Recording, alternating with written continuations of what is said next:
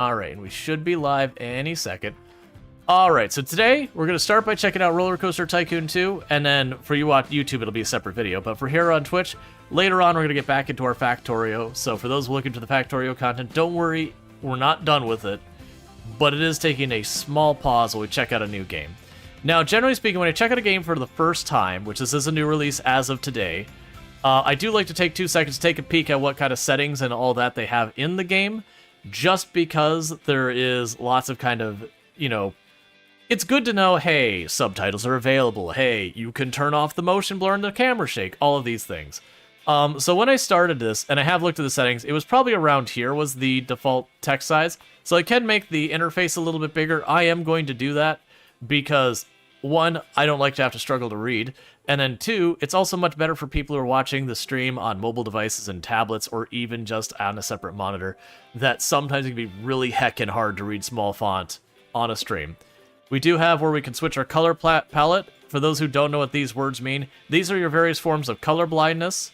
It doesn't have all 7 of them, but basically, if you're dealing with, for example, this one, which I think is orange-purple color blindness, there is one that's partial and one that's total. You deal with them the same way. So there's no reason to have 6 if you have 3. And then the last one is monochromatic color blindness, which there's no filter going to make that better. It's black and white. It's also so extraordinarily rare that at any point on the entire planet, there's usually less than double-digit number of people who have monochromatic color blindness. And we're not talking percents, we're talking cumulative total in the entire planet. There's usually barely to less than double digits. Whereas all the others, it's like 20% of the population, 30% of the population, predominantly higher if you're male for red-green color blindness, just because it's attached to the chromosomes. We had the screen setup. I did appreciate this. When I started the game before stream, there was a couple things it presented. The first thing it presented is it did the whole, hey, adjust your brightness till this icon, you can barely see it, and that one you can really see it, so you can adjust your brightness accordingly. This isn't a horror game, but they still had it. The other thing that they did that I really appreciate that not many games do is they kind of put like these little white triangles in the corner, and they're like, hey, you should be able to see these triangles in all of your corners completely. It should line up with the edge. That way you can adjust the picture on your screen to get it just right. Because some games will have like weirdness where it's not quite centered right. So they did give you a way to correct that if you have something. That'd be bigger for if you're going to be playing on television or whatever. But it is cool that that's there. That's not really, I mean, I guess it's accessibility, but still a nice thing. We have dialogue isolation.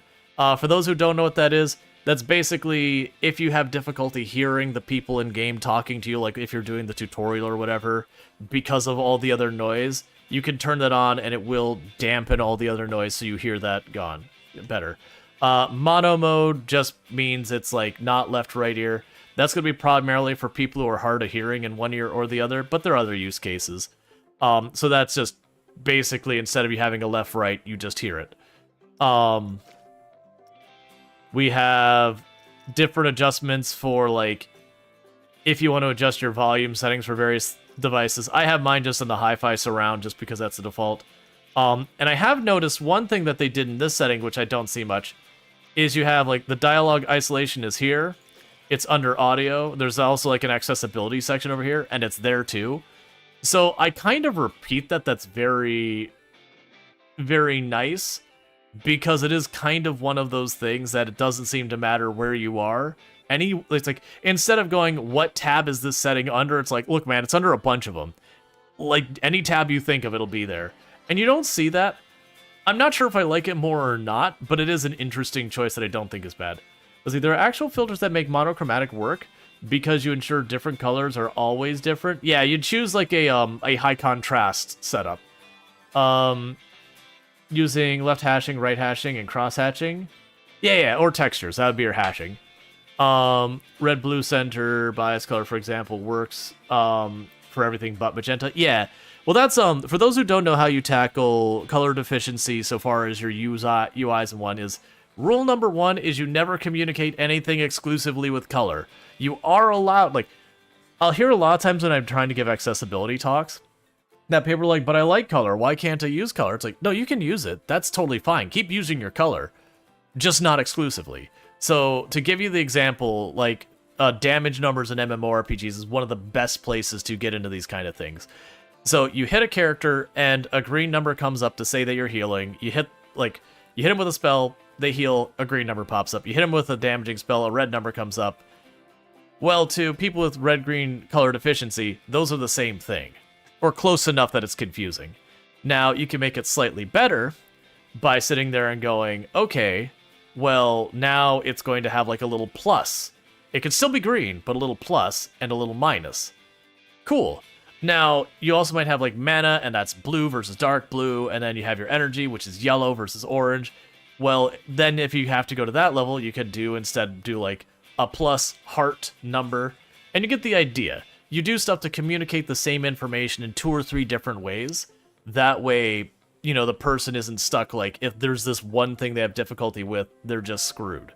And that's creating a UI that you don't even need a color deficiency filter there, because it's communicated in so many different ways, the color doesn't matter. But that's usually the best way to make your UIs. Sometimes that's more difficult than said, and sometimes it's more about contrast, where, especially if you're doing a realistic game where you're like in the underbrush and all that, you might need a higher contrast mode because some of the stuff just becomes so muddled and hard to see. And that's not even considering color deficiency or anything like that a lot of times. We can adjust volume and all that. That's what's going on here. We can turn on and off the park music and radio shop stuff. That's kind of nice. One of my complaints, and I'd give this a both... Well, actually, no, you can get around it. But one of the things that was kind of nice but kind of obnoxious is a lot of your rides had default music to them. And this is true of Roller Coaster Tycoon and this one. And so you would go around and you'd have all these clashing music. And you could go to the ride and turn off the music. And that's fine. Did the starting audio murder your ears? No, so surprisingly, it did start at 100%. But it also didn't seem unreasonably loud 100%.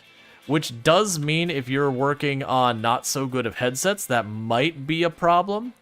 But it could be other settings adjusted around that. It was those ones as a little head scratcher for me where I was like, okay, this is just a little bit loud, but it's not like a lot of games where you open up the game and just, immediately rip off your headset and go, oh my god, please. So I'm not sure. I haven't seen anyone complaining that the game is just too quiet. So it is possible with all the audio kind of stuff I've adjusted on my computer, I may have inadvertently made that not as much of a problem. I can't think of what I've done to do that. But yeah. And then you've got, like your various stuff like adjusting your park music, your crowd, sound effects. You can mute the music, sound, UI, adjust voice. Fair enough. One thing I did notice is you've got all your stuff for if you're doing your different controls on your camera.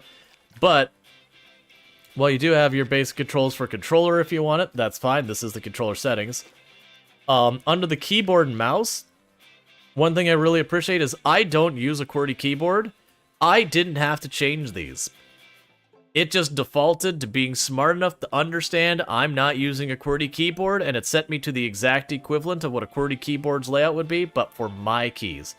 So, like, that'd be your W, your ASD keys, and all that kind of... or WASD keys. You know what I'm trying to say. So I very much appreciate that the game did that. That is a big accessibility thing that I don't have to go through and adjust absolutely every freaking control in every other game. Because the way you program your computer games nowadays correctly is you say, I want key position 2, which I don't know the actual key positions, but let's say that's the button to the right of tab. I don't care what that button actually is as the game. I just care it's the button in that place. So if I'm using a QWERTY keyboard and that happens to be the Q key, great. If I'm not using a QWERTY keyboard, I still want that same key. And then you just do a UI translation that says, what is the button at position 2? Okay, show that in the UI. So for you, the player, you still see, Q, W, E, R, T, Y, all that stuff. But it'll just map accordingly, whether you're using a SerDes, QWERTY, Dvorak, Workman. I don't know more layouts off the top of my head for that, but you get the idea. Just really... really nice. Really nice. And we are getting better these days about companies doing that, which surprisingly, it's actually been the AAA companies who have been more consistently better, where it used to be the indie games have been much better. But it does feel like the indie games are very hit and miss now, where some seem to do extremely well on accessibility and other ones are not as good.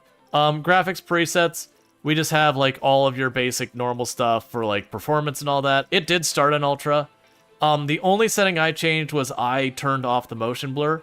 But we do have stuff like ambient occlusion, so you can get rid of that if that messes with you from, for some people, motion sickness, that'll upset them. You have all your weather patterns and all that, so again, if that's something that gets to you, you can turn those down. We can go into our display settings, we've got our buffering, or, you know, borderless resolution, so you can change all that stuff. You do have HDR available if you've got that set up. Motion blur was contextual when I started, which is interesting. I feel like that is... Ooh, depth of field? No. But, it is interesting that, like, most games with motion blur nowadays, it's an always thing if they've got it on, so everyone turns it off. Contextual is interesting that the idea behind that is just like, if you have a roller coaster moving really fast, it would get motion blur, but other stuff wouldn't. I still think I'm in team to heck with motion blur, but it was interesting seeing that extra layer of an option. So if you're like, okay, all this motion blur is a bit much, but I want just a little bit, which I don't know who would do that, but you know, more options never hurts anything. We do have, again, the colorblind palette. This is the third place we've seen that present. We have the colorblind heat map.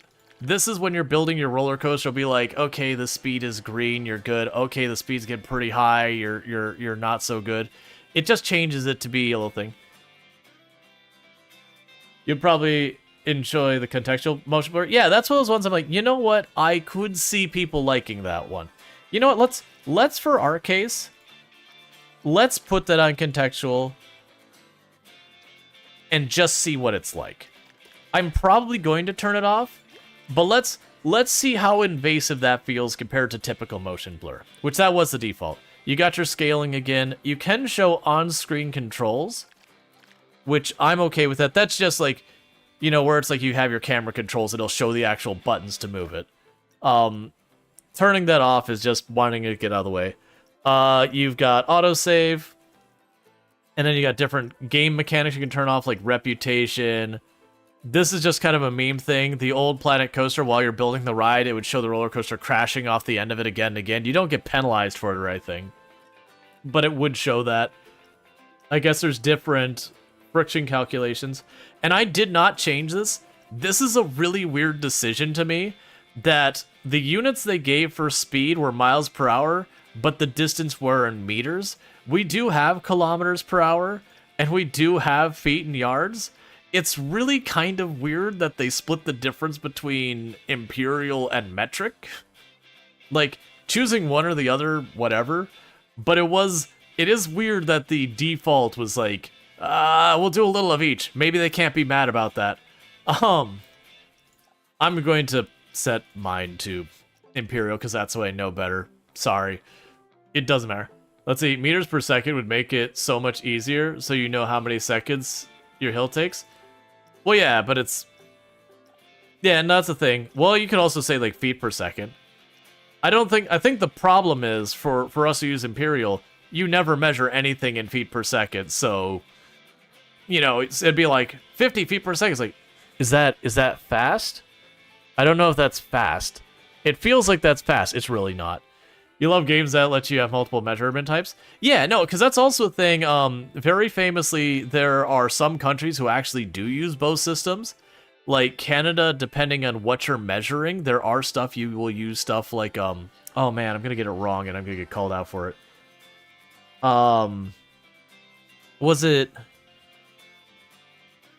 Was it you measure gas in gallons, but they use like metric for a lot of the other stuff? I remember talking to some that there were certain things they would use metric and certain things they'd use imperial, which is true here in the US as well, just we lean a lot more towards imperial measurements, and then we use metric for anything that's usually academic or scientific. But yeah, the point is, it really started halfway in between, but you do have the option to change that.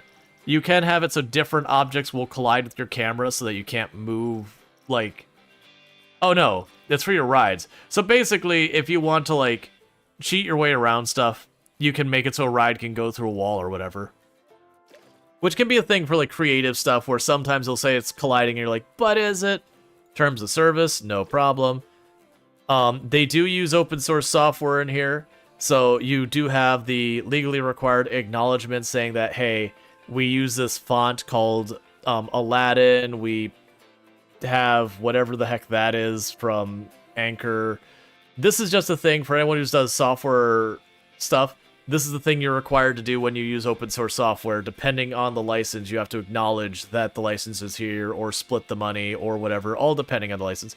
Interestingly enough, they have search for their settings, which is really cool. That I could go over here and say blur, motion blur, and it takes me there.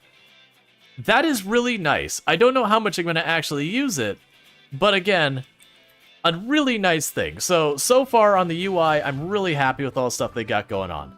So that's been a lot of time covering just settings and all that. Let's see. You talked to someone who told me soda bottles in the US came in 12 and 16 fluid ounce sizes, but now also have 1 and 2 liter ounces. Yeah, no, we have that. So we do cans in that are like 12 ounce can, and then you have your bigger bottle is like a 2 liter bottle. I mean, I guess you can get 1 liter bottle, but those are pretty rare. Yeah, you hate through hunting? Yeah, as well as things. Now, let's see. We use the metrics for drugs, ammo, and science and academic only to get for Paraguay to learn it.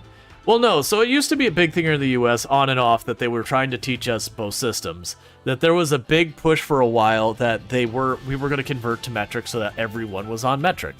But then we had a lot of people who threw a hissy fit and were like Murica and said no. And so now we're in this weird kind of ish sort of both, but not really. You have 3 liter too?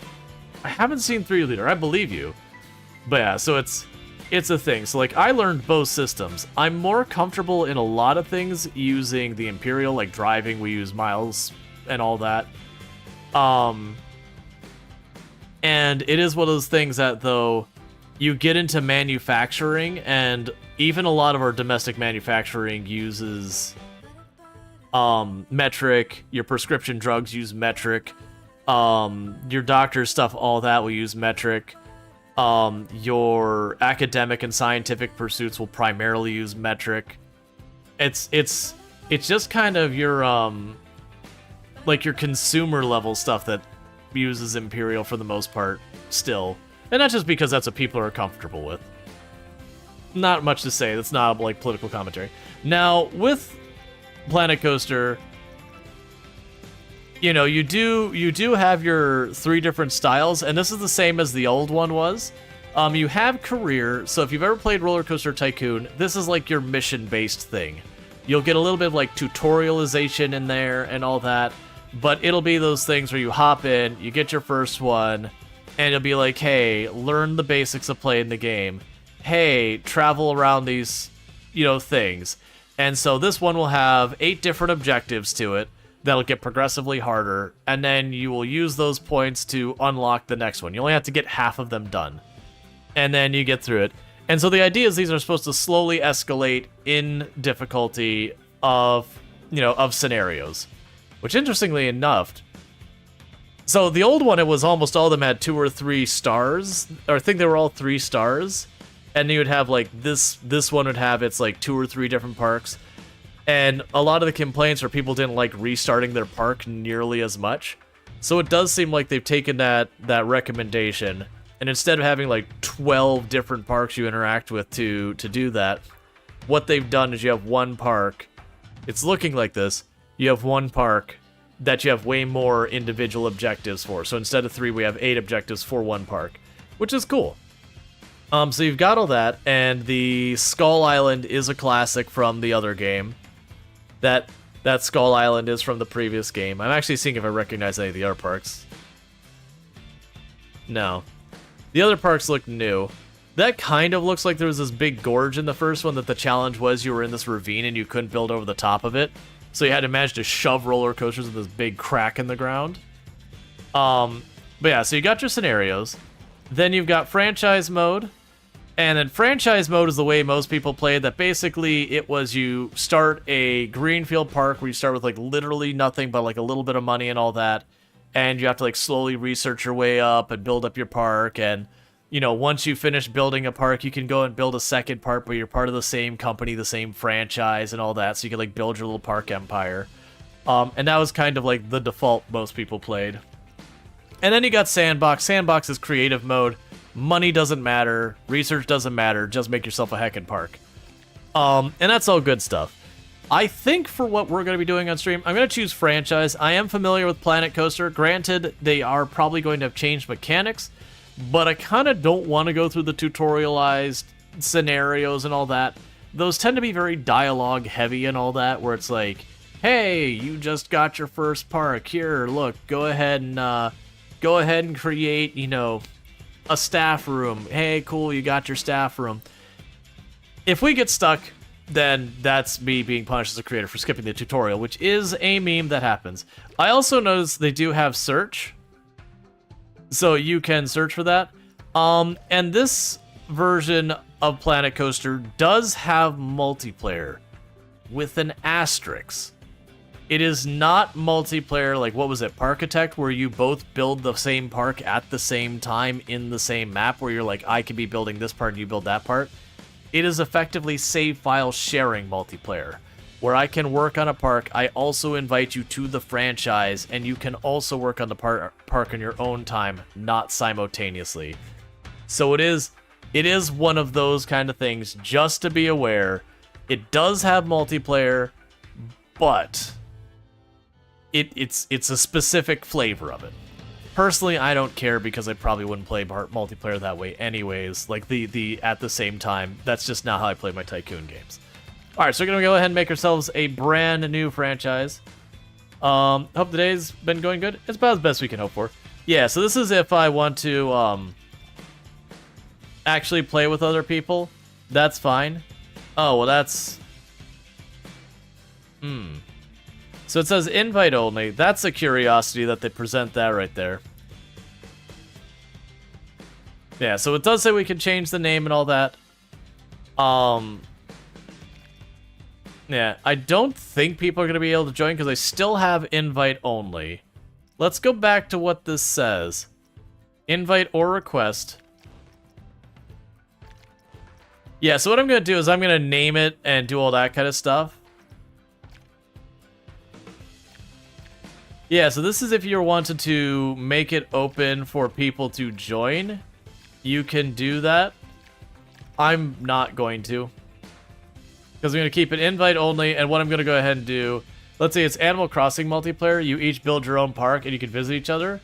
Just that in this game, you can share profits or such. I believe... I could be wrong about this. I believe you can work on the same park, but not at the same time. So, like... If I'm editing this park and we're both part of the franchise, let's say we have our two independent parks, when I'm off, I believe they can work on mine. I could be wrong about that. It's something I haven't looked up into enough because I honestly don't care. But the point is you can't work on the same park at the same time. That I am absolutely sure of. So what I'm going to go ahead and do is we'll make our franchise and all that, and then I'm going to I'm going to hide the screen, roll the code, and that way, you know, I'm assuming invite only means I have to invite them. I might just roll the dice and see what happens. If people join, we'll immediately back out and do all that. But first we need a franchise name, and we're going to go with our classic Mostly Ethical Parks. Cool. Valid. Awesome. Confirm setup. So we can choose our starting biome. So we've got... So we can look at, like, you know, we can go to the tropical in... So we can go, like, South America. We got tropical ones. We got Mediterranean. Interesting.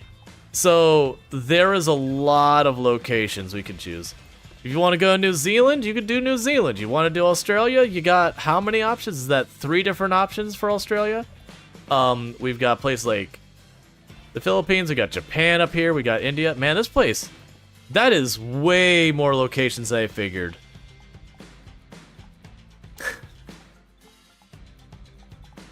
There's a couple countries got left out in Europe. You want to set up in Illinois, you can. I actually can't tell exactly where that is on the map. Yeah, same with that. That's all too bunched up. Surprisingly, they don't include Florida, and considering, like, Florida's the theme park capital of the U.S., that's an interesting choice. We deserve it. As in to not have it, because, I mean, look, man, we don't need to dig into that farther.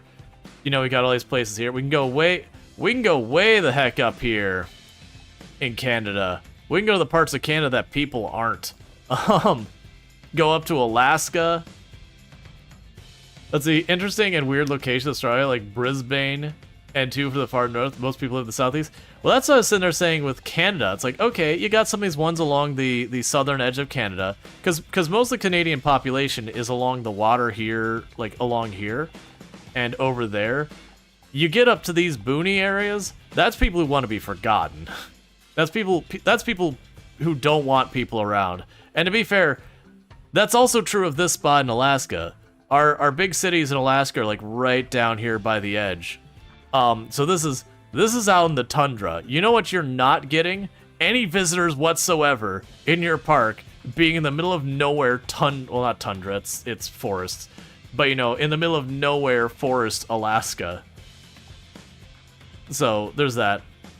But it's interesting. So we've got temperate, we've got tropical, we've got Tasia, however you say that. I'm seeing what other biomes we've got. I'm assuming there's a desert biome. Maybe not. Yeah, so it looks like we're dealing with 3 different biomes. Huh. Oh, I guess it's a mountain area. Yeah, that makes sense. That might actually be the weirdness, is they might be dodging places that were desert, and they might add that in later. I thought they had a desert biome in the last one. Not that your biome mattered much, but all that said. So,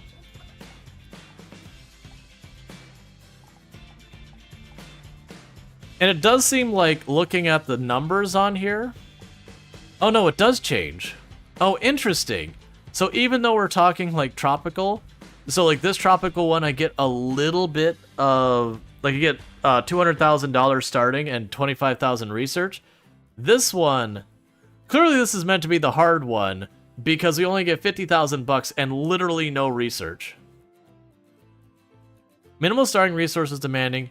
Gotcha. So actually, there are different difficulties based on that. The starting resource difficulty is huge, so it's almost difficulty. Yeah, and that's what it seems like. Because like that one down there, 50,000 compared to we just go up here and we get 100,000. Gotcha. That's we're seeing the reviews, and some of the ones we're saying it's like, oh my god, there's so much money, like this game is easy mode. They may not have noticed that, because I didn't notice that right away either. So it very well could have been one of those things that they opened their initial park on a place where they're getting like $200,000 to start with, and just rolled with that. Well, I don't know about you, but I want to struggle, which is probably the terrible idea for starting. So let's go check out New Zealand. Limited park options. This starting location has fewer than 4 potential starting locations to expand to. If you plan inviting other players into this franchise right away, they might not be enough locations for everyone to start with. What? Okay.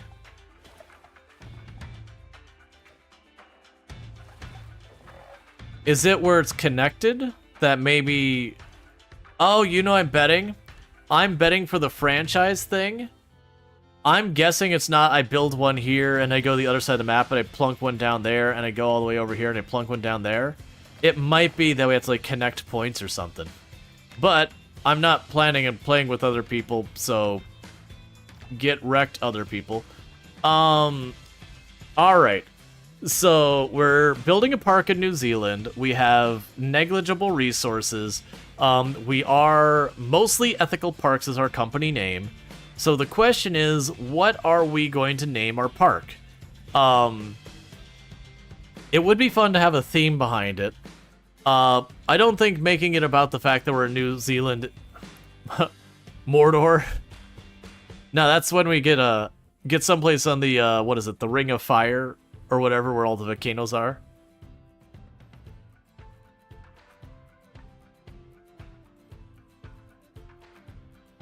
You're near Picton in the Sounds? Near Picton in the Sounds. Is that a location? Or near Peking? I shouldn't be near Peking. Like, my voice, if I get really excited, I could potentially peak. Location in New Zealand where the mark is. Gotcha. Old New Zealand. Gotcha. I'm not as familiar with,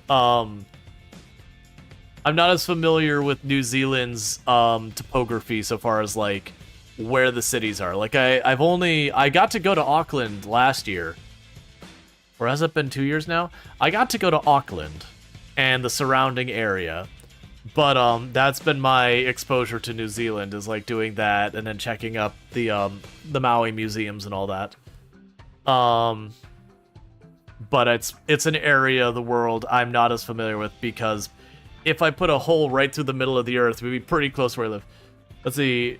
Twitch, it'd be nice if you didn't just randomly end your stream.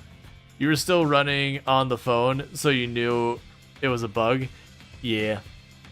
Also, New Zealand is on the southern Pacific rim of the fire. There's a lot of active volcanoes. Yeah. Well, you're not wrong. You are correct. Because I definitely remember being in Auckland and they're like, well, that's a volcano. And that's a volcano, and that's a volcano, and that's a volcano. That's a volcano we're really actually kind of worried about right now. And that's a volcano. And you're like, cool. I can't remember which one, but there was like, this volcano had a disturbance recently, so we're a little scared of that one right now. But the other ones seem to be mostly chill. But yeah, no, it's in the Ring of Fire.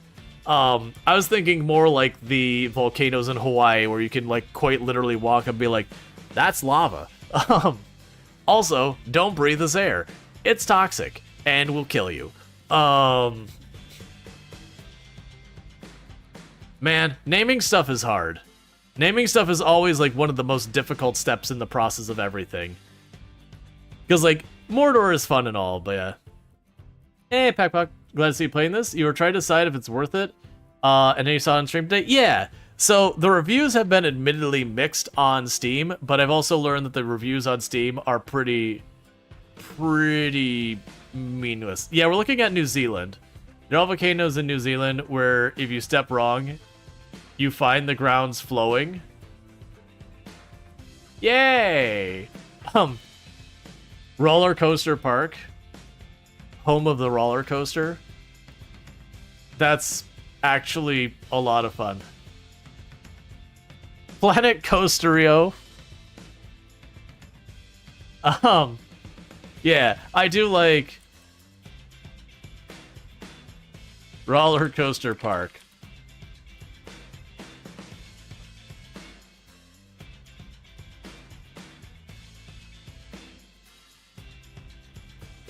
Roll a coaster? Ooh. I think we'll go with Roller Coaster Park. Just to get it done. Validating. The only reason it's validating is because this is the multiplayer version I'm playing. Yeah, so I'm assuming because people can see this code, I'm assuming because it's invite only, we'll be fine. It's gonna be real sad if that's not the case. Because I want the franchise mode where you set up the multiple parks. But yeah. Alright, your franchise has its first park. Build it into something great, then branch out into new locations. And take the world by storm. That was meant to be wholesome, right? And now is going to be the real big thing, is we're just going to go hard into the water park side, and we're not going to build any roller coasters. So we'll be named Roller Coaster, and then there's just not going to be a thing. Okay. So when you start the game... Oh, that's an interesting change. So it used to be the way the game worked is there was just like this door into infinity that they would hide. So you'd have like this building, and people would just magically appear and come out the hallway. So instead we've got like a bunch of tour buses that probably work the exact same way where people come out. Also, why are all these people here? Like, what are you all doing here? Like, you want to see what the park is? It's that gate. That's the park. Why are you here? Normally they didn't show up with that many. They're queued up for the air. Alright. The protesters. I mean, we are building a theme park in a natural paradise, so, I mean, fair enough. Now I gotta remember everything, which is always hesitation. Okay. So, the first thing I'm gonna need to do is get any type of path going in here. Also, let's see, the buses have the door in the front, then modeled hole. Modeled hole for the people to the side. This is true. Look, man, it's just where the ramp is. Like, most of them have, like, the lift. This one just has a ramp that rolls directly out of the side. It's accessibility on a whole new level. Kneeling bus and lower down, put the ramp directly on the ground. No hydraulics needed on the ramp or anything. It's just amazing. So we can choose line style, straight or curved. We can have suspended, ground, automatic. So one of the things that they have improved in this game is the pathing. Okay. Yeah, so that's a lot more snappy around it. Okay. I say we keep the path at whatever that size entering my park is. Because those are all my people are going to come through. We only have $50,000, so I'm going to need to be a little sparing on my spend. Did path not cost money? Ooh, paths don't cost money. That's nice. I didn't even look at what my terrain options were. Classic paths. You can have the camera follow. So they got lots of stuff to make the paths work a lot easier. Stamp builder? Oh, so I can also stamp paths down, so if we're trying to get, like, a thing. We have a rounding tool where I can adjust the path.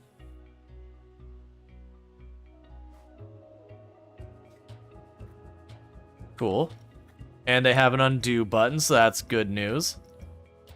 Brush customization, edit tool. What I am trying to figure out...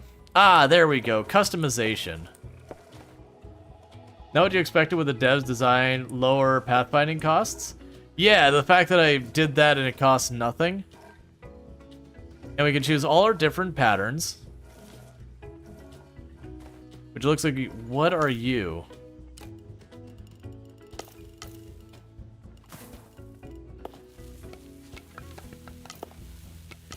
Oh.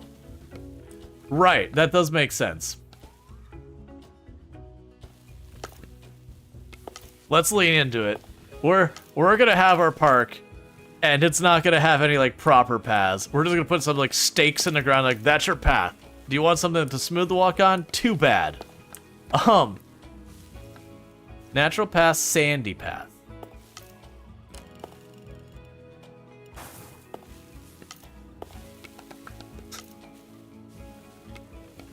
Oh, that's great. That's great. Just dirt and mud. Excellent. Perfect. No notes. And we can put polished, we can put... Oh, wait, don't do that. There's gonna be a way I can hit a button to, like, customize the path as well. Yeah, so we can add rails and all that. We're not gonna do that. OSHA would approve of that too much. Add path extra on. Oh, we can make it automatically add trash cans as we need? That's an interesting thing. Okay, so we've got our first little path here. So some things I'm going to add immediately because I just won't remember them otherwise is you have all these different tabs with all their stuff. You've got blueprints and all that. Right now, I don't care about any of that. What we're looking for... Maybe it's not scenery? No, is it... No, it won't be facilities, right? No, the facilities are all our businesses. You know, it's gonna be scenery. Ride scenery, buildings, special effects, scenery, nature, all. Probably here. Static scenes, statues and centerpieces, vehicles, park scenery, archways, fences and borders, paths and plazas, animated scenes. Am I looking just under blueprints or the individual stuff? Bin. No items. Bin. No items. Maybe they're just part of paths now. I think that's fine. Yeah, customize extras. Oh, you know what? Okay. Oh, I think I see how this goes. So I would grab that and I'd place that here. So I'm not placing the path anymore. I'm choosing where I want to put a fence.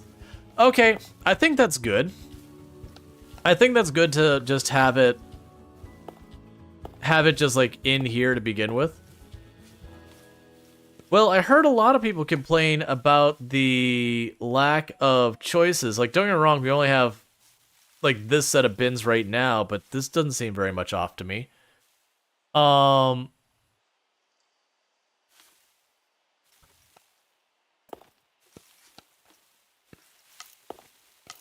don't really get this placement tool. That's confusing me a little bit.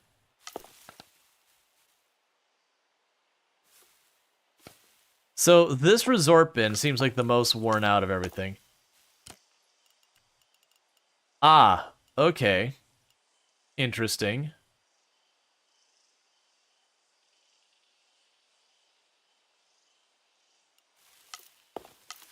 This, I'm not the biggest fan of this setup. Because, like, obviously I don't want to do that. There's gotta be a better way to interact with this. Because I am looking for it to snap. Alright, so I can add the spacing to make it really large. So we can make that better for what it's worth. I still don't want that many trash cans. We'll add one set of trash cans right here at the entrance.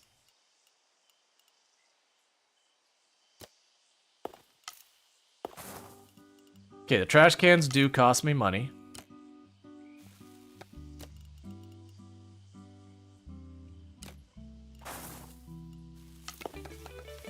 And generally the people will complain if you don't give them seats.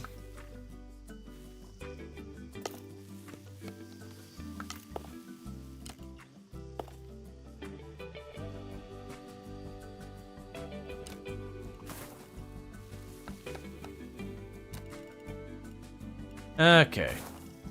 So for the moment, we got some trash cans and some seats so that our guests won't throw money or throw garbage everywhere on the ground. We have already spent 60 bucks, which is basically nothing, so that's good news. So from here, what do we have unlocked? We do not have beaches, we do not have lazy rivers. We do have these. So I can't tell if this is something that's like made of a bunch of different assets. I feel like that's made of a bunch of different assets.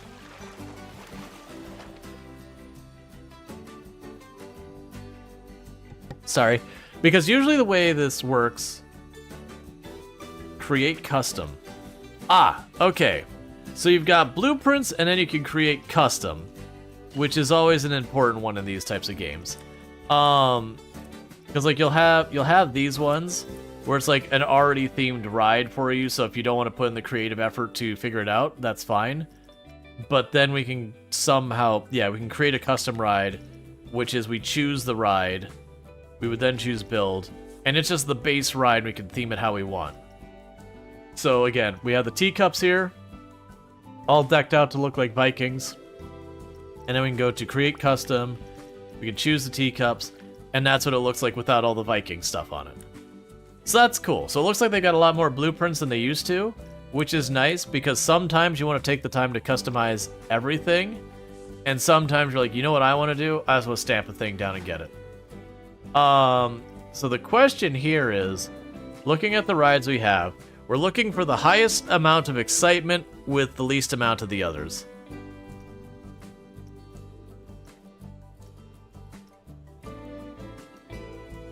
None of these. Oh, these are, I need those. So you've got 2.9. 3.5, but really high nausea. We're gonna be pretty limited on what we can get. Oh, yeah, and you got different styles. Cool. We also have tractor rides.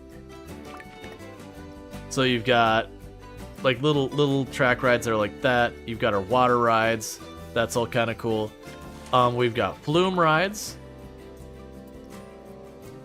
So we can make ourselves a water park stuff. Cool. We've got our pools, which then, you know, draw our own pool. We've got our facilities. Okay, so we have more facilities than we used to have previously. We do have a body dryer, so that way when you get out of the pool, you can do that. We do have power cables and water plumbing and a ferry guest entrance, so we can actually move our guest entrance to get more ways in. This is the longest 10 ads you've ever seen you had to sit through. Do you know you opened the park? It's 3 minutes and it's only ever 3 minutes. It can be any number of ads, but it's cumulatively only ever 3 minutes. And if it presents itself as something else, either Twitch is completely bugged or you're not interpreting time right. Because I've had people swear we'll have like 20 minutes of ads. I'm like, you're not correct. Yeah, so body dryer. What did the changing counter do? Because that's guest services. That's people who want refunds and everything in real life. Alright, so they do have new facilities. We have utilities of power and water.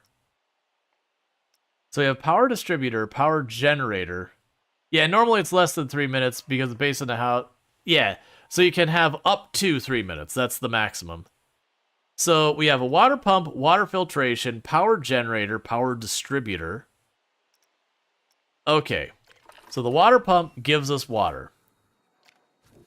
And then the water filter supplies water to the surrounding area. This is new mechanics, but it's not super unlike Planet Zoo. So it seems like what you'd do is you'd use your water pump, you'd feed it into a distribution location, and now you get the water available around it.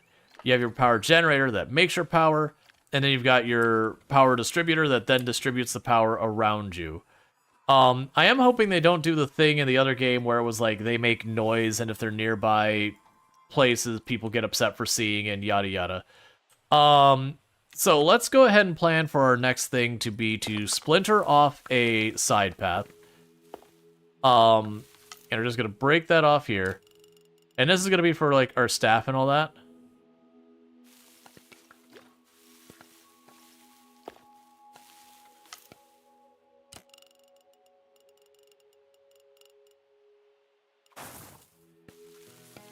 Okay, and we'll put our utility stuff back here for right now. This will be kind of like a back employee area. Actually, can't I make paths employee paths? Staff path.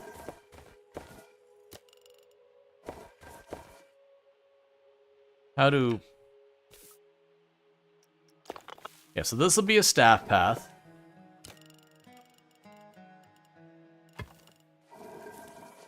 So the staff path is going to be nice and paved. Ah, no, I'm lying. It'll definitely not be paved. How do I make this worse? Oh. I guess it will be paved. That's fine. You understand why I'd be annoyed if a transfer was next to your house? And how that is noise, but compared to a roller coaster in the foreground, seems unfair. Yeah, no, it's a whole mechanic they had in, not Planet Coaster, but Planet Zoo, that if people saw the staff room or staff whatever thing. No, you definitely had 5 minutes of ads. I can assure you're not correct, Snowball. I literally get a timer in the corner here that tells me when the ads start and stop, and I get to choose how much ads you get. It's just, if I don't do at least 3 minutes, then you get stuck with stuff. It may feel like 5 minutes, but it's not 5 minutes. It is just the nature of how it is. Like I said, don't get me wrong, the ads will feel terrible. I'm not arguing going like yay ads or anything like that. So what I don't know, so is there any type of markers here? So there's no markers here.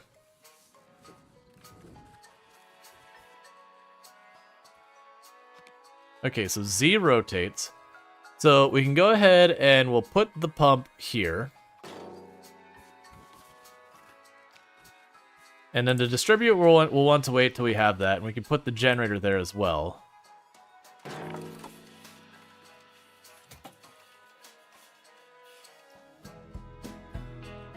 There's an old bug about add doubling. So if you get an extra add twice. Yeah, no, if you did actually get more than 5 minutes, I mean, like, you looked at the time before the start and finish and it was 5 minutes, report that to Twitch. But 99% of the time when I have people say that's a thing, it ends up not really being a thing. Alright, so it does look like I have to go through a distribution thing. Fair enough. Still, regardless, we're going back to facilities. Because what I'm going to need is I'm going to need a staff room of some kind. We're going to have to be careful because it's going to add up fast. So for right now, we're going to keep it nice and small. That we will put the staff room right here. A mechanic room right here.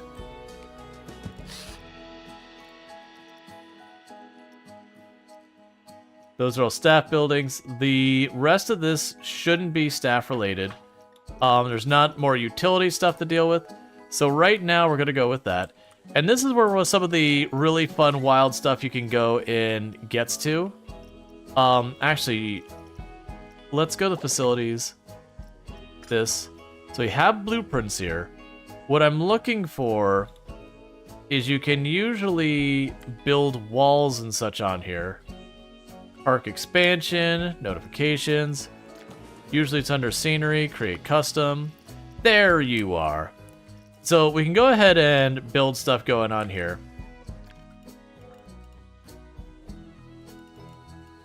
Okay, so it's not click there. There we go, it's shift.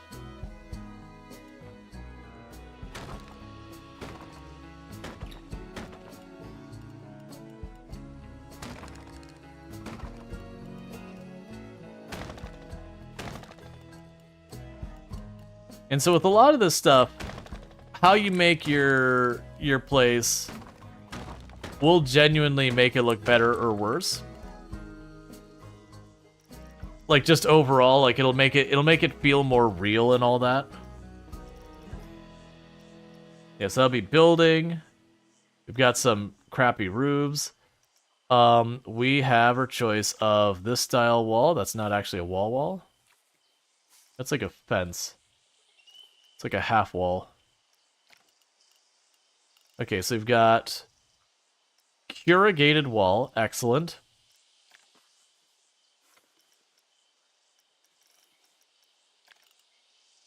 We've got the kind of like a plasticky looking wall, which is like the aquatic theme. We've got bamboo wall. We've got stone wall. More stone wall. We've got red brick. We've got painted brick. We've got divided plaster, so you can get like a little bit of an aqua theme going on. We've got marble block. So we actually have a lot of theming. We've got probably, that's just straight up marble. Yeah, straight up marble. We've got modern wood. We've just got a giant stone, just in general. We've got blue. There's just, it's a panel wall that's blue, fair enough. I'm just trying to decide what we're going to use for our theming. We've got various trim decor and all that for resorts. Got some chipped stone. Viking. Looking for like straight up wall. Viking wood.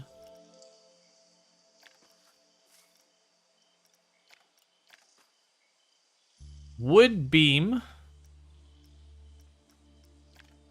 Modern wood.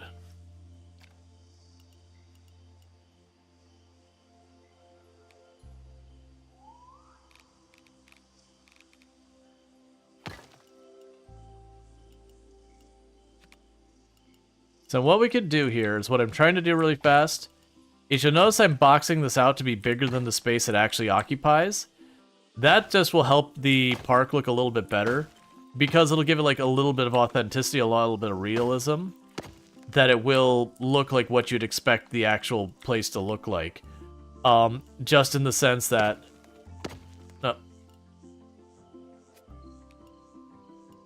Oh, I see.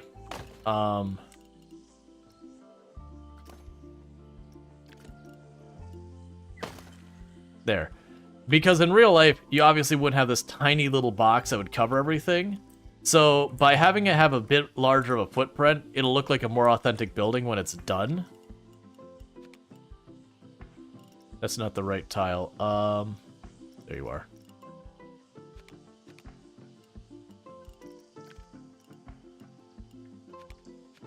There you are. So I've got all that. Do we have a window one? Probably not what I'm going to use. That's fine. Do we have any columns we can use for this? Those are all Viking themed.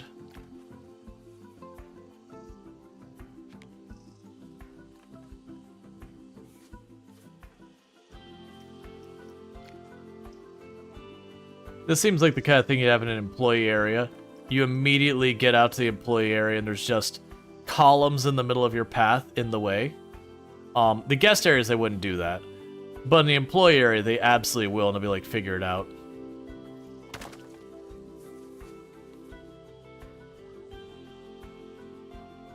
And does this need this? No.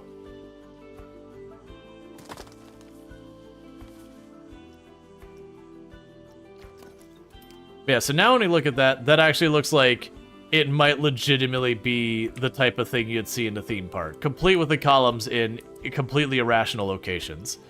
That's just the way it rolls. Alright, so we've got ourselves a little employee building. It does have our generator and our water pumps, not our distributors. We're going to need to make sure our distributors are in range of that. But now we need to go and get our basic necessities for our guests. So we're going to go back to our pathing tool again and start trying to get that to happen. So we're going to grab our path here. And just the same way, I'm going to bring a little spot over here. And then I believe what we can do here is we'll make ourselves like a little food court area. Draw tool.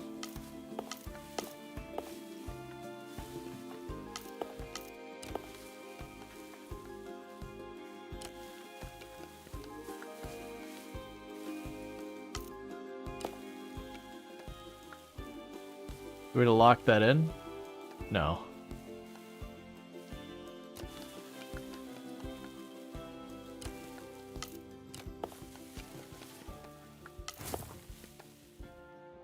You know what? That's pretty good. So that's definitely way better functionality for our tools than we used to have, which is really, really an improvement, because that was like the biggest pain point in the old game, was just the basic functionality around that. So we can have counters. Oh, that's interesting. So instead of having your dedicated store, like we have the Hats Fantastic store here, you can have just a counter. So you can make like a large like gift shop and then just have a bunch of counters inside your giant gift shop maybe? Or maybe that's just intended on being for the aqua park and all that. That is unclear, some of the stuff there, but that's neat. So we do need food. And just looking at what we've got here.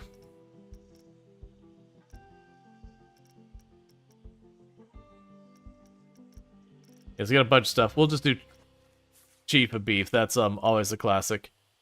Now I wonder if they still have a queue like they used to. Because I'm not noticing a queue. It used to be that it would make a queue that would like lock on there. And the issue with the queue was like it was always weird to try and get your guests to line up. So go ahead and put down the place for food. That's fine. We'll put down a place for drinks. So we have milkshakes, soda, latte, pip shot juice. slush or soda lightful. We're going to put slushes. We'll have that. And I'm going to skip a spot.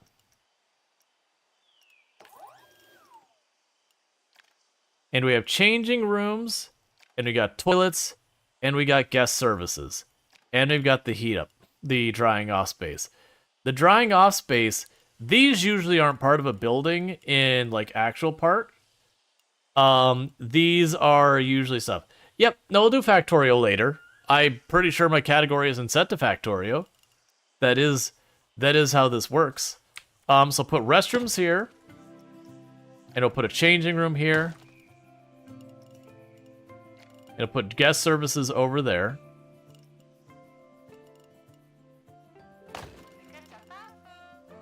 Those are entrances. We got our drinks. The utilities just need to be in range there. We got food.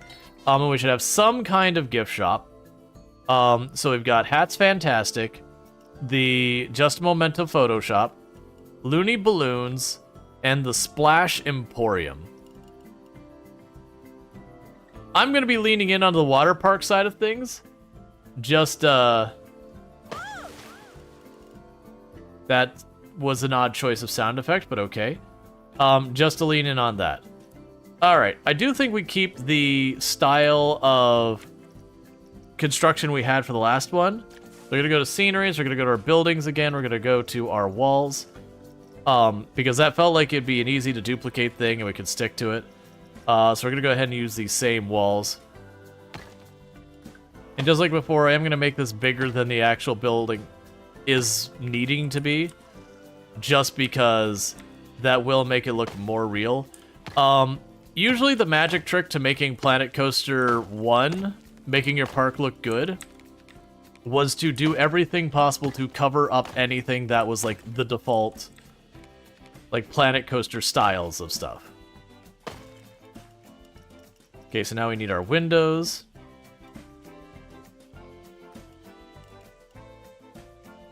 Huh.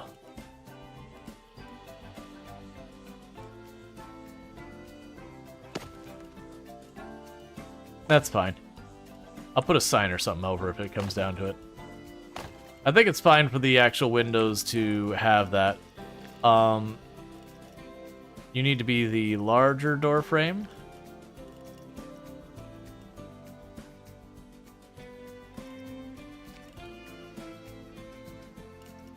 There we go.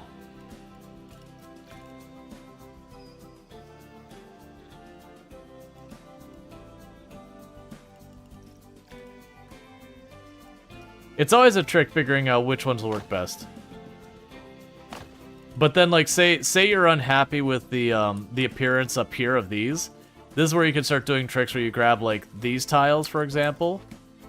And you can go up here, bring that up. And just line it up with that. And then you can just, like, clone it over. There's probably one that's better for this.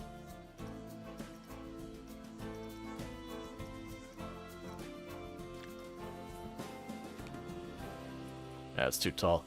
Yeah, so go ahead and do this kind of thing. So I can go right here.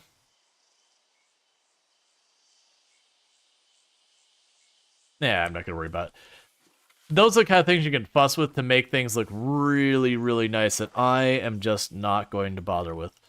And same as before. Gonna go ahead and put a ceiling on there. But as far as Factorio, we'll probably be playing Factorio in the second half of stream. This game just released. I'm a fan of the series. And so I want to check it out. I think they're also doing drops, not that I usually care about that. So if it's a thing you care about, you know, that's a thing. And again, not sponsored. They didn't give me the key. I'm playing this because I want to play it. I have a little bit of an overhang here.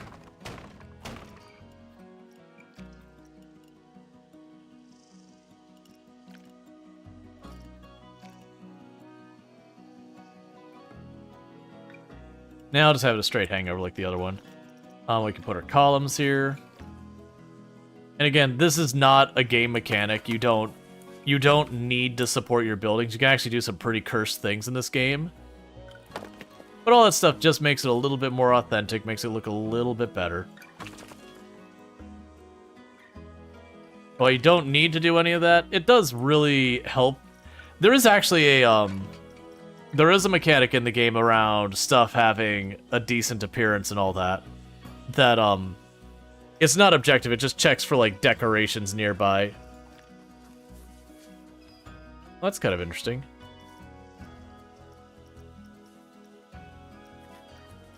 Just seeing what some of these things we have here are. Yeah, so we could actually put a window... Well, that's a big door. So what you could usually do is you could put, like, windows on these. That's like a big submarine thing. Well, that's kind of cool. So I could make it so people have to walk through pipes. I mean, that'd be super upsetting to deal with that in real life, but that's kind of a cool little entrance that you get in the queue. It's just this enclosed tube.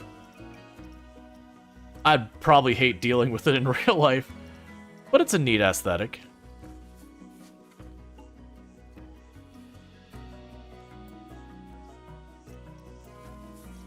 Yeah. There's a way to make it pinned to the wall, I just don't remember what it is. It's fine. That should be everything I need for this building. Let's go ahead and check back to our facilities. Oh, I bet you we have to unlock, like, first aid and ATM and all that kind of stuff. That's probably how that works. Also, do that done. So that's going to give us our 5 places there. We're going to have our changing room and all that. And the one it mentioned that we don't have here is... I need to close that. We can go to our facilities here, because they do apparently have a mechanic of a body dryer, which isn't an uncommon thing in theme parks that do have the occasional water attraction. It's just a building that you can climb in. They usually cost money, but you do that. Did you miss me being the Factorio DLC? Nope. We just had this new release, so I'm playing this today. We're actually planning on doing Factorio a little bit later tonight. I'll pick up where we left off. We're getting pretty close to the tail end and all that. But yeah. How's it going, Kildrix? Can we get a shout out for Kildrix, by the way? Another fantastic content creator on the platform. Someone that definitely recommend checking out. Okay, so we've got this area that's going to be like our food, our drinks, our little bit of a gift shop, all that. We are going to need more stuff here. It'll take a minute to figure out where the stuff is hidden in here. Okay, so we're looking for the picnic benches.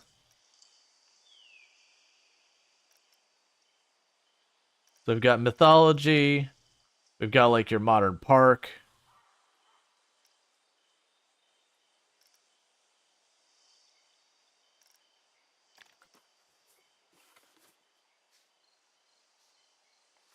Okay.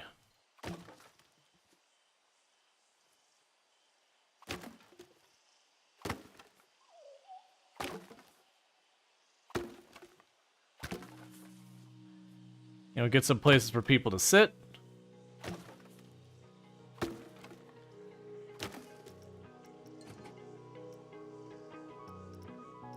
Hey, we found the trash cans by themselves. Excellent.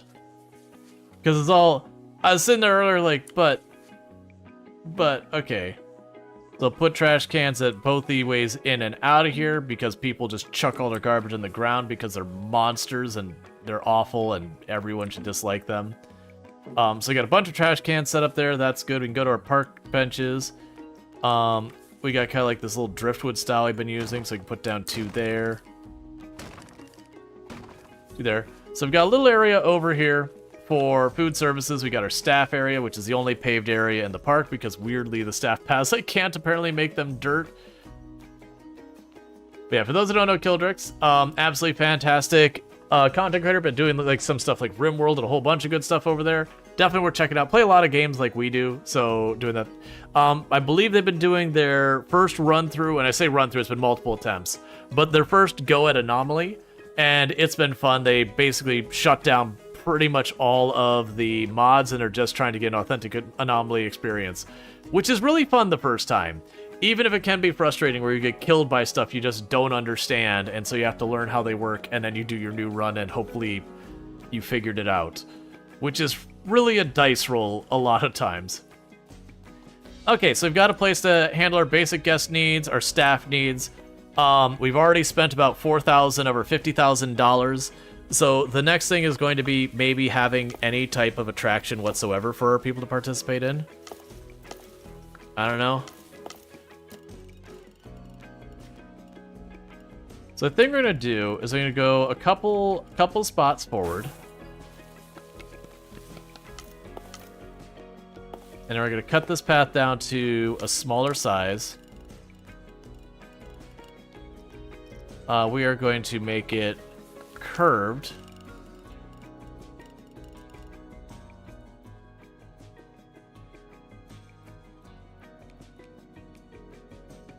How big is my area? Pretty big.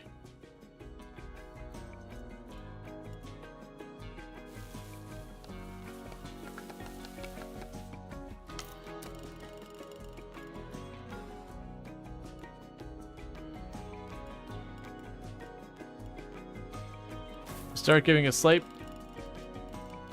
Excuse me? Why are you trying to go to space?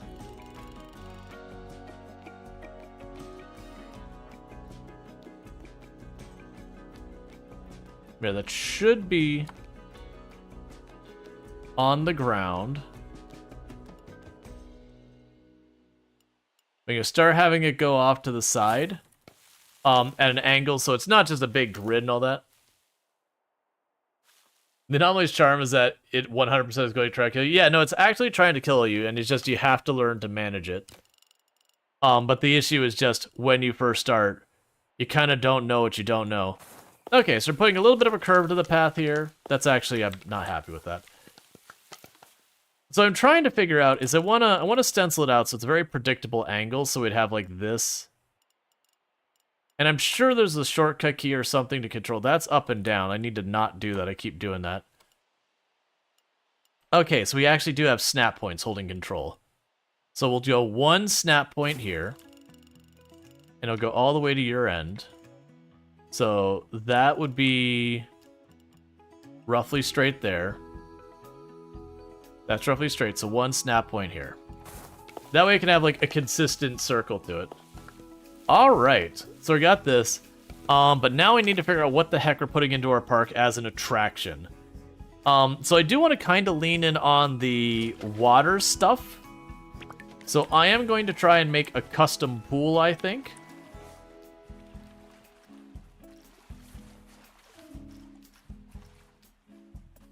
So we can use the draw tool.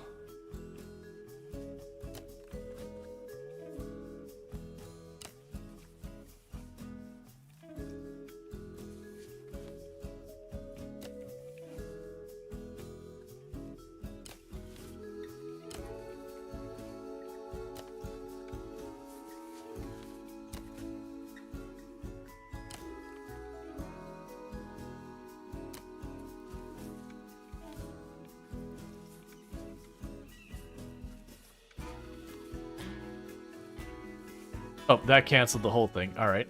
Depth, swimming, wading, shallow, diving. Okay, working. Height, length, snap. Angle, snap. All right.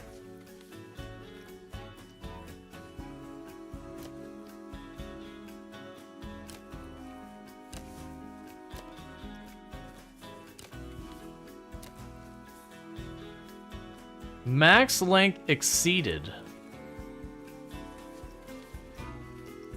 Alright, we'll try this again. Because I don't know at all what's entailed in this, so we're figuring this out.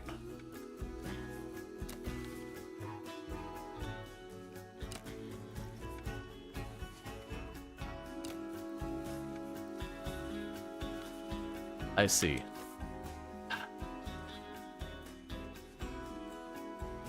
What is redo? Control F.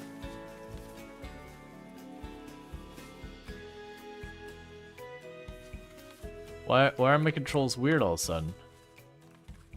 Oh, it's zoom in and out right now. I understand.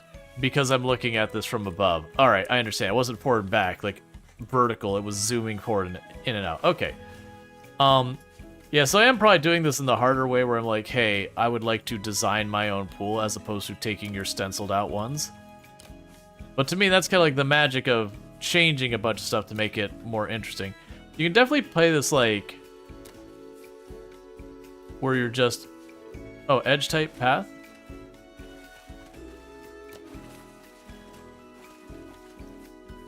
Okay, we'll try and cross. So what I don't know is how to go back one, because if you right click it cancels the whole thing. Path Infinity.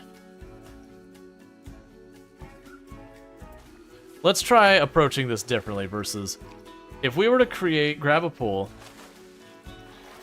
what does this even work like? So we have that.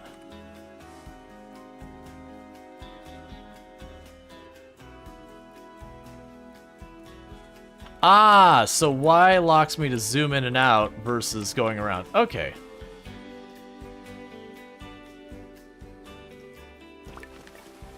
All right, let's try this again.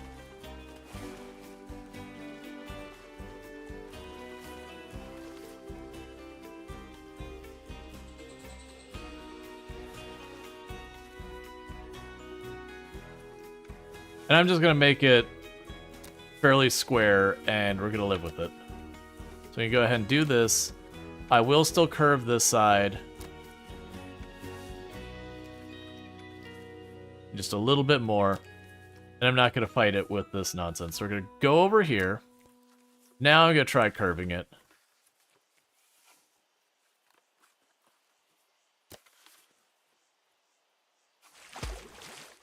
Hey, it's a somewhat weird shaped pool. Alright, so customize. So we can have wood plank edges. We have terracotta, we can have sandstone, we can have white tile, we can have gray tiled. We have the small mosaic, whatever. Large marble. Select an existing texture. So what I want to do is I want to go in here. I don't... Ah, so we need lifeguard chairs. I understand. And that there's like blind spots.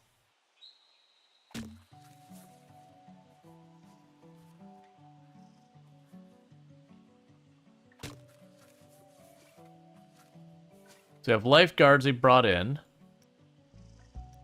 We can edit the ticket price for pool access. Yep, do you want to go swimming? You gotta pay. 100%. 0% per hour. So we need to add a filter building, which is going to connect there. It is interesting that the filter... I'm assuming we'll get a better filter later. So there's the filter. We connect that to our water. Cool. So we do have a filtration pad to manage that. Let's also go to our facilities, utilities. I need the power distributor.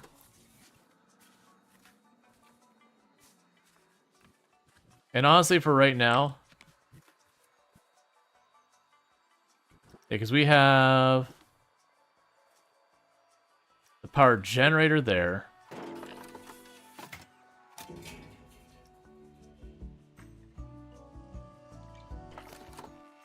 Ah, nope, that's wrong. Take that back. I need the power generator here. And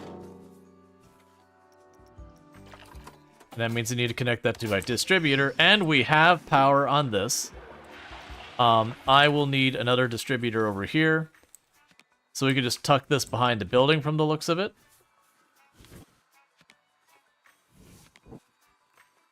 Or I could put it on the roof. That seems cursed enough.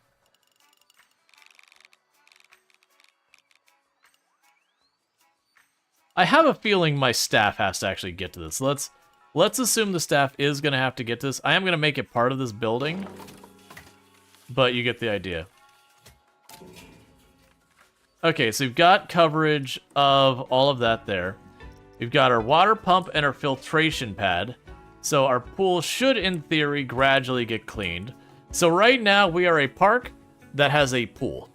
Do you want more than that? I'm sorry, that costs extra. And to be fair, the pool also costs extra too. But we do have a swimming pool. So let's go ahead and get ourselves something else going on here. Just like before, I'm going to go kind of to its extreme length. And I'll move it down one tick.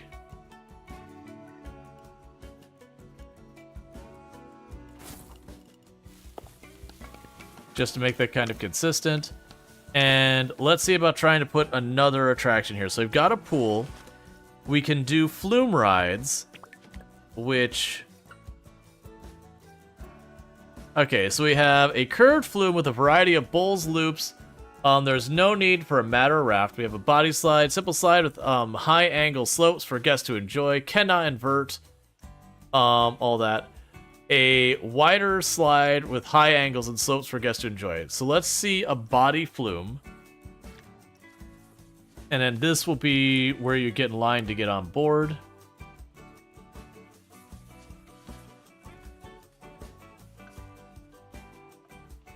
So we'll turn that a little bit.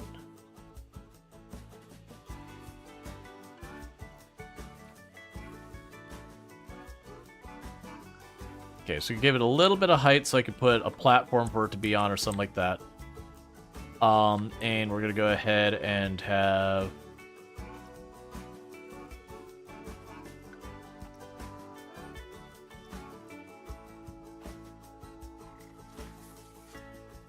a little bit of that.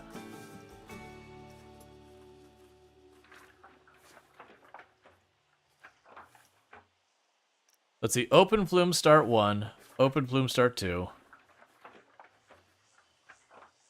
Ah, this is the platform, and then I'll have to get up to the platform. Right. That makes sense. We're talking water park. We're talking, like, very, very basic water park. Delete that.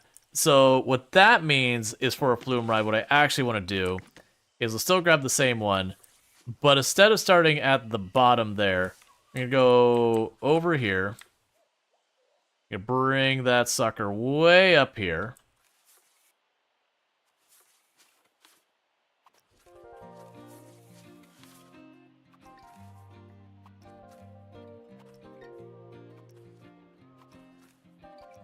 Get ourselves a little spot up here for the flumes to leave from.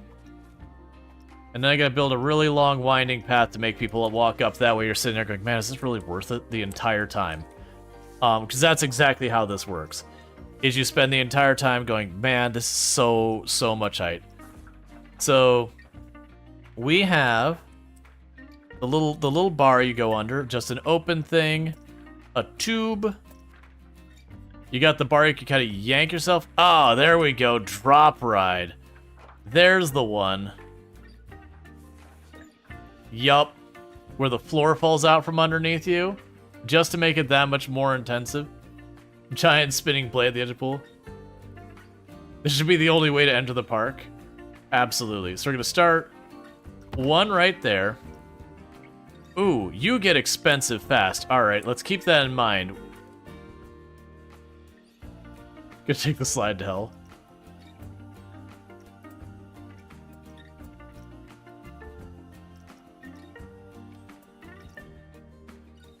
Oh, excellent. Make it translucent.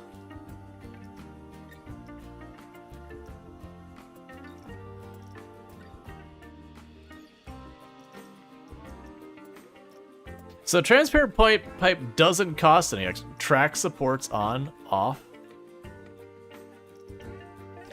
What specials do we have? We have... Oh, it's a loop right. I was about to say, it's like, you don't loop to loop in a... I take this back. That is horrifying. Uh-huh. I mean, that's actually pretty okay. That, on the other hand, going up on a water slide?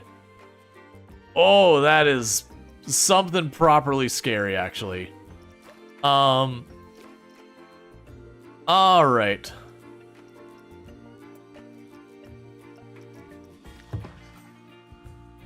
So you can have it so it plows into the ground.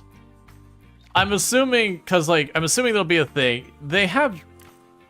Normally in the Planet Coaster games, you can't kill the guests. It's not like, you know, Roller Coaster Tycoon where you pinch a guest, you drop in the water, and they drown. They usually just hit the ground, they go, "Ow!"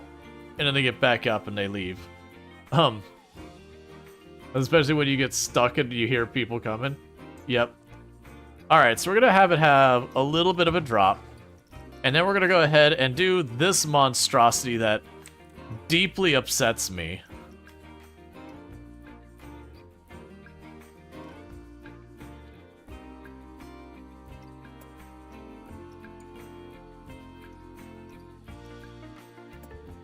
Man, you are 3,500. That is a lot of our money going away really fast.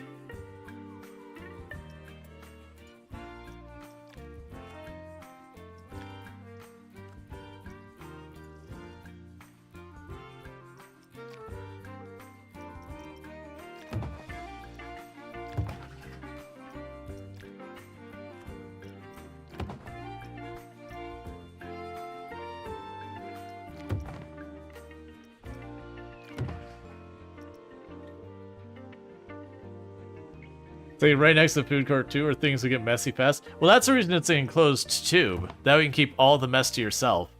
Now granted, everyone will see you making a mess of yourself, and that's still pretty rough when you're eating. But you know, different issues. So let's try and do... Oh, you can do it angled down too? Why does that the sun drop forced into it?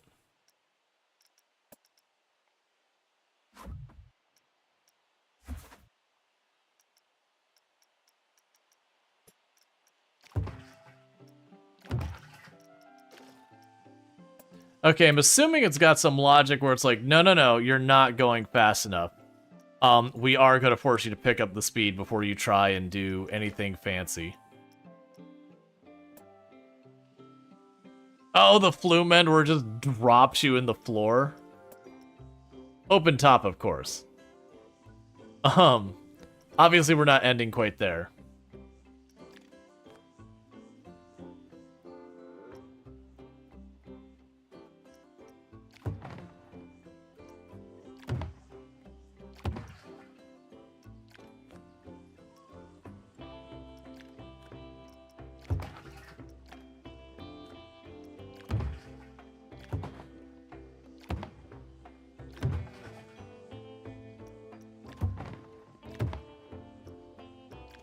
Need to probably have it tick down a little bit more. Gotta keep that speed up. Oh, actually, that's probably right there. Because unlike a roller coaster where you have to, like, bring the vehicle back at the end, this is a flume ride. Alright, and let's go ahead and plan for the end of this thing to be maybe a little bit lower. A 15-foot drop seems like it might be a little bit much to drop them in the pool. I wonder, do I have to, like, drop them into the pool? Or how does that even work?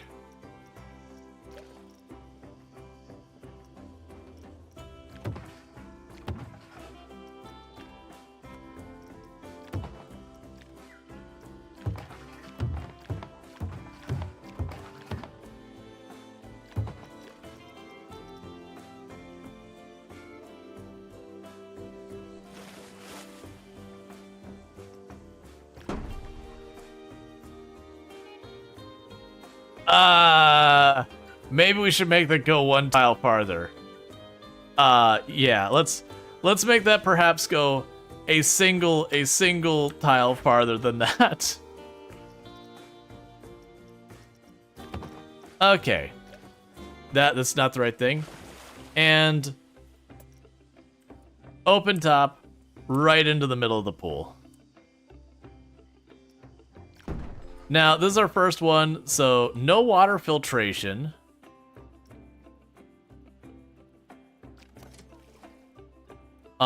So we're gonna need to have water filtration over here.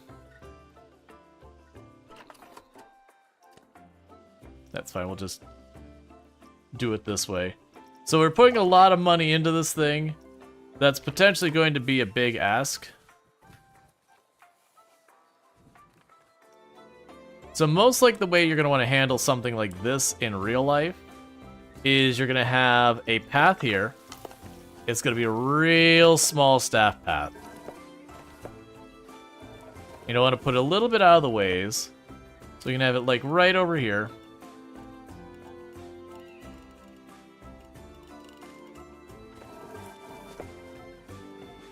Make a little path like that. It'll cut right over here. And then we're gonna hide that path from eyesight. Using scenery and all that. But in the meantime, we can go ahead and add our filtration pad.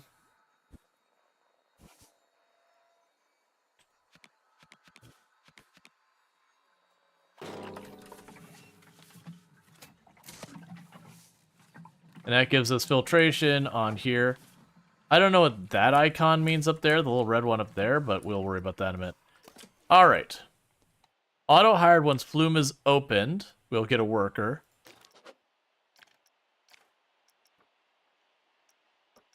How do I give you a means of getting in here? Now, ideally, we're going to want to have 2 of these. But,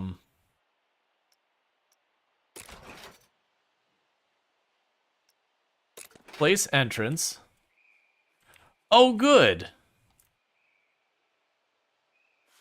It is smart enough to just do this.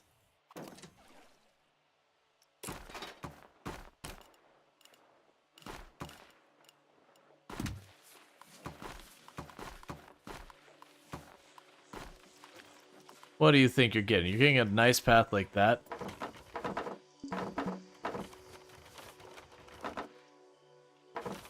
It's fine, whatever. Alright. That's honestly anytime you go to a water park, that's what it's really like. That's a little bit of an extreme scenario. But you go into any of the rides and it's just like, yep, more stairs. More stairs. More stairs. Nothing but stairs. Okay, so let's...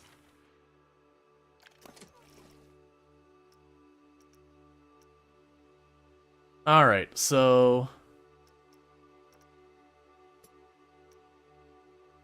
we're still paused. I've been paused this whole time.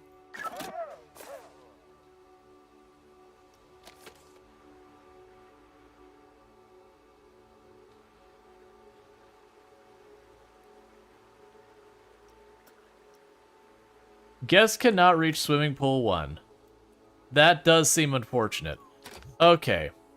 So, we need to make a way in here. So what I need to figure out is, I assume I just connect it to the path, maybe? So let's close that. We can go to the paths.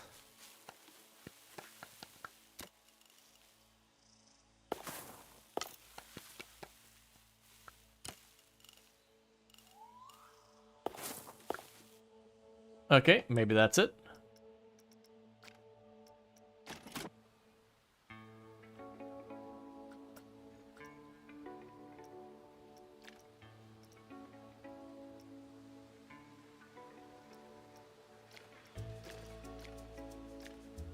I don't...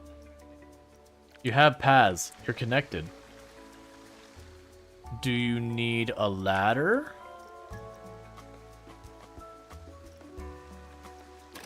So we're still figuring stuff out, part of being new to the game. So we have the pool here. The scenery rating is terrible. Pool perceives big breakdown. We do not have wave machines, water jets, flumes, and water slides. We do have one. Scenery rating minus 96 because I assume we have like all the utility stuff and all that right there in plain view. We do have a filtering range that can keep it clean. We have 99% coverage from the staff. but it's complaining that they don't have access to it, which is what's got me confused.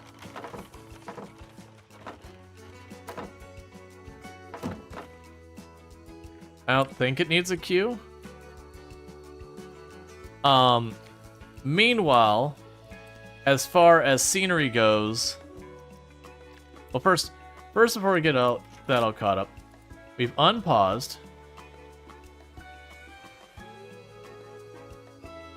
I have no idea where that shadow just went.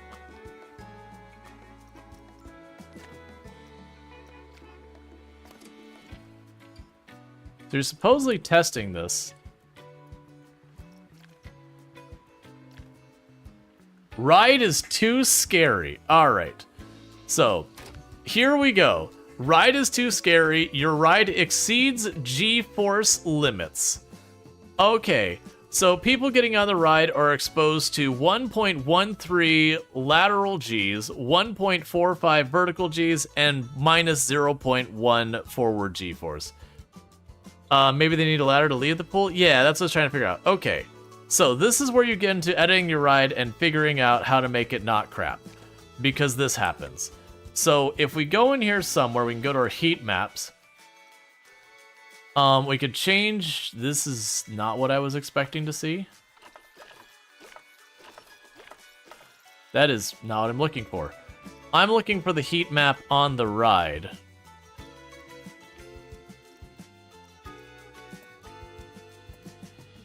Heat map. Fear. Understandably, surprisingly, the fear is here. This little corkscrew thing I did, not a fan of it. So we can grab this, and there should be a smooth tool here somewhere. Smooth selected.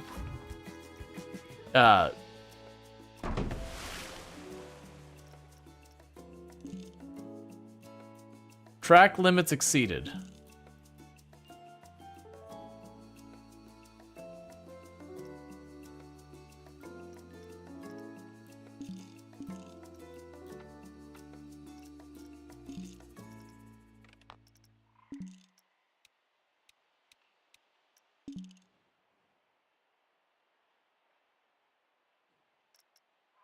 Take a sip. What's the worst that could happen? 1 second. Track limits exceeded. Okay, so what I need to do... Track limits exceeded. So, figuring this out, I was like, hey, so Everdream, how was your stream? I hope it went well. We're figuring stuff out ourselves real fast. And struggling a bit here real quick, because I'm rusty. Track limits exceeded. That doesn't help me, game. But for those who don't know, so Everdream, absolutely fantastic content creator, also been playing this today. And really good stuff and all that good stuff. How did your park go? We are making a ride that no one will ride because it's terrifying. 1564 for subscribing for 13 months. And then thank you, Spencer, Rual thank you, Spencer, so much for the tier 1 sub. That's 13 months you've been subbed to the channel. I really do appreciate that. It means a whole heck of a lot.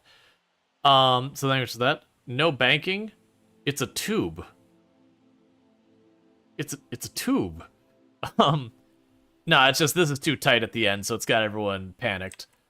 So I gotta deal with that. So let's go here. We can probably go into here where I've got this, and I probably just need to go like this. Go to edit mode. Go to construction mode. That's confusing. We should turn off our heat map thing. We can turn off the heat map. So basically this latter part here, that needs to get some wild adjustments. So we got a little bit of intensity on the fear on the top. That part's fine. And then we get out of the other part of this. Is it maybe because of the whole high speed enclosed flume? Oh, I'm on the wrong side. Nope, stop it. I want to be up here. We'll come back to this part. We'll delete that. Alright, so now we can go up here. So maybe that's the issue. I'm just using the wrong tube type. Thank you, Eonek, for subscribing for 16 months. Beat Rual Rage, the only rage. Hype train is go. Choo choo. And thank you, Eonek, for the tier 1 sub. That's 16 months you've been subbed to channel. A heck of a long time. I really do appreciate that. I do hope you're having a good stream. And all that. So thanks so much again for that continued support. There was also... Okay, so I thought I missed someone had a stream streak. Well, we also have Jay Matson, her 15 stream streak. Catching the last 15 streams without missing a single one. So thank you so much for that. That has been heckin' ridiculous. And I really do appreciate all that support. It means a whole heck of a lot and all that. But yeah, no, what we're trying to do here is so I guess maybe just the glass tube adds extra fear, maybe? I like the clear plastic tube though. You are having a good stream. But I like the clear plastic tube. Why would they take this from me?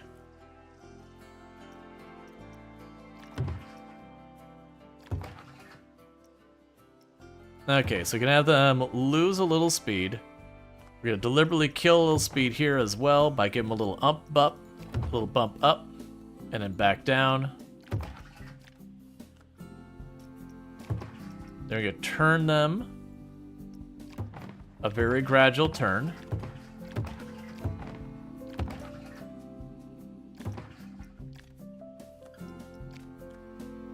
Can you do that?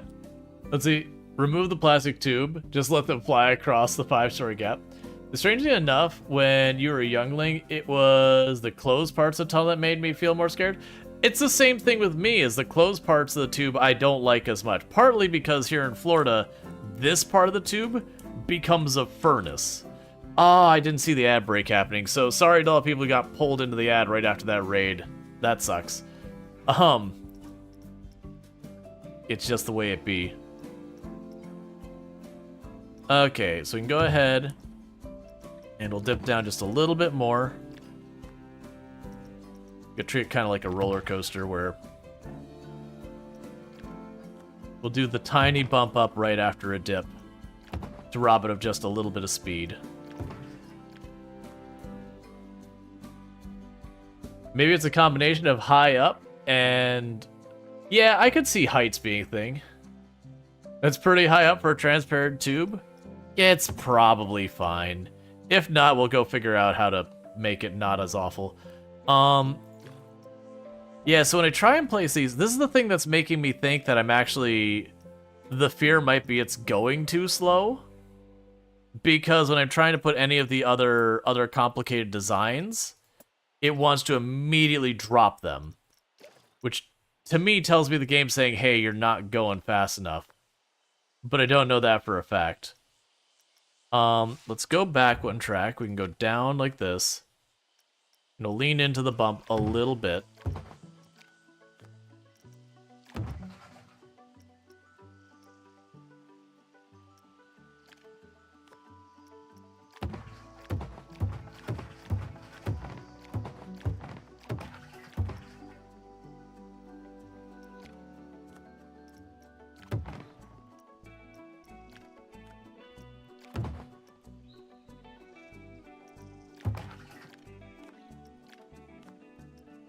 Okay.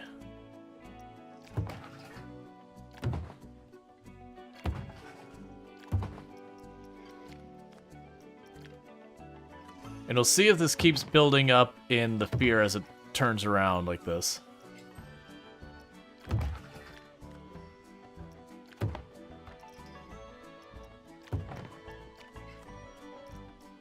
Okay, and then this will be the end where we dump them down the toilet. Alright. They will ride Transparent Tube and they will love it. Exactly. Alright, so let's see what happens if we do it this way this time. So we're going to hit done. So we did make it so it's a little bit less as curvy along the way. We put ourselves on test mode. We can go to our test mode results here. And I want to see the heat map for fear. Yeah, so we get one big spike of fear right here at the top, but it is a drop slide, so you know, deal with it, I guess. We also should probably unpause the game.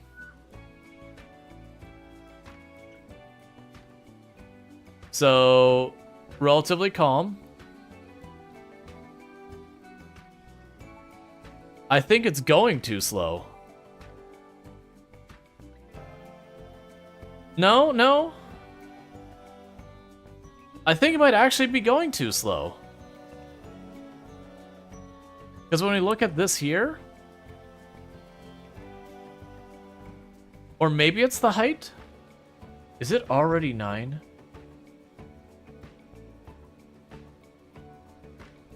You might be right that it might actually be the height. No, it's strictly fear.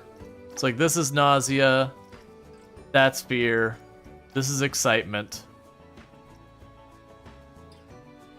Weirdly, the excitement goes down in the loop. Thinks that, oh yeah, no it is. That's what we're figuring out. We have speed. I mean, you're still going 39 miles per hour. That's pretty heckin' fast. Vertical G-forces. So I actually have a decent amount of G-forces in these bumps here. So that's probably something to deal with. And then lateral G-forces, we got basically nothing. Alright, so stop the test. We're going to pause the game for a minute. So yeah, so we got a little bit G-forces around these two little bumps I made. But what's going to end up happening here for just a minute, chat, is I'm going to be stepping away for just a second. I still don't know why, like, literally I cannot use the smooth tool. Like, that is the one pain point I'm running into right now.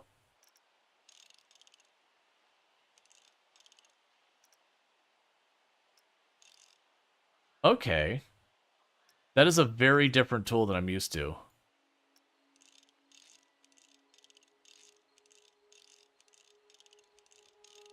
So we're smoothing stuff out.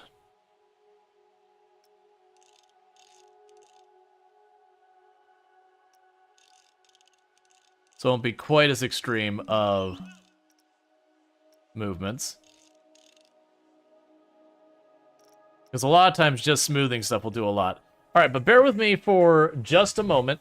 My wife should have just gotten home, and so we're gonna run down, welcome her home and all that. So I'll be on break for just a minute, and then I'll be right back. But thank you again so much for tuning in. I'll be back here in just a moment. And I am enjoying the game so far. Just readjusting to like the stuff in Planet Coaster, those kind of games where you have to like really kind of finagle to like find your equilibrium so far as like making the ride fast enough and fun enough. And since we're doing flume rides and those are brand new, it's going to take me a little bit of work to figure out like what the pain points and all that are.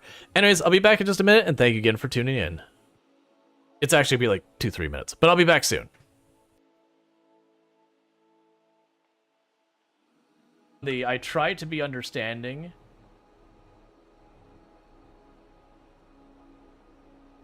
Monty Python. He wouldn't write into the wall. He would just say it. Like, he carved it into stone. It must have taken him hours.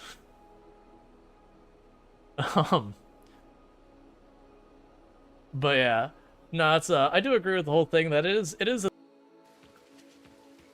as best we can the seeds around here. That way, when I add the sprinklers, there was another tree.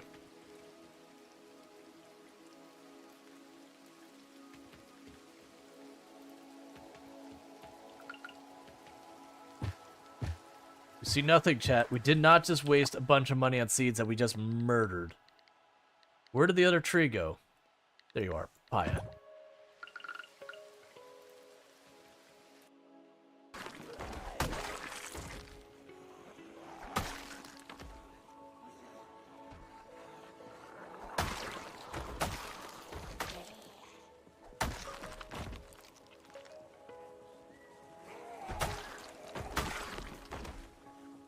Could you not bang in that door? I would like you to keep... I want the door. Stop hitting the door. I want the door. Thank you. Left again. Keep going. Keep going into the garage. It moving. Garage. Oh, Yeah, you are just, too find late. Some Tupperware or hide behind the truck. Oh, you're Either safe. one. It's not hunting anymore. Oh, Okay. oh, Pank got away by like We're by nothing. ourselves. Oh no. Did I not mark my ship? We might end up reloading when I die, chat. Well, actually, I'll probably come back in my medical area. I'm pretty sure we were around the silver, which is these asteroids here. Obsidians without retaining walls? Yeah, and that's, I deliberately try and make stuff... Oh, this is... Yeah, this is fine. Who wants to step out that door? This door right here. Because, that is a pretty... Well, I mean, they just did it. Alright, I guess it's fine. I'm not sure if you saw that. They walked out the door and then they teleport up in the sky and then drop back down. So, you know... I can't do it. That was terrible. That's definitely getting clipped out of context. This is the life I live. Get into content creation, they said. They didn't. They actually said not to. But, you know...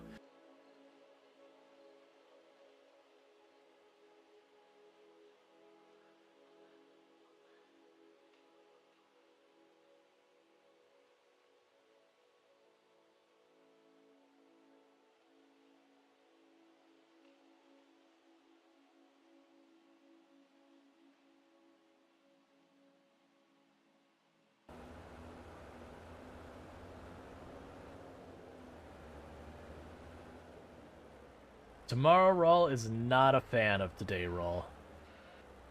Tomorrow Raw is definitely not a fan of Today Raw. I'm off by that. Fire in the hole!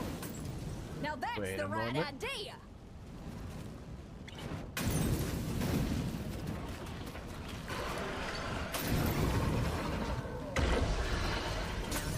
Why would you do this, Allison? They got me on the ropes. Your jacket, ma'am, it's green. Just like your jacket. You should buy some. Don't make me go back to my warehouse. You, sir, the zap. No, come on. Come on, buy the zap.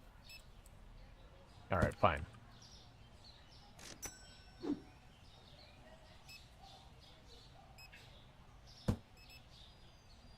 Alright, one moment. You were stores with this efficient in real life?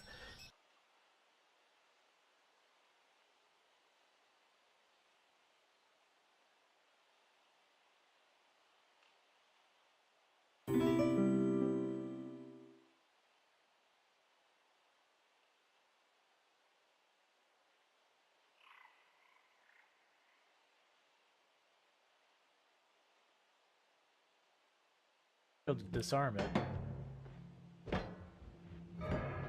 by doing that. All right. You're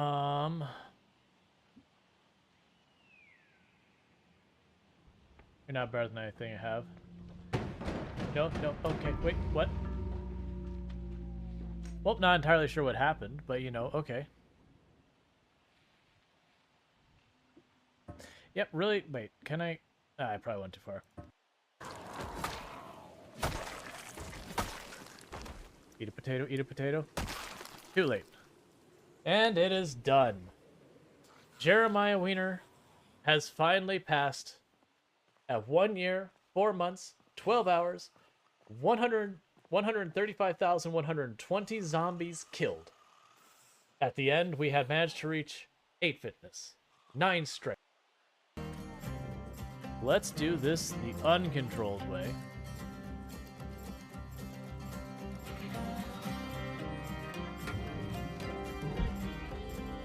All right.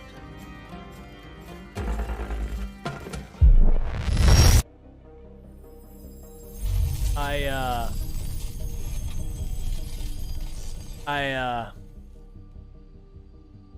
didn't do that right.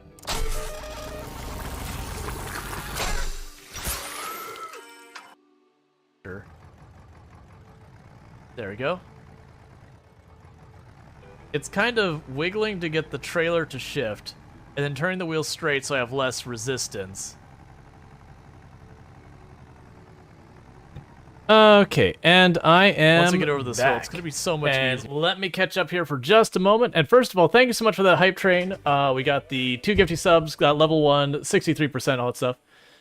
Let's see. Unmarked Spaceship Engineers, classic. Yeah.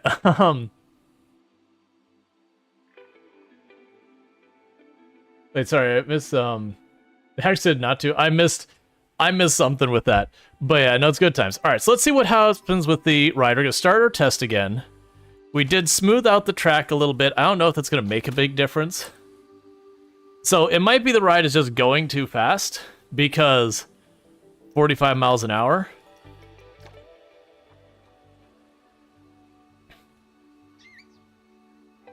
Yeah, so 7's still pretty high. Yeah, so I think the answer is the ride is just too heckin' fast. So there's probably ways we could fix this, which is one, let's pause the game again. And so the drop here is fine. That seems to be doing okay. What we could potentially do is try and rob the ride of a lot of speed by just not to that extreme. We'll smooth it. But by going along here, actually I forgot you can set select. So we can grab all of the ride we've got over here. We'll have to redo the end. We might end up doing like a whole extra pass. And just raising the entire slide up. And that should remove a lot of the speed along the way. Actually, see, that might be too much. Needless to say, I've got a problem down here now because all of this is slowed down. But that is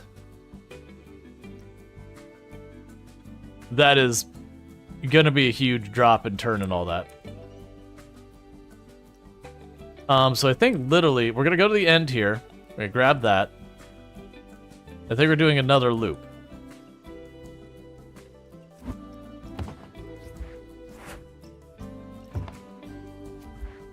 That's fine, I'll deal with that in a minute.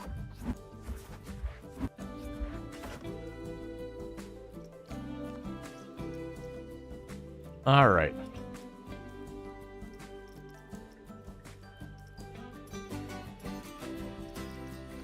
So go here.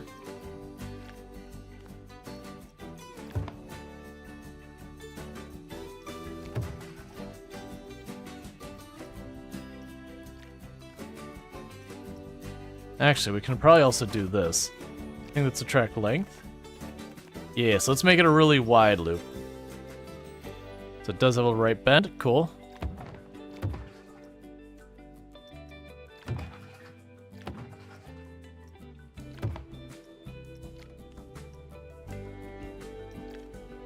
You can have that dip just a little. Pop that back up.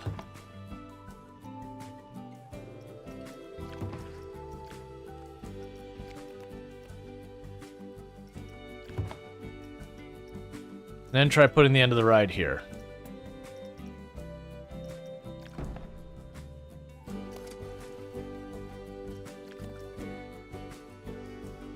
I need to figure out how to get to let me select this. There we go.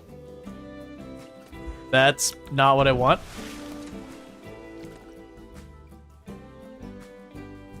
Not quite sure how to get to let me select this spot.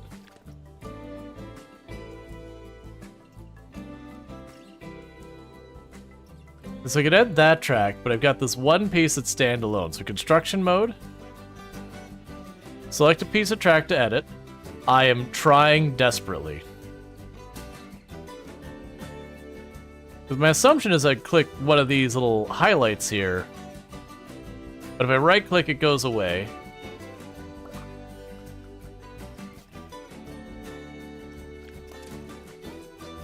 Edit flume.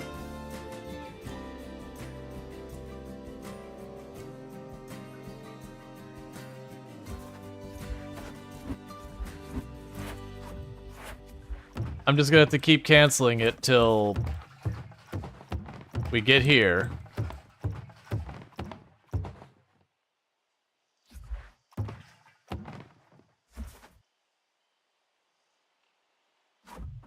There.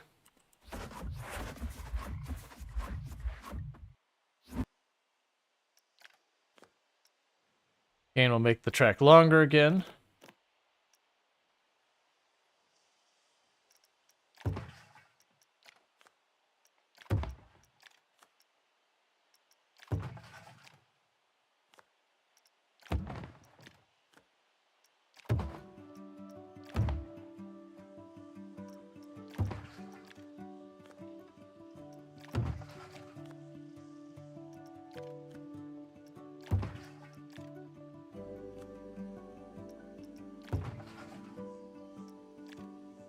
We're still gonna need to get that lower. People weren't wrong where it's like, hey, you know you're still like 20 feet up in the air, right? It's like, oh, right. Unable to place tracks, so we're too low there.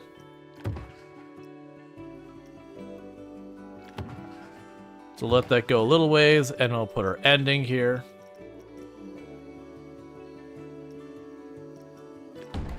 Alright, so let's see how our intensity looks there. I mean, I'm game, but ground me not. I mean, a 2-story drop into water is a pretty rough drop. Like, it doesn't matter who you are, that's a pretty rough drop still. Alright, so we're putting it back into test mode. We are going to check our heat maps for fear. Alright.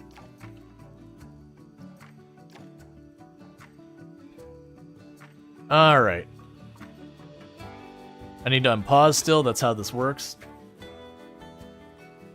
I keep seeing a shadow of someone falling over there, and it's really weird.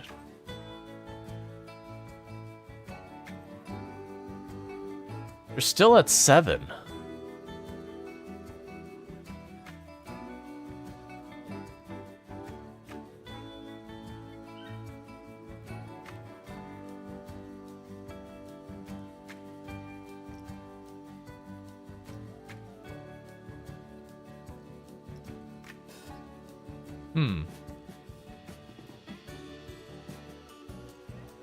Yeah, it's right here is the fear. This one last thing. Speed-wise, that's really where we're at our highest speed on the whole thing. Excitement-wise, you can see it kind of starts to really die off as we get down in this curve here, but that's fine there. Lateral G-forces are pretty low. Vertical G-forces, they get pretty high into this thing. But after that, they're pretty... I mean, that's actually pretty high. But yeah, the rest of the ride isn't a big deal, but it's right there, that one segment, that the G-forces get pretty awful. And then 4 G-forces are nothing. So stop the test. Let's grab you.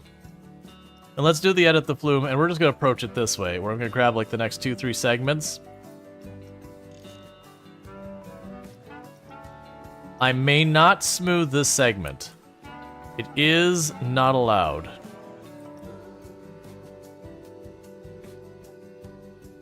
I can smooth into it, but the segment itself, just off limits.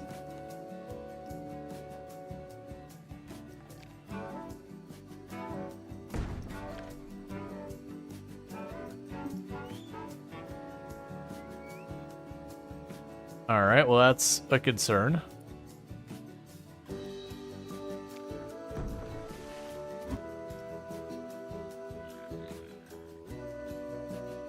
Let's grab a couple spots of track.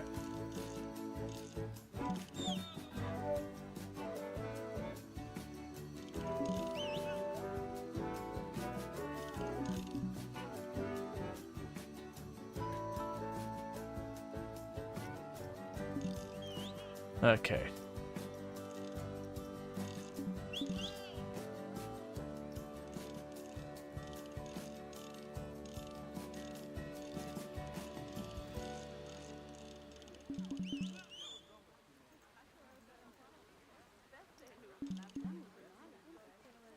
Because the smoothing segments has always been a big thing in these games, just because you'll run to situations where you have like little weird twists and bends and all that. That if you smooth the segment out, it'll let you get around the worst of it. And I'll keep like little sudden one-off G-forces from being a problem. That is not going well for smoothing that. All right. So this has a lot of lateral G-forces. And I don't imagine there's a way I can remove a place, like move the whole thing up and then lower the ride. Start camera again, heat map, sphere.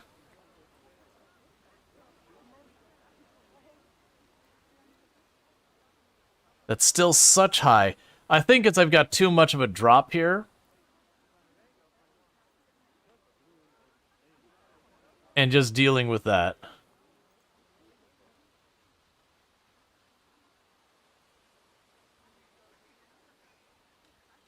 Yeah, because 7's a little too high, and that beginning part's a little too rough. And I think it is just the speed of dropping in there. So let's stop our test. We've got our people swimming down there. That's fine. Thank you for the follow.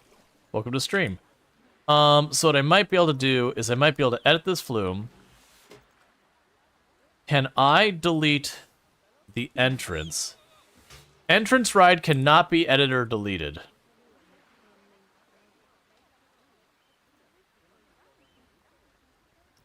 Alright, let's try... This will be a little jank. Grabbing literally the entire ride. Okay, that's a hard no. Grab this piece of the ride. Ah. Yes, this like prefabricated thing is just killing us. That I just cannot edit it in any meaningful capacity is the problem. Like, I can twist and all that, but it just won't let me.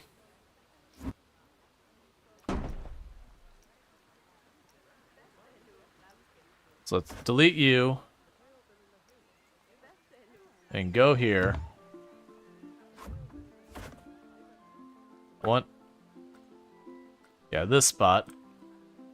What is interesting is they used to have an autocomplete. This is not available for this ride, I understand.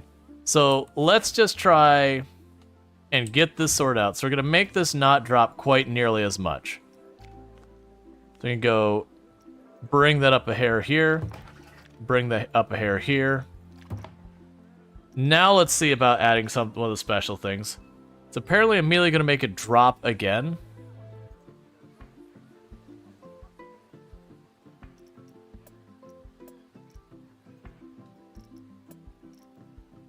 Alright, well let's change this pattern then. We'll have this, and it's going to drop immediately into that. That's how we're going to approach it now.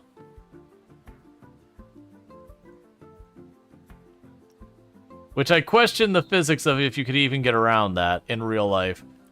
So we're going to place that. Now, I don't think there's a way I'm going to possibly get our lower area up here. So we're going to go ahead and choose escape on this.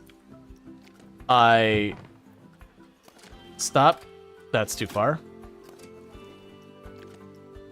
So escape that. Click down here. And we're going to take this all back and do it again. That staircase is killing you. I'm going to have to lower the ride height. I went too much. Can I just... Let's check before we go too far. Can I just lower this whole thing? If we don't edit this... If I... what? Oh! Interesting. Alright, let's back to drawing board on the whole ride. Let's just back to drawing board on the whole ride. It's gone. The platform is just too dang high. Let's go make this less of a big deal. And where do we... There we go. Demolish. Alright. So, let's try and make this work out better. So, flume ride. I do want to do a custom flume ride. Yes, we'll do a body flume ride. Cool. This time... So the last platform was like way up here. Let's go for something a bit more reasonable. You know, we're probably talking 100 feet here, give or take, I'm gonna guess. So let's go ahead and start with that.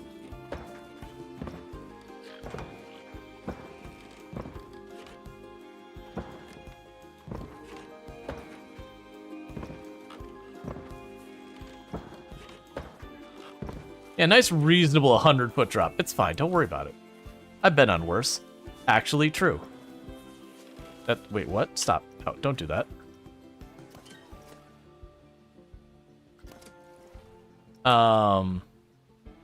Right, so we've got our platform. So that's Flume platform.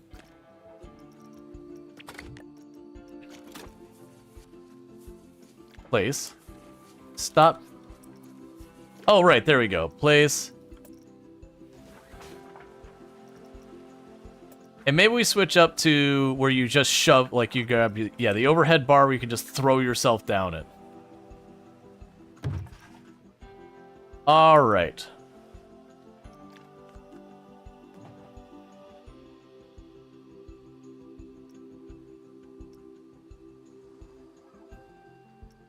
We'll go ahead and do a nice steep drop here. I'm gonna very slowly pull it out of that drop. We're not gonna do a whole lot of fancy. Okay. So like that's your regular like drop slide, and we'll smooth that out later. So that's like a regular ordinary one nice steep drop, yeah. No, that you got to get the angle at the end here, like right like that. There you go. And we'll consider that the flume end. Right there. Just huck you right into the pool. What even happens if I do that, by the way?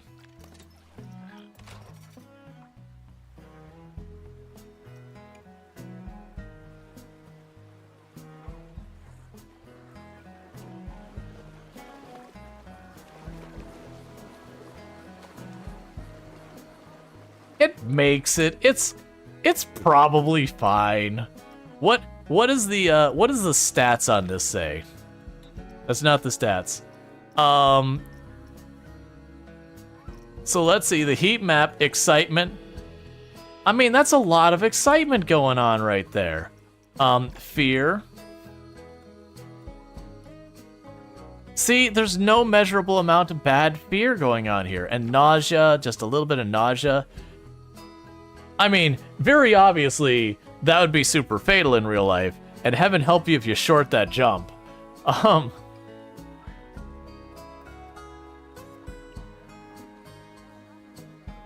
Especially since it's like a back flop. That is how you get spinal injury. That is how you stop riding rides, period. The ride is fine, it's the landing that sucks. Can I move the whole platform? I would like to move the entire platform. Yes. We can make this work. Unintentionally, very straightforward ride. That'll be fine.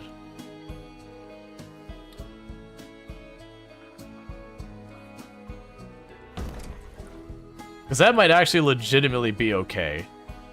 We will want to edit this a little bit, because that's going to be some heckin' air.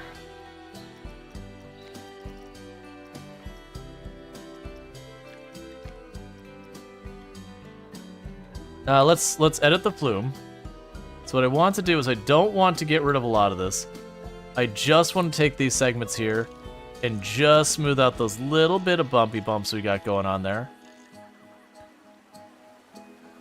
Yeah, it's probably fine. Yeah, it's probably fine, just having this big dip in the middle of the path.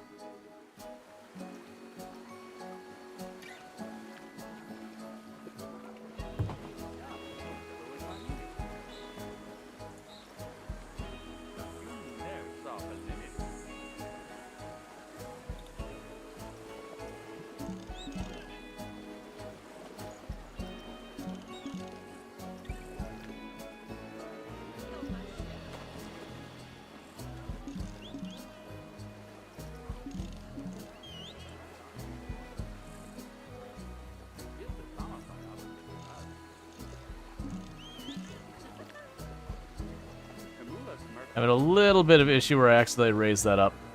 I'm just going to have to backtrack before I did that. Okay. So delete the end right there.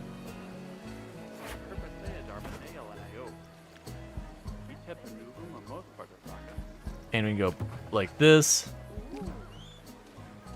Ah, okay, so I'm gonna have to ever so slightly curve that up.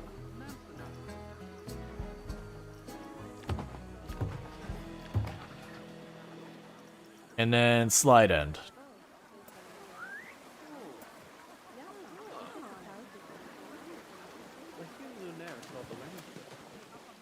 Alright, so one more piece of track. So I went from a much more ridiculous corkscrewing ride to just, here, you're going to drop really fast, we're going to yeet you into the water. Now what I don't know is how I can make this ground look less cursed. You know what? I bet you I could backtrack it just enough to unjack up the ground. Come on. Just... That's our smoothing out.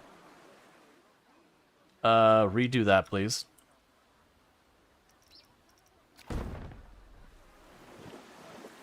Cool. Alright, so let's fix this. So we can't go quite that low. Even you out here.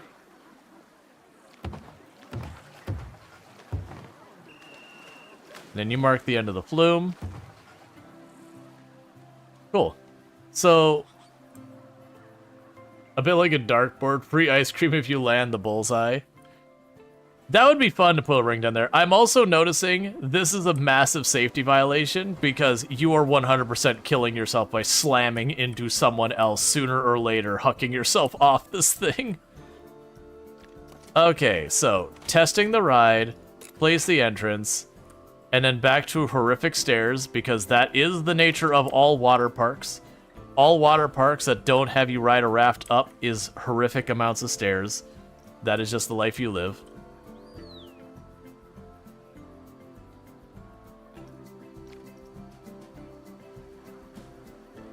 That is legitimately a good ride. A little bit of nausea, a little bit of fear, and a lot of excitement. And probably severe injury. But you know, that's probably fine. So let's go down here to our paths. We will want to have our queue. And there we go. So now the question is there an easy way to make a second path right next to it? Because that's exactly what would happen in an actual water park. You'd have like 3 or 4 of these all to like go between them.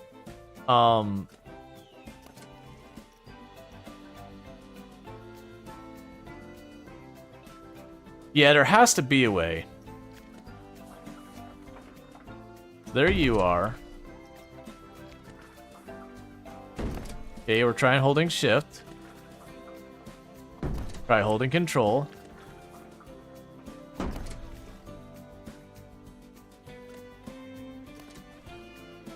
Radial. Edit coaster, ride coaster, surface mode, advanced mode, delete. There has to be a way to copy a ride. I know you can blueprint stuff. I don't remember how you do it. Move entrance, all selected. Did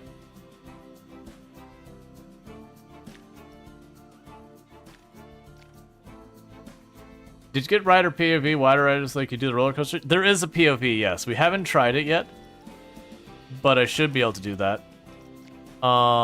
It was here somewhere. I remember seeing it.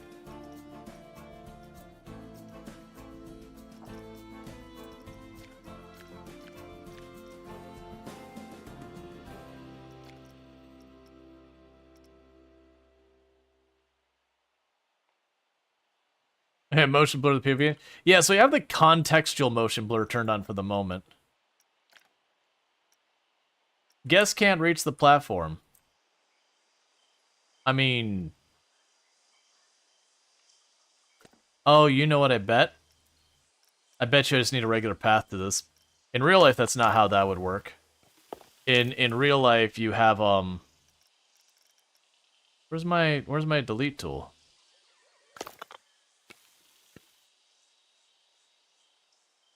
I had it earlier. Oh, it's all the way over here. There you go. So delete that. Path. Regular old path.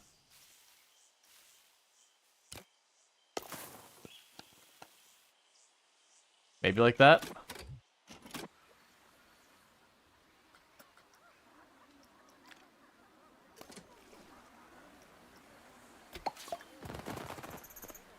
So it is technically open. And I have no idea what's a dynamic premium bargain. Dynamic. Oh, that's interesting. So if you don't want to micro the prices, you can be like, you know what? I love swimming.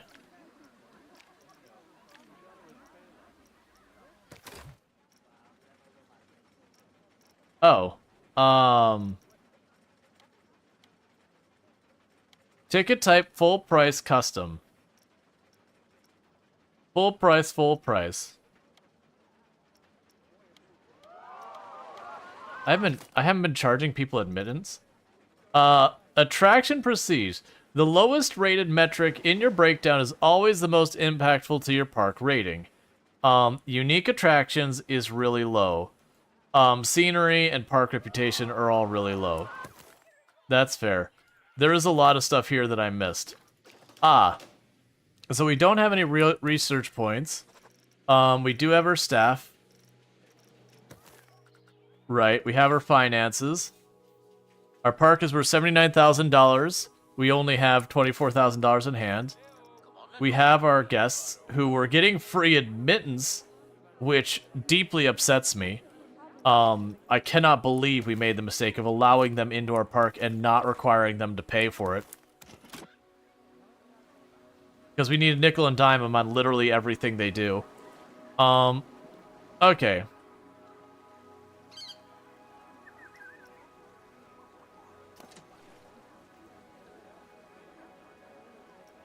Alright, so we need to get some scenery in here and all that.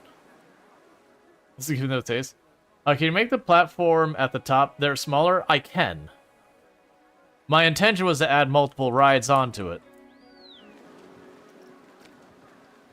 Because we can go flume. Create a custom flume. We'll try and just duplicate this as fast as I can.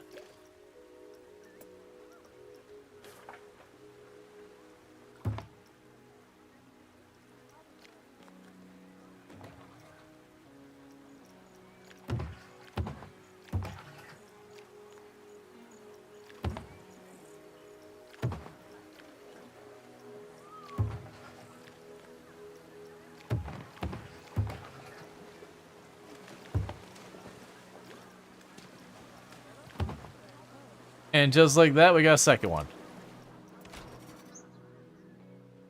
There, that way we gotta pay a pair. Cool, and you're open as well.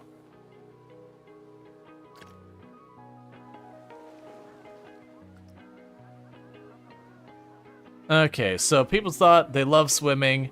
It's got a little bit of prestige because there's 2 flume rides going into it. The pool's a nice size. We don't have water machines. Our scenery rating is terrible. I'm assuming that's because you can just plain old see these pumps and all that. So let's start dealing with that. That we can put scenery to block people's views. So it does seem like it might have that mechanic, which was a mechanic in Planet Zoo, that guests are weird and are like, I can see the staff room. Oh no! It's a staff room. The one that really bothered me with that one specifically was like, they would get mad about seeing like the veterinary space. I'm like, people pay extra to see that. Like, real life talk. People pay really good money to get the tour of the veterinary area, and you're getting to see that crap for free.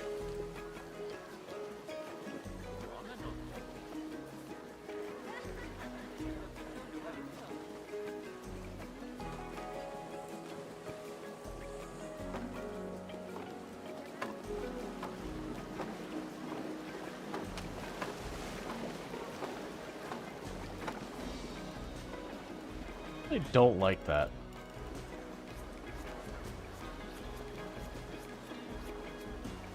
So I'm not sure what will count as obstruction. You know what we probably can do? There's probably a heat map for scenery, isn't there? Panic. Apparently there's a panic rating. There's luxury. Not a whole lot there. Sunburns. Excellent. Mood. Entertainment. Hunger. A lot of hungry people. Thirst. Restroom. Nausea. Energy. Panic. Oh, here we go. Yeah, so we have basically right here, we got a really bad penalty on the appearance. Why is this so bad? Needs cleaning. Alright, so scenery score. Well, before I forget, we will need a janitor. We will need a mechanic. We should already have lifeguards. Yeah, because I automatically hired a couple. Yeah, I've already got the ride attendant. Now we can hire an entertainer to walk around. Very clearly, we're doing the shark. Alright, so we got a handful of staff to try and help out with the random stuff before everything breaks. So with the scenery, what can we add to the scenery to make it nice? So interestingly, they add a paint tool for trees and all that, so you don't have to individually put them down if you don't want to. So that's kind of nice. Because it used to be the whole trick with making the trees look good is you put a tree down, you'd rotate it, put a tree down, rotate, put a tree down, and then, you know, select different types of trees. And you can still do that if you want. Okay. So we got a bunch of random rocks so you can put down. We've got corals you can put everywhere. You can put natural, like, barnacles and shells. We could do topiaries.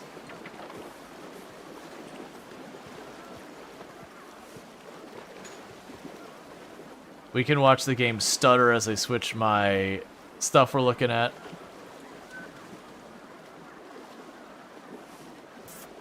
Weird floating pufferfish things. Oh, good.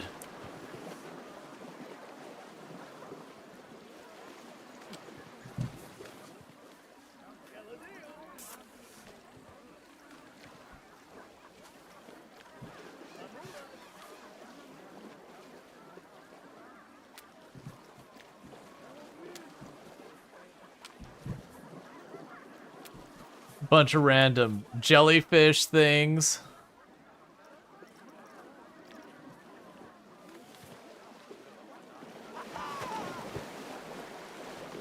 There's so many people in that one pool. It's almost like it's my only meaningful attraction or something. We got hanging lights and all that. We got a bunch of random letters we can put and stuff. We have animatronics, where I can put bellows, apparently.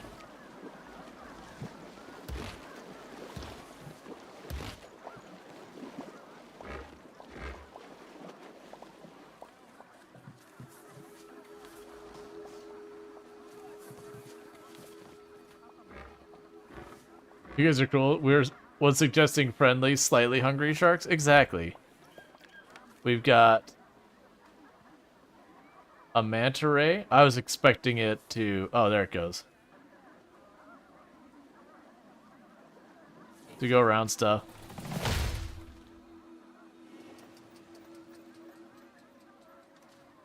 We've got a bull that charges.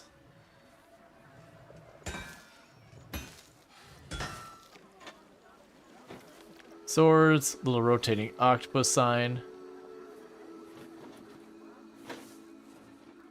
That's honestly kind of cool. The spinning...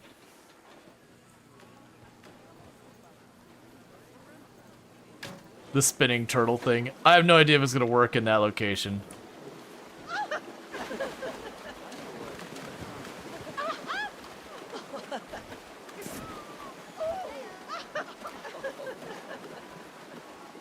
Alright. So, we got some random shapes.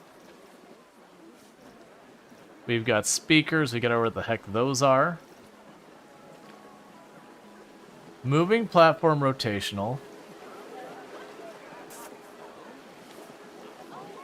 Interesting. Oh, cool. So they've got like different style platforms that you could add. Like you could, if they don't have like an animatronic, you could make something, shove it on there, and have it move around. All right, we got pool stuff. Oh, yeah. That makes a lot of sense.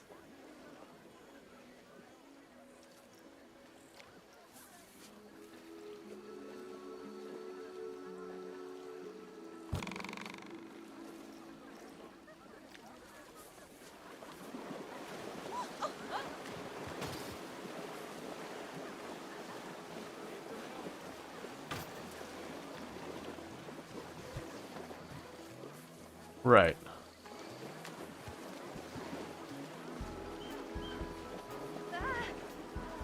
Oh, I can place it against the fence line? Alright, that's cool.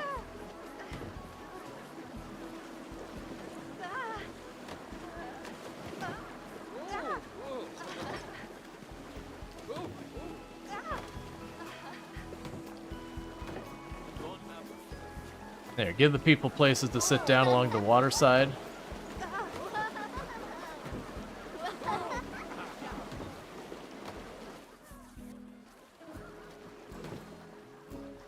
And just a couple different sets that people, you know, can have their individual parties and all that. Not that that would happen because this place has just too many people. What are you? You are a lazy river jet. You are a wave machine.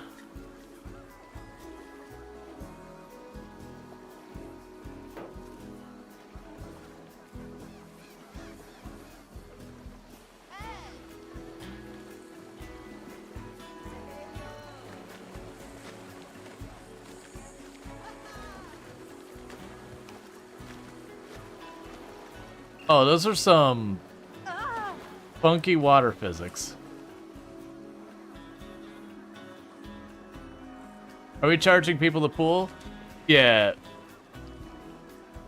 $2.50. Yeah, so you put a little bit of waves in here. So let's see what people think about it now. Do you feel a little bit better about our pool? You feeling better? You love swimming. Thank you. That's really helpful. We got a wave machine that gave us a little bit extra. It says 6, but I don't really know why it says 6 when there's only 1. We got our scenery rating to be very positive now. So our scenery rating is less absolute rubbish on this ride. So now let's try and look at our heat maps here. So with our scenery, so we have this thing that's a massive negative to scenery if anyone's nearby it. The good news is most of this is inaccessible. Weirdly enough, the back of that makes it happy, which is kind of strange, but sure. Such a nice sized pool, yeah. So it does look like I could use a little bit of a scenery as a buffer here, which I already kind of knew. Oh, that's just different,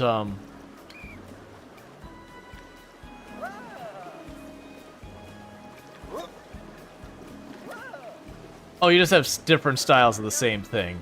So instead of having the person who just sits up in the chair, you have the person who, like, stands on the side. That's pretty typical stuff like lazy rivers and that, where people are moving, so they can hop in real fast to help if needed.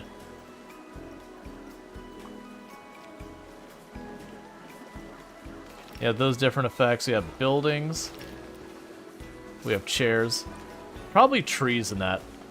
So we can make bamboo walls. Or just randomly scattered bamboo.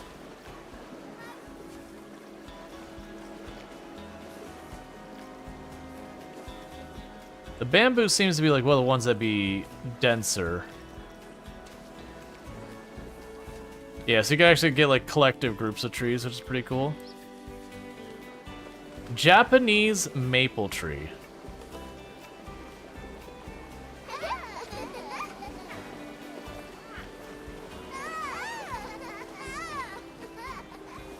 Those are pretty attractive looking little trees. Sugar maple tree.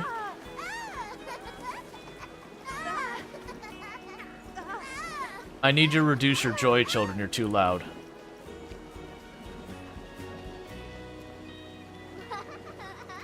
The pool cleaner is going to be so mad. You are not wrong. Oh, that kiss sound is me accidentally favoring it.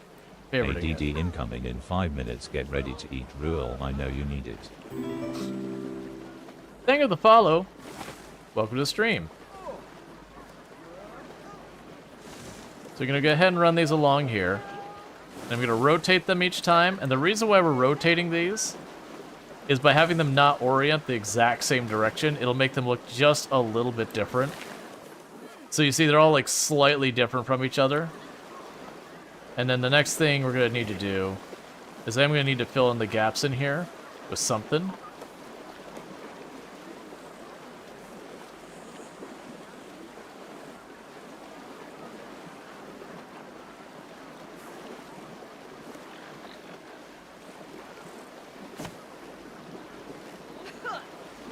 In real life, these other trees would probably, these smaller ones would probably not live because they're just too much under the shadow of the first one. I could just go with that theme around the whole way.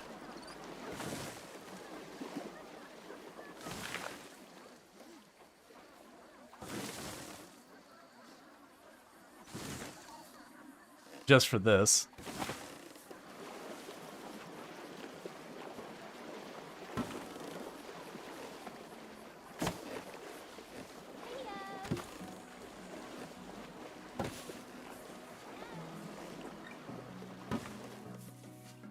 Look at like this little background here. Obviously you can still see through it, but you know. It gives it a little bit more character, hides a lot of the plastic looking green floor. So let's see what it says about our ride now. So the scenery rating is significantly higher. The pool size is great. The wave machines is now actually giving me just the 1 point I should be getting. We have 2 water slides going in. Pool extras, we got a whole bunch for all that. So apparently it says it really likes wave machines. So what we're going to go ahead and do is let's lean into that and see how cursed we can make the physics in this water. So we have our wave machines.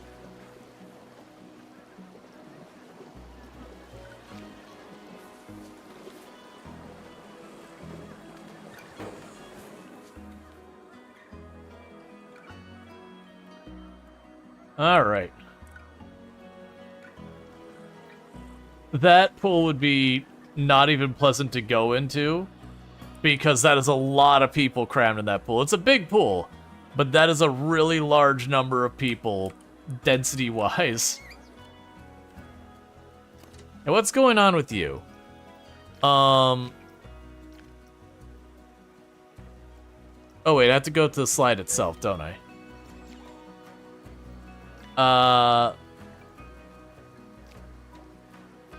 Are you not able to get in here? What's happening right now?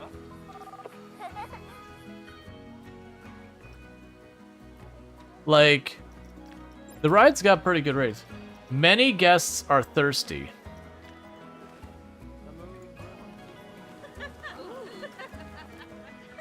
Ah. Oh, I don't have any actual vendors. Okay, so this version doesn't automatically hire your vendors. Okay, so 1, 2, 3, 4, 5, and that might be enough. And I am noticing... Well, Are you not opened? Oh.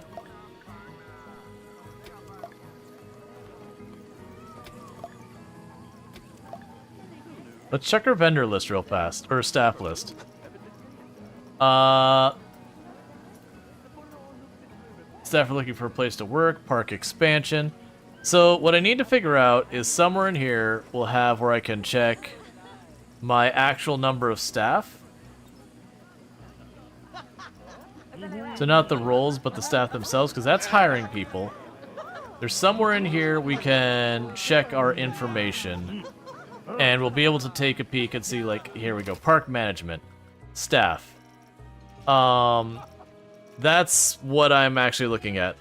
So yeah, I may have accidentally hired too many of you. So like any reasonable business person, I'm going to immediately fire all those people I hired. You know, it is what it is. Okay. So now I want to go on to this. Oh, that has a duplication button. Would have been nice if you had a duplication button. What I was trying to do is see how I could go to the scenery on this and like box it in to make it look nice. Beef shop because there's nothing like a huge steak before jumping into a pool. Exactly. Guests think the body flume is too expensive. Are you kidding me?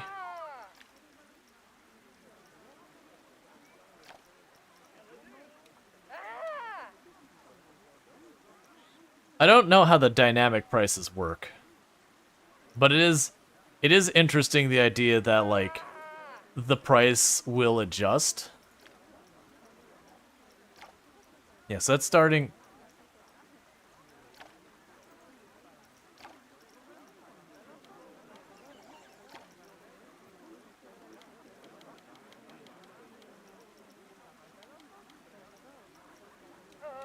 I'm guessing the dynamic price means the price will fluctuate between these. I don't know how it came up with the prices, is what I'm wondering.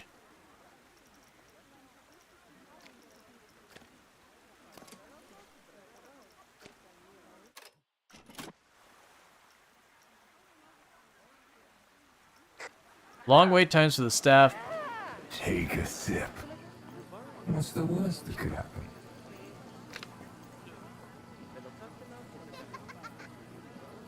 Yep. We are doing another charcuterie today, so it's not always ones I need to sit and just eat my whole meal in one go. Not like the other day with the pizza.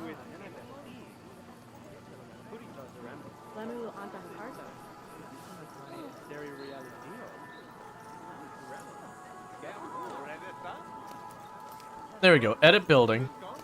Oh wait, never mind. We don't have the backup in... Oh! I get it. So the changing rooms got dirty, and so they weren't able to go into the changing room. Oh, good. They were smart enough to automatically set a price on the, Yeah, so they just automatically knew that I wanted to charge for them to use the bathroom. Still need to eat? Yeah. Now it's just like a snacking kind of eat.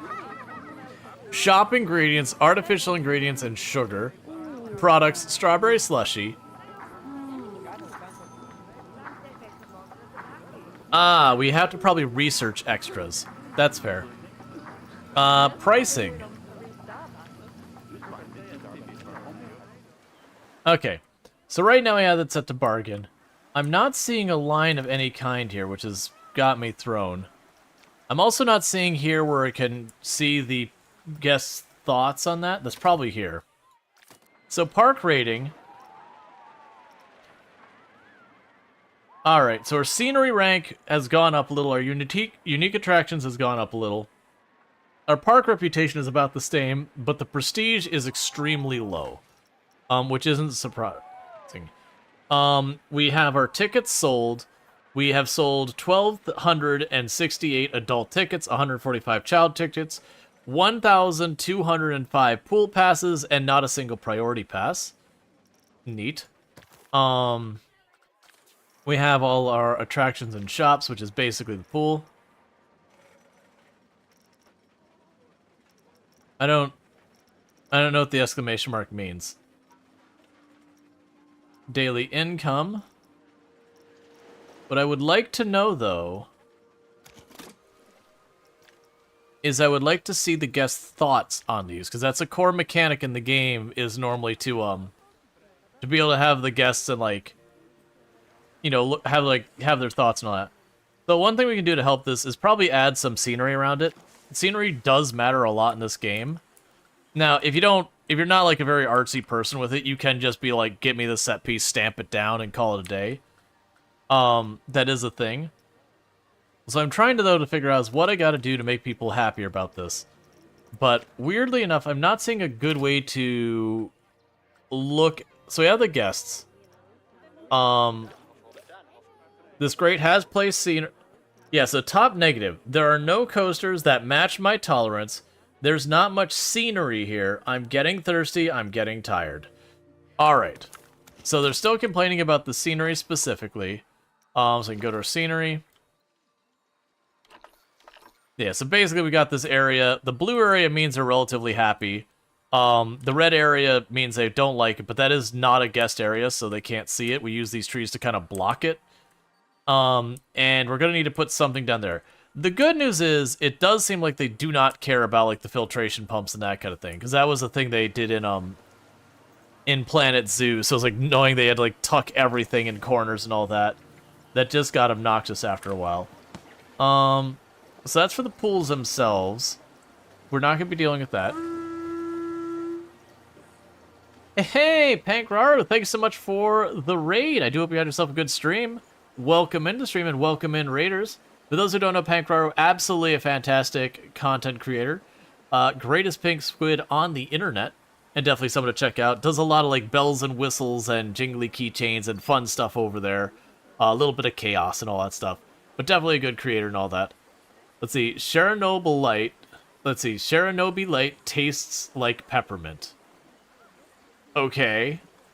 I'm missing context on that one. Go on. But what were you playing today? I wasn't able to catch it because dealing. Oh, Chernobyl Light is literally the name of the game, and it apparently tastes like peppermint. All right. So what is Chernobyl Light, or how you pronounce that? Like I assume it's like Chernobyl, but what is the game? It's a magic green rock from Chernobyl Light. Green. Uranium is uranium. I'm left with more questions than answers. But we're playing some Planet Coaster 2, which just came out today, and we're leaning into the whole water park side of things, just as we're learning and all that. Apparently our people didn't like when we were doing like the spirally water slide at the end, and then you drop through the floor at the end, from like 25 feet in the air. They're really, really buzzkills on that one. But it took us a little bit to get a water slide that didn't anger our people, because, I mean, to be fair, they're still not riding these, but they're at least got decent ratings. I think I might be charging too much. Let's try cutting it down to $1.50 per ride. And yes, we are charging you to enter the park. We're charging you to eat at the park. We charge you to use the restroom at the park. We charge you to ride on the water slide. We even charge you to get in the pool. Okay, so I think what I'm seeing here is that I am going to edit this building, tear down that wall. We will duplicate our changing room and have a second one. I don't need you to do that to me again. And I would like to grab this frame and duplicate it. There. Sounds like a normal Florida park. Actually, not really. The Florida parks here, the meme is you cut off your arm and leg and leave them at the door. That's the cost of entry. And then the food costs like 5 times what's reasonable. But the restrooms are free. They can be hard to find sometimes, but they are free. And if you want someplace to sit or be in the shade, that's not available. We just, like, it's not even for pay, it's just, it's just not a thing we do. And I'm trying to decide what scenery I'm putting around this. Also, like all water parks, you gotta climb the giant stairs. And you might be like, haha, that's really funny. It's really funny Wade made those terrible... Is that diamond plate? Oh my god, in the sun? My feet hurt thinking about it. It just... You'd literally get, like, first-degree burns just walking on that in, like, the middle of the summer. But that's actually not my doing. That is what the game did. And it is accurate, other than the diamond plate. It'd be like that recycled wood stuff is what you'd actually see. Can I change the way that looks? Probably not. No, it's, I don't want to actually move that. Create sequence. Alright, so let's try to get some type of scenery around here. Because right now, people are complaining that the park doesn't look good. Even though we've got all these wonderful... Oh, and by the way, we're in New Zealand. That's where we built our park. It's a very hard setting where we got minimal amount of money and support of any kind. Because apparently that's just what New Zealand is as far as the game's concerned. Yeah, so we've got all our Japanese maple trees over here, just lining the pool. Let's see, why do you not have lines to get to the chutes? That's what I'm trying to figure out. And one thing that is a complaint I'll have about the game is it did give me a warning that it was too expensive at one point, but these tend to sit here even after they're resolved. And then trying to figure out what's going on with the pool rides doesn't seem like... I'm not seeing a place I can easily go and say, hey, guests, what's your thoughts about this ride? I can go and check my guests for their overall things. So, like, they're complaining I don't have roller coasters, that they're thirsty, they need something fun to do, and there's not much scenery here. And a whole bunch of stuff. You need an entrance at the top of the platform? I don't think so, because when I chose the... Like, it's not complaining from a lack of entrance. Like, this is the entrance here. Like, you can actually see the they're not turnstiles, but they're little gates to get here. And then we've got our attendant is up here at the corner watching the top of the stairs. So, it's not entirely clear what's going on here. Because they were complaining about the price. Yeah, so you got a staff member who doesn't have work to do. Oh no, don't tell me that. Staff. Looking for work.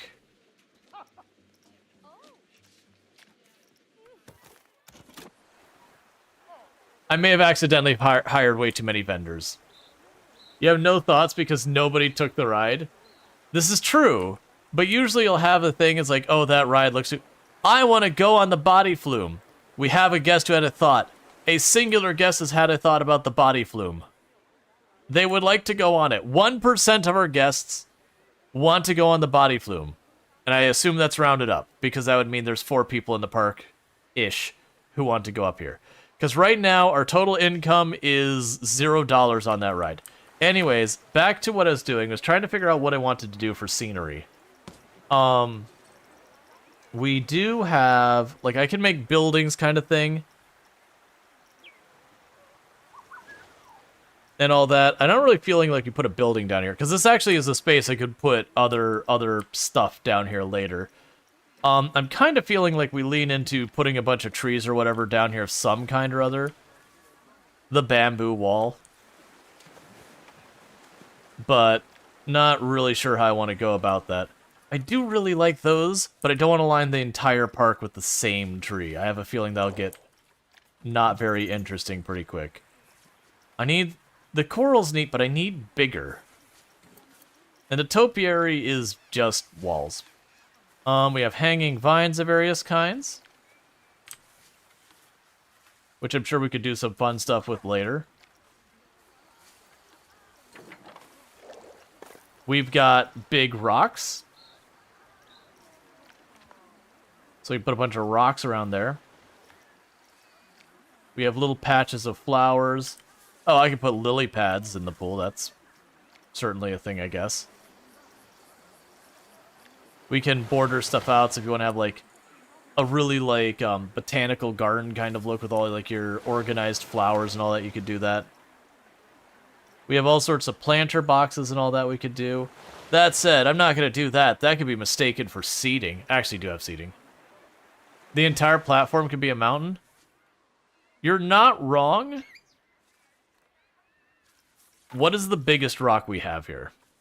Like, how... Nah, that's a pretty big rock. Oh, right, there's a scale tool in this game, and it's actually not crap. That...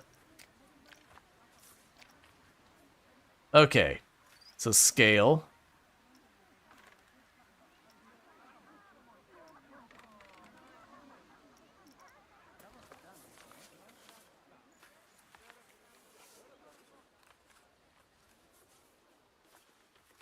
All right, Alana, you have a good one. Thank again for hanging out and all that good stuff.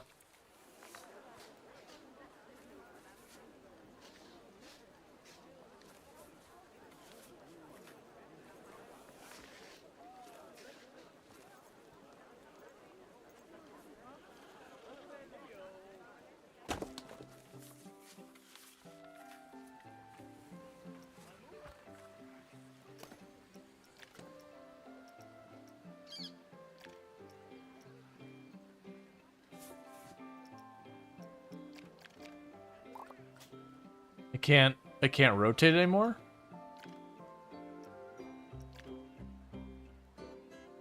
Oh, that's reset rotation.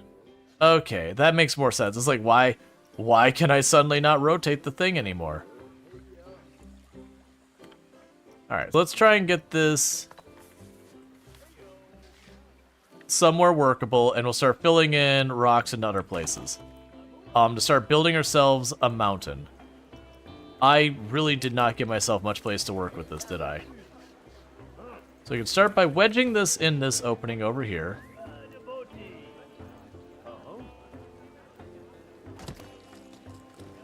Alright, that's a start. It clips a little ways in the path. $290 for a rock that big? It's a bargain? Exactly.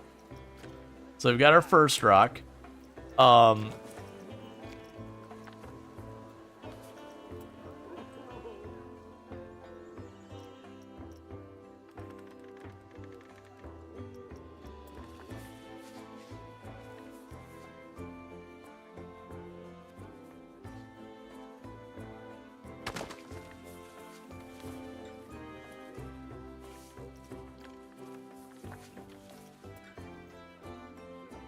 Okay.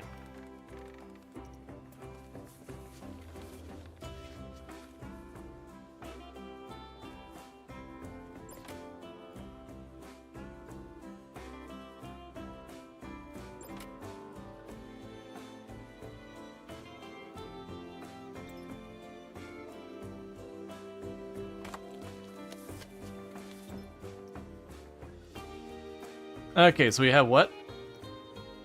Water Pump 3 has an expired service badge, and its condition is degrading. An expired service badge. What does that even mean? Service status not serviced. Okay, so you are actively servicing it right now.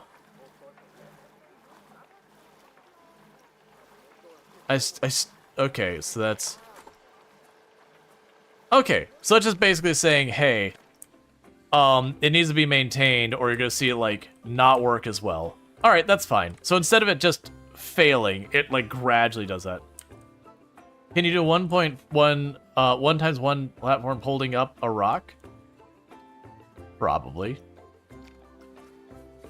I don't see why you wouldn't be able to do that. Alright, let's go to you.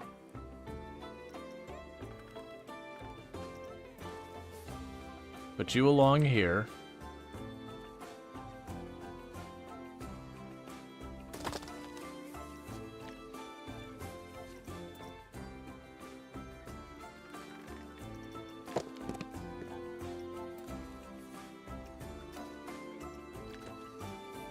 Okay.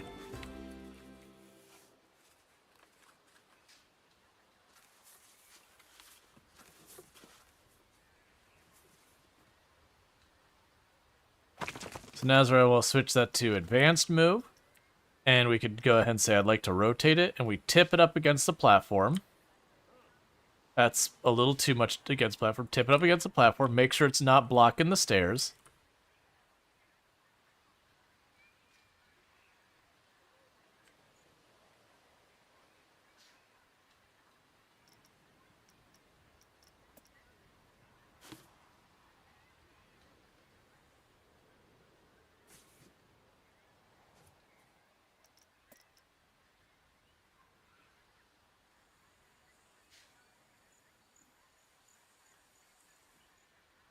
Alright. So slowly but surely we're building a mountain.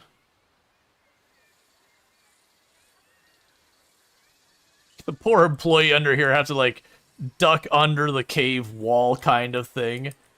Which means we're not changing it. If you ever worked at a theme park or anything like that, you have sorts of egregious safety violations in the staff area. There where the customers are at, they're ready to be on point to fix things.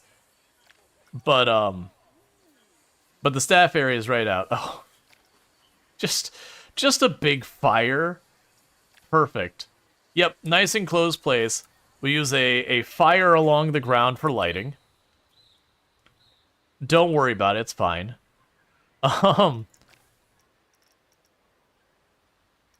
Okay, so let's go back to our... That's a scenery brush where we can add stuff in there. Let's keep building up our little mountain here and getting that all sorted out. I do like this idea. It's not going to be too expensive for us. It's just taking a bit to figure it all out and getting caught up not knowing where stuff is. It's also... What is... The music in this game is a bop. I wonder why... Like, all of the games, the music has always been great in the Zoo series. Can I force that music to play, please? Is there anything I could do to, like, make the music stay an active part of this? That's playtest audio, mono, adjustment. We do not have mute turned on. We do not have the park music turned on. We don't have anything muted. Why music no go? You're being a team player with the safety reports like this, Rual? No, that's the thing. People report the safety problems all the time, and just they're like, but has anyone gotten hurt yet? No. Okay, well, don't worry about it. It must not be that bad. You know, then someone gets seriously hurt. I want to go on Body Flume 1. Then go. Something's clearly broken on this. So we have our entrance here. Fair enough. It marks it as open. It is labeling it as Body Flume. And they go to that corner, and then they don't get on. Let's try deleting this path and changing the type of path it is here. It could just be... It could just be something weird that... I don't know why it's not even delete the path. Let's change it to a queue, maybe? See if that makes any kind of difference. Because it's already got a path there. Try switching it to a queue. Because I clearly want to go on the ride. I'm just having problems getting them to actually do that part. So we'll keep working on the scenery in the meantime.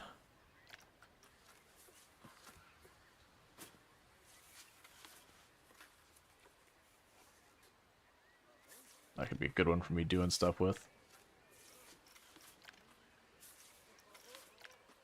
That'll work.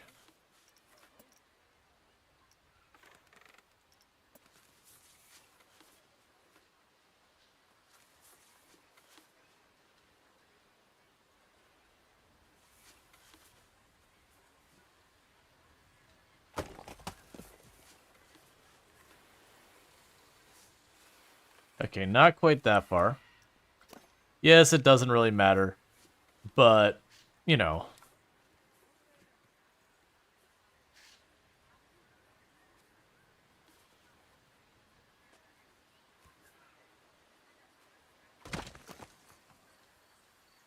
Nah, it's not going to sit that way. We can use that elsewhere. We can...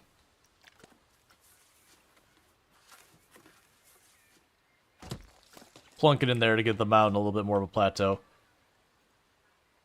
Yeah, it's just... Where's my music? What is it with so many games these days and having wonderful music, and there is nothing you could do to get this stick around? Your staff are looking for work for long periods. You already dealt with that. The litter is making me uncomfortable.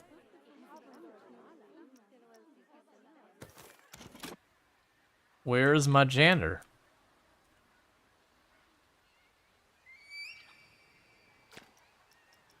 Going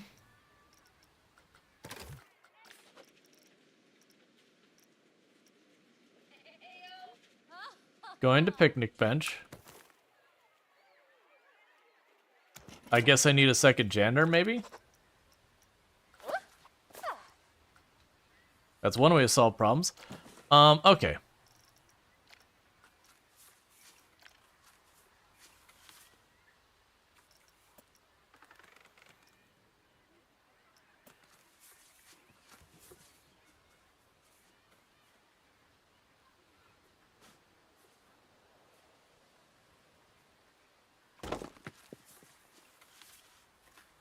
The music, it gives us a play music continually option. Yeah. Hey, Gwynlem, how's it going? Can I get a shout out for Gwynlem? Another fantastic content creator, been playing a lot of Factorio lately, has played RimWorld plenty in the past as well. So if any of that sounds good, definitely worth checking out. That's who we were hanging out with after stream here last night. Yeah, it's usually like the first mod that you add to almost every one of these games is like, don't stop the music, please. You put all of this money into making really good music. Do you know it'd be a real shame if you made it so I couldn't listen to it? That'd be a real shame. You probably might consider not doing that. You might consider, perhaps, making it so that that music is something that is available and you can listen to. All right. That's not the one I want. We'll do this, though. I need to switch you to... There you are, music. Or not. I'm sorry, I didn't mean to give you performance anxiety.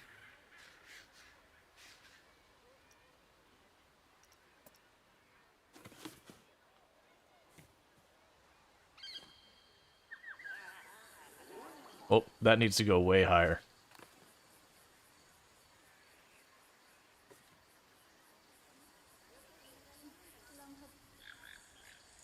Cool. Ah, and that's almost perfect. I mean, that's close enough. Like that could be fine. I can hide that up here. I'll need a little chunk of rock over here to make it look a little bit better. That doesn't need to be resized. It's perfect just the way it is.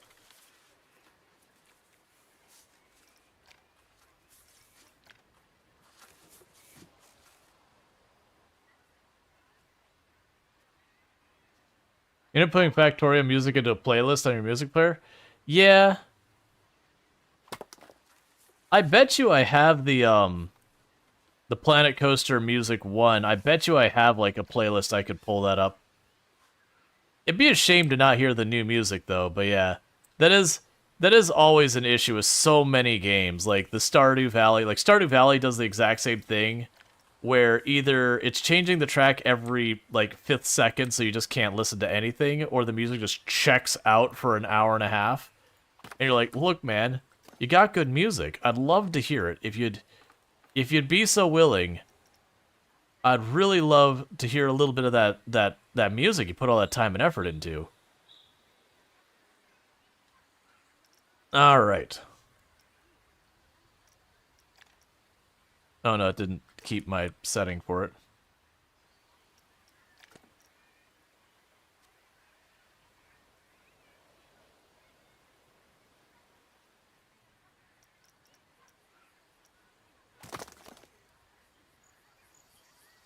All right. They're making good progress in making ourselves a mountain. The pool does not have enough lifeguard coverage. I'm guessing one of my lifeguards dared to go on break. Let's check to see our lifeguard status. We got our lifeguards. Saving a drowning guest. Yeah, that's fine. Let's go ahead and... I guess that means you're gonna have guests die in this one as a concern.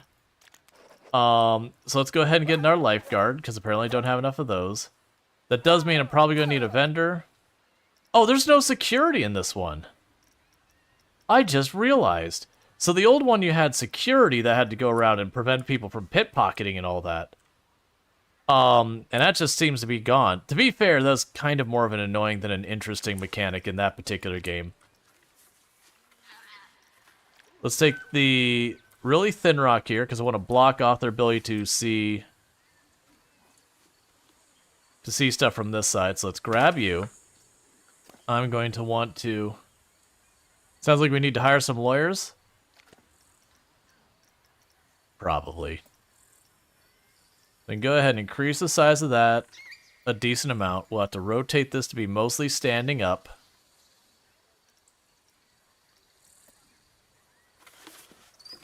This is one of those things you can get caught in the weeds of this, like, real bad, where you could just spend your whole time customizing your park and all that. Or you could just, like, play the tycoon side and just do the business side. But scenery is a stat that matters. It's just, if you want to just deal with, like, the Tycoon thing, as I mentioned, you could get these, like, pre-made set pieces. They're just in the game array and just shove a pre-made set piece down, and it's good enough. Or you have rides that are already, like, blueprinted to be all nice. Cool, so that'll hide the pump. I just need one more rock to shove in that spot, and we got ourselves a mountain water slide thing with a weird staircase up the side that no one is going into still. That I don't really understand what's happening.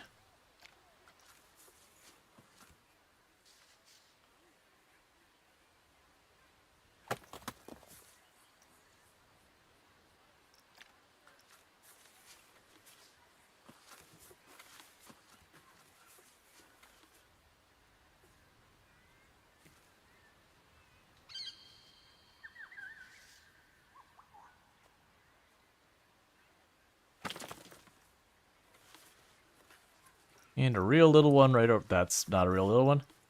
And a little one right there.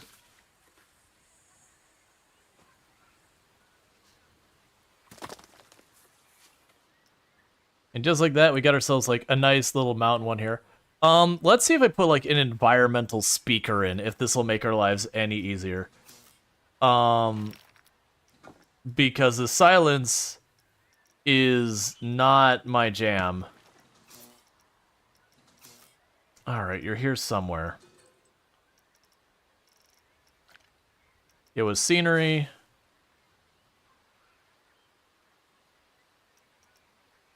Okay. Park show speaker, park...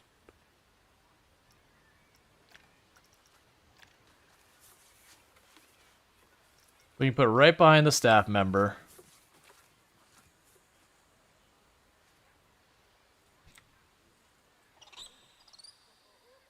Force them to listen to whatever it is all day, every day.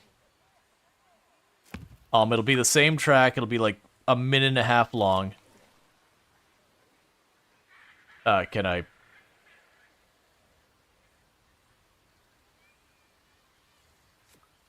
Let's try that again. Can't get a hold of it. Yeah, so you have aesthetics, but do you not play music?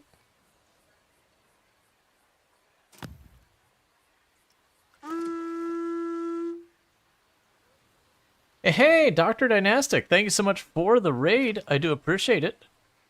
I do hope you had yourself a good stream and all that stuff. I'm not sure why I can't select that speaker. It's fine.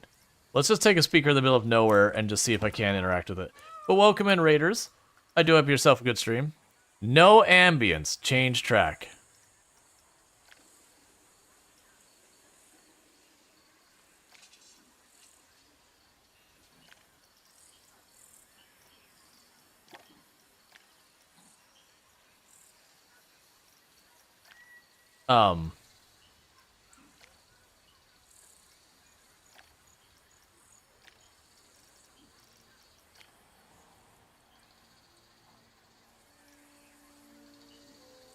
There it goes.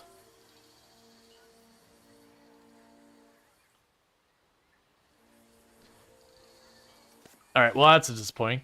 Roller Coaster Tycoon 2 is here.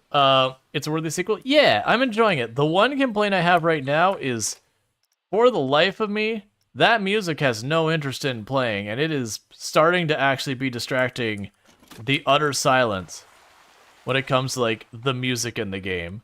But I'm very much enjoying it, and thank you again so much for the raid. I really do appreciate it. I'm assuming by context you've been enjoying Planet Coaster 2 as well. It is fun. It has been a lot of fun. I am definitely going to need, like, a mod or something that makes the music play. Alright, so we've got our little water slides up here that we're not really sure why no one's going on. They all want to go on it. We've tried changing that from a queue to a regular line, and we have literally yet to get a single customer to go up the, Oh, you haven't played yet? Gotcha. I haven't been able to get a single customer to go up the stairs to it, despite the ride actually having pretty good ratings. So I'm a little at a loss of this. Let's go ahead and demolish that little ramp again. And let's go up to our flume ride, which... weirdly, it unset that we had our entrance. This ride isn't accessible. Connect to path. We had that previously. Okay. Maybe that has unstuck it finally. That's fine. All I care is that they actually go on it, but it's weirdly science. Is there like a shortcut key or something I hit to like just disable audio or something? Like this is a whole thing. So let's see. Mouse, menu navigation. Is there anything super obvious? Change simulation speed. General shortcuts, maybe under here. Yada, yada, yada. Nothing I'm seeing there. It's not going to be train, multi-tool, anything like that. Menu. Not say anything. Let's try the strategy. Is there an off music, on music button? Apply. Apply. Apply. Apply.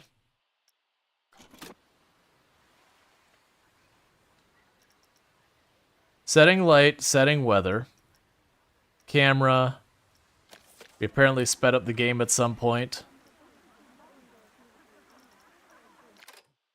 I'm going to try the save the park.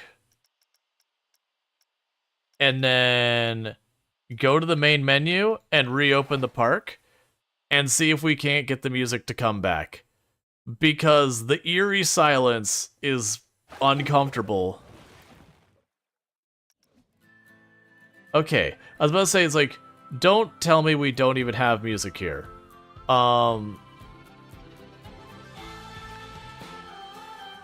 Edit park, view park? What?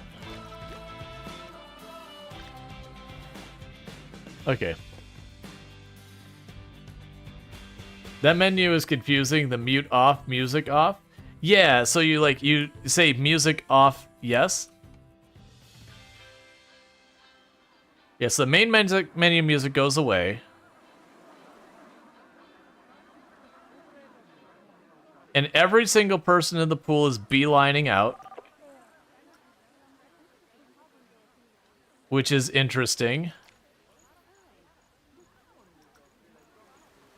Alright, well regardless, let's go ahead and get more rides set up.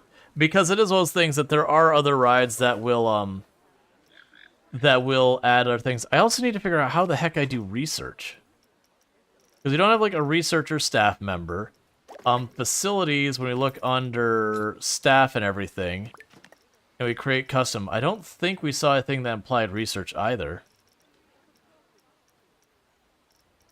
Yeah, so we got our utilities, that's all those. We've got drinks, that's now we're looking for. We've got staff. Well, these are guest entrance, so we've got a park entrance, we got that. So it's cool that they give you different styles. We've got all those facilities. We got staff building medium, staff building large, and a mechanics workshop. We got all those. Let's see if there's something like the mechanics workshop. I gotta like click on it to do something.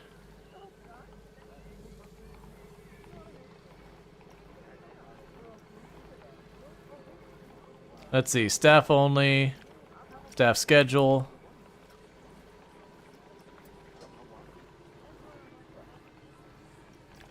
Ah, okay, so I had to turn on the mechanics workshop to unlock research.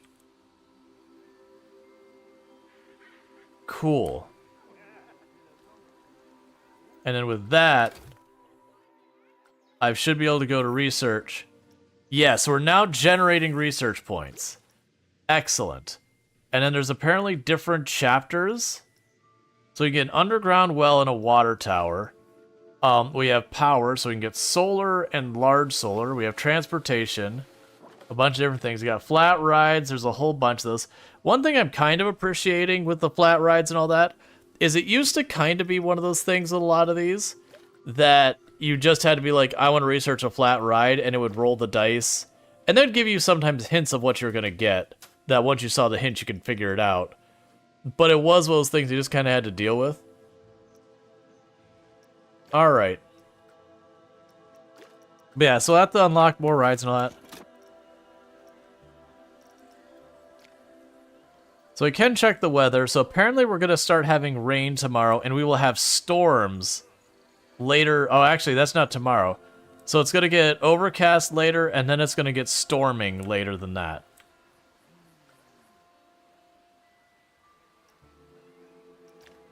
Wonder why, like, everyone got out of the pool at the exact same time. I have no idea what's going on with this. Okay, is so expensive. Alright.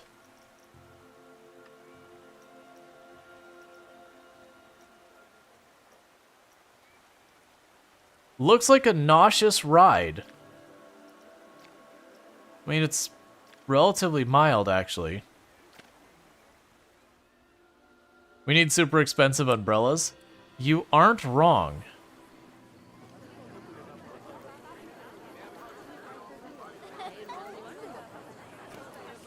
Alright, we're gonna enter the building again.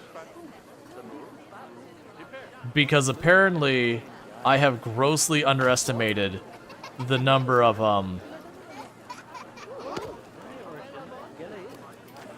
the number of changing rooms I'm gonna need in this park. Which I guess makes sense. In real life, changing rooms are huge. Like, what I probably ought to do is I ought to make a building that is a changing room building and put it over, like, over here. Or maybe even down, like, where I'm gonna put my next ride, put a scenery around it. That it's just a hallway that's just changing rooms the whole way down the sides. Because that's more realistic to what you actually get at water parks.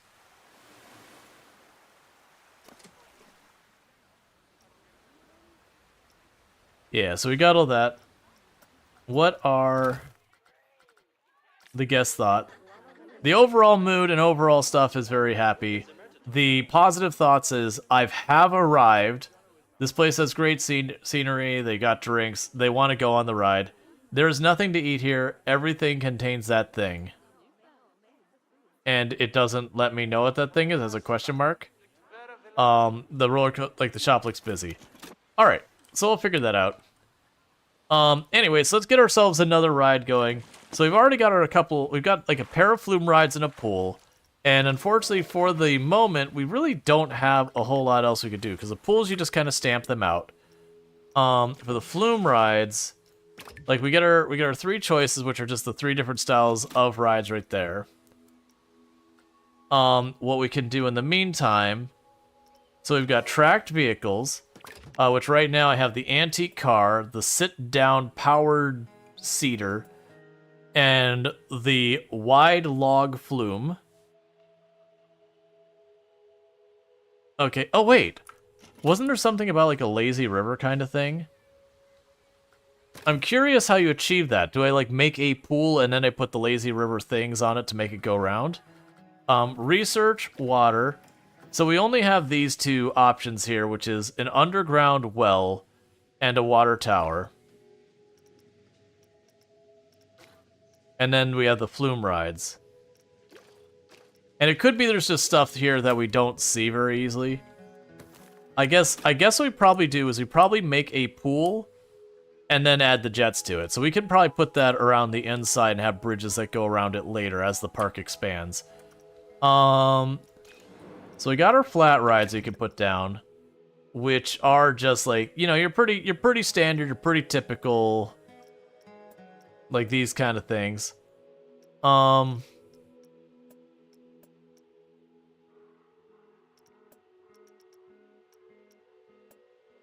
Much lower entertainment to them, or excitement to them, but much lower on everything.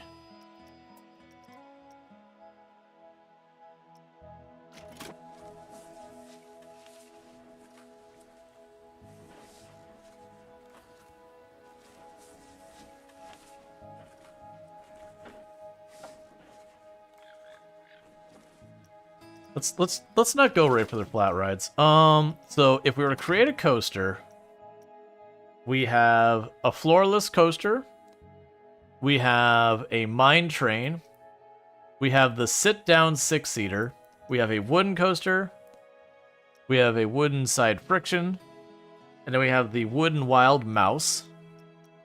So there's not a whole lot of coaster options just yet, but we're at the beginning of the game. The flat rides we looked at, the tracked rides we looked at, that's these ones. We have the flumes, we have the pools, which, like I said, there's not a whole lot. What is under pool extras? Okay, that's just the scenery stuff. So you can get to it easier. And then we have facilities and all that. So probably we're looking at...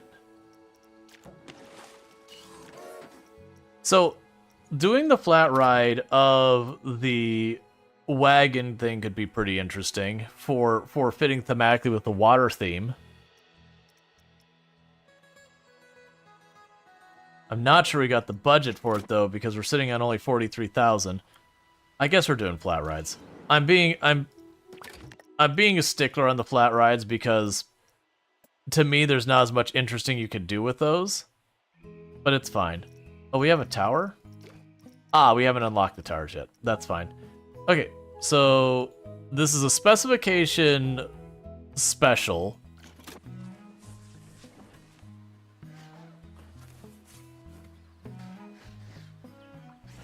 Weird. Alright, so put a flat right over here.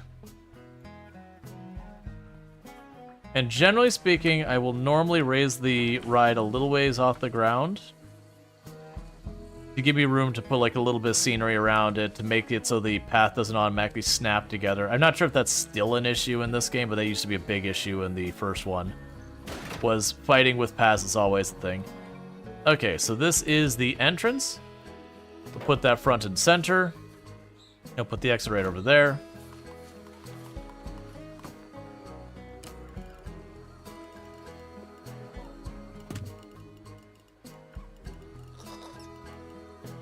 The pathing tool is so much better than it used to be.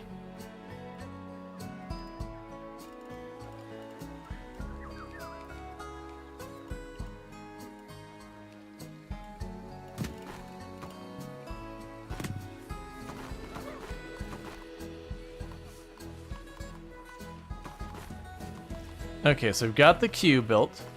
So you have classic path, customizable brush. So you have all your stuff to do that. We can change the aesthetics of the path. I kind of wish there was, with this, you could just like click on the path and say, I would like to make this path look that color. But it wants to make a new path. So that is one thing I wish was a little different, is just the whole thing there to make it a little bit easier to do that. Buoyancy doesn't have enough power to open. That's fine. I wasn't trying to open it yet. And I need a path to get off the ride again. So we can go here to our paths.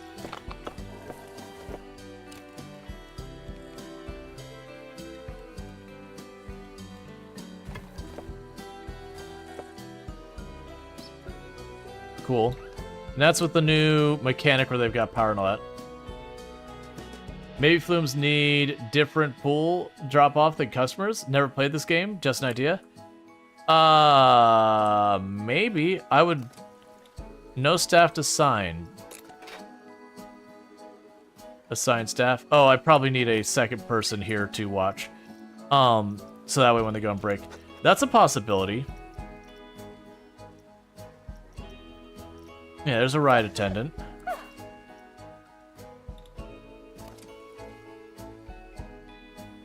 I would hope it would tell you, though. Like, they would have a thing just like that that just says, hey, your ride doesn't work. Because usually the series has been really good about stuff that makes your stuff not work. It'll be like, hey, you're not connected, hey, not this. Like, it is telling me that, you know, we don't have the power over here.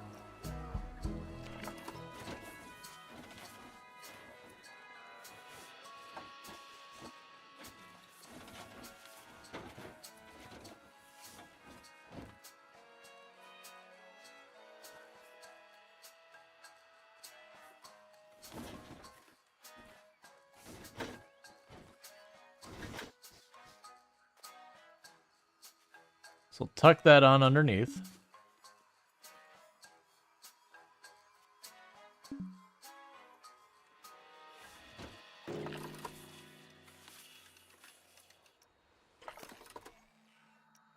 Okay, so I was hoping I could shove that right below there.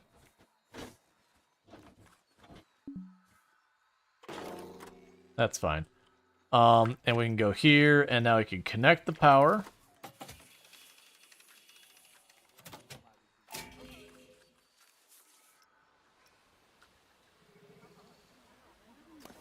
Okay. So we have auto hired, now that they're open. Dynamic pricing.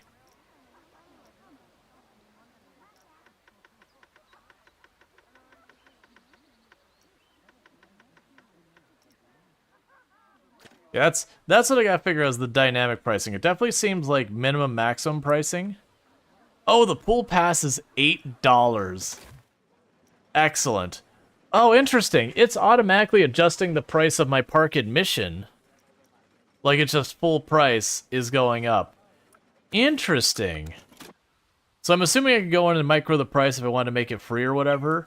But rather than have you constantly adjust your price every so often, they have, it appears, gone in and we're like, okay, we get it. You don't want to babysit this nonsense. So we can set it to like, because they had it where you could choose to make stuff a bargain to make it premium or whatever. So it does look they've kind of worked around that where they're like, okay, let's figure out where that point is people actually want it. And do that. Of course, I can't actually make that the amount of round it needs to be.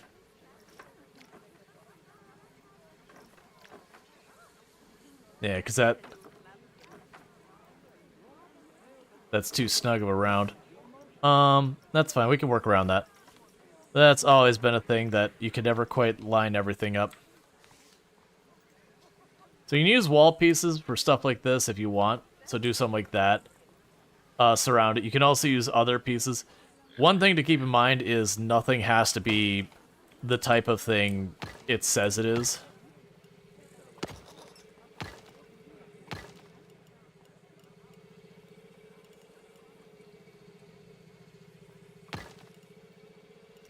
Okay, we're going to do one of these back here.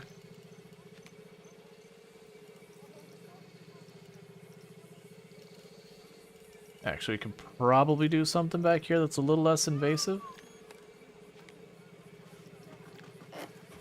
Yeah, those are going to snap.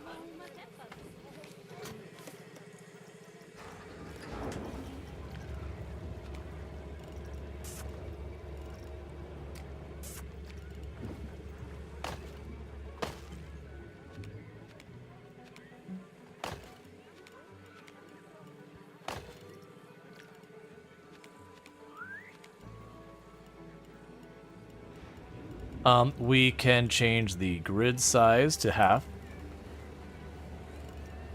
to get it closer.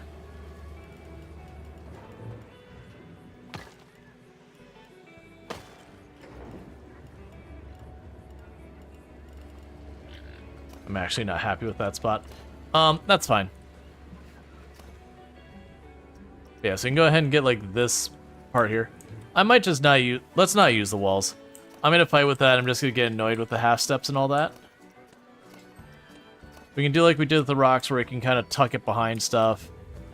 It'll be fine. I have no idea if they have to do maintenance on these things. It didn't seem like it had to be hooked up to anything. Yeah, because it doesn't snap to a path in any way. So I think it's fine just sitting where it is.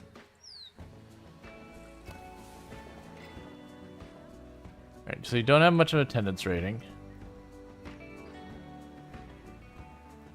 You want to go on it, and I cannot figure out how to make it work.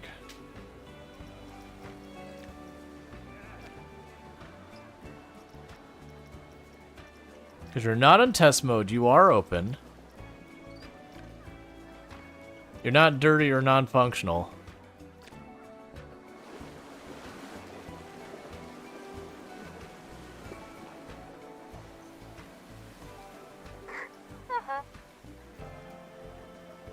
Like, if it was something wrong with it, I would want it to tell me. Like, and again, it could be that maybe these aren't sticking over the water enough. It could be it has to have its own dedicated pool. It could be, you know, it has to be on the ground. But without that, I could just try throwing the wall at it. I'll mess with it a little bit more in a minute. But I have a feeling if I just keep messing with that, I'm just going to get stuck with that and never mess with anything else. And that'll probably get pretty tiresome for basically everyone involved pretty quick. Alright, so let's see here. We can go ahead and we have the bamboo. Oh yeah, it's under trees. I think the bamboo wall would probably look pretty okay doing this. I'm going to deliberately sink the bamboo really far into the ground.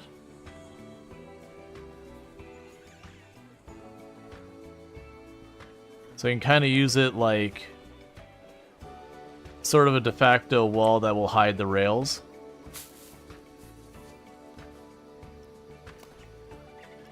And then a neat trick is if I use this move, there should be a button here where I think it's... We do advanced duplicate move and...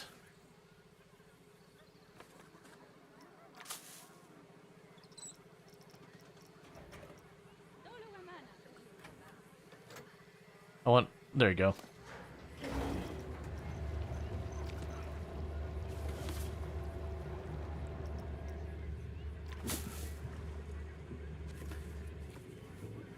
Yeah, so it still works where you use shift for and everything. Alright, so we'll need to rotate you about 90 degrees. None of this needs to be precise or perfect.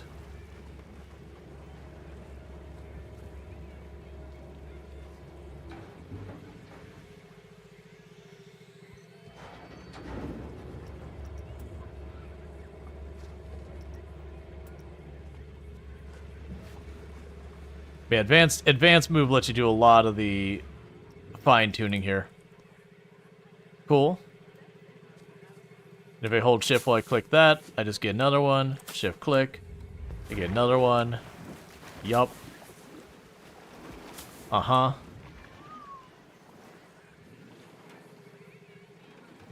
Why are you all slightly higher than the other one?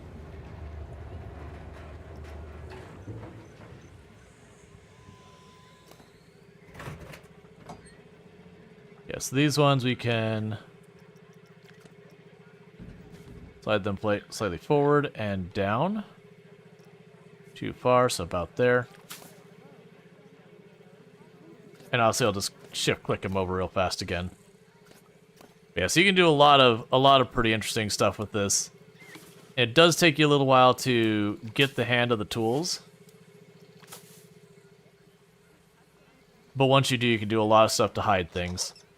And again, this is all optional. The only thing you need to do is have some kind of scenery, and that scenery could literally be you just shove some speakers on there and whatever. Good enough. Putting other rides near each other does help.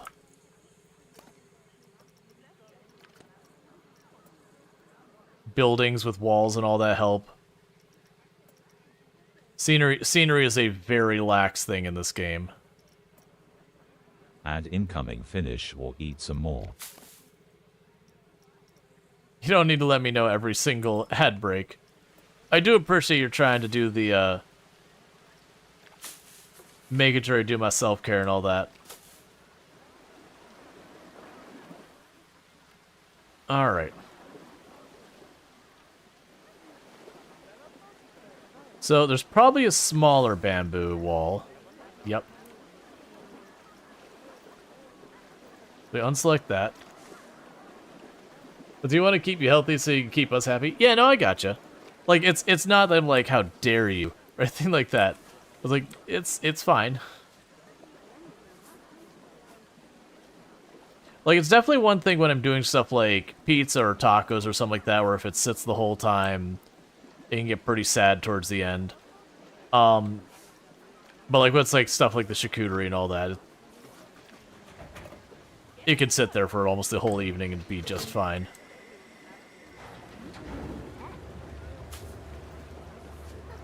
So you need to be shifted out a lot more and this way. That's not the way I wanted to grab you.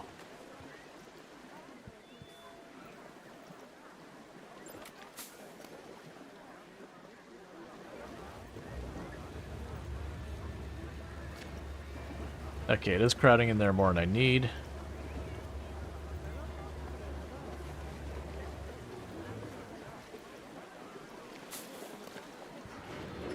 There you go, that's not too bad.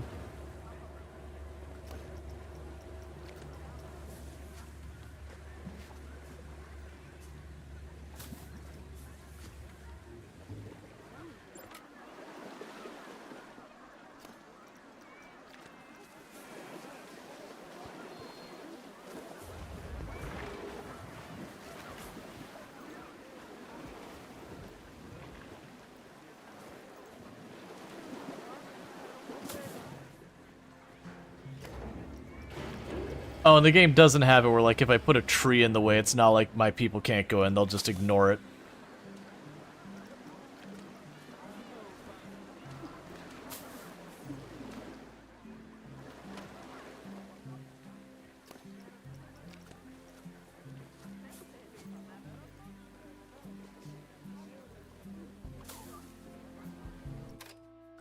Too many hit time saying escape.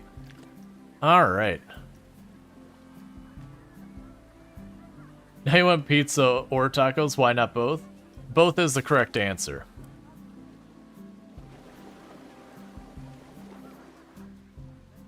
Yes, that's not my best work with that, but, you know, it's fine. What do we got? You're not paying this much. You spent loads on park entry. Okay. There you go. Yet, alright, so hear me out. You want to ride the ride, and you're saying, man, that's too much, but you're paying $12 or like $10 to go in the pool after paying like $15 to get into the park. Wait, you're attending it? Oh no, you're attending it like you're working it.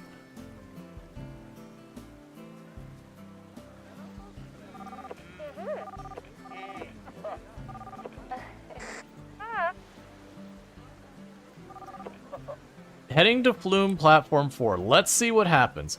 So, I think there's a glitch on the path. This used to be a thing in the other game, too. Where sometimes the path would just get glitched, and the only way to fix it was to, like, delete the path and put it back. I would have expected that to be solved by now.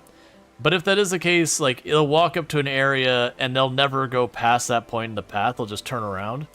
Maybe that's what's happening here? Yeah, so that's, I think that might be what's happening here. So let's try nuking this path entirely.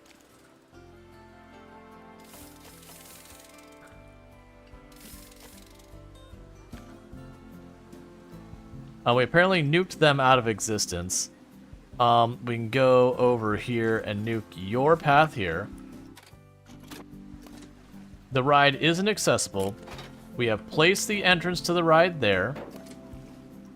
We are connecting that to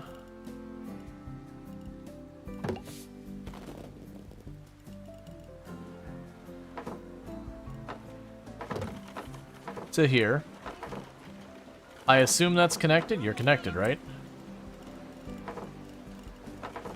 You seem to just want to let me do this. Now it's not complaining about being accessible now. Guests can't reach the park entrance and want to leave.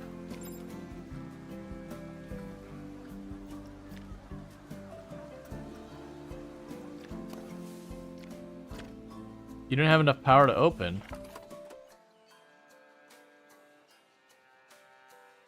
Oh, total power capacity isn't high enough.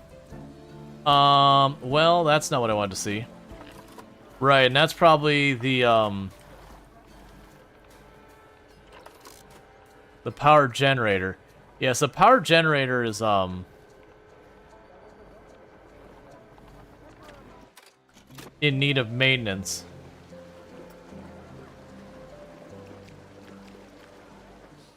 I'm assuming that's because I deleted the way for them to get there.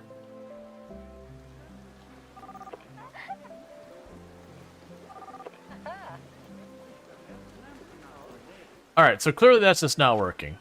We've tried moving the path around, and that's just not working right now. And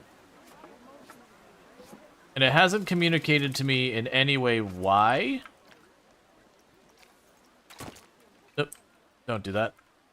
And so that is a problem. Like, I don't know what's not working with it, but that is a sign, like, if you are playing a game and you are having difficulty even communicating, like, this is what you've done wrong kind of thing.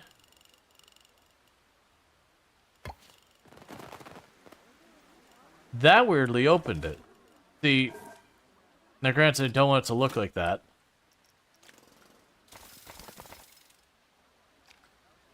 So let's grab the path again, because I want you to be of the style here that is like the sandy path. That's what we've been doing. Go grab you, not the brush.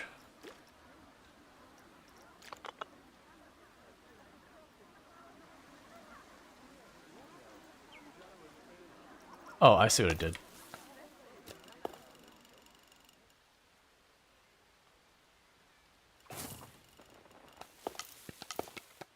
Yeah, so it's definitely doing the fireworks like it's open. It is detecting that's open. Let's try adjusting the end of these, just in case maybe they're not open over that enough. You must close the ride first, edit the flume. So let's try going to you, deleting your flume end here, going one more area over, and then doing the flume end.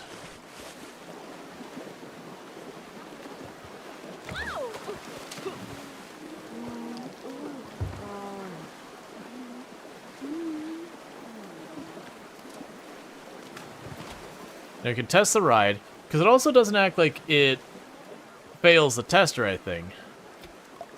So now you're open again. Maybe the queue line is too short or something? Well, that last one I made the queue all the way out there, so it seems like this is the queue itself. It does imply that it's working. So you're heading to Flume Platform 4.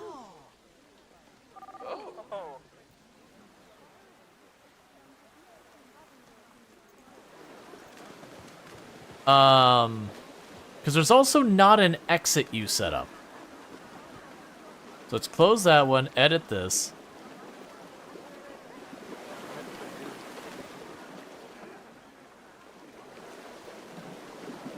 Try just one flume. What I'm going to try now is I'm going to try a little bit different. We're going to take the end off this one. I'm going to once again to add to it. We're going to build a couple tiles out. And that's not what I wanted.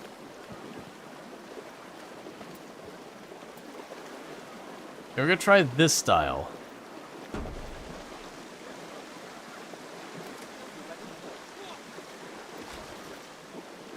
Which would also just drop into the water. And I realize they're still way up here, but it doesn't let me build it closer to the bottom. And so we'll see what happens with that.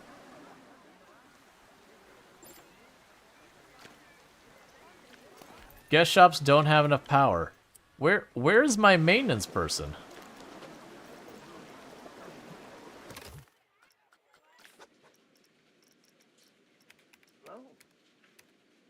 You missed your break. Ah, I see.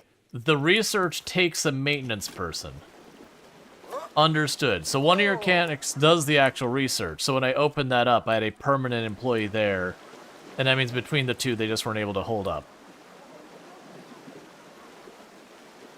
Debating and waiting to buy this or just full sending? But yeah, no, there's some stuff that's like taking me a little bit to figure out. Like whatever's going on at this flume ride. So yes, we're looking for people to try and get on flume or the...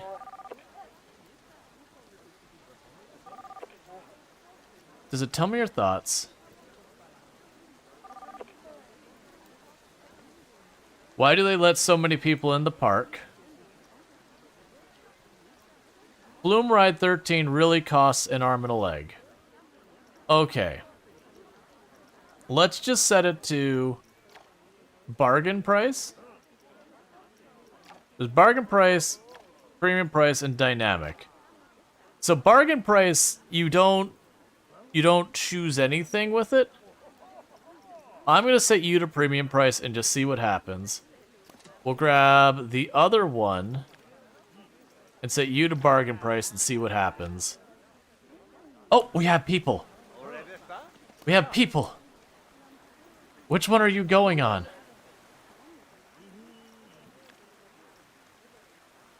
The weird thing is you choose bargain price and it sets it to 0, which is a bargain.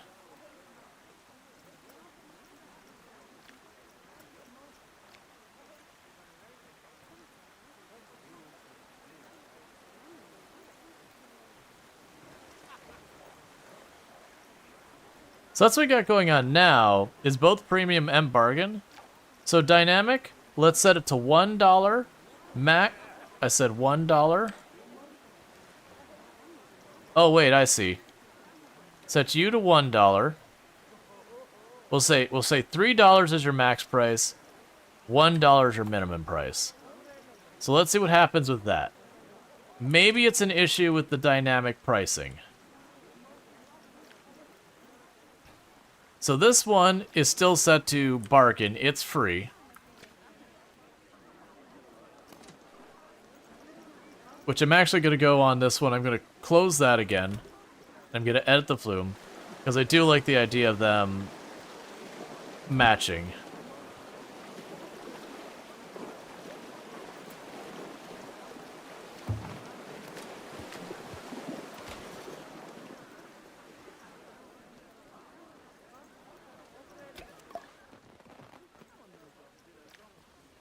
Okay. Yeah, no, that's the thing. So when I adjusted it, it kicked everyone off the stairs. So it seems like in Roller Coaster Tycoon, there was a thing you could mess with it. That you could change the price while people were getting on the ride to cause them to get on. And it had limits to what you could pull off. And so my assumption is they made adjustments to prevent that kind of thing. So if you change the price while they were in line, they wouldn't go through with it kind of thing.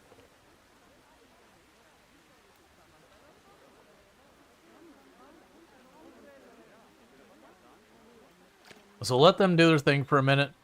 No, but seriously, what's going on, mechanics? Because what's happening is this is getting a condition penalty because it needs to be repaired.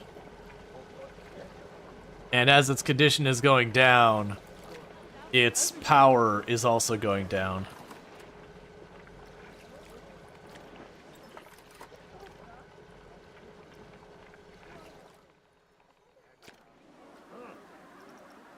So where is my... So I have marked mechanics. We have two... Well, that one says they're looking for work. Dude. Repair it. Oh, you gonna do it finally?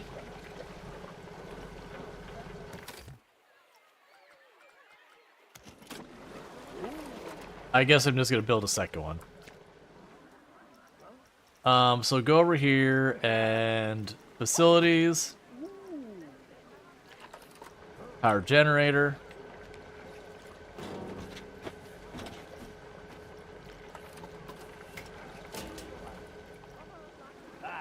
There, get our ride's power back on.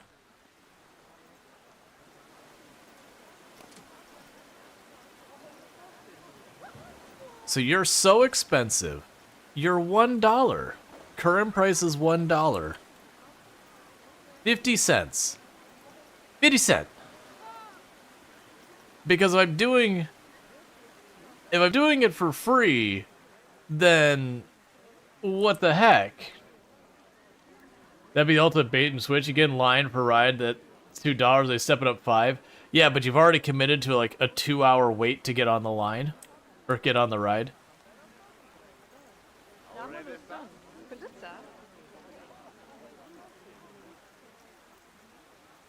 Yeah, so we adjusted it down to 50 cents, and then it should slowly build up the price as it gets too busy. That's my understanding what the dynamic pricing is. And that's an interesting thought, because one of the problems you run in the game is the queues get too long sometimes and create a problem.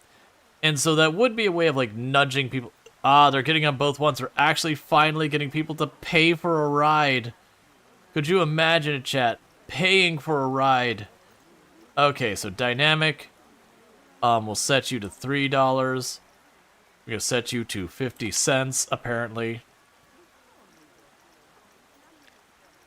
And that's gonna kick everyone off. So it is good to know that it does kick everyone out of the ride when you do that. Alright, so that's been a lot of effort to get that. We do have people... You're not paying that much. You know what it probably is? Yeah, let's drop everything down to like $1 or whatever when there's no line. It's probably they finally adjusted the game to be a bit more reasonable when it came to the money, whether your park was free and all that. Because in the old Roller Coaster Tycoon, you'd charge people like $27 to enter your park or whatever it ended up being, like 27, 30, 40 bucks. And then you'd charge them like $15, $18 per ride once they got into the park. And then, you know, a buck or two to use first aid, a buck or two to use the restroom, a buck or two for everything. And very genuinely, while people are willing to fork out a lot of money for a lot of stuff, that starts to get pretty unreasonable.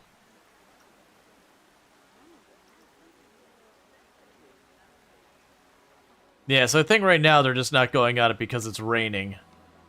And so that's hurting it. Which is where I need more rides.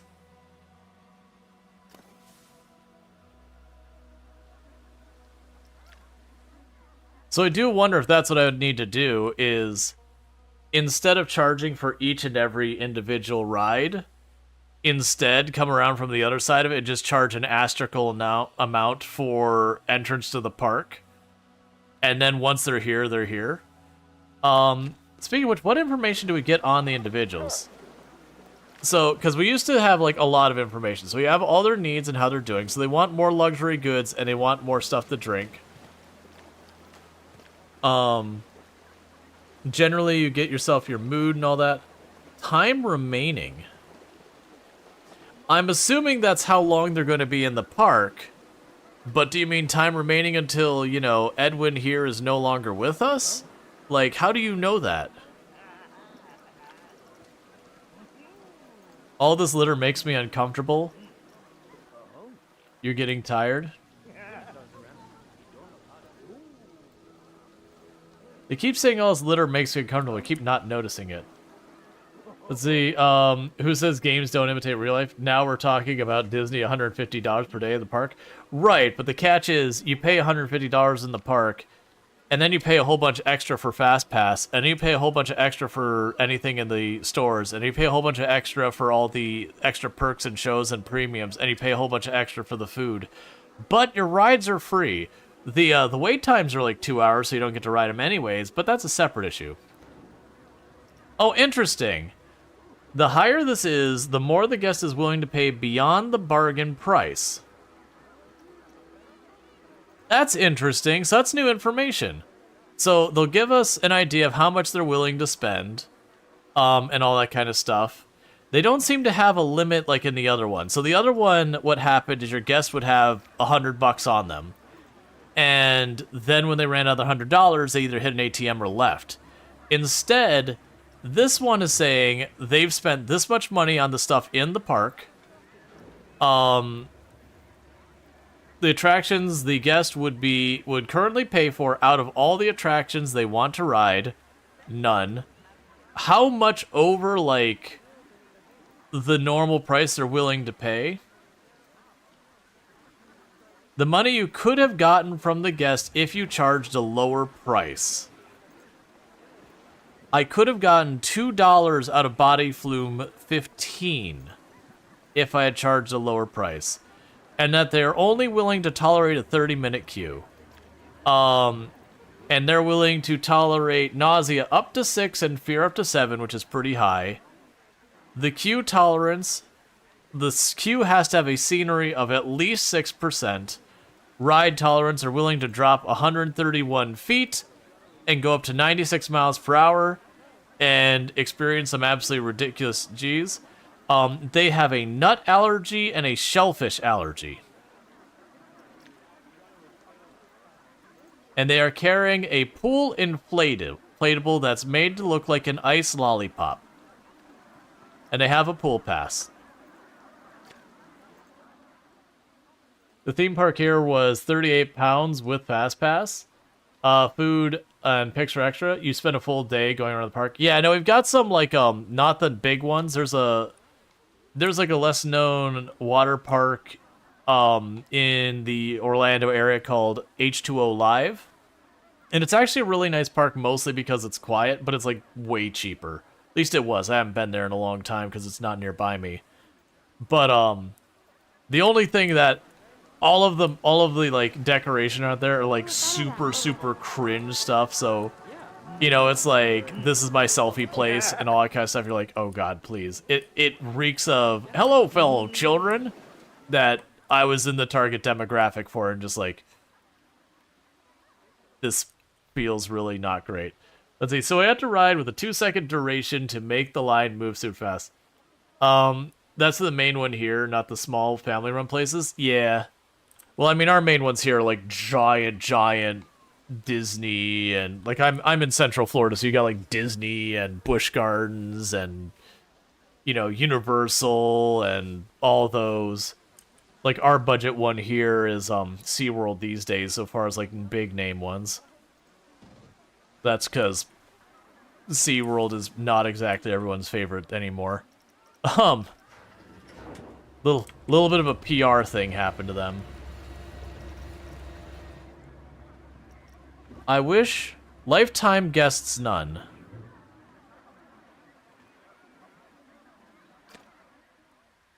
You went to Busch Gardens so much growing up, your dad was always winning tickets on the radio. Yeah, Busch Gardens was always a fun one. It was never convenient for where I lived, so we didn't get to go very often.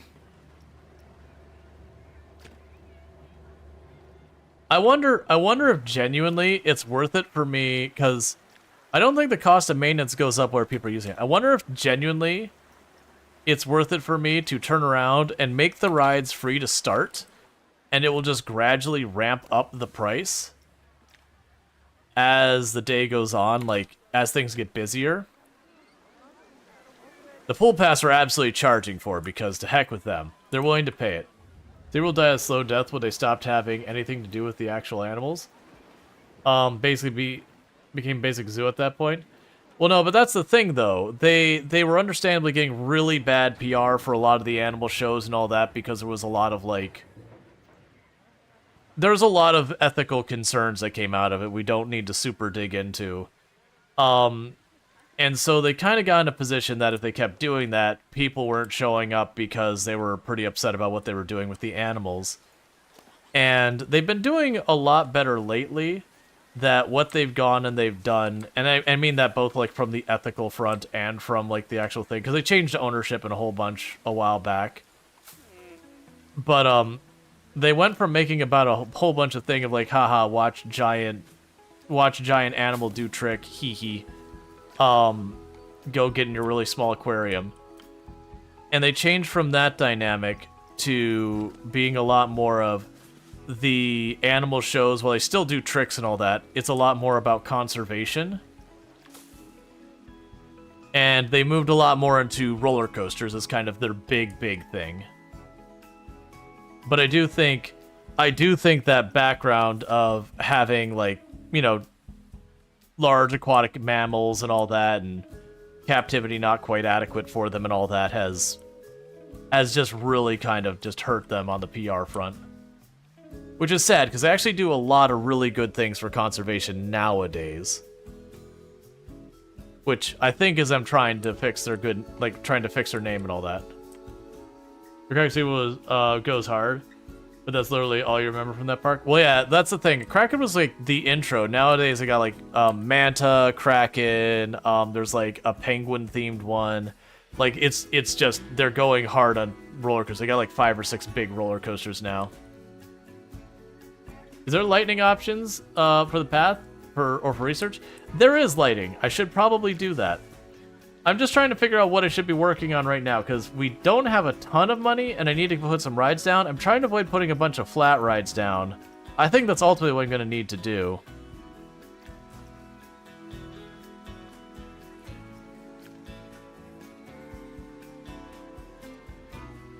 Oh, those are lights? The jellyfish are lights? Okay, I missed that part. Hey, thank you for the raid, Random and Lost. I do really appreciate that. I do hope you had yourself a good stream. And welcome in, raiders. Just trying to figure out my lighting real quick. No, that thing's useless. I need proper lighting. Which it did imply you could turn off, like, the day and night cycle and all that.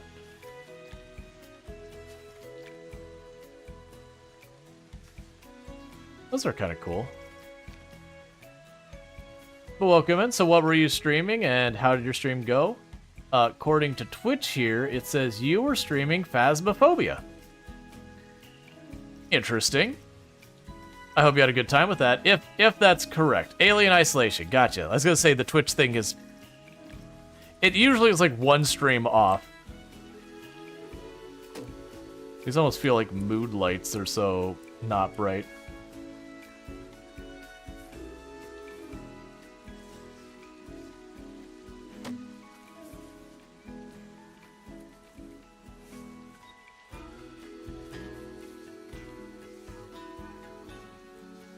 All right.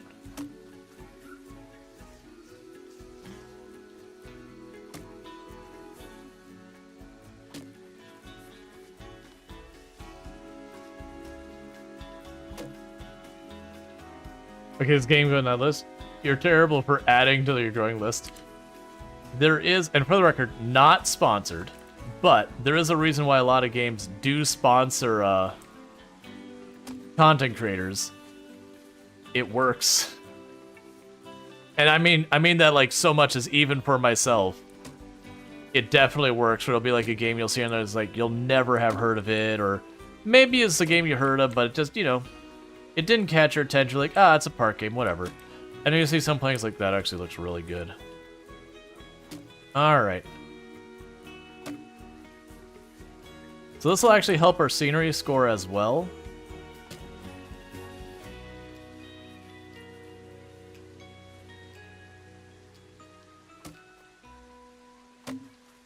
Okay, so people can actually see what they're eating.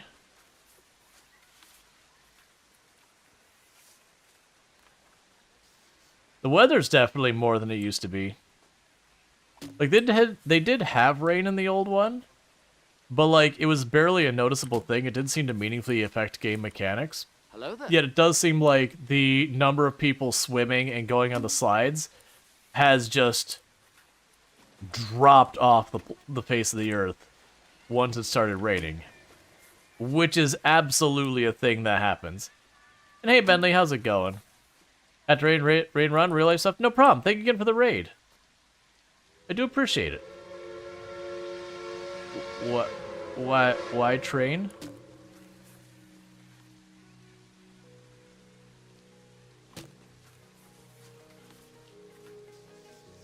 Okay.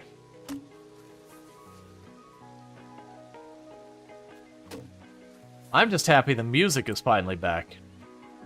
We had a good, like, half hour plus that the music was just, like, straight gone.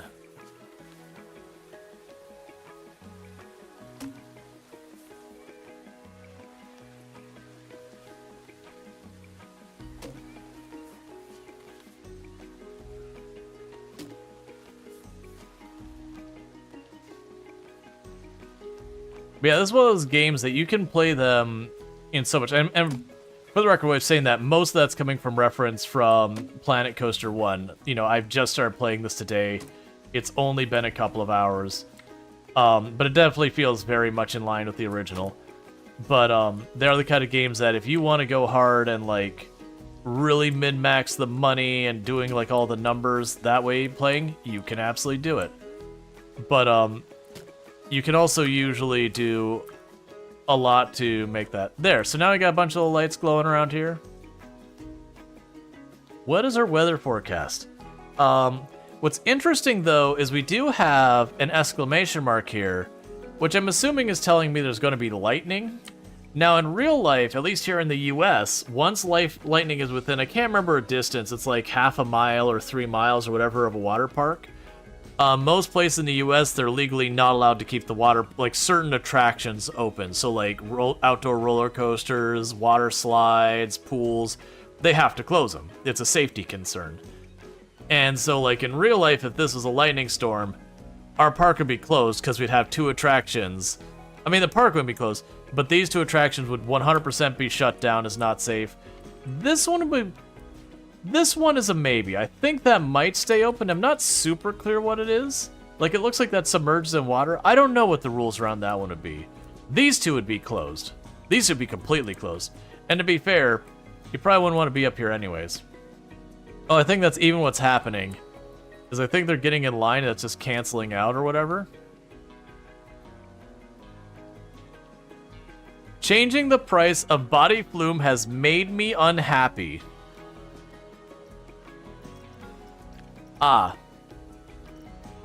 So the dynamic price...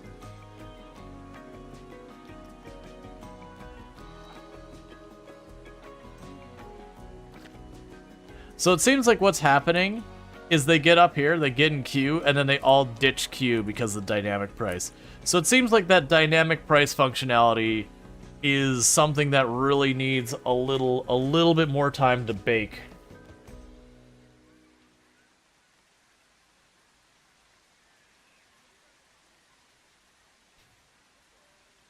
That said, what I'm going to go ahead and do is I'm going to do a poll now. We're hitting about the halfway point in stream. What are we doing now? And I did say we're going to switch halfway through, but I'm going to go ahead and put it up for a poll.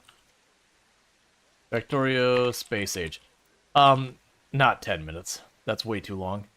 So we're going to go ahead and put up a poll here, because I did say I was going to switch games halfway through, and I want to kind of get a feel for what people think. So you can vote, and we'll keep playing Planet Coaster 2 for right now. Or you can vote, and we'll continue where we're at with Factorio Space Age, where we are on Aquello, the cold planet, and we're working on that. For the record, if Factorio wins, it doesn't mean we're just done with Planet Coaster 2. I'm fully anticipating playing a bunch more of this, or at least some more of it, as long as people seem to be interested in it. But I figured I'd go ahead and do that. Let's see. To be frank, dynamic pricing in real life sucks. There was so much controversies over the Oasis thing. True, that's like my anticipation of dynamic pricing was it just meant I didn't have to manage it. The thing that's interesting is whether to choose premium or bargain, it doesn't seem to change anything either. Let's set this to $2, and we'll start there. And we'll set you to $2. Just custom price, because it wants to set it to $260. Yeah, and bargain is setting it to that. I don't know how it calculates that to have any clue about any of it.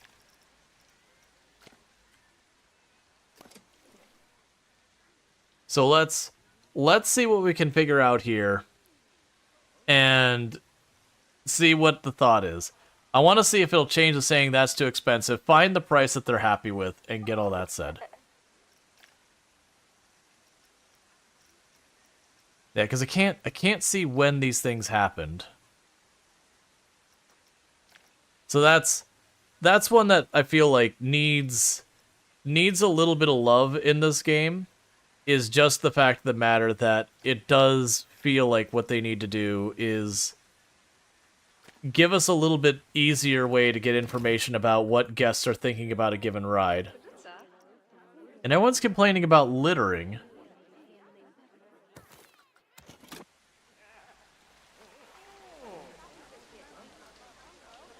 But like, I'm not seeing it myself. Now granted, it's hard to see because the nighttime rain and all that. Actually, I don't even know if it's nighttime. Yeah, it's nighttime.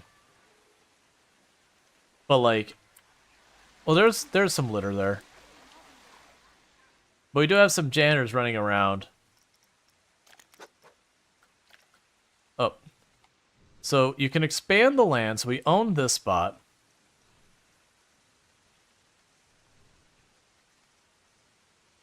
Gotcha.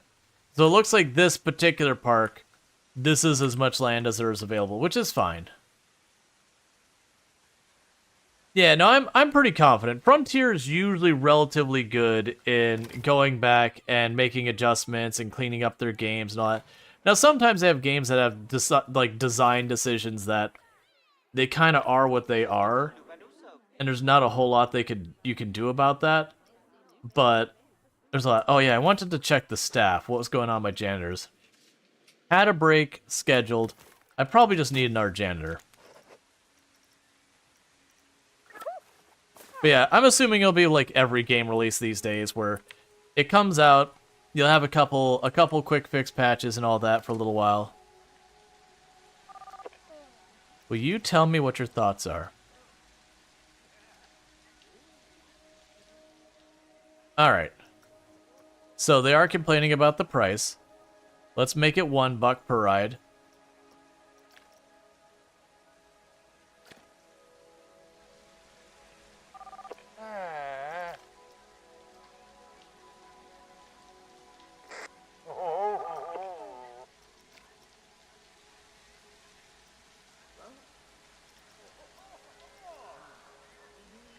The prices are way too high.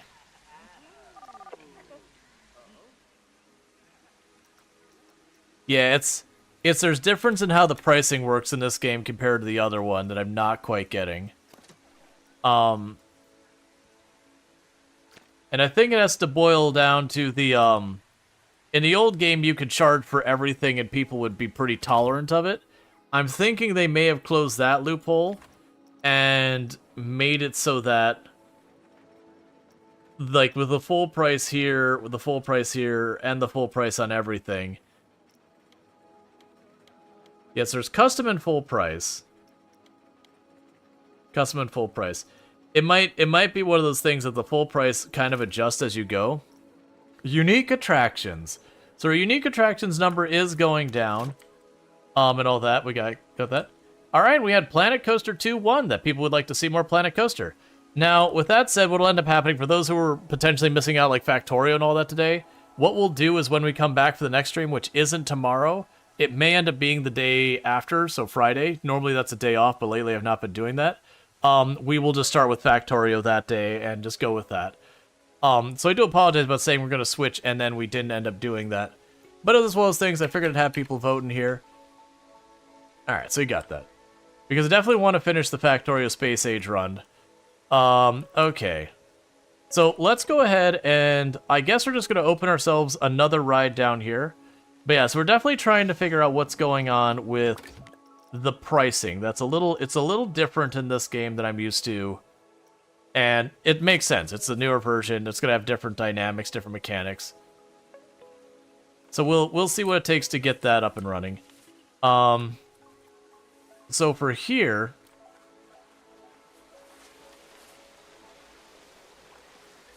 let's go ahead into that. And for those who are like, what? Wait, you didn't switch to Factorio? I didn't vote. I didn't get what I wanted. That's what happens when you don't vote. That's just that's how that works. Because we only had like 9 people participate in the vote, so kind of calling people out. It is what it is. Okay. So we've got our entrance and our exit on that one. We can go ahead and grab the pathing tool. So we can go here and say queues. Grab you.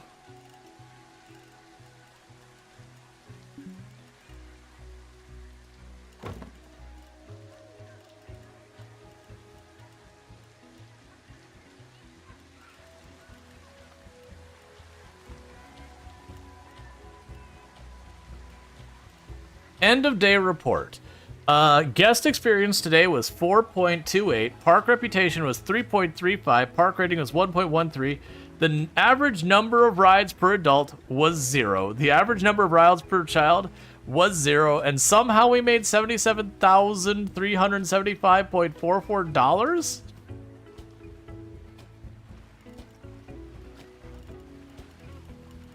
Excuse me?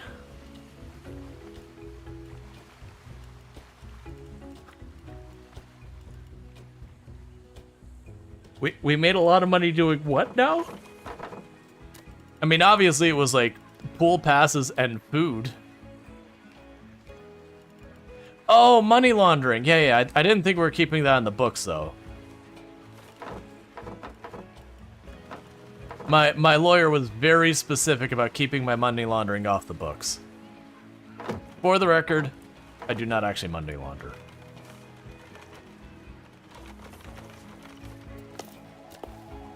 No, not that big.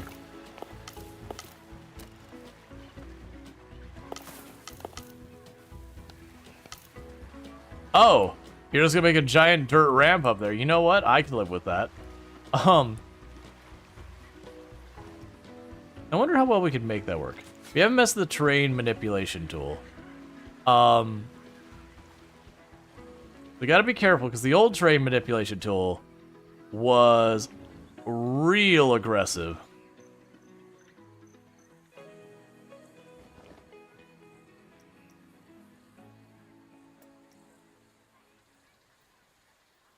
Okay, so it works a little different than last time.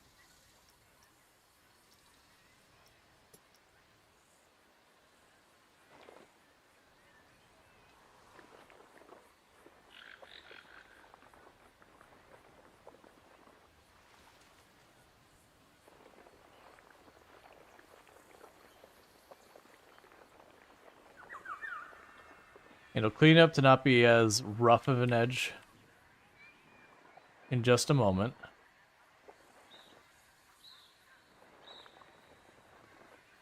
Okay. Flatten, chisel, roughen, smooth.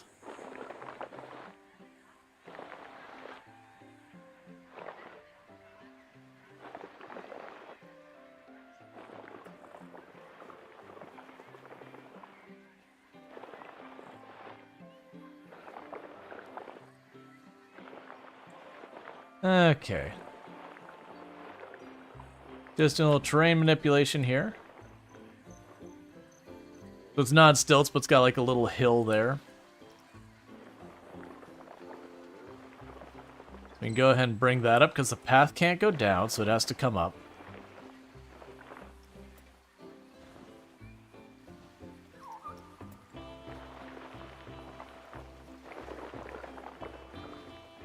It's also interesting because a roughen tool was something they introduced with Planet Zoo. And the entire idea was you could make it so like the terrain wouldn't be all uniform. You'd have like little ridges and all that.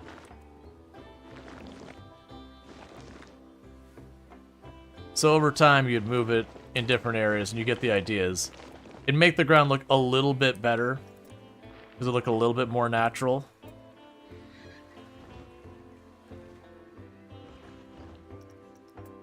Alright.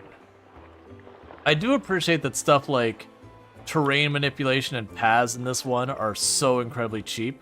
That was one of the ones that, it was, for all things that City Skylines 2 kind of was pretty on, it was one of the changes they made that I really ended up appreciating a lot. Because City Skylines 1 was notorious for, you'd go to do any type of terrain manipulation and have to fight with it so much, and you'd just burn all your money trying to get it to do what you want. Let's see. Any idea why you're always your guests can't reach the flume when I make them? So for me, it ended up actually being the price, even though they weren't complaining about the price half the time. That when I cut the price down to pretty much nothing, then suddenly they would all start going at it. Like I had to cut down the flume price to like 50 cents or something like that, which they're still not going on it. Something is. We'll just set it to bargain. Like, something is different about the pricing in this one versus the last one. And I'm thinking it's if you charge a decent amount for the price of the park, people's tolerance to pay anything for the rides is negligible. Which is probably fair. Because that used to be what you did in the old ones. You'd charge like $37-40 for people to get in the park. And then you'd turn around and nickel and dime them on every single ride. Oh, they say they can't reach the platform. Oh, no, if they say they cannot reach the platform... No, that's not what I wanted to do at all. If they say they can't reach it at all, then yeah, you've got an actual... one. Yeah, so I've got this. Keep in mind, you have to connect this entrance down to a path. That could be one thing. But if you just literally have it land in a path, it works as well.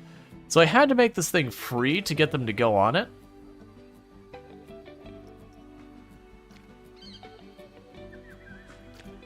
Yeah, so something's different about the water flumes and all that pricing. Wow. So we gotta figure that out. Yeah, so we got our little mountain up here. I feel like we had to build a branch on the path to go directly to the end. And yeah, that's what I had to do. Is I had to make like a little entrance right here. It seems to be working now. I don't remember if it's there anymore or not. But it took a little work to get it to work right. But you do need the staircase thing, which that'll basically force you to do it anyways. Wasn't there an animatronic? Pyrotechnics.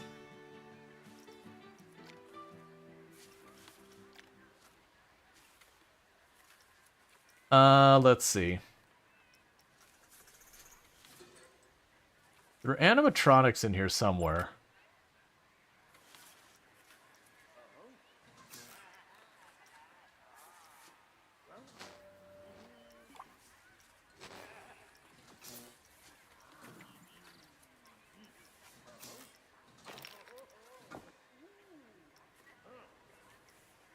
Yeah, it's going to be under props. Full decorations. You got signs and advertising structure. Interactive. Those are speakers, art shapes. Animatronics.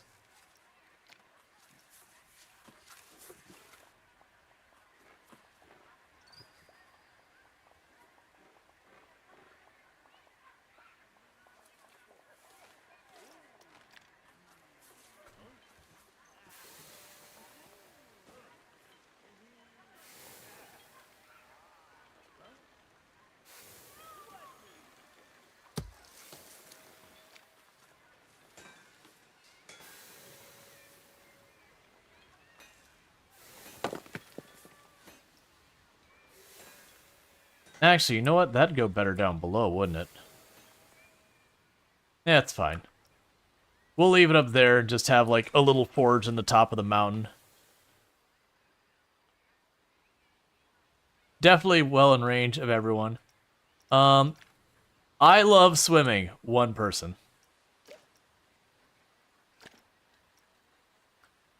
There are people riding... Well, that's not even open yet. You're not paying this much for buoyancy. You spend loads in the park.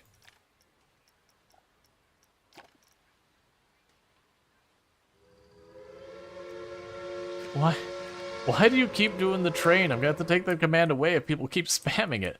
It's fine. It's fine to use it, but like, just doing it for no reason all the time.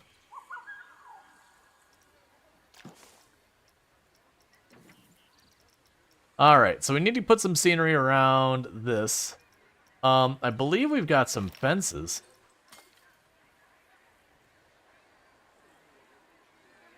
Okay, yes, if you had more to use, I would. Yeah, but that's the thing. We do go out of our way for this channel to deliberately not have it be like a jingly chains kind of thing. Take a sip. What's the worst that could happen? Like, there's plenty of good for that style of channel. But in this particular case, like, you know, a lot of people try and fall asleep to it, all that. Or relax, whatever. So it is a balance. I'm trying to see what I want to try and change, like, do we want to add a type of decoration around it? Because I need decorations around them for the scenery bonuses.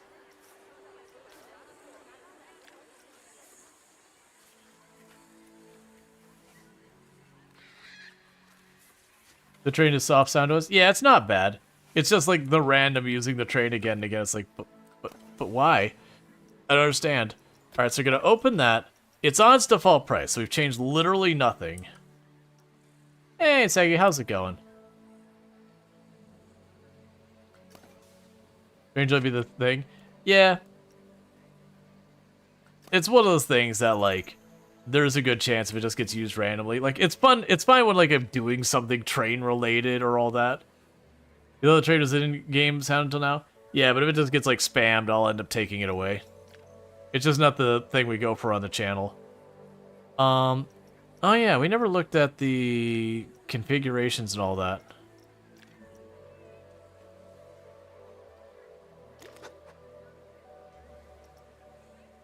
Signed worker. No music.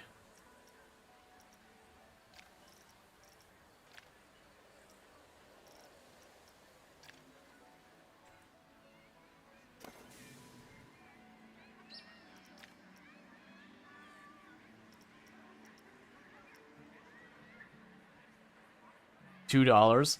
Yeah, no, there's definitely a change to the pricing in the game, that their tolerance for paying money if you charge a significant price to enter is way lower.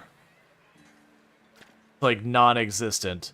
So it does seem like if you set your price to enter the park as full price, just understand your ability to charge for rides are going to be pretty restricted. You know what we might start doing just for every ride?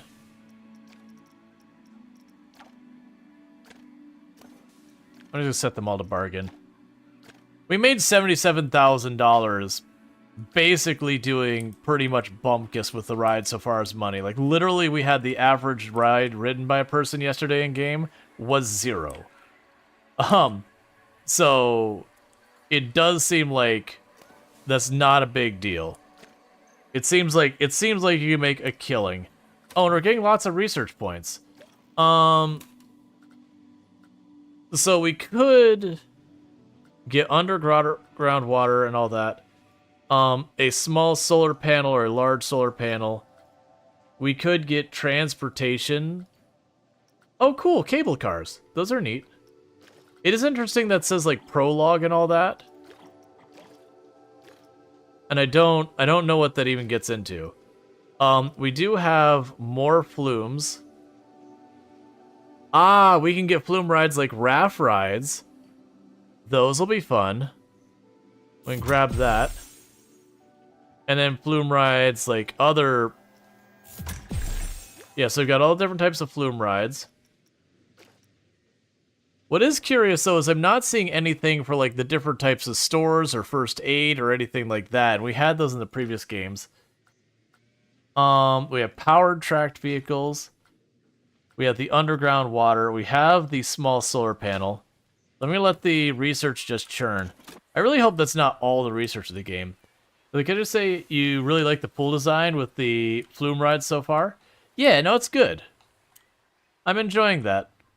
Like, right now, they're just simple, effectively, like, drop slide kind of style slides. But, you know. Oh, it even does the whole thing where they do launch into the water and splash down. I didn't notice that till just now. Like, that's what's supposed to happen, I just didn't actually pay attention to it.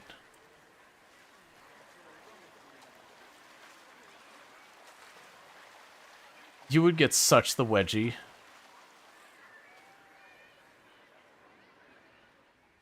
The wedgie you would get from that would be a whole experience. Alright, so we've got you going here. Yeah, so we are starting to get guests to ride our rides. We need to go in here and get some scenery around these. So we have scenery brushes.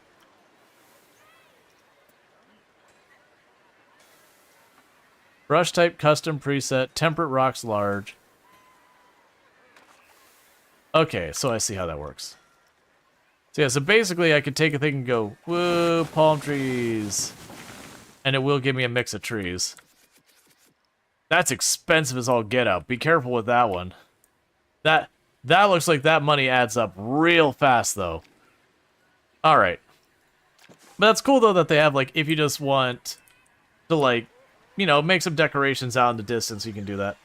Alright, so we still got the bamboo over there. Is this like big bamboo clusters?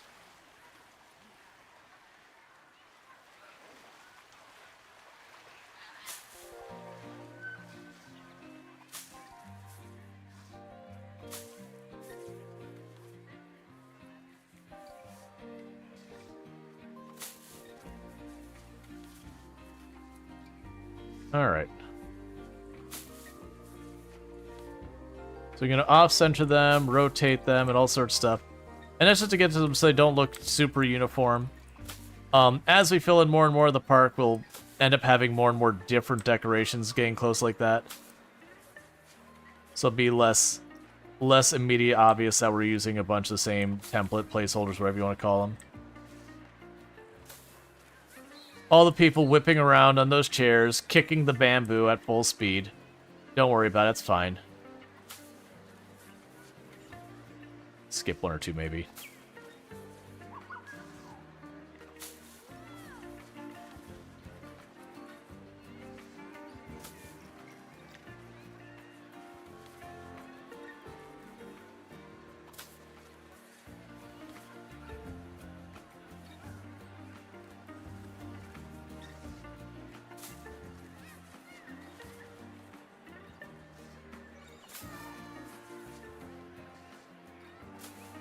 All right.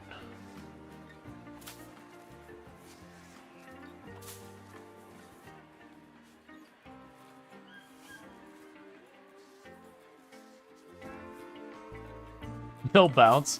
Well, I was just thinking the bamboo, like the one person kicks it, so it whips back and they get all like nicked up and bruised, and then the bamboo snaps back in place for the next person coming by. So we got the carousel kind of buried in the bamboo here.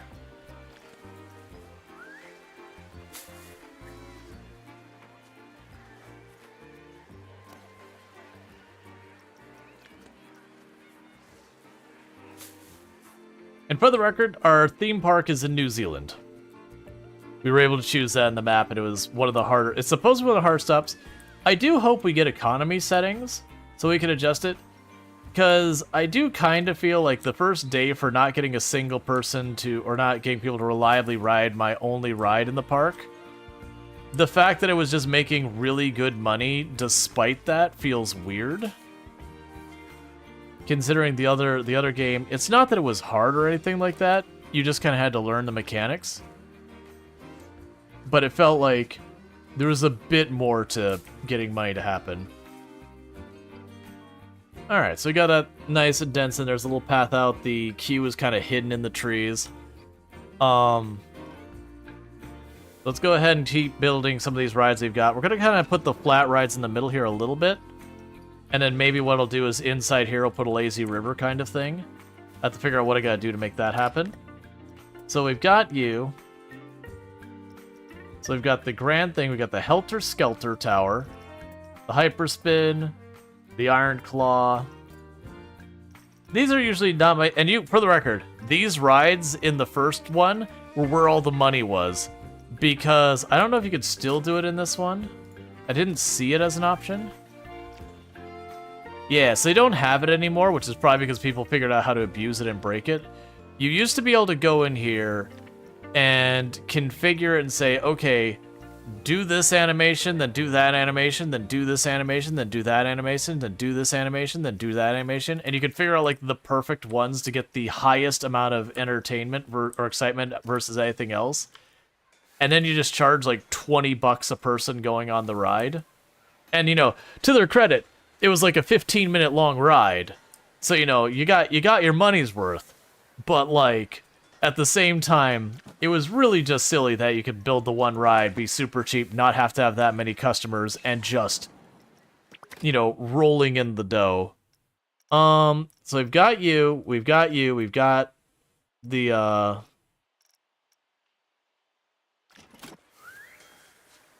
let's actually avoid doing another one of those. Alright, so do we want to go for another potential ride here? So we've got our flumes in our pool. Getting tired? Alright, no problem, Luxray. You sleep well. Thank you for hanging out and all that good stuff. Are you walking through that rock? Alright.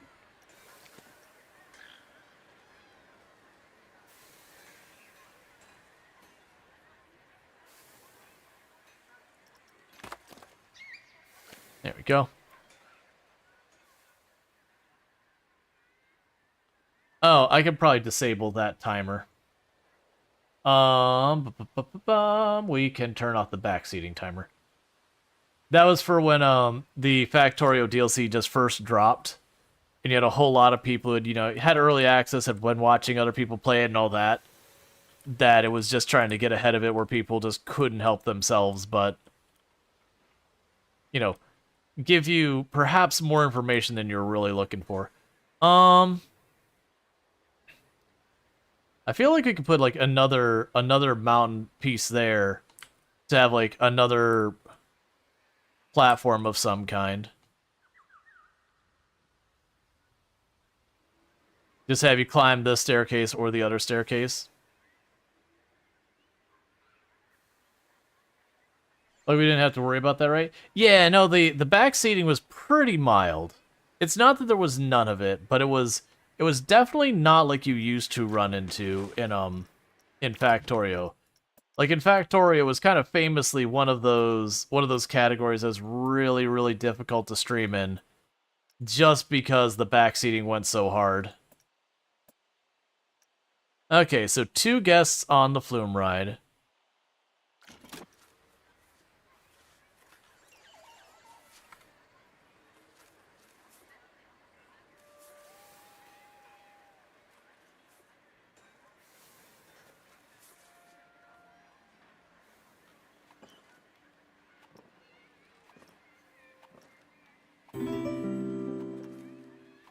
And thank you for the follow. Welcome to the stream. Okay. So I've got our other platform here. We'll be able to drop a staircase here. We'll build up a mountain on this side as well. It is a different type of flume ride, so we only have like the one style entrance. Okay. So for these, oh, that's a weird thing. That is okay. Oh, there we go. That's the nonsense you see at some of these parks. Undulating. Cool. So we're gonna start this by having a little bit of a dip, because even if you're doing like a not fast, like this is the kind of raft slide that you're gonna have it like undulate and do all sorts of like little gimmicky things. It's not designed to be super fast or anything like that.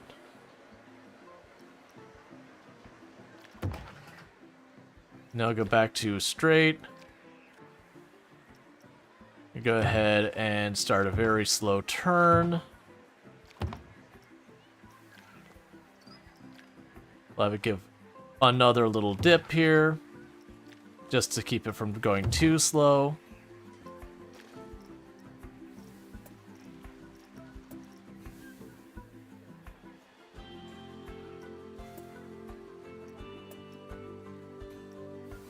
Oscillator enclosed left, oscillator enclosed right. So we can go oscillator enclosed right. We're gonna have ourselves have a proper drop.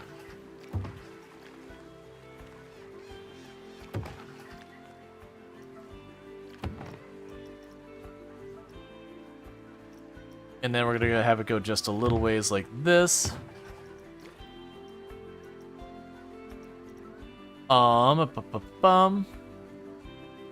And I'm not looking for the end of the ride.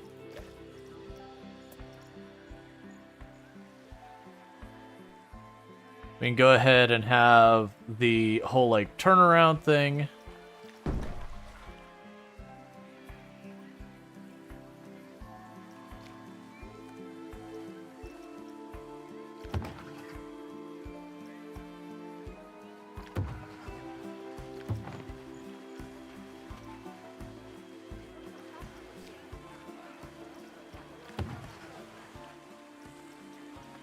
And I think that'll be the end of the ride. Oh, that's not the right thing. The end of the ride. Which will just be like, hey man, you want to go fall on the people trying to enjoy the pool? Excellent. There you go.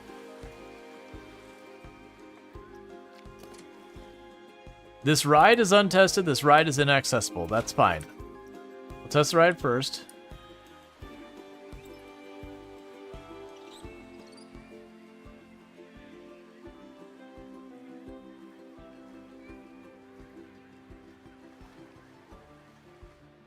Okay, that's a problem. We didn't quite have enough oomph to get there.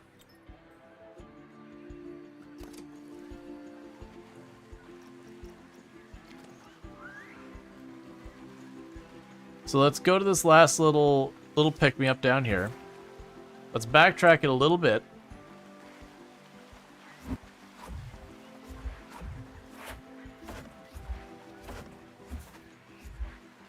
Here, keep going down one more whole tick. Start the curve again. Flatten it out. Have one tile there. Special, do the loop. And then go right back down here.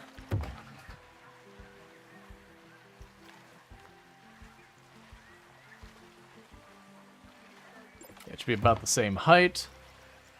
And utilities. Oh, you can do a conveyor belt entrance. I mean, I'm still gonna make him climb because that's the way we're gonna roll, but you know, if we didn't want to make him climb, which I don't know why we wouldn't want to make him climb.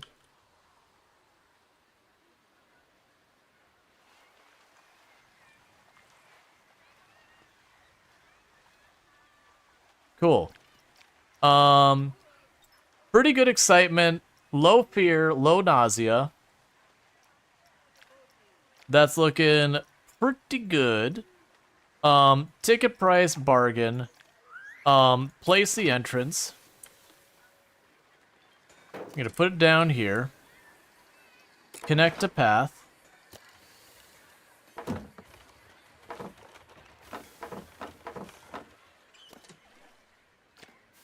And we'll see if that plays nice.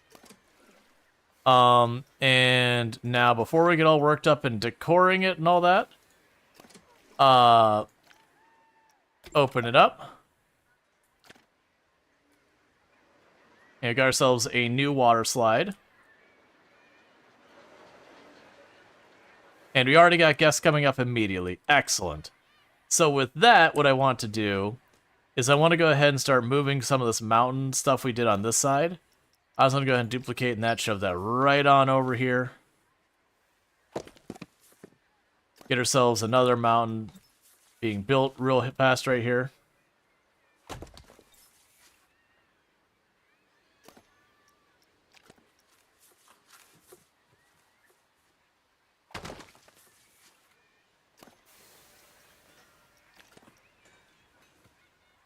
Okay.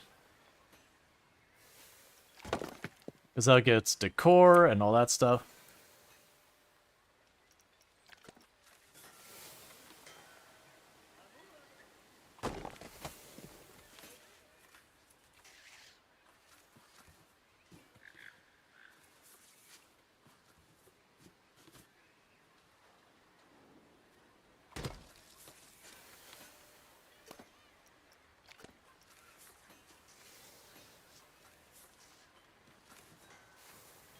All right.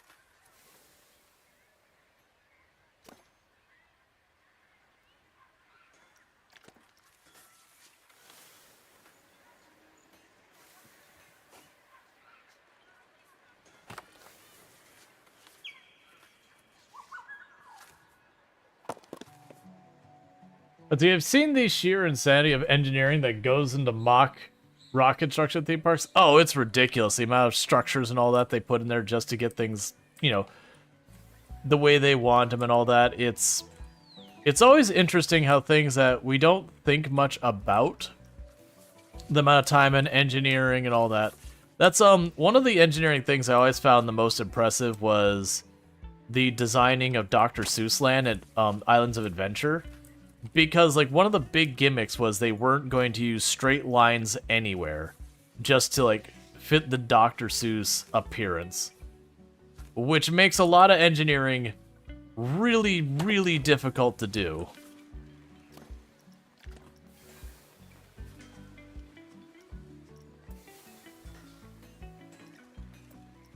But it's just, like, even stuff like handrails, they will do stuff to, like, make them, like, wavy and all sorts of stuff. And some of it is actually problematic, where it's like, okay, but no, really, this doesn't function as well because you made it all silly looking. And so on one hand, it's kind of cool that it's all silly looking, but also, it's like a safety thing. You kind of do need this to work.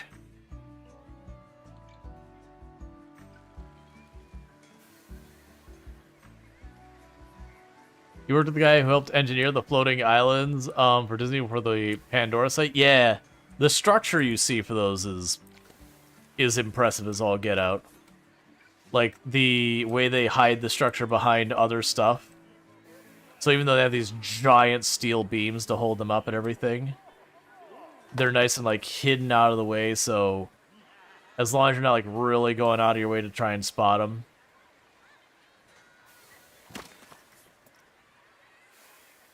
Again, the big thing to make a lot of this not look bad is constantly rotate, resize, make all sorts of just like little adjustments. Anything to make the asset look a little different helps. Which is the same thing they use in game design. To have people complain, they're like, well, they just reuse the same assets. It's like, yeah, that's literally how you keep the game from taking all of your RAM, is you recycle assets. But it is those things that you can do it well and you can do it badly.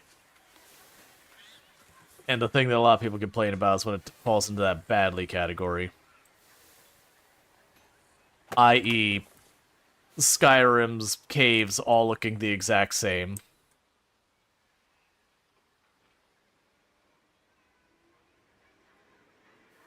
Alright, so you got your flume rides. Probably put some type of animatronic or something up here as well.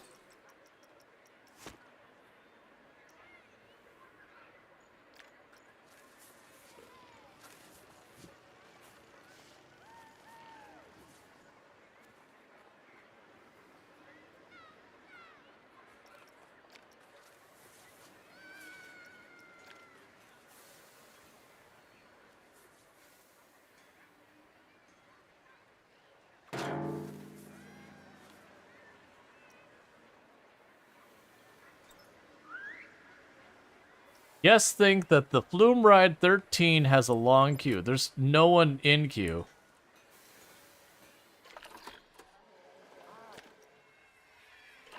I need you to actually go and service these. What is with my mechanics? I have to manually intervene and be like, yo, status not serviced, service overdue. Okay, there you go. Alright. So yeah, so we got ourselves another flume ride. I could probably put a little bit more rock over here.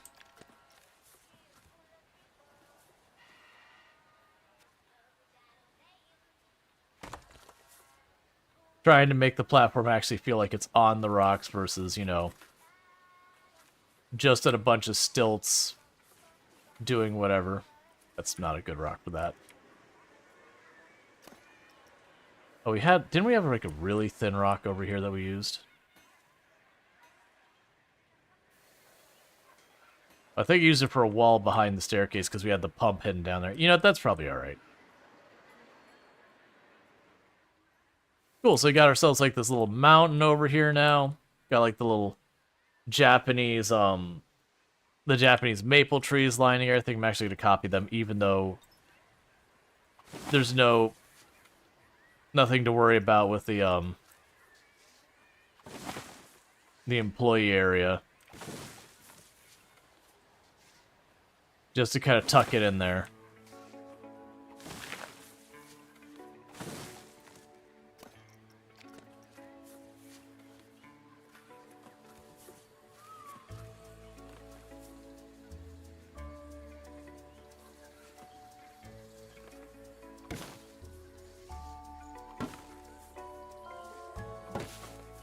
Okay.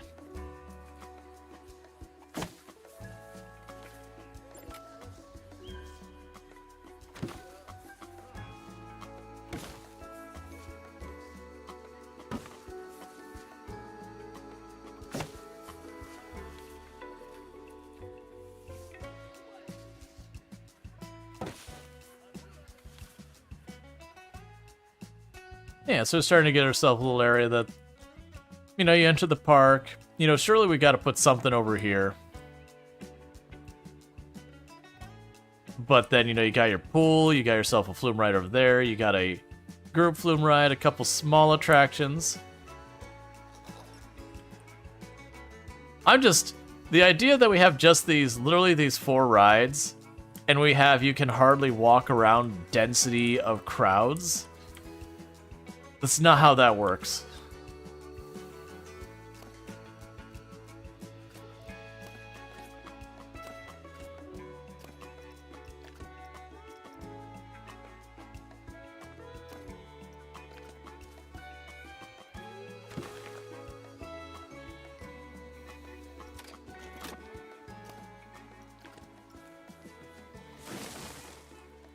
That stuff out of the path.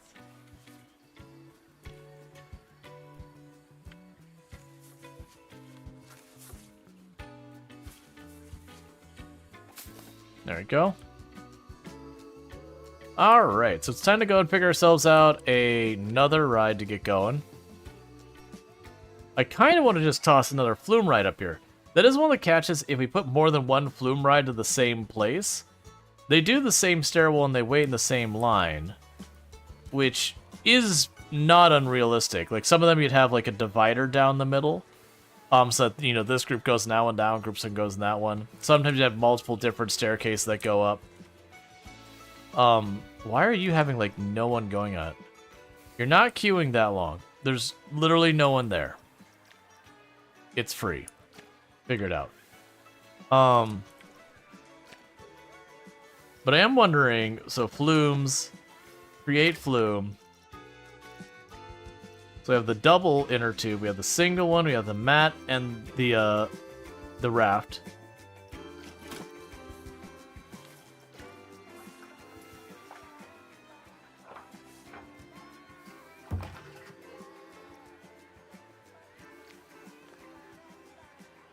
All right. And what special stuff? Okay, so you have the same special stuff. So it's the same idea, but it's a singles versus a doubles.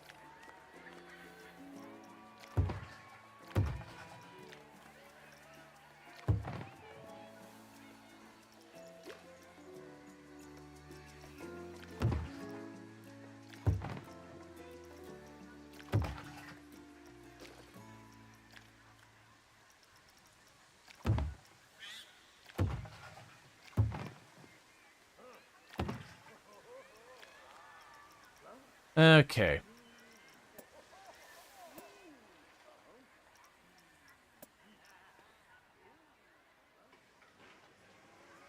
So we're going to do a very similar pattern with this one.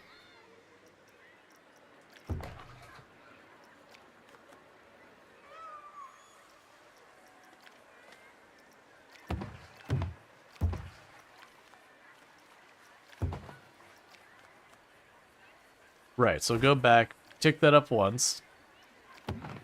Level it out.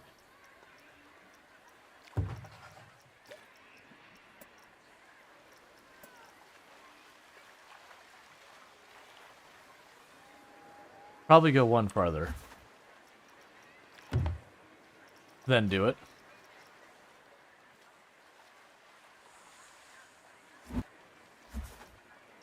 Okay, so you still need to go down one more.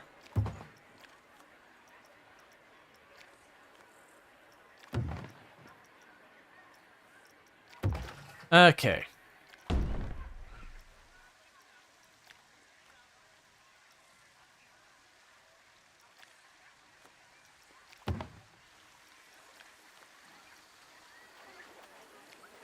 And then with that, we can put the end exit.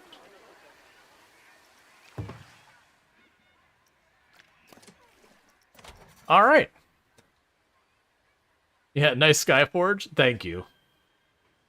Does he work? Yeah, I already read that one. But yeah, so now we're trying this one out, see if we can't get this working.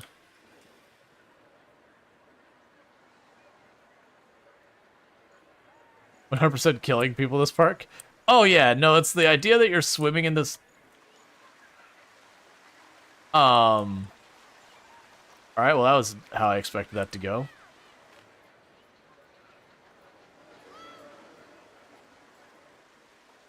There's just not enough momentum to get through there.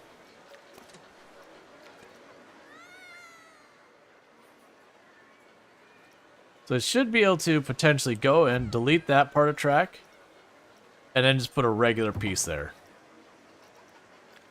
So that way it robs the momentum just a little bit less.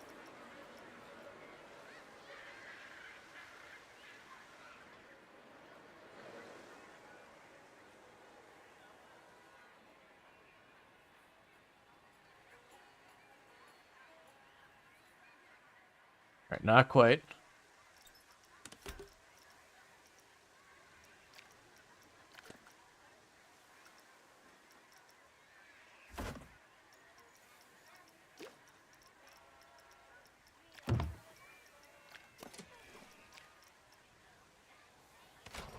Okay, let's try it again with just one, which should give us a little bit more speed. All right, so we're gonna have to adjust the height on all this. Okay, so let's go to the end of the ride.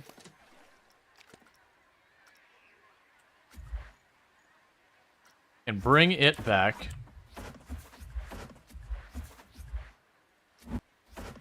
What I'm gonna go ahead and do is I'm gonna put the undulating back here.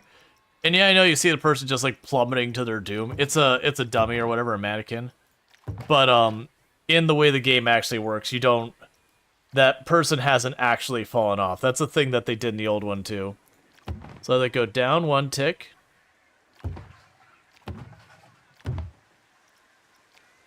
Now let's try doing this thing.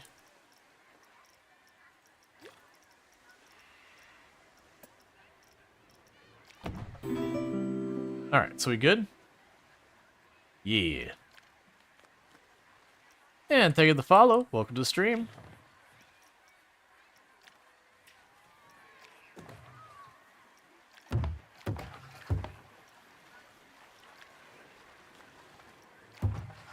Let's see, are there any pre-made coasters, or do you have to make them? There are pre-made.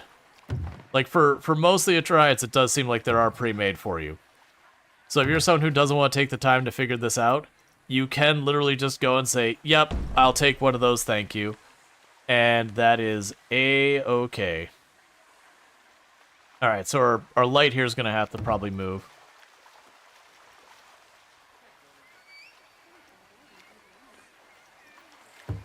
So that is one of the nice things about these games, is they usually will let you go as much or as little into customizing yourself.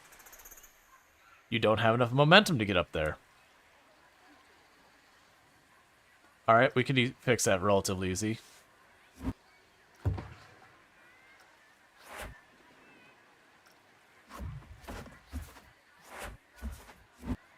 Go one more tile down.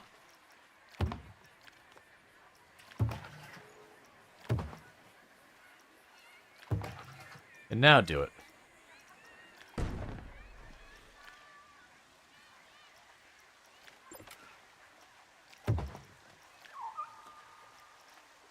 And there'll be your exit.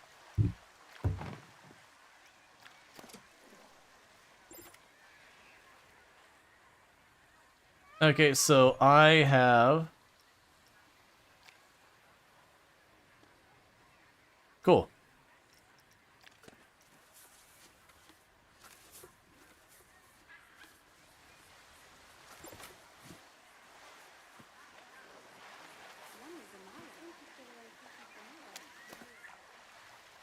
So you've got that.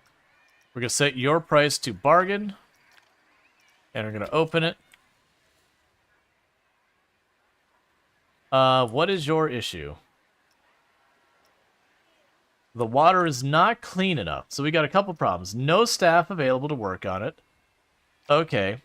So it looks like staff-wise, I'm hurting for another mechanic. Fair enough. I am hurting for another person to work the rides. Fair enough. We'll get a janitor while we're at it. And we're going to go that far.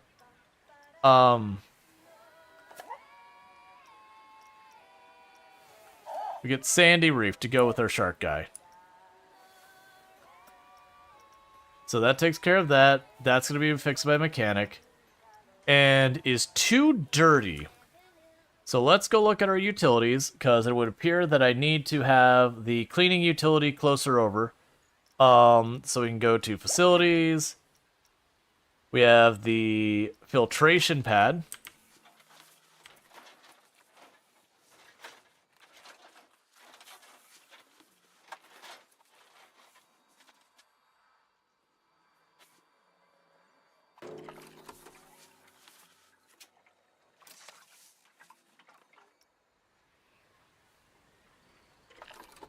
So let's see if that negatively affects the aesthetics of the area. No, it doesn't seem to care at all. So with that, let's add just a little bit of rock cover. Let's have the filtration pad in the back corner. If anyone would complain about that in real life, it's like... And you'll have people who'll be weird, be like, oh, that's not really part of theme. It's like, you know what, man? Cut me some slack.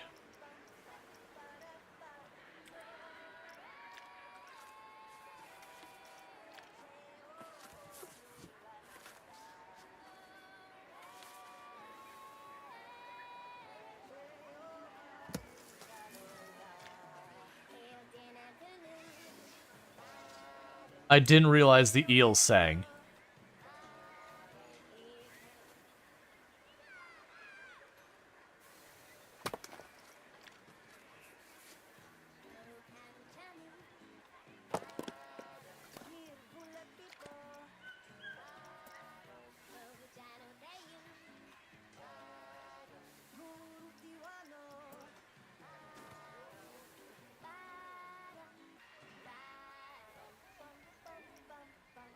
So you only, like, you'd only see that if we went and looked, like, way back there.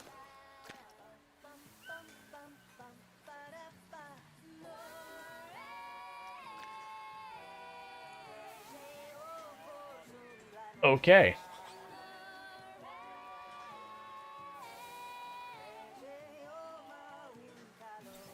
That is not what I was expecting out of those. Fair enough.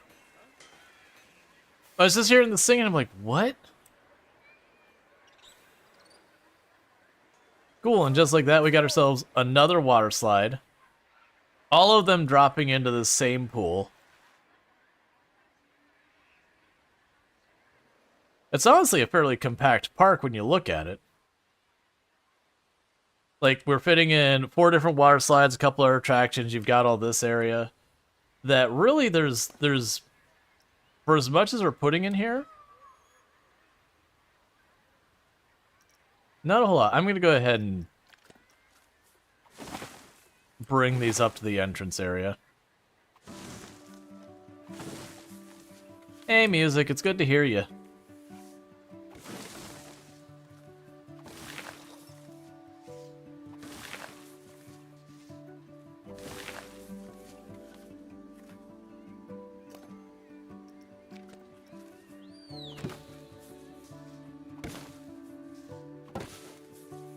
Okay.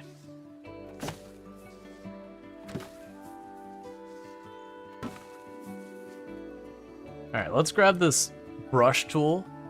Can we find... I would love a brush tool. No. So it's like, it's just got like regular template stuff. I would have loved to have gotten a brush tool that were these.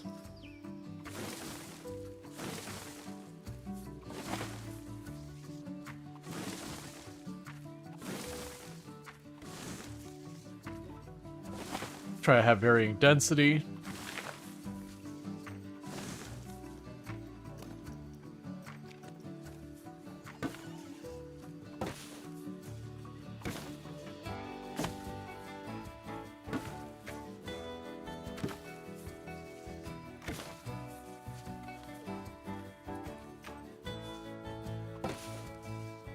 Maybe we'll patch there. We can grab the terrain and use our roughen tool.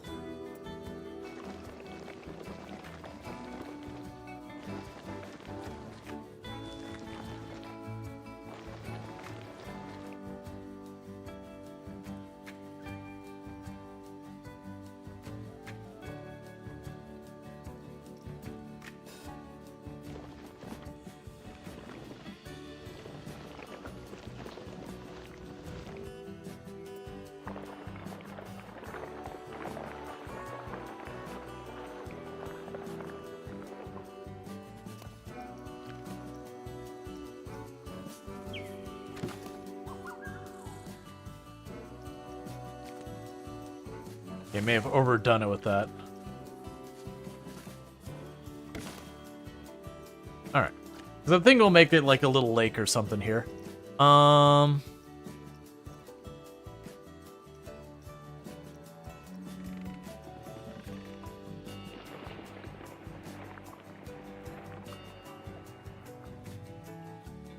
Okay. It used to have like... Oh no, I'd say Skylines had like the less and more intense version of it.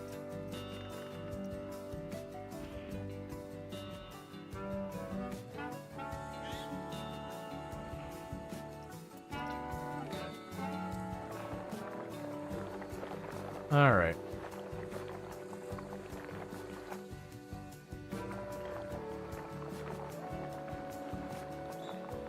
Yeah, so just trying to go and...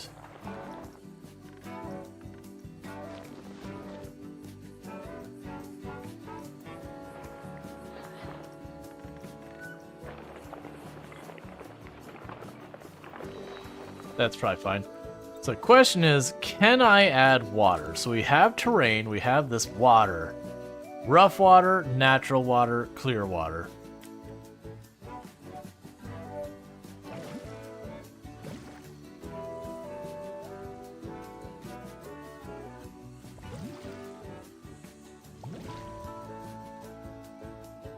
Got ourselves a little lake there. So that's cool beans. All right. So it's coming along nicely.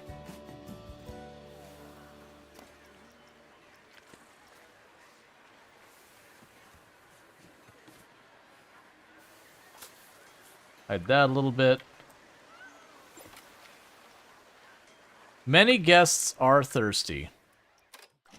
Look, I'm not going to tell them how to live their lives. But yeah, I know we're probably at the point that I'm going to need to expand our offerings for food and all that.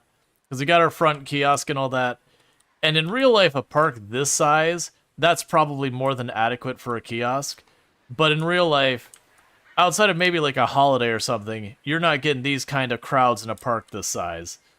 As you forgot how much you despise vanilla RimWorld AI, spend the last of your silver on Glitter World Medicine and a guy, for a guy who's about to have plague and they use it on a bruise. Yep. That they will do that. Alright, so where do we want to go next with our next thing? So I've been leaning in on kind of doing a vaguely water park with a couple of other rides. And to be fair, that's kind of a water-themed ride as well. It is you're in like a chamber getting plunged into like an underwater area, so it's like sort of or whatever. So that's still good. Alright, so what we could probably do is the changing rooms continue to be a problem.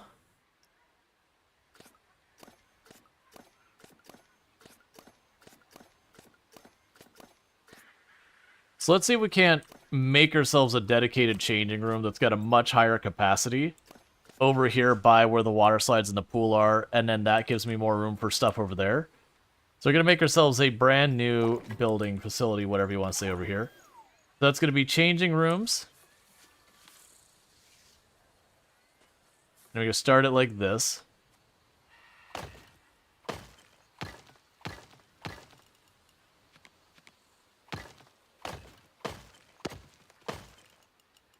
And how is this going to line up? We're about to find out, because I sure as heck have no idea how they're going to plan around the lineup here. We can go back to our walls down here. We've been kind of matching a similar aesthetic for a lot of our places. Which genuinely, with like water parks, is pretty typical. Most water parks don't have a bunch of different theming. Theme parks tend to.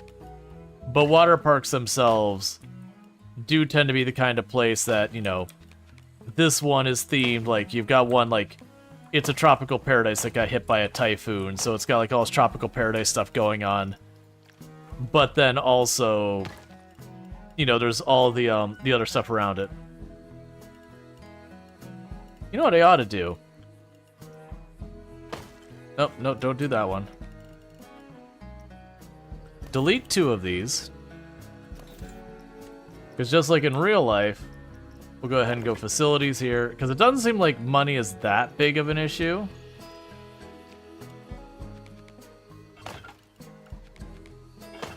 But in there with the changing rooms will be a set of restrooms.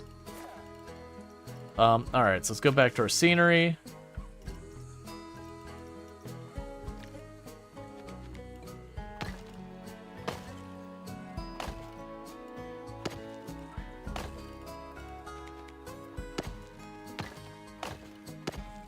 I wonder if they have doors of any kind.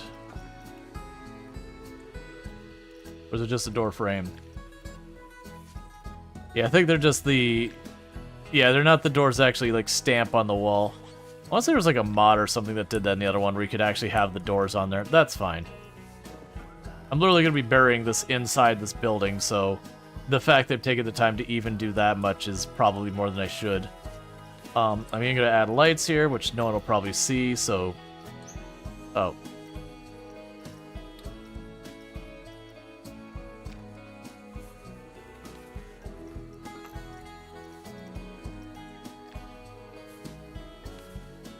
Yeah, it does seem to be a bummer that these don't want to consistently, like, just attach themselves to the wall without effort. It's fine. Let's add the ceiling, and then I'll just attach some of those to the ceiling.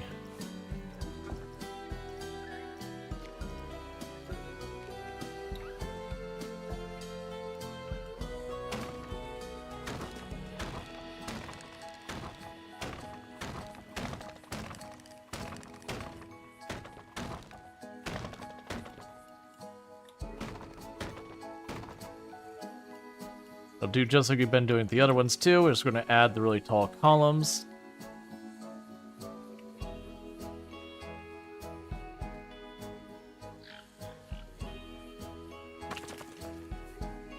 And they'll add a path to that in just a minute. I'm curious how the path will work in here. I should have placed the path earlier, but we're going to figure it out.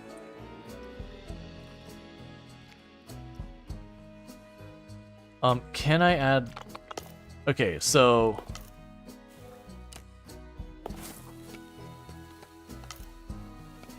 That works so much better than it did in the first one. The fact that I was able to just hook that up and it just worked. The first one, it would have tried to connect one across the others, and then when you tried to connect it, it'd say no because it tried to do this like weird snake to the next one. That is so much better than the old one. Alright, so let's go in here and add some lights.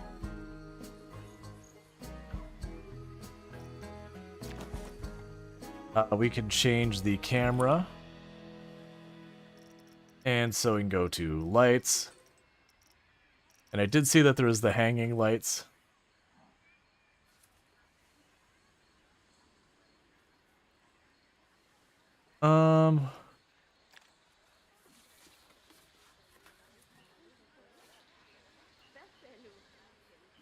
It's weird that those don't automatically snap to the surface. Unless, oh, you know what? I bet you they do if we change snap to position. Alright, we're almost at align to surface. There we go. You just gotta know what you're doing, which I don't.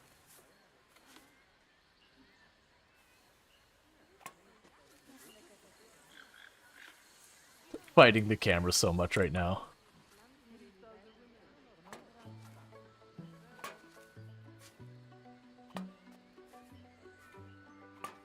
And yeah, we're definitely putting lots of burning torches in a very enclosed space. Made out of wood.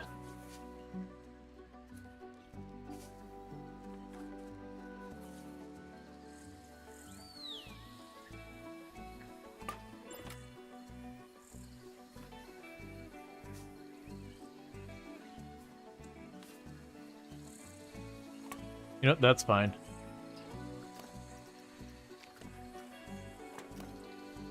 Works for me.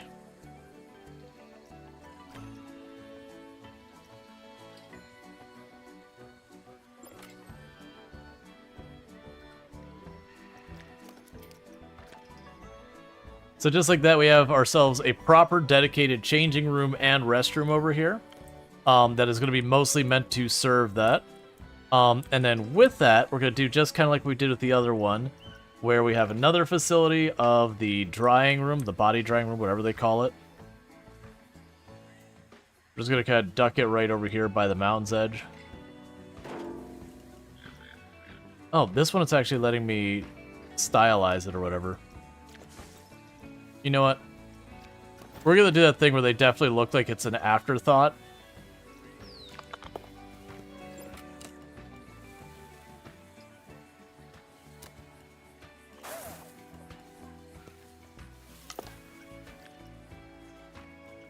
Okay, so I need to get power over on this side of the park.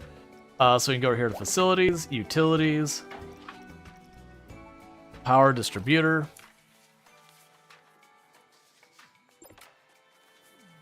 It does seem like they don't actually have to get to the power distributors. Like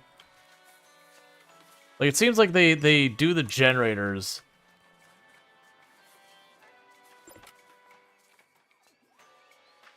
So I'll have to work on all that.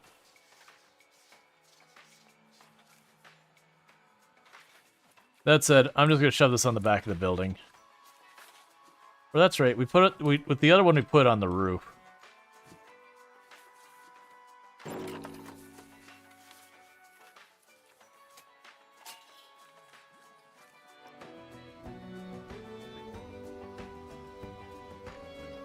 Okay. So it does seem like our mechanics are continuing to fall behind, which is a big problem. So we're going to go ahead and hire yet another mechanic. Yeah, because I got three rides that it's warning me are getting close to their end. Meanwhile, we have our staff. So looking at that, we have, so that's the thing, they keep missing their breaks and looking for work. Oh, is it missing? You know what? I bet you they're missing their breaks because lack of availability in the staff room. Let's go take a look at our facilities.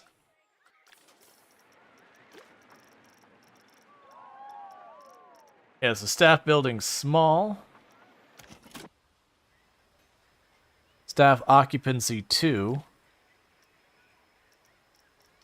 So this is another change. It used to be that in the other one you'd say like this staff room is going to have this thing that makes your people more entertained, and that staff room will have it where they rest faster, this staff room will have it where they train faster, and all that kind of stuff. I'm kind of on board with removing the complexity around there, because I found in practice when I played that, I basically just used the same thing every single time. And that just was good enough. Alright, so looking at it, we have I've arrived is the best thing. They like the scenery. They want to go on the chair. The park rating is 1.7 stars. Heck yeah, that's actually terrible. The scenery rating is currently our lowest metric, which, okay. Our park reputation is really high. The attraction prestige has been going up, as has been the unique attractions, which is falling, like, not doing great because I don't have that many. Research-wise, so we've got all the flumes. Probably get our utilities done, so that way as I'm doing that I don't have to worry about it. So we've got roller coasters and all that. We have rides for getting around the park. I'm sorry, is that a steamboat and an airborne track? Because that sounds hilarious and wonderful. We've got your classic monorail.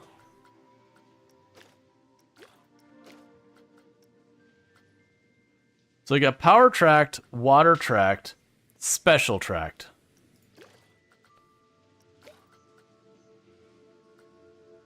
So you can open up a bunch of different ones that can go. We have wooden coasters and all that. We have tracked rides. Like very, very genuinely, we'll go for this one because that'll be another one to fit the theme of our park. And finances wise, so this is something I think maybe they actually should adjust, because very genuinely, what is... So, almost all of our money... Guest services sales.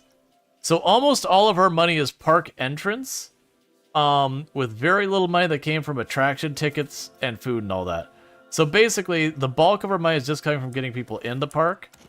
What are we selling at our guest services? Because it wasn't even like our little retail things, it was our guest services booth. So, shops, I guess? Guest services shop.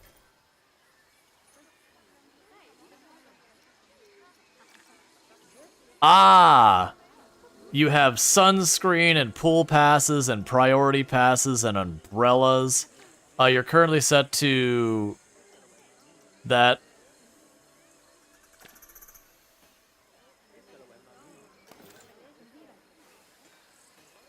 So, we could probably go in here.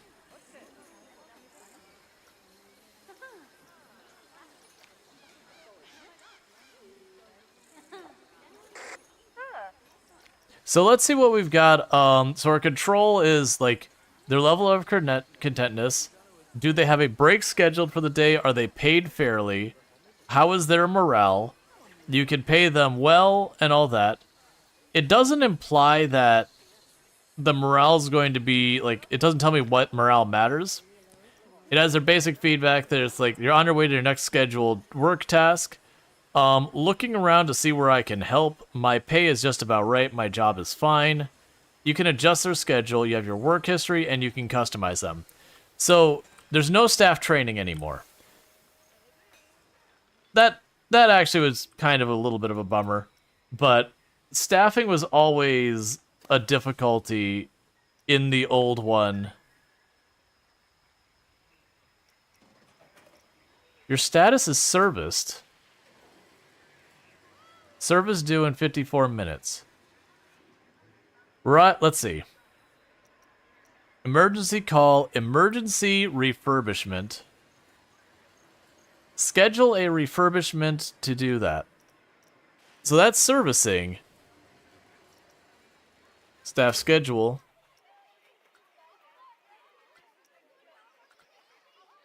Let's see. Manage your staff's daily schedule by assigning tasks to them break and work zones. Building name. Building type.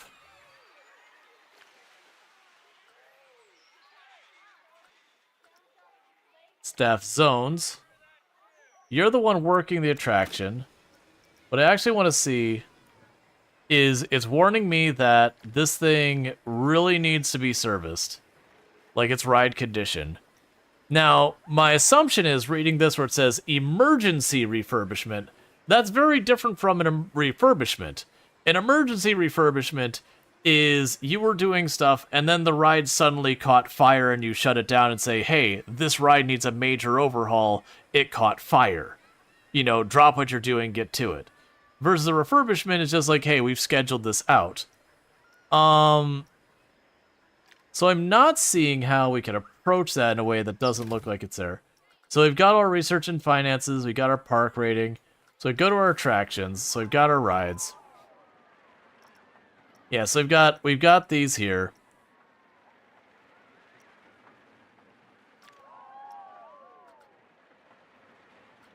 Okay, so you're on break at these times. You are edit the work block. You are doing research. So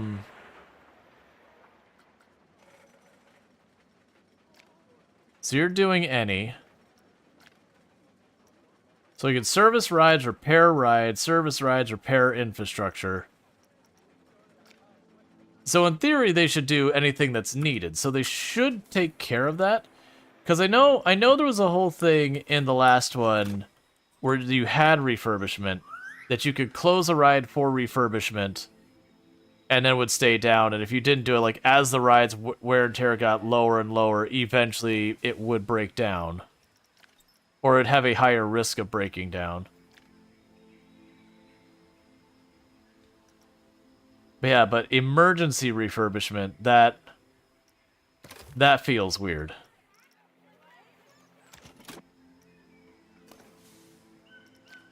Because I definitely don't want it to be a thing where I have to go around the park and like manually be like refurbish that one, refurbish that one, refurbish that one. That should be something that, assuming you have the available resources and you scheduled them out to be able to do it, they would just handle that kind of thing. Because that's a maintenance task. That's not a decision making. That's just something you do. I'll hit the emergency one and just see what happens. Mechanic already requested. Yeah, which that does shut down the ride because we are doing an emergency refurbishment. Is that one of my mechanics that does this?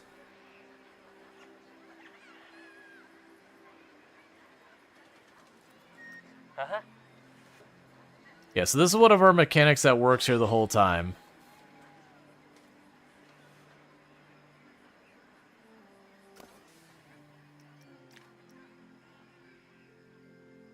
Yeah, that's an interesting one. I'm hoping it's just I didn't have enough mechanics and that's what happens. Like, the ride condition should go up, down, but there should be a way to schedule them out to fix them automatically for you. Like, set it so there's like either a threshold or whatever that'll fix the ride where you're at. 'Cause that's just micro. Alright, so let's get ourselves another ride going.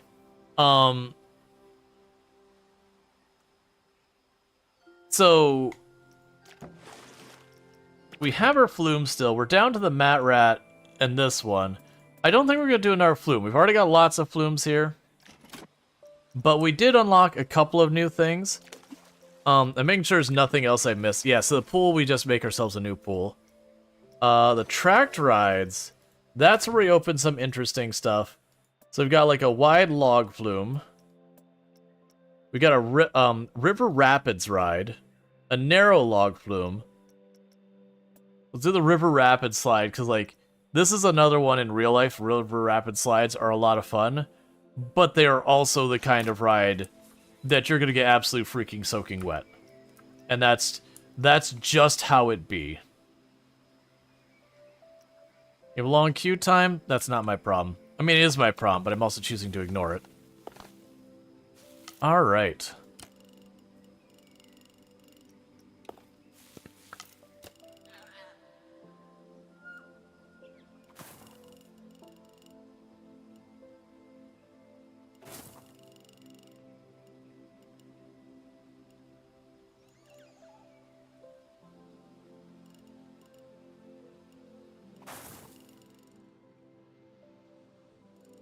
I know we're nowhere near ready to put guests on this yet, but...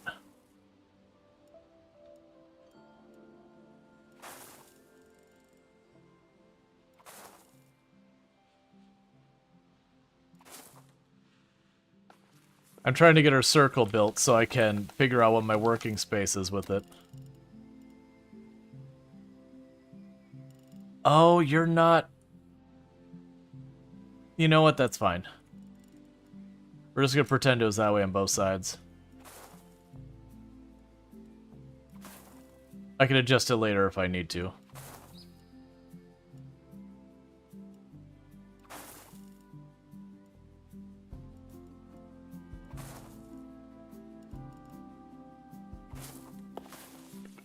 Alright, just like that, we've got ourselves... It's not a perfect circle, but I don't want it to be.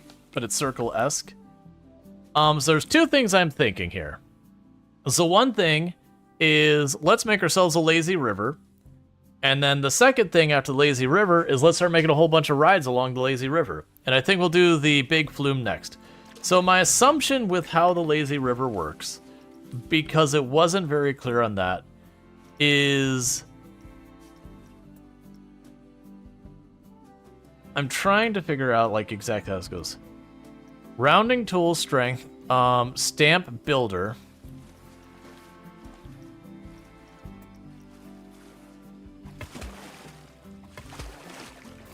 Alright, so that's going to be more of a pain. Diving, shallow, wading, swimming. I guess you'd say swimming. Rotation snap, working height, merge. Line style curve.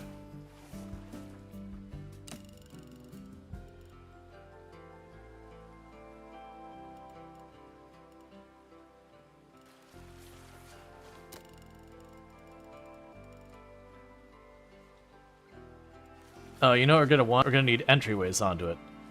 So I can go over here, we'll have like an entryway here.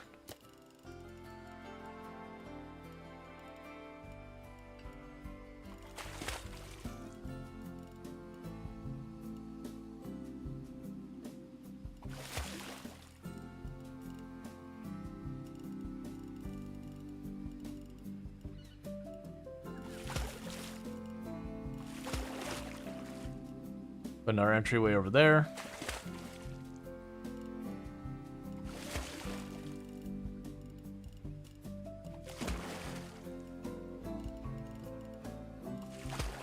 Another entryway here.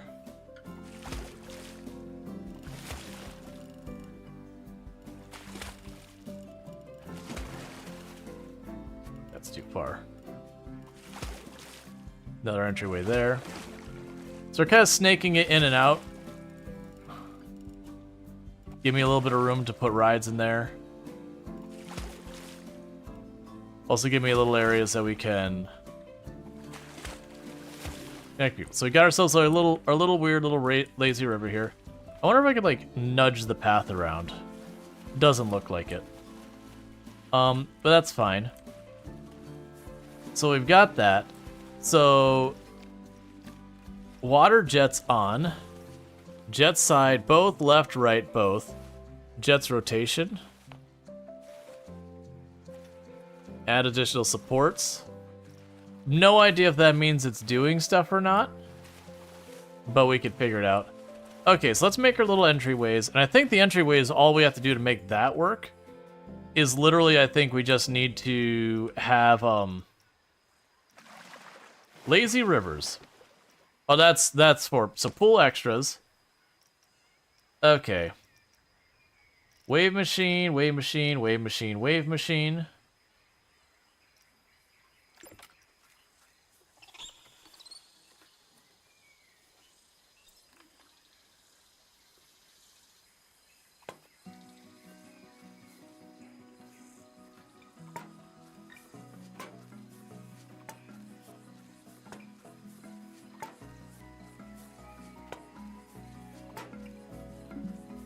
So I'm guessing, had I chosen that stuff at the beginning, it would have done this part for me.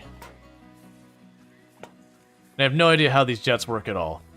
So I might be positioning all of these completely wrong.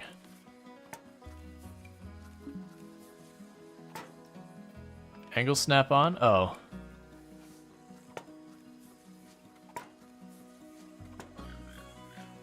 If I have to, I'll fix it.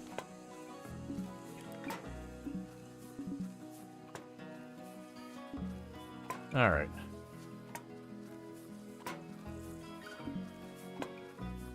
But then the idea is we'll build our attractions based around the lazy river. You know, that way the guests going through the lazy river, they'll see like each of the attractions, the theming, all that kind of stuff. A very common choice with water parks.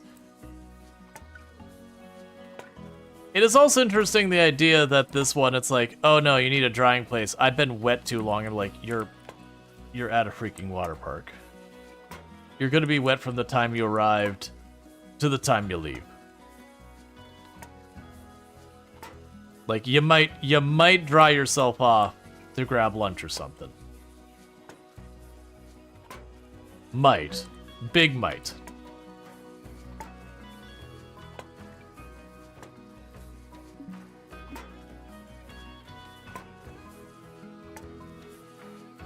So almost make... There we go. So we've done the whole rotation. I do like the way it glows. Alright.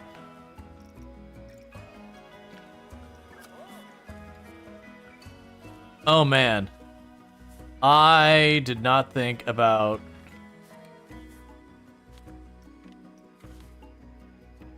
how many guard posts are gonna need. So these are all basically the same, right? Yeah, so it's just a style. Oh, actually, that one's bigger. Yeah, but that's not gonna matter much. So we want ones like a small area.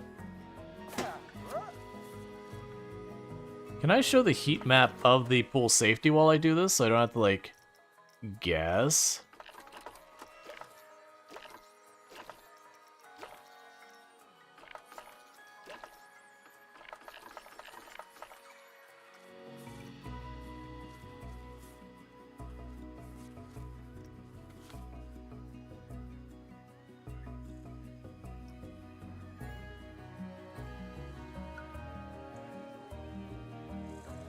Oh, you are already all swimming in there. That is not what's supposed to be happening right now. Let's go ahead and fix that real fast. Pool safety, open heat map. Let me, new lifeguard chair. Let me have both the heat map up and all that at the same time, please.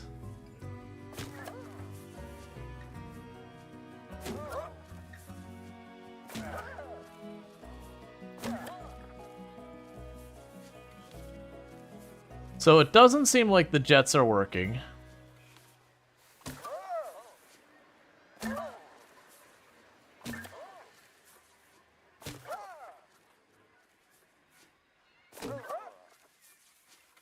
Is it the construction of the vomit? How goes the construction of the vomit tsunami?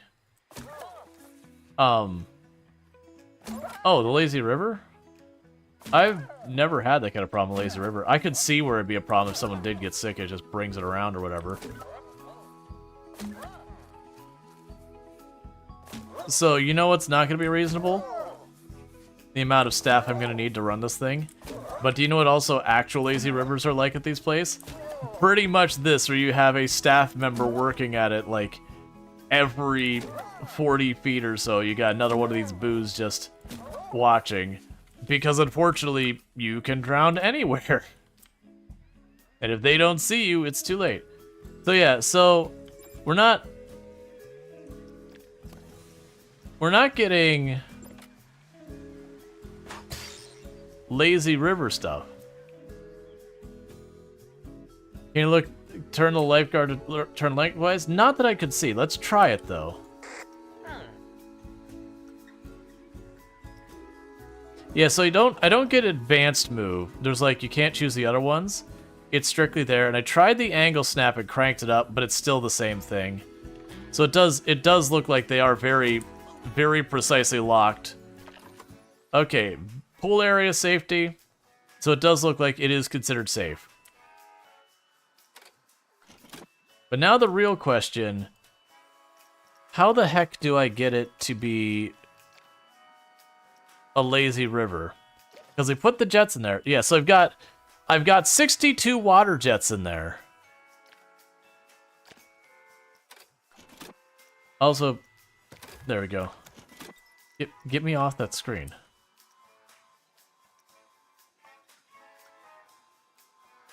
Okay.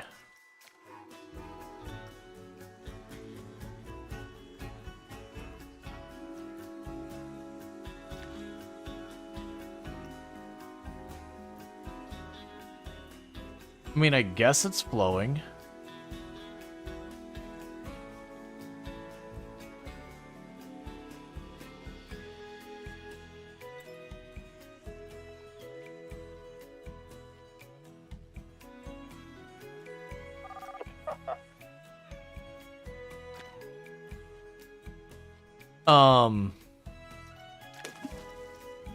Full extras.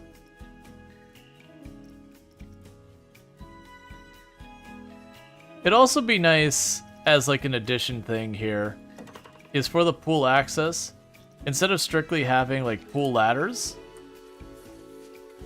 Okay, so you got in from here, but instead of pool ladders, having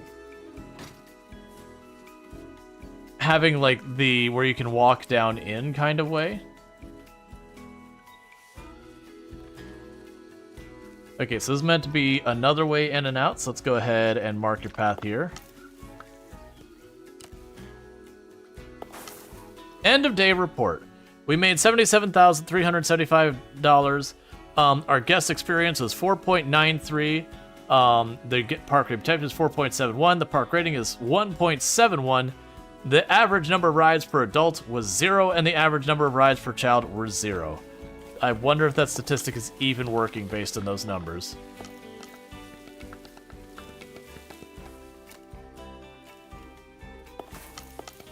Okay, and we got an entryway over there.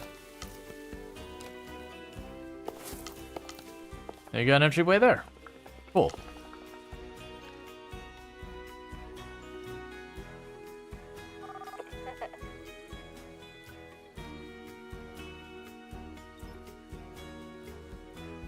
There are no guest services with pool passes close enough to one of your pools.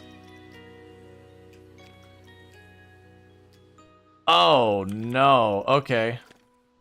You know what? You'll figure it out, I'm sure.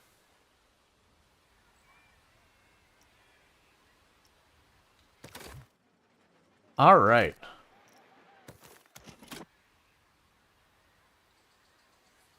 That's fine. Okay, so the next thing we would like to do is get ourselves an hour park going on, and paying Raru decrease the cost of winning Twitch, as you do. Hey, Selford Sal, how's it going? Thank you so much for the raid.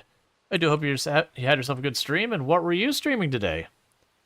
But, we've been streaming some Planet Coaster. I've been leaning real hard and on the water park side of things, and mostly ignoring the other part of things. So, the people are going, yeah, I don't find a roller coaster I want. That's fine, we don't do roller coasters here. Oh, it's the /shoutout command. I should probably get one. We were playing some Stellaris, Frostpunk 2, and Timberborn lately. All excellent games. And then, But what are you playing today? Just so I can catch it, because it is one of those things that, you know, Twitch do have a habit sometimes of being like, yeah, they were totally playing Kenshi, and then they're playing RimWorld. They played Kenshi a week ago. But yeah. But for those who don't know, Salford Cell, absolutely fantastic content creator. Plays a whole lot of like simulation games and those kind of stuff. Lots of fun. Stellaris today. That's a fun one. But one thing that I find that Salford Cell does that's like something you don't see in very many channels is you're role-playing a homeowners association. Excellent. But Salford Cell will play games like Timberborn and Going Medieval and a lot of these other ones. And where a lot of us jump in and out of those games, Salford Cell will set up like something that she wants to accomplish in it that'll be like a macro scale project and see it through. So she'll make these like big elaborate, I'm going to just cover the entire map with water and have like whatever infrastructure I need to do it and work their way up to it. Or I'm going to build this entire like series of like complicated machines and, you know, oxygen not included and get set up and see it through. And it's really fun to see that. Because a lot of times you don't get to see those kind of like really macro scale things. Because a lot of us can't manage to keep our audience to stick around for it. Which, it's good that you can do that. It's a lot of fun. It's good to have that available on the platform. So yelling at people for putting their garbage cans too far out in the curb or painting the front door an obscene color. Yeah, like, salmon? Come on. Who do they think this place is? And their grass is ever so slightly too tall? You know, it's only about 1/10 of a centimeter, but look. Come on. We have standards. But yeah, so we've been enjoying the game so far. I've been enjoying it. There is lots and lots of quality of life they've added to the game that have improved a lot of stuff. The paths are so much better than the previous titles for making.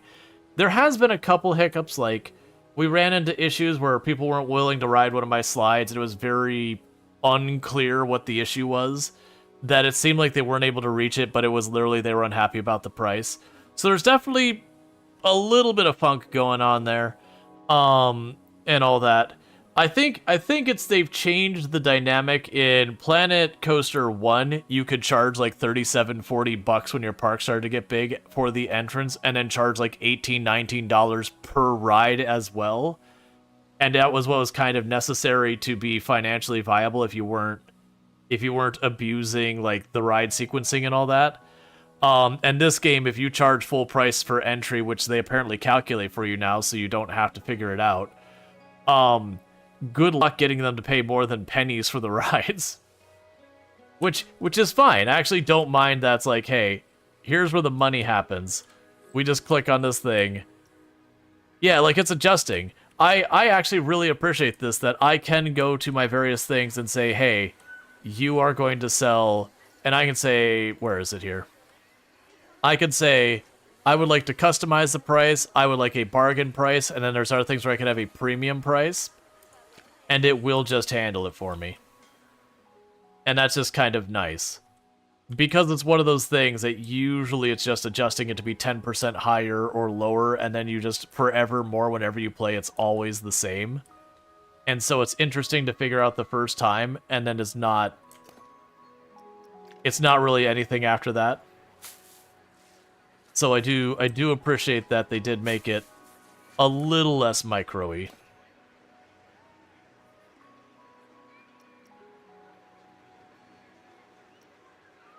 But yeah, the Homeowners Association Stellaris run. So it's probably stuff like you have like whatever, I can't remember the words. You have like the predict that you're being environmentally whatever. And then if the neighbor has a predict that's not the same thing, then you go over there and you make sure to find them, which in Stellaris I'm sure involves laser guns or stuff like that. To ensure compliance.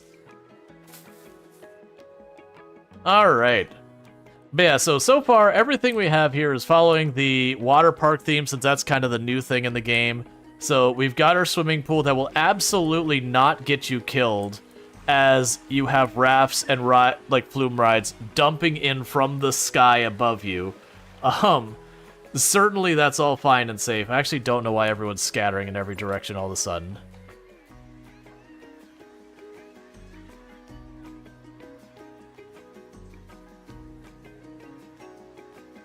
What?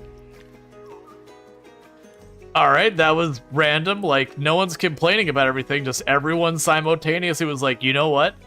It's lunchtime. I mean, it's 9 a.m.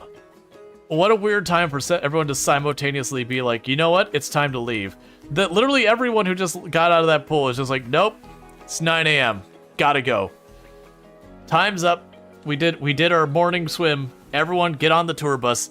It's gotta go. It's time to go. Can't have too much excitement in one day. We opened at 7. It's 9 a.m. We gotta go. Every decision we've made, we've asked, we find the HOA analogy and then ask what the HOA would do. More than likely write a nastygram. Until it gets real bad, and then they'll write a fine. They found a chocolate bar in the pool.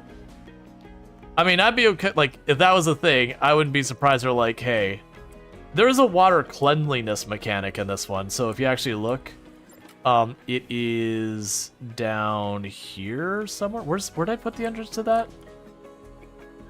Oh no, it's not this one. It's this one. So we actually go way down here. We actually do have water filtration systems. And yes, we do make our staff walk into a tiny, dark little cave with an open flame to work on the, water filtration system by using fire that's behind them. It is what it is. We also have down here, we've got one of our little characters running around here. But we also have our changing room / bathrooms, which is a nice enclosed wooden space with lots of open flames. It's fine. But yeah, been having fun. I've always really enjoyed Planet Coaster and Planet Zoo and all that, because it is those things that if you're looking for just like the strictly tycoon side of it, you can do that. So far, this one has felt like trivially easy. And unfortunately, I haven't seen any type of difficulty settings. Like, we started on a map that is considered a hard map, which just means we started with less money and no research. But I literally had an average number of people riding my rides for the first day of 0, and I made $77,000 from park admittance. So I feel like there's room for perhaps giving us a little bit more challenge, or at least a game setting, because it's not like I'm playing in the creative mode or anything. Anyways, so I've been debating what our next ride is, and I'm thinking the next ride is going to be a river rapids, keeping with the water theme and all that, because we can do conveyor belt lift. It'll fit the water theme. It is not a ride you'll get absolutely expletive amounts of soaking wet. Anyone who's ever done one of these rides, you know what I'm talking about. Like, they discover ways to saturate you with more water than you realize your clothes could be saturated with. Alright, I'm going to put it on the other side of our lazy river.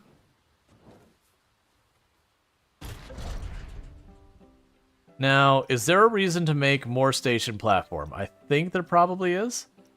And do we have it one way on and one way off, or...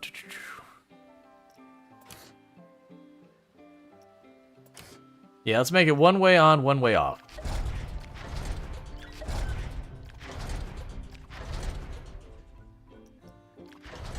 We can give ourselves lots of station platform. We are going to want to... Wait, how straight up can I go on this thing? Excuse me? Oh, okay. Okay. For a moment I was like, wait a second, I could like just the picture depicting this, I was like, wait a second, you're gonna let me take this thing to like 45, 50 degrees up when there's gonna be people on it? I'm curious how this goes. Have you ever tried the build your own Jurassic Park game? Corkscrew Downward Spiral? The build your own Jurassic Park game? Yeah, Planet, oh sorry, it's like not I'm blanking on the one. Yeah, no, it's the one made by Frontier, the exact same company who makes this. All right. So we get them to the top here. So flume rides aren't like your main water slides. They usually don't have lots of big drops. You'll have like a little drop like that, just to get you a little bit of movement going. So we just have these kinds of things. So we have standard with rapids. So go ahead and have yourself have a little bit of rapids. Apparently I can have rapids and turn. Cool. So do rapids and turn.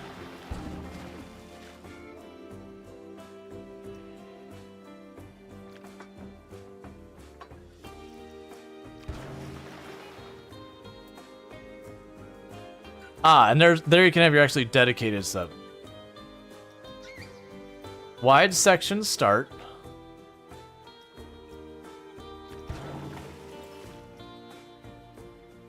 And then what you'd usually do is have like show stuff in the wide section.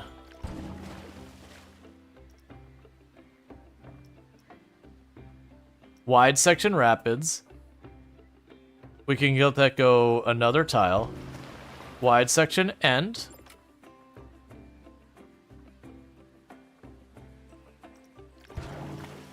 So let's see what was on that second page again.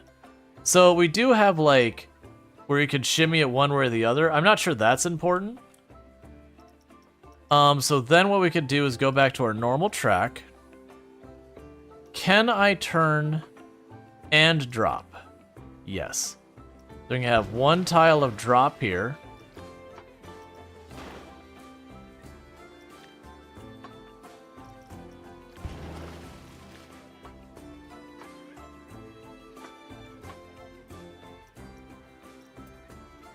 And get ourselves some rapids again.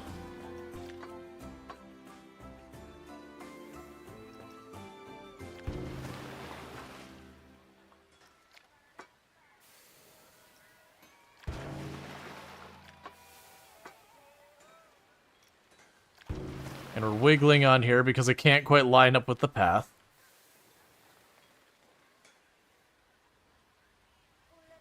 Is there room for another dip here? Probably not, right?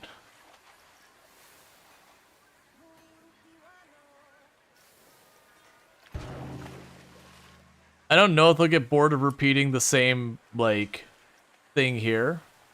What I'm thinking we're going to do is we're going to pretty soon conveyor back up, and we're going to prep for our drop. Yeah, because you won't let me go up, which is totally fair. Alright, so with that, we could start another lift.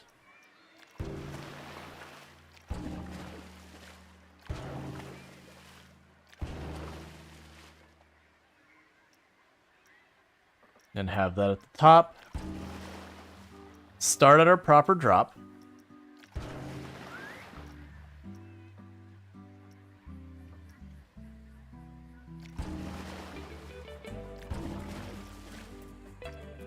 Yeah, that's considered a drop on this style of ride, for the record. It's just not the style of ride you have, like, these big sweeping drops. We'll have another wide section.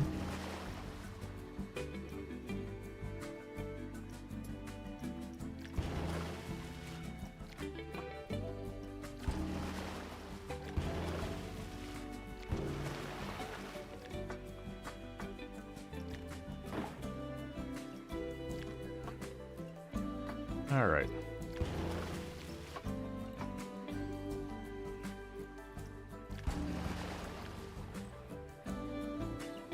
Oh, that's too far. It'll be a little tricky to get this exactly where we need it.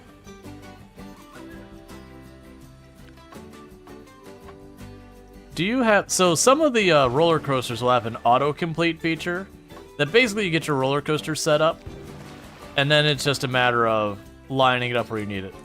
And meanwhile, what is that supposed to be? Like, clearly that's some type of glitch.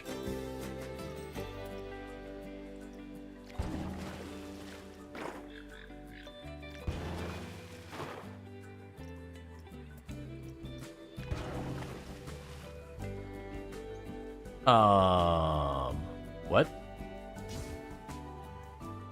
There we go. Cool.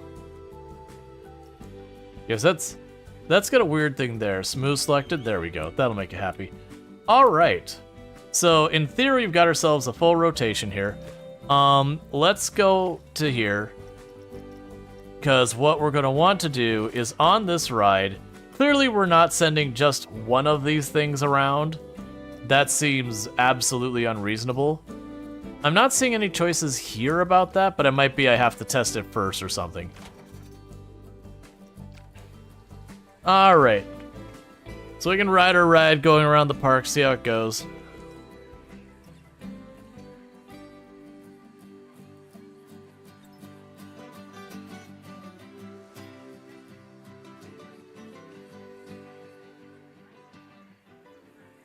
That is a lot of bobbing around.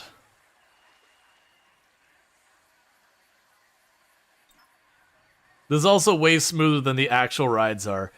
Usually what happens is every time you bump one of those walls, the raft starts to spin because the rubber grabs the wall and it just spins it around. So then you're spinning the wrong way around till it hits the next thing, and then you grab the other wall and it pulls you around the other way. And it's not like a super fast spin or something, but it's just one of those things. And you'll always be the unlucky person who it turns you straight back, and then when you do the drop, you just get water rushing over the seats right over the back of you.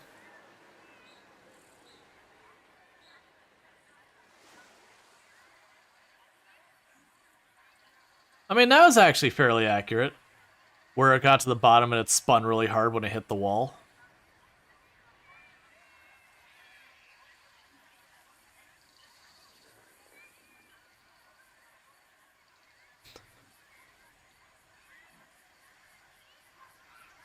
You know what?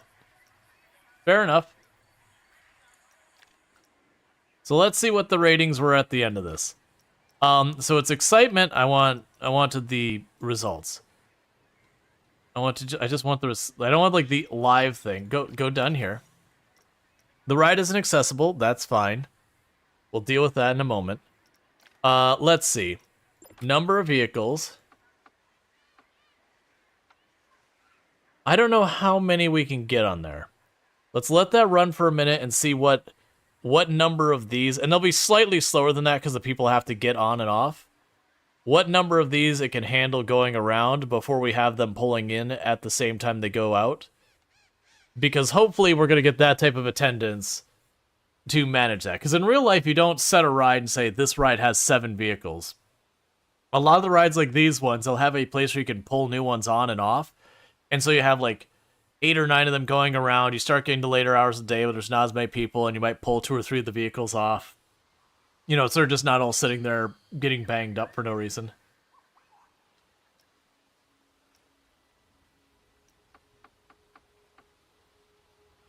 Let's make it, yeah, so just enough that they can line up there. Okay. So we have that don't block the station. I'm not worried about that. We have the Prestige isn't doing anything. We don't have a staff member on it. We'll let that run. We will set it to bargain pricing, which apparently everything in this game, it sets the bargain pricing to literally 0. Which, don't get me wrong, that is a bargain price. If genuinely speaking, that is actually a bargain.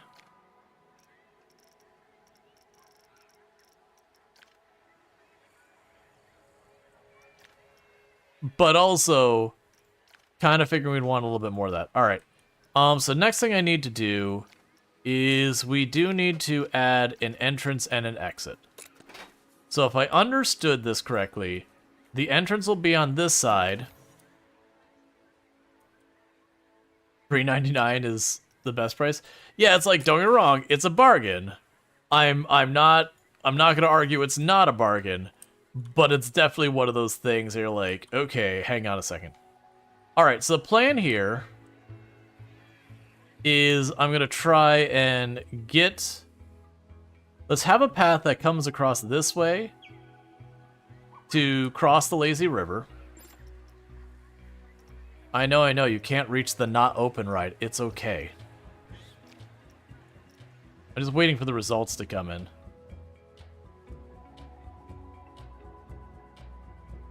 Yeah, I think realistically that'll mostly fill it in. Yeah, so that seems fine. Okay, so what we're going to go ahead and do here is we're going to make this a smaller path. It doesn't need to be quite as grand.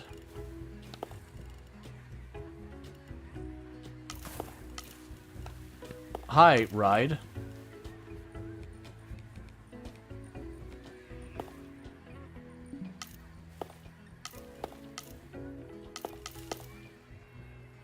Okay, I see. Alright, so we're going to need to go here.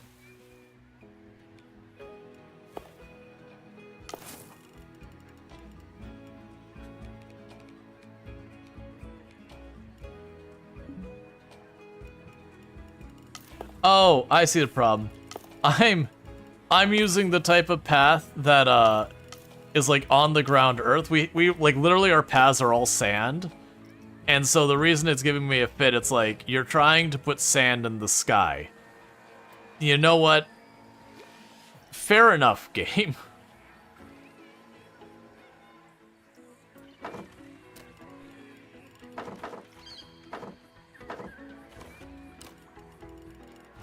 So we can move you up to a suspended.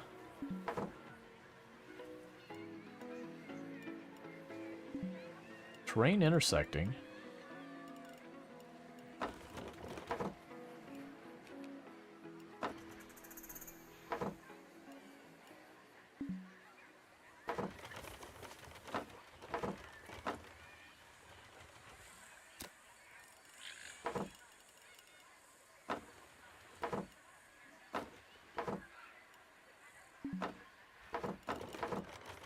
All right, let's change our approach. We're going to start with you up here and cut a path directly across there. Okay. So we've got our overhanging bridge. Well, that's fine. So then we want to go down and lower that. Lower the height of that down as best we can.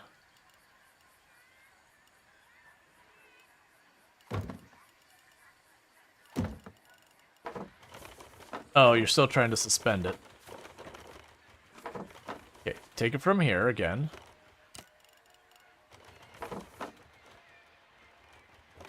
This one up top, not the one down below. There we go. Change you back to automatic.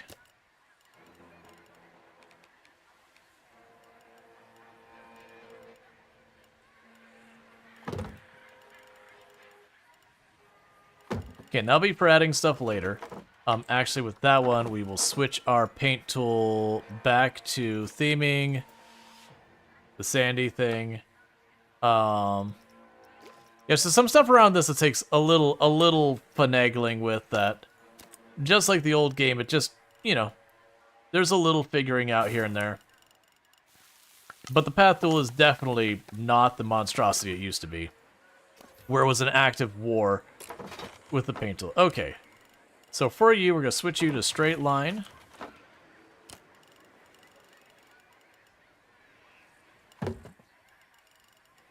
For this ride, honestly...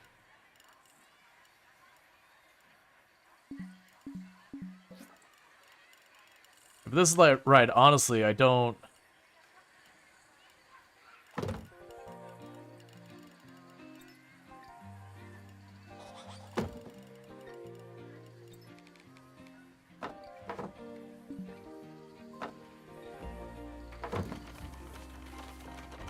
Don't feel like we need to do a whole lot of special stuff.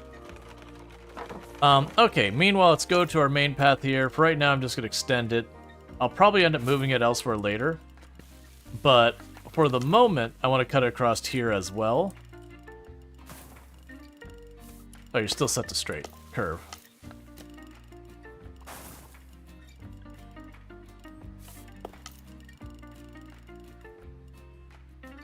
I see.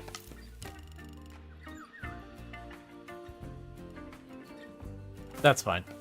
We'll figure it out. Because I got this whole middle area that we've been making. So with this, we can now drop you down to a really small path.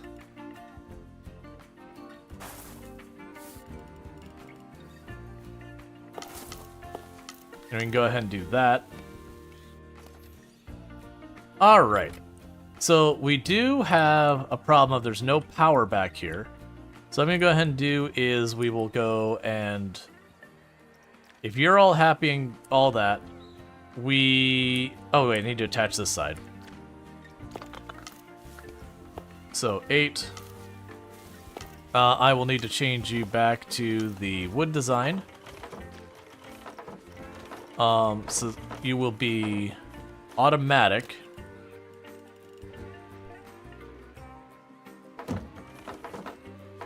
There we go. So now I got a path to go over the lazy river to get to our little ride over here. You can get on this way, you drop out of there. None of your guest service places have anything close enough to one of your pools. Don't worry, we will be adding food stands and guest services and all that crap over here. Just give me a minute. Alright, so with that, your price is bargain, and you are now officially going to be, well actually...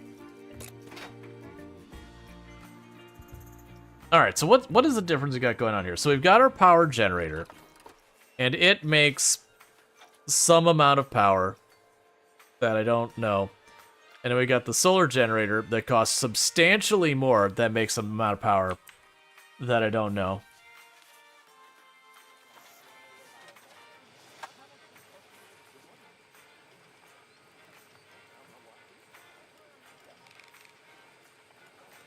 Oh, wait. That's right. Staff members actually have to reach those to be able to service them. We'll find a place off to the side. I'll add like a staff area like right in the middle and we'll put the solar there later. For the moment, what we could do is I will add a power distributor. Oh, don't stop working on that. Close that. We will add a power distributor. We gotta tuck it right over. Wait, you don't have power? Is that not power? It's fine. We're gonna tuck it right over here. Because it doesn't need a mechanic to go at this one. They just have to go at the thing that actually makes the power, not the thing that distributes it. So that should give power to this ride. No power. Oh, is it saying that like we've overwhelmed our power infrastructure? Yeah, these need to be... So I've been having issues so far as maintenance stuff goes. Like this, I get refurbishing is important, but I would want, like, that's one of those things I wish was just like a thing you could schedule out or whatever. Alright, we'll just plan for the staff area. So for right now, and this will probably change, we're gonna go ahead and make a really small path.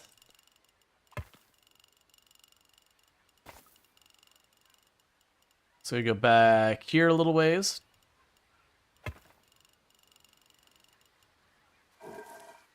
And then what we're going to put back here, then go facilities. And first of all, we're going to add a large solar... Actually, yeah, I'm going to add a large... No, don't do it that way. I know how I can do this. So let's go to first the facilities we are going to need. So we have our staff facilities. We have the mechanics workshop. We'll put that back here. We will have a large staff room. We can tuck that back there.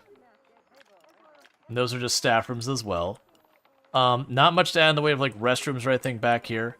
So what I'm going to do is first we're going to go put up our walls and all that for the scenery. But once I do that, we're going to go and put on the roof the solar panels with a way to get up to the roof. Because that's the kind of thing you'd actually do. Same aesthetic we've been using for a lot of our buildings. We'll use the slatted wood here we've got. And just like before, to help the buildings make a little bit more real, instead of just having that as your employee room, we make the building a bit larger to be more realistic where, you know, you're going to have like the staff area. You might have like a little office in there. You know, this is a theme park and it's not like the main meeting area, so you're not going to have like proper offices, but you'll usually have like a little place that, you know, you can pull people aside and have a little discussion or whatever. So we've got that. And then we're going to go ahead and build some ceilings on it. We use the same design we've been kind of using throughout the park. Because I also made the comment that, like, in actual theme parks, you know, you'll have usually a bunch of different theming. And so you'll have, like, this is like the magic area, this is the sci-fi area, this is the superheroes area, like whatever your themings are. Those aren't right. But usually when you're talking water parks tend to be pretty one theme. That's like this one's a tropical paradise. This one is like a blizzard hit it, or this one is, you know, I mean, a lot of times they don't even have theming, but they'll have that kind of thing going for them. You monster. We can hide that. It's ever so slightly floating. Can I? There we go. Alright, but we're not done yet. So let's get back to editing the building. So you used to be able to edit the paths on the building and all that. But that's fine. We'll deal with that in just a minute. So let's go to Facilities, Power.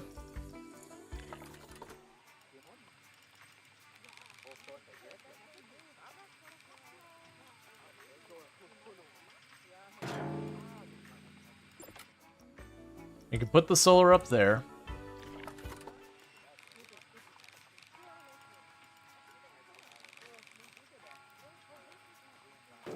And a distributor there.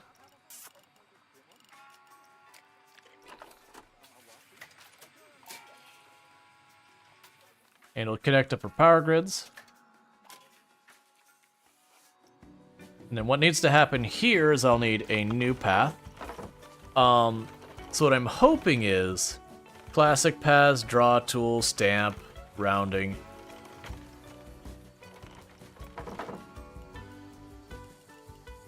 Yes, this is the classic. Yeah, the classic path is how it works in R1, where it tries to like glue itself to that.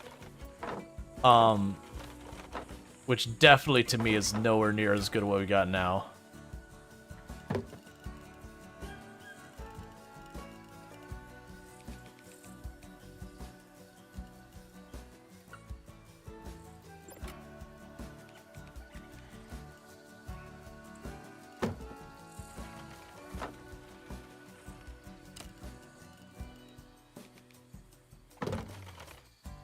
Alright, and we've got access to a little solar panel up there, and I can fix that later. Guests can't reach the entrance and want to leave. Huh?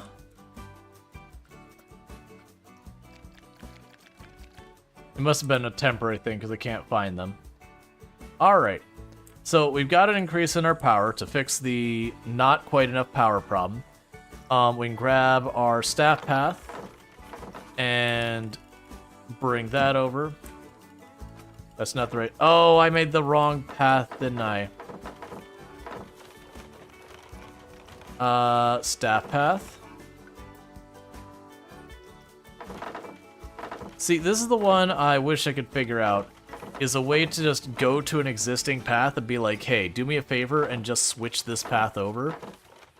But unfortunately, it does not appear to be a thing. So we're going to go ahead and go to my delete tool. That's what I was worried it was going to do. But good news is that was the last thing I did. So we can just undo that. So let's go back and try this again. So what I might be able to do is let's change this to this.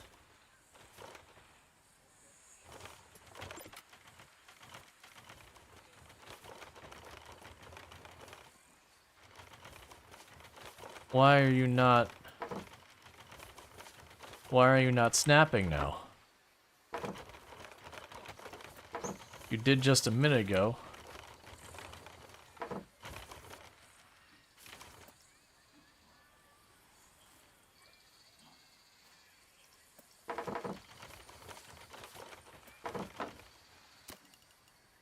Did I mention the game has a couple of things that are still... Oh, that's a queue. I'm choosing the wrong path. That's on me. That's my fault.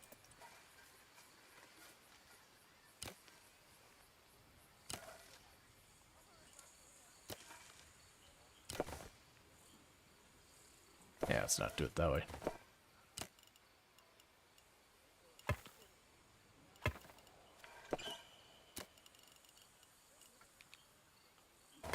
There we go. Now I've got that fixed. Alright, let's try this again with choosing the right options and all that. That is the wrong path again. This path. You are going to be... That's again the wrong one. I'll get it right one day. Or I won't. Who really knows?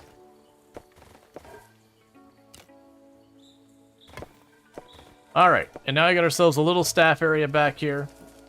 I'll obviously want to decor it up more, but that gives me staff area in the middle of the park. That'll be nice and away so that people can play and be like, I can see a pump. It upsets me. Let's check urine testing. So you're now open. I thought it was open. Oh no, it wasn't open because we had that. Alright. So, needless to say, there's no theming to speak of around here, so we should probably fix that. Let me go ahead and fill in some of the bamboo on this side, because that's the nearest theme we've been using over there.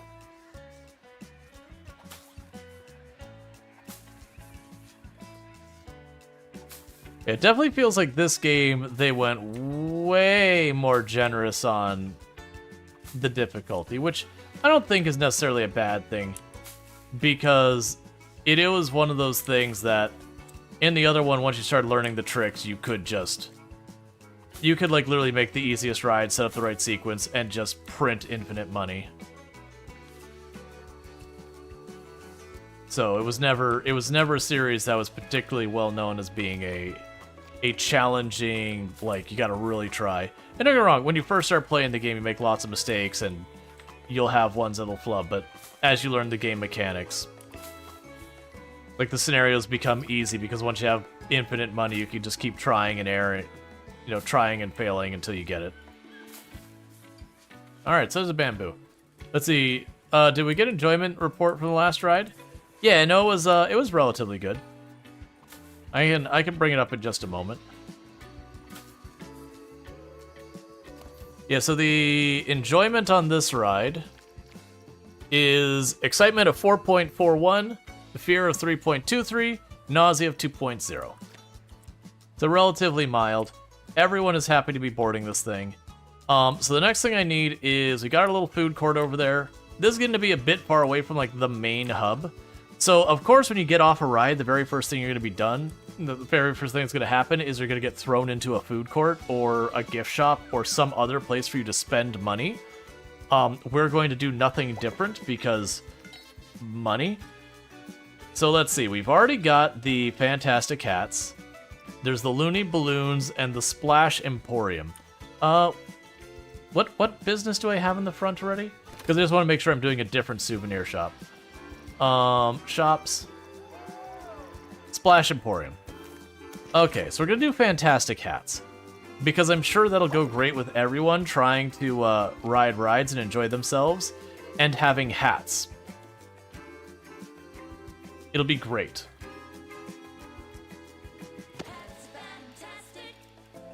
Okay, so we've got ourselves a place we can go ahead and get that. We will need another food option. We've already got our burger place. And I figure we celebrate the fact that Panquar was around earlier, probably still is, and go ahead and open a hot dog place. It's just what needs to happen. So we got Hot Dog Squad. And then we've already got ourselves some, what was it, slushies? So we're going to go ahead and do lattes. Latte love. Because, of course, let's see, all we need to do is engineer a ride that will cause the hats to fall off. Yes. That's actually, you don't even really need to engineer it. That's just what rides do normally. So we're going to go ahead and put a toilet here. Because we're going to need that. And what else do we need? There was the information kiosk thing or whatever. That they heavily implied I wanted those, like, everywhere. Right, that was in here somewhere. Yeah, guest services.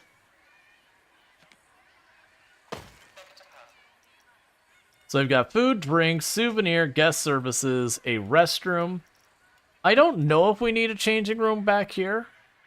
I'll put one here because why not? We'll just have like the area with everything. So let's go ahead and start building around it. Because again, scenery actually does affect the ratings your rides get. And so that's part of the reason I wanted to shove this right here, is it saves me having to put as much effort into the rest of the ratings around this.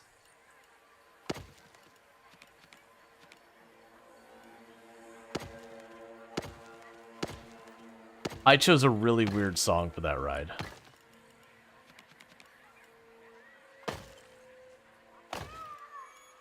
Like, sci-fi mystery kind of thing.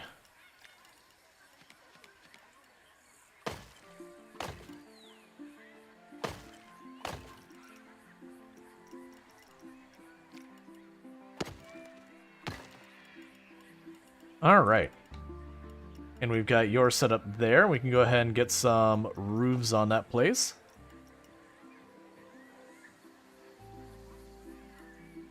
Oh, the roofs that we've been using are way up here, aren't they?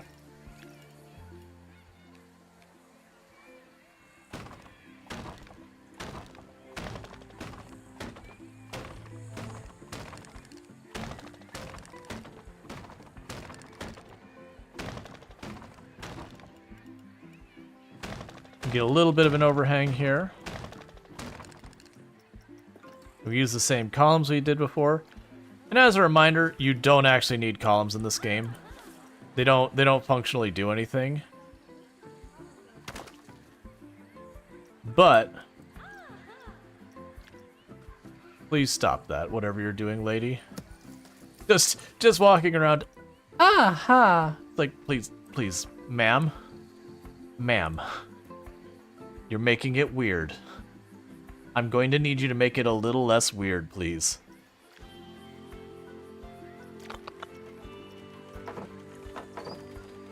Okay, so we can switch this, and this is one of those things I mentioned they've just done a lot to improve the game.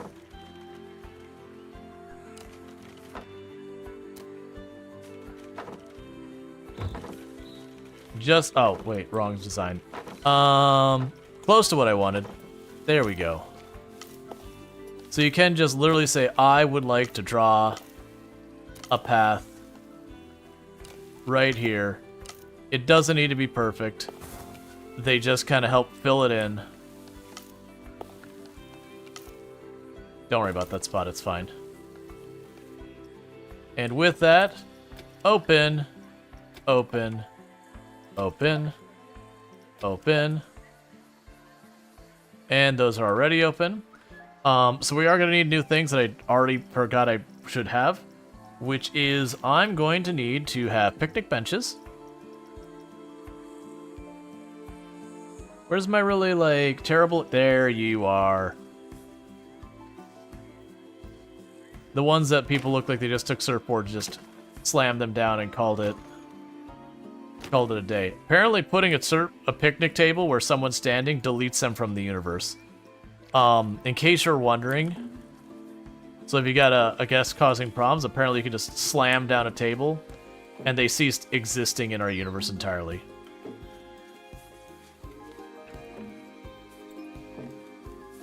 Okay. So we got that.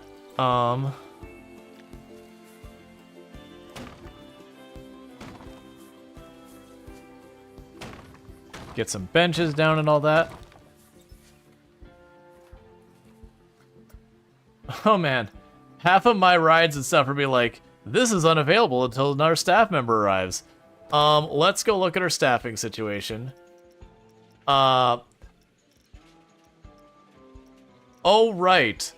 90% of my staff have not been able to take a break because my break room can only handle 5 staff members, and I probably have somewhere in the area of like 20 lifeguards from my lazy river. So, you know, that might be an issue, but that's okay. Who said we should give staff breaks? Gross.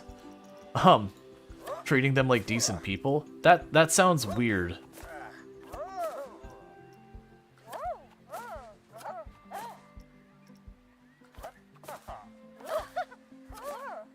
Okay.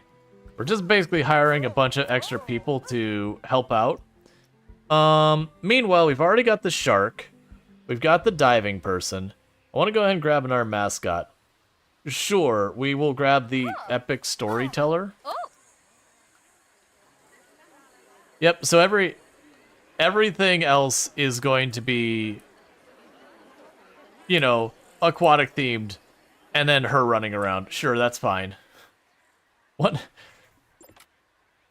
One of these is the person really liked a character. It's like, no, we're doing this. But it doesn't fit the theme. I don't care. We're doing this. Alright, so we've got that all set up. Okay, so the next thing to do is we don't have any lighting back there, so let's grab our lights that we've been using throughout the park.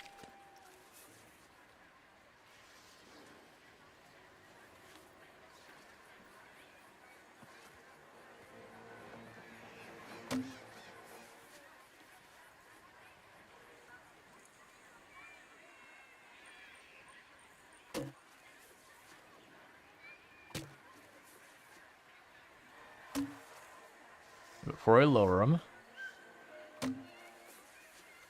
It is interesting, I believe... Oh no, it's not each month is a day. Alright, so we need to refurbish the chair thing.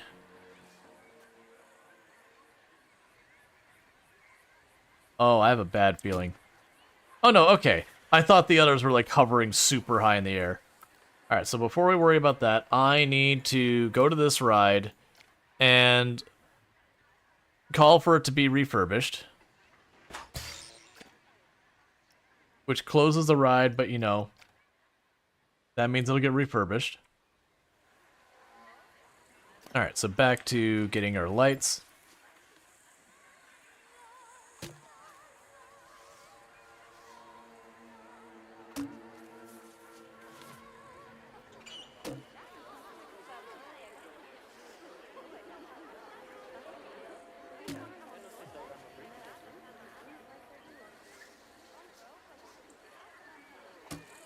I'm also surprised by how few people are like running around in bathing suits.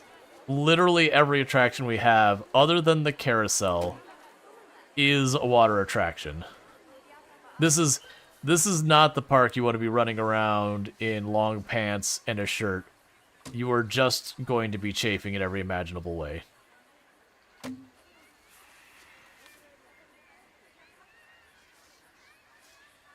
All right.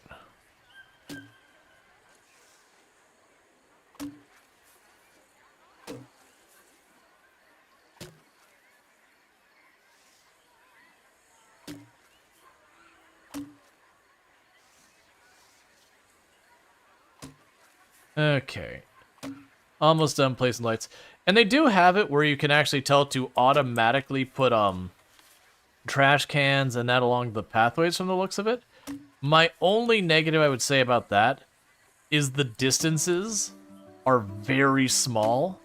So it's like literally trash can, trash can, trash can, trash can, trash can. And it's like, okay, I mean, don't get me wrong. I really appreciate when you're at a park and you don't have to look everywhere to find the nearest trash can or recycling can.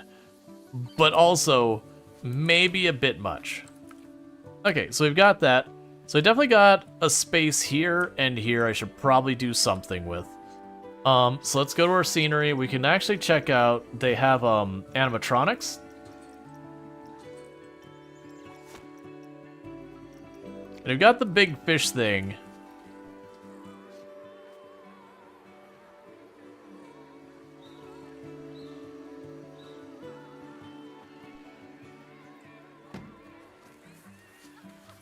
That we haven't used yet. Alright, let's look at this. There was some coral reef.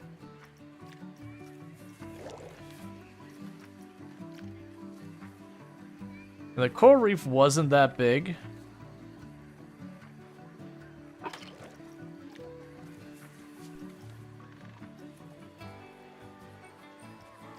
The good news is everything in this game can be scaled. You can do stuff to, like,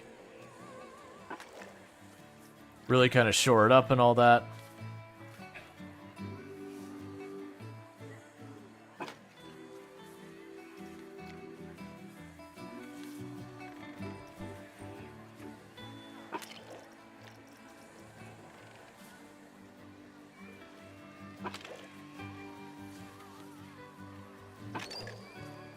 And give ourselves like a little spot here that's going to be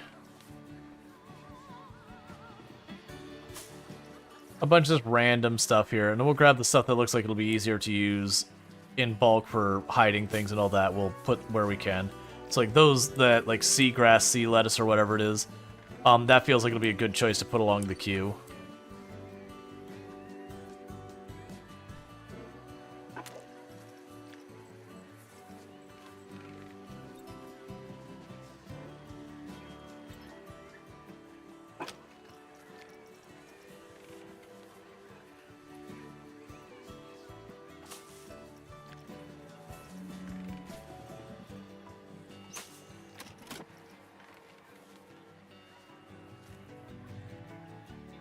It's a very busy coral reef spot.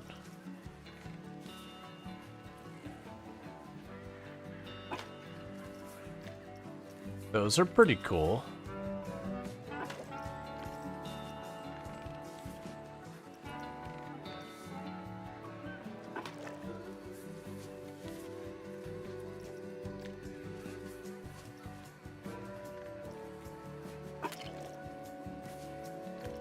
Yeah, so I'm thinking we'll do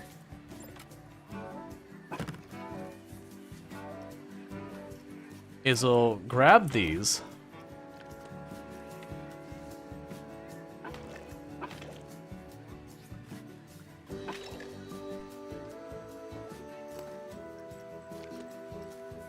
And run them along here.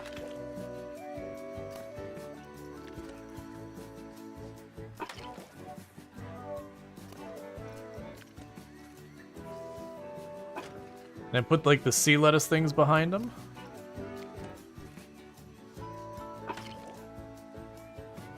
These things.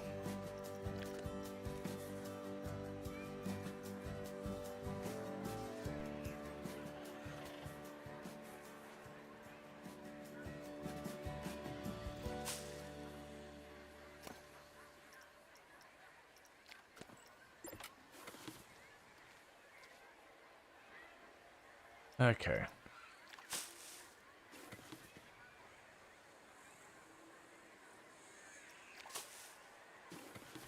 Unfortunately, we don't have a lot of variety. I'm using them as a wall.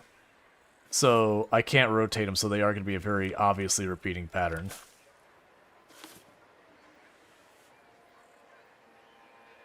Let's see, you can use special effects to have some bubbles in the waters that come up. That's not a bad idea. We can.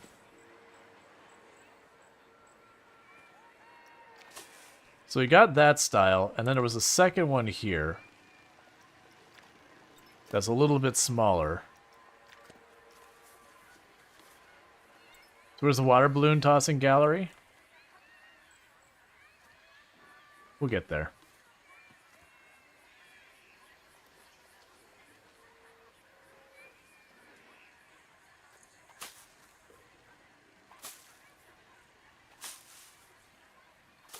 And this is meant for the lazy river side. I don't care about the queue behind it. That said, so they don't whine about this thing, which I actually don't think they will whine about that.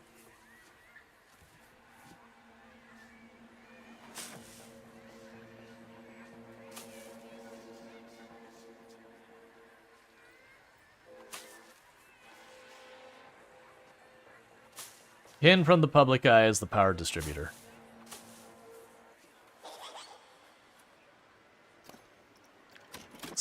Some of the sound effects are inexperience. Yeah, so we got like a whole bioluminescence thing going on over here.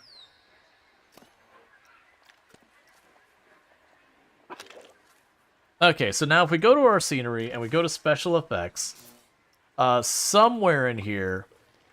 Yeah, so we've got special effects bubbles, large.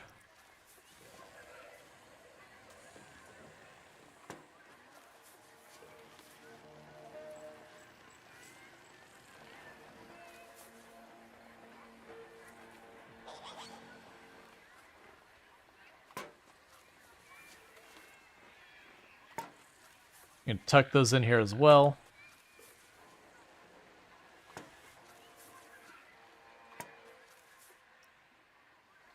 And now I got little bubbles popping up all over. Yep, so we check out our park with all these menus out of the way. So theming's coming along nicely. We've got like this nice Japanese maple area with a little lake. That's just a staff area back there that we hid the staff office and all the stuff they get angry about. There's not much theming to our front, like, food court area. Oh yeah, did I get the heater thing? That's fine. But then, you know, like, the pool has the other side of the Japanese maple and a bunch of, like, jellyfish and all that kind of stuff doing their thing. You get up to where the rides start, and you've got the 2 platforms up in our artificial mountains, which, of course, being water slides, we make you climb, like, 10 stories worth of stairs. It's just the way water parks work. And this one, we've got ourselves, like, a forge on the top of the mountain. And then the other one, we have singing eels who are chilling for the moment.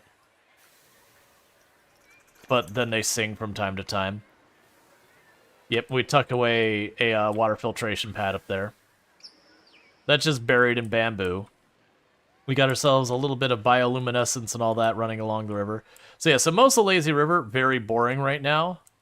But we're getting there. Speaking of which, is anyone even swimming in that thing right now? No, not really. That's okay. But yeah, so we're slowly getting more and more rides added to our park. So we still got this big area. We should probably do something.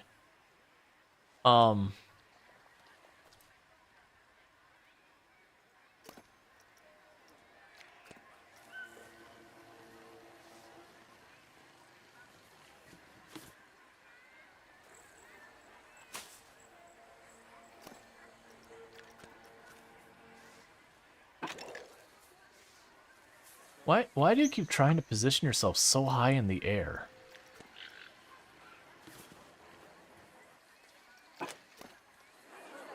Okay, none of those are that way.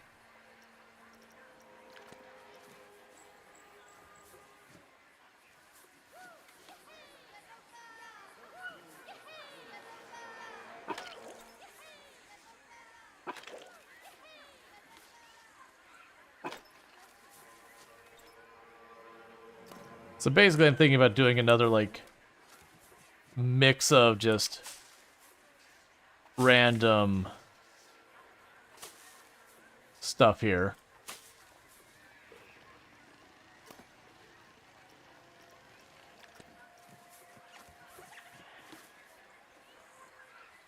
I'm just gonna try dropping a lot of it in there.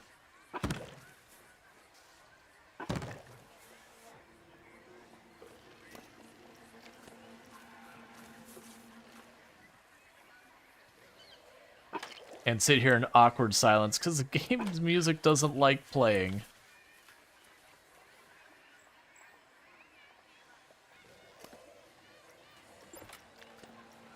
Many guests are thirsty. Go buy a drink. That's what they're there for.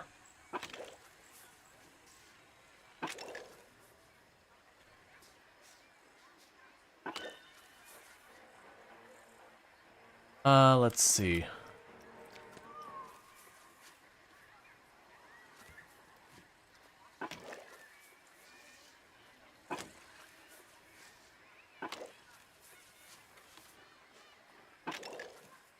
Grab some of you. You fill up a decent amount of space and look decent.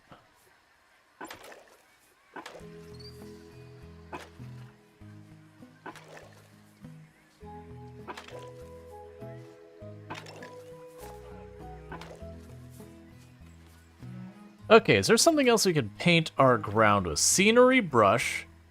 So that's rocks and stuff. So I'm not looking for that. What I would like to do, let's check under terrain maybe. I would like to Spray paint the ground. I'm gonna click the same thing for like 8 times, don't mind me. Sand.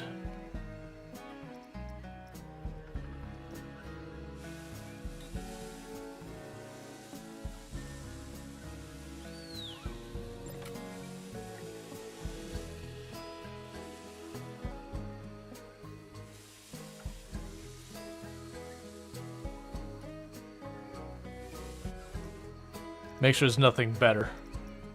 Yeah, Moss Rock auto paint.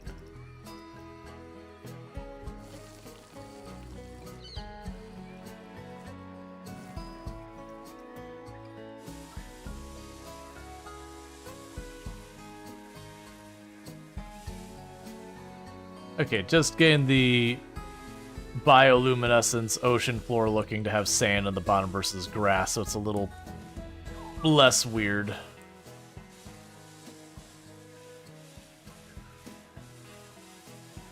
All right.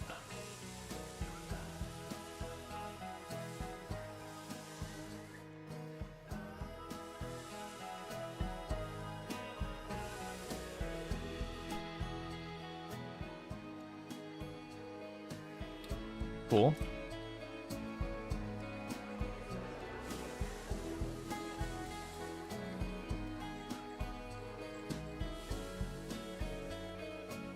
And it is a dirt path, so having the sand get in the dirt, that's fine. Alright. So we got the theming, all that. So you're in poor condition. Yeah, it really... I'm gonna be honest, the maintenance side of the things where you have to like do like the repair thing where the mechanics go by and fix, that's fine. But it's the refurbishment thing. I do wish there was a way to say, hey, refurbish this once every 3 years, and you'd still have to have a person do the work and pay for it and all that. But like where it is just as your park gets more and more, there's gonna be more and more of a nuisance of click over there and do it. I'm really hoping there is either a way to automate that or to just say refurbish all or set it on a percentage or something. That is one that is a miss in my book. I mean, don't get me wrong, that was sort of a mechanic in the first one as well.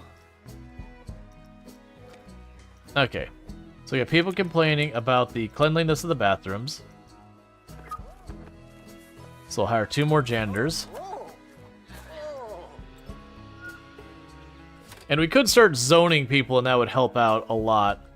And it is a thing that it does try to automatically adjust your breaks and all that, like when people can go on break and all that. Or like deliberately say you're not allowed to go on break during a certain period of time. But, you know, that's not really helpful.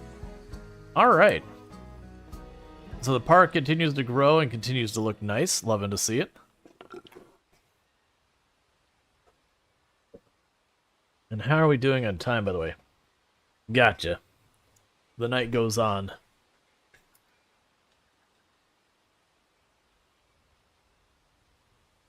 I really like the lighting on the water for like the pools and all that. The park certainly looks good. Yeah, that's kind of one of those things that I've learned over the years, not just in this game. City Skylines is another one I put a lot of effort in. That honestly, so much of it is just constantly adjusting the way you're doing things. Don't leave open spaces. That texture on the ground, it ends up looking like plastic. So it's pretty much anything you could do to hide that kind of stuff will make your park look so much better. Yep, start complaining about queues. Hey, that's what you get. So I do wonder if, as we hit the end of this day, if we're going to actually see that well, no, because our park tickets are automatically increasing. And I don't know what's determining it. Like, is it my park rating that's making those go up? Is it the number of attractions that go up? Is it, like, what is the mechanism that decides that? Okay, so we've got our new ride here, the River Rapids. What are you complaining about? Oh, the lines are too long. So apparently we have that.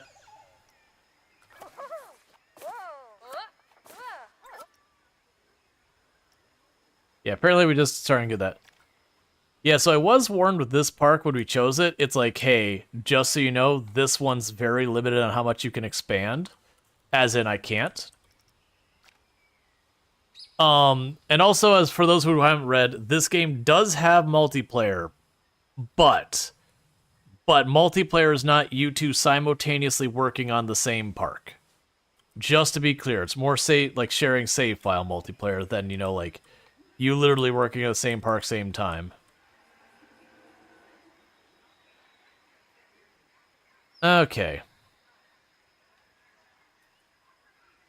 So you can probably just bring this theme over here as well.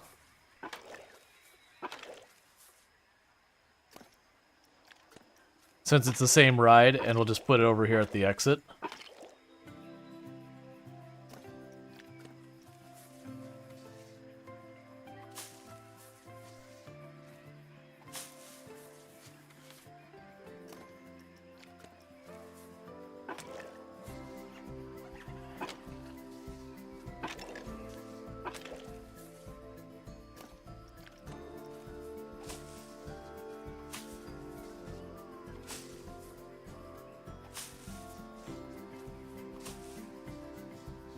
I'm sure there's someone who's got much better knowledge about how all this works and be like, actually, if you want to make that look a lot more authentic, you need to cluster these together. The brain coral looking thing, which I actually don't think there's any brain coral looking things here. Alright, well that's one thing to fix. The brain coral looking things always grow in groups and are never independent, so by putting them independent it makes it look artificial.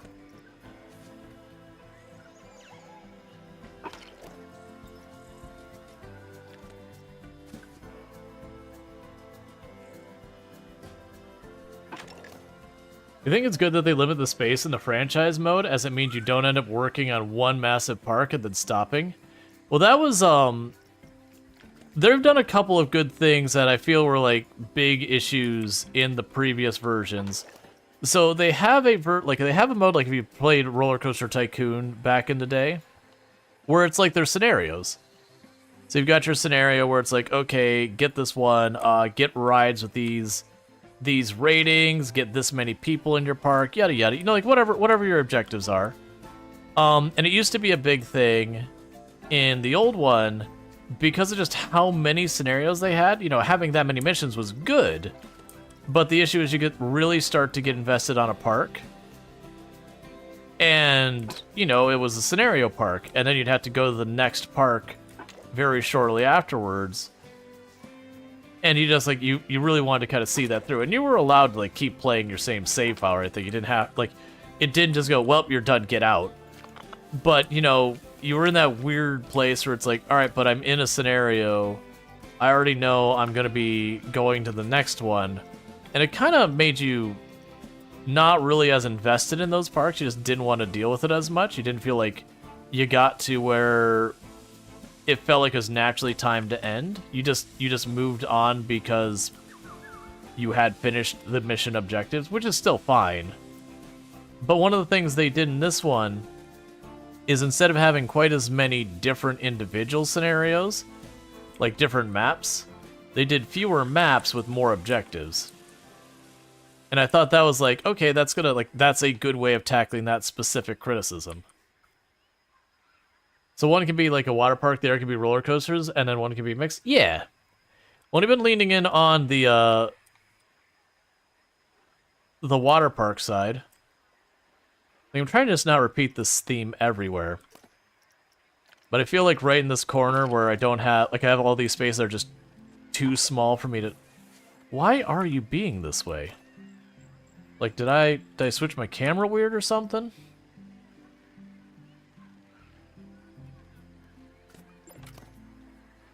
Because I want it to be putting those at least nearish to the ground, not in orbit.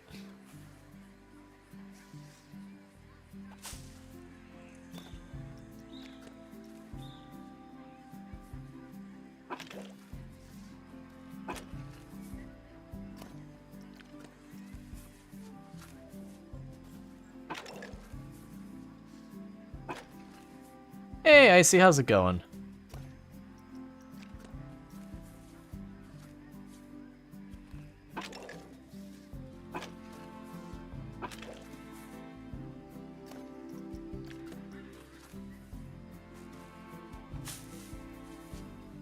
Because you only stepped away a few minutes to get coffee, and you come back and it looks amazing.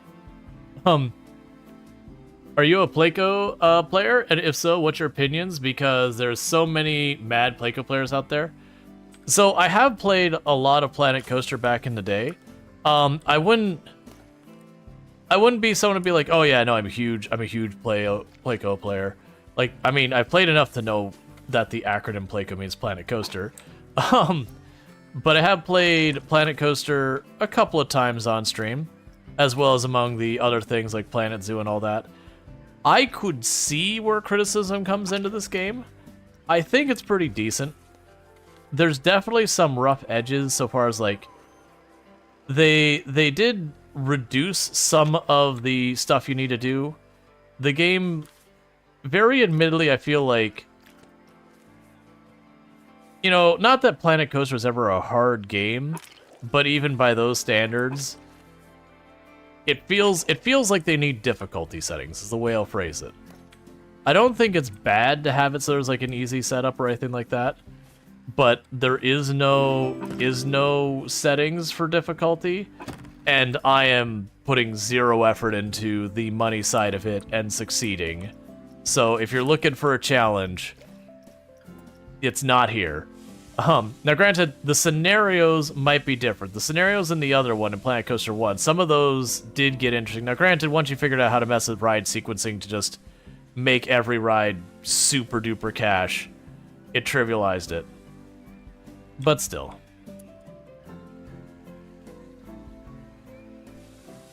Let's see, there are difficulties when you play career, there's a drop down, but what about franchise? Because I chose franchise and I wasn't presented with difficulty settings.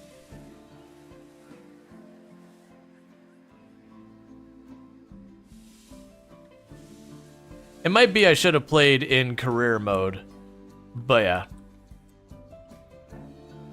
Yeah, so we've got all that looking really nice and solid. But yeah, no, I played a lot of Planet Coaster in the past. I got a really big open spot right here.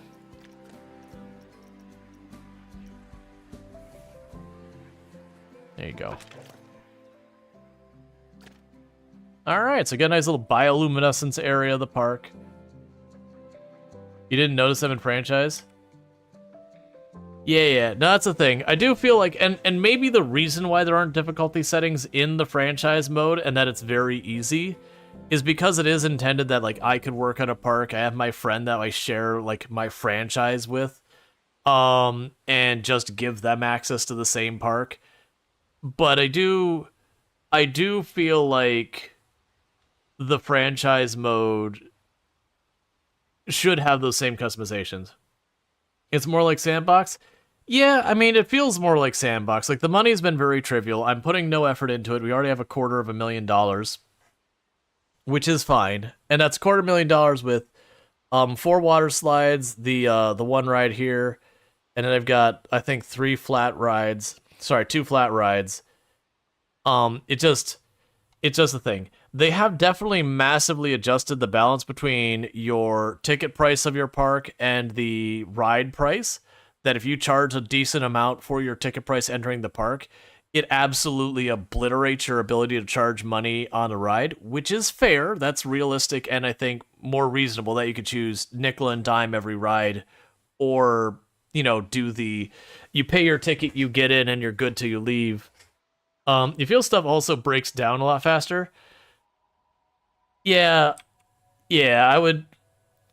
I'm not sure I would say it breaks down faster, because Planet Coaster 1 was pretty obnoxious, where you're like, this ride is broken down. This ride is broken down. This ride is broken down. Then you'd have it at maximum maintenance, like, this ride is broken down anyways. Yeah, let's see. It's good to hear. You feel like the PC didn't realistically allow charging just for entry? Yeah. I think it's nice to have a good honest opinion that has positives and cons, because you've been watching either just positive and all cons, including the reviews.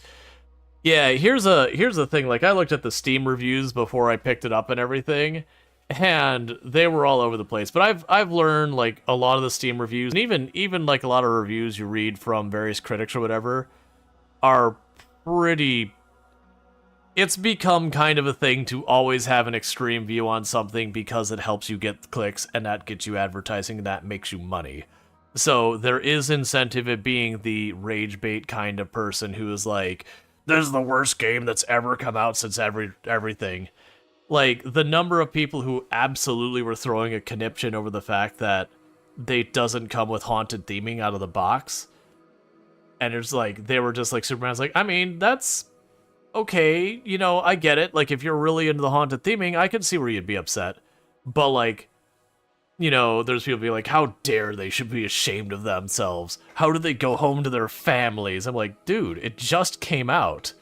It actually has a pretty good number of themings when you look at it and you think back to like any game release and how many themes we've got. We've got, I'm seeing if they have just like a straight up list of themes.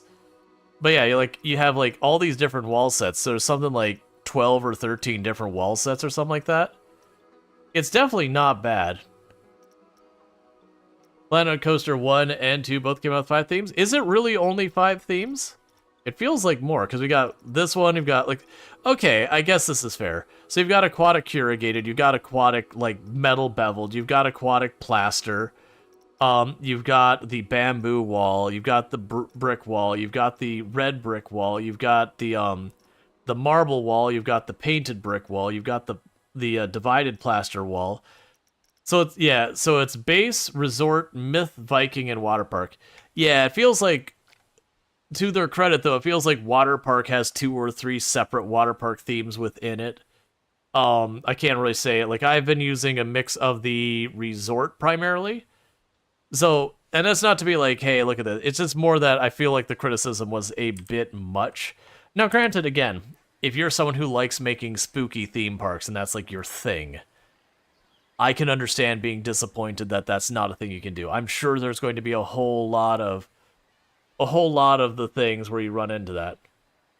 So Roller Coaster Tycoon had them also, huh? I don't remember. I don't think Roller Coaster Tycoon had that many themes in it now I think about it. I think a lot of it was you just had your ride and you just changed the music on your ride to the different things. Yeah, it's more like you could build a horror park if you want, and though with all the parts you need. Yeah, and that's the thing. It's like Roller Coaster Tycoon is like, I'm pretty sure everything had one theme, but then you had like a dozen or so music tracks. You're sure sure come Halloween next year there'll be DLC for it? Probably. Sorry to ask the question twice. But have you heard any feedback about the console version of the game? You're thinking about picking it up for the Xbox for convenience. And you have so many Sims on PC that you just can't be bothered. I have not heard like one thing or the other on console. I've generally found a lot of these style games aren't the most enjoyable on consoles. Let's see, Roller Coaster Tycoon 3 had a lot of themes after the expansions. Yeah, no, the complaints is more like immediately on release. Yeah, so like I said, we've only got a couple rides, and I'm making $164,000 of profit. On that go, let's yeah, I don't have enough time to start another park. Like, I've got an hour and a half. I usually go more for the stream, so I was just like... Melody Chang has worked more than 4 hours without a break. Cool. I mean... Is the break room full? Is it open, I guess? Is the more important thing. The break room's available. Have a good time. It's attached to Paz. You can get there. I mean, but this is one of those ones that you're like, yo, go on break. And they're like, no, I don't wanna. You can't make me. That's a violation on their part. It's too far away? It's too far away from right there? I have a separate one over here. I'm sorry. Because I've got one over there, and then I've got another one like hidden back in the trees here that's attached to this path right here. Why is literally every single staff member going without break? And also, what do you mean they were here for 4 hours without break? It's 8 in the morning. What time did these people show up to work? Do you have the scheduled break? You get yelled at for not taking breaks and lunches. Well, yeah, because it actually will get in... Like, companies can get in trouble for that. Because it's hard to prove that they didn't take a break because they just didn't take a break versus they didn't take a break because you created a reason for them to not take break. So you are unhappy. Oh. Is it because you can't reach... Alright, it is a pathing problem. That pathing problem is because that inside ring doesn't have a single path it's attached to. So they physically cannot leave their shift. You know what? Fair enough, I guess. Alright, let me just fix that one for you, staff. My bad. I didn't realize different sides of the river needed a thing. I thought the lifeguards, you know, either side would be workable for them. Getting some weird, like, performance hangs there.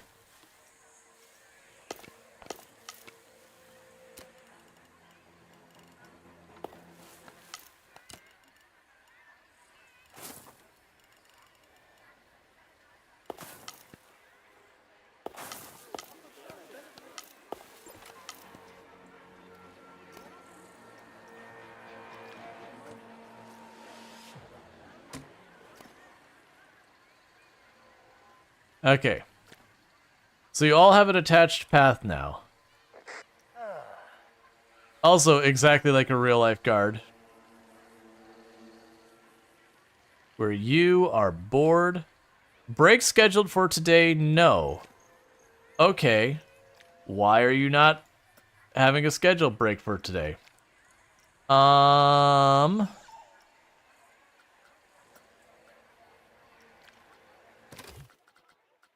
Staff.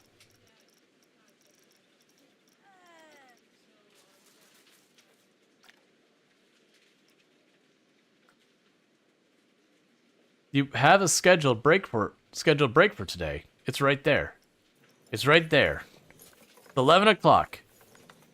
It's in 3 hours. It's right there. You right there? You? The one who said you don't have a scheduled break today? You do. You're lying to me.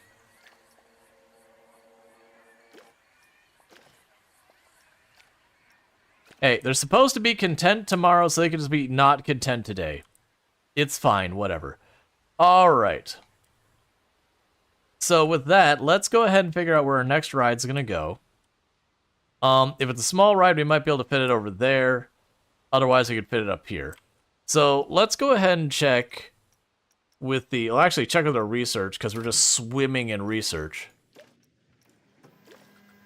Yeah, I'm kind of curious to check to see what the difficulty settings are, even if we don't mess with them much, like right now. Just because,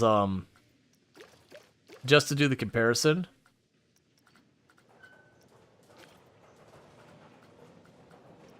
Yes, these are all flat rides.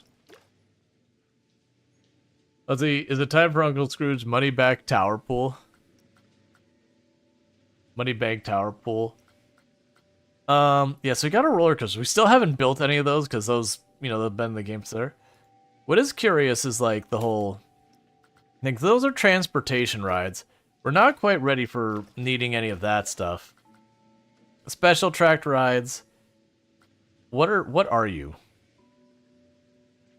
You look like you're in the water? Maybe, maybe not. It's fine, we'll research it.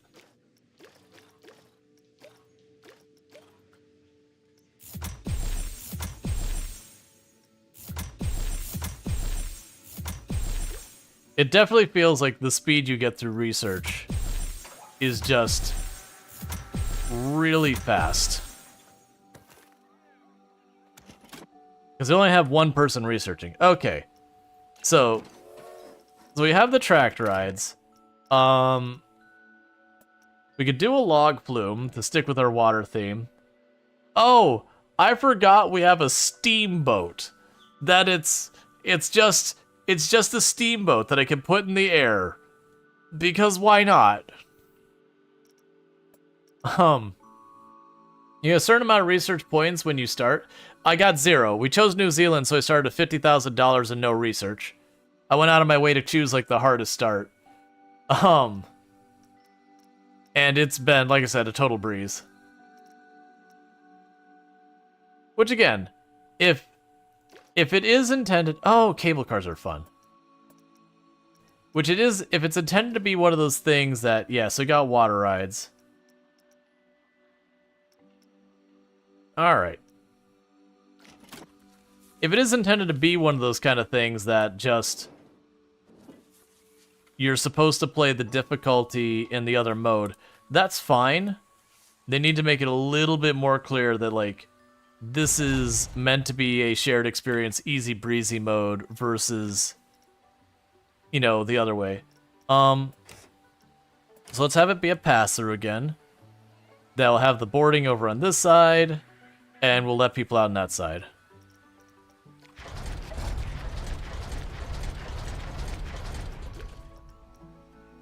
All right.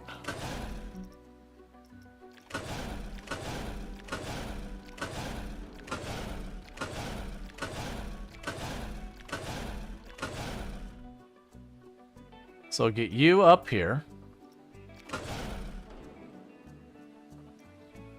So looking at our... What?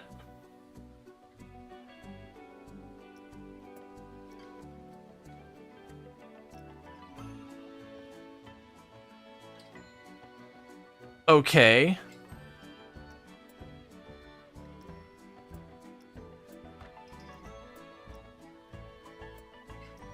All right. Well, you know, I'm having to go and try the lift. That just needs to happen immediately. So this whole slightly going up kind of thing. To heck with that. We got places to be. How high can I make you go, though? Oh, that's much nicer. Or not. Never mind. Launch delay, acceleration.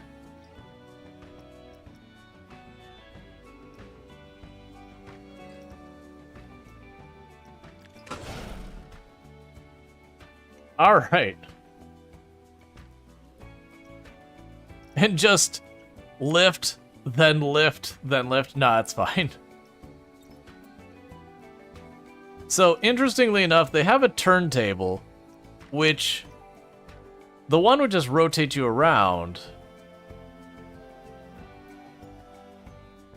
Yes, that one just rotates you to full circle and then moves you forward. That one turns you right. That one turns you left. That one turns you around the other direction. Yeah, so it just works clockwise or counterclockwise. A way to find out how high you can go. Is it time to drop the sick beats?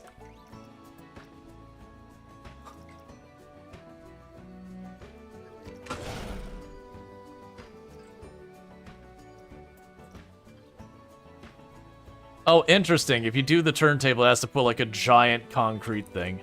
I'm okay with that. We can hide that. Sure, let's...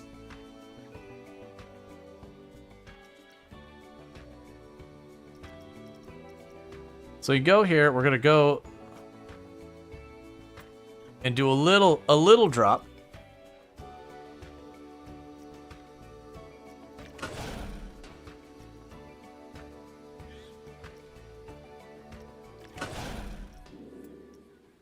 Drop and splash down start. So we got just a little drop. Just a wee little drop. And then we go right back up.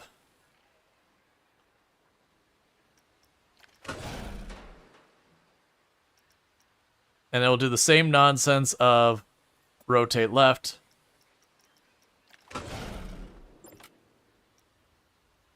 Rotate right.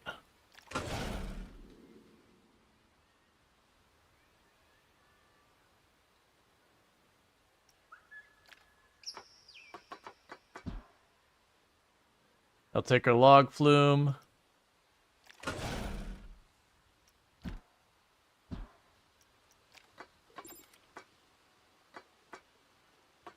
Have to deal with the maintenance thing. All right.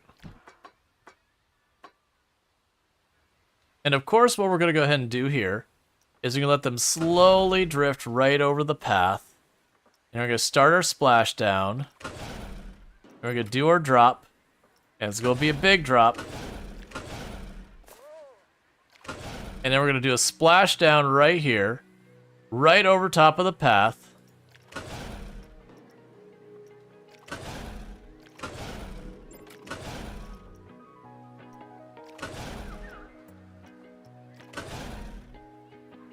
Right over top of everyone. Now granted, it puts like this giant concrete barricade above them. But still, these people are getting wrecked. It is what it is. And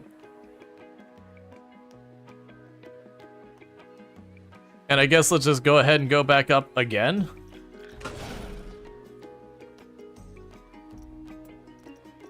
And left. And right.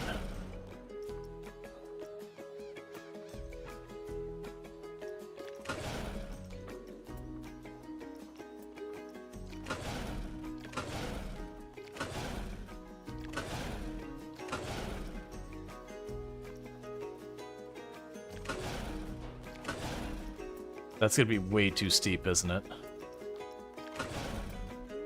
Oh, nope, that's...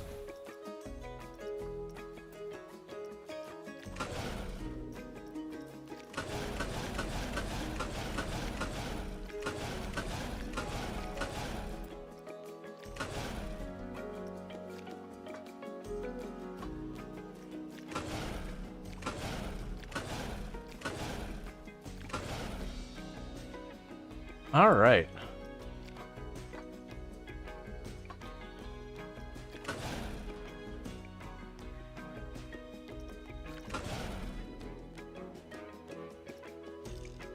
And smooth it. And let's see what happens to on the test run. So yeah, the test run, start test ride camera. Okay. Oh, geez, that is upsetting. It's real jarring pulling on the elevator.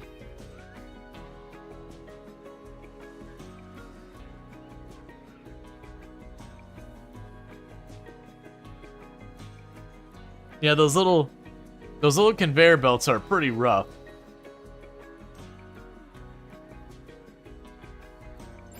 I didn't realize I turned them around. That's wonderful. This is be so terrible to ride, and I love it.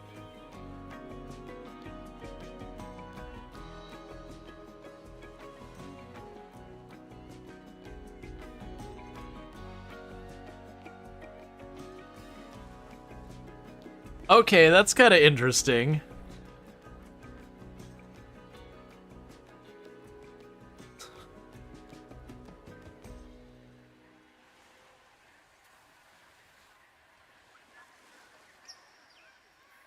I'm a little worried that elevator at the end, the slowdown's going to be massive amounts of forward G's.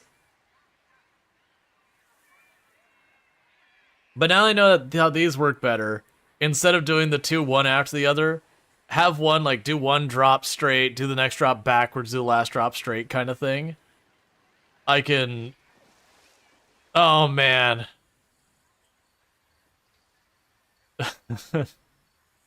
That'd be... Oh, wait, what happens if we go to the ride entrance facing backwards? Because that would mean every other car, like, you would do the... Like, you'd go backwards to the end of the ride.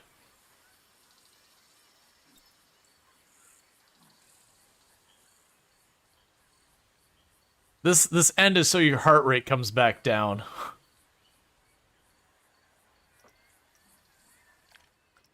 Alright. Oh, it does just reset it?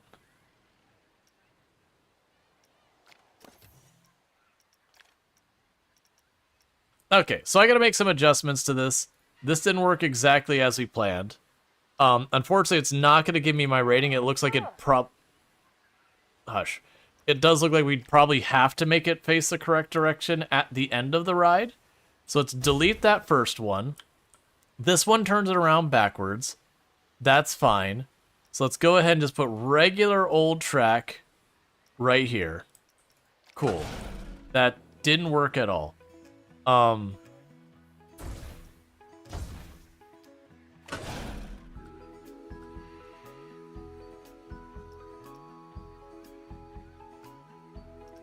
cool.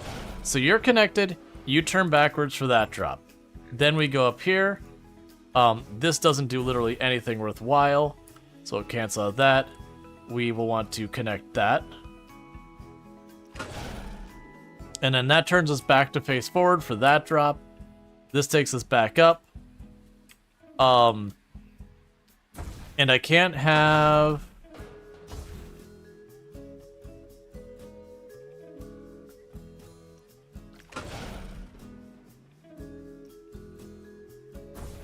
Yeah, unfortunately for that one,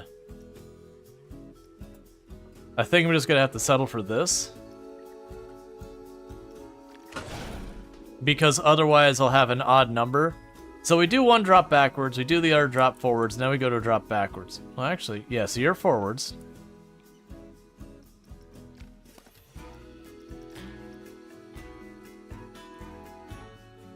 Alright. I mean, it's interesting doing the elevator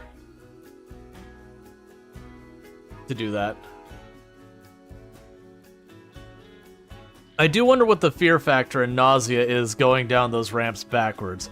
Because that'd be the curiosity of, if going down the giant drop backwards is just like fear of 12, that people are just like, nope, hate it. Everything about it. Straight up nightmare. I need to deal with you and get you refurbished. Oh yeah, that's fine. So we're basically waiting for the test results before we do anything else, because I might need to make some major adjustments. We're using a lot of components I haven't used before.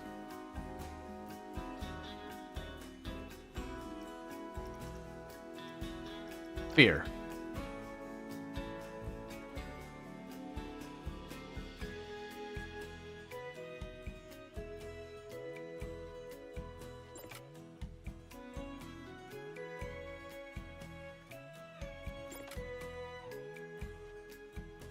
All right.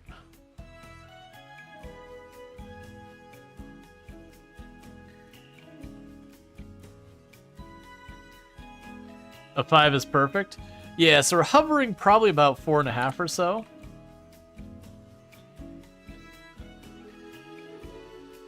Oh yeah, and we're gonna lose a lot here at the end because it's just drifting along for a while.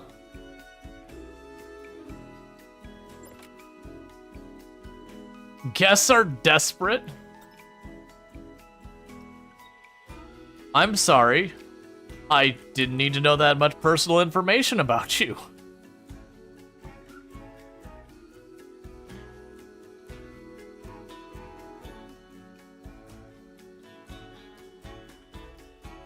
Water jets? I didn't see water jets. Yeah, so almost exactly 5. A little bit of fear, little bit of fear, a little nausea. I think that's good.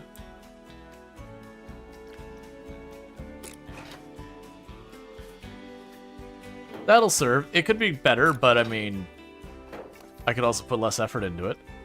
I'm sorry, wait, what?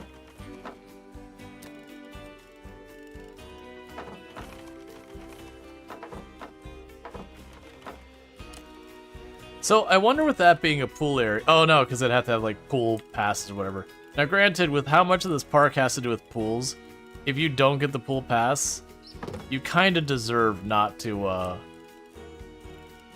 have much to do. Showing up at a water park and be like, you know, I don't want to water. You just kind of stare at that person going, what? Why are you here? You know, you should be allowed to be included everywhere you want to be, but, like, I genuinely don't understand. Yeah, it's a pretty long queue, but we're gonna live with it. I will need to go over here and get your path on this side. So let's grab the paths here. Alright, that's not wide enough.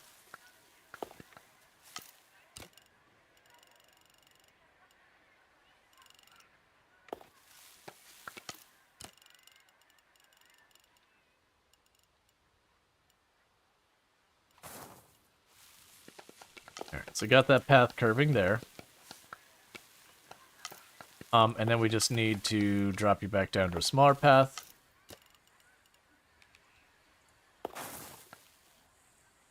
There that goes. Alright, and you were complaining about power. Yep. So we need to go over here to our facilities, our utilities, our distribution. As I mentioned before, it does seem it doesn't really matter where your distribution centers. They don't seem to have to do maintenance or anything on them.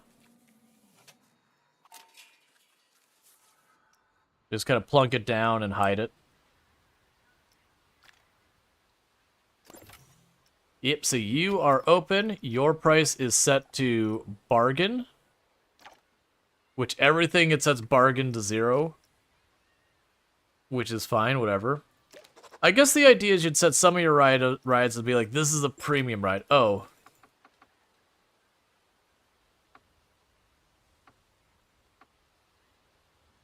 Yeah, it's probably fine.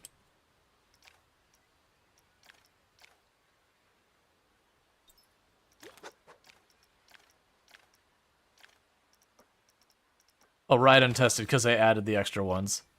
That's fine. So take a moment to test the ride. And it'll get all that going on. But no, I think they'll be pretty good. That should be another ride that gets us relatively good ratings and all that.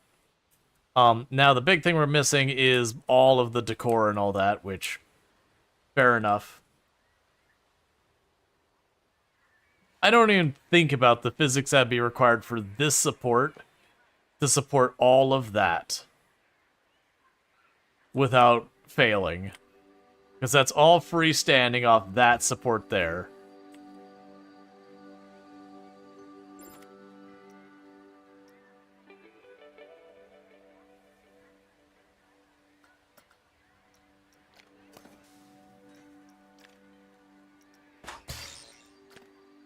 Yeah, that'd be the one thing I'd want to see, is I would want some way we can automate the refurbishment.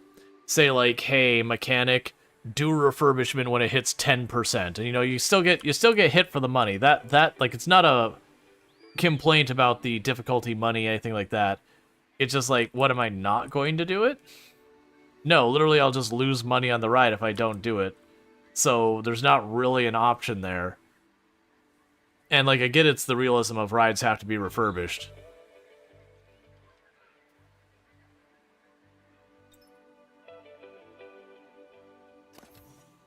How is that elevator supported? It's fine. I mean, honestly, the elevator on all of these doesn't bother me as much as this thing here. This thing here, because this would be effectively one giant lever on that point. The size of the steel and all that and everything you need to do, the physics would get mind-boggling on how big the numbers would be. Do you believe in magic? No. Next question. I'm sorry, what?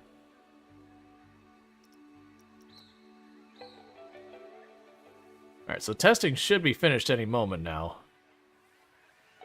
That's our testing person right there. Like 10 feet of tube, fine. But that pool, no way. I mean, even supporting something like that, it's still a lot of. Oh yeah, no, the pool over there. Yeah. Because water is heavy. There's no way to go around it. Water is heavy. You did Penn and Teller a few weeks ago. Good show. So yes, magic. All right. So with that, we've got this thing here. Clearly, we don't want that to look the way it does right now. All the stuff hanging out. So we've been doing the core. We've done some coral. We've done that. The topiary in this one, not really impressing me. It's fine. Like, these topiary are more interesting than the actual topiary things they've got. Just overgrown.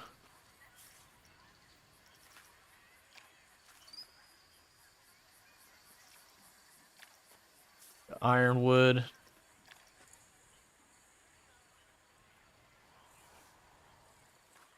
Sunken warship turned reef motif. Well, we've already got the reef over here. I could see a sunken warship if we have something that we can make look like that. Yeah, because the plants, there's good stuff there, but it's stuff we've already done.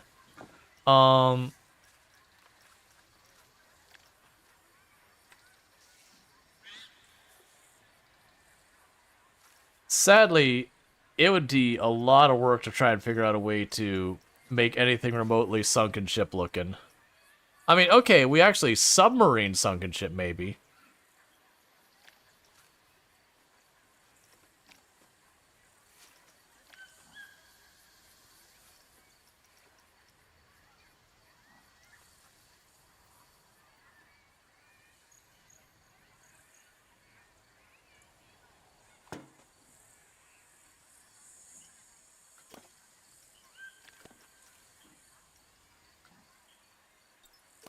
Okay, we can do this nonsense.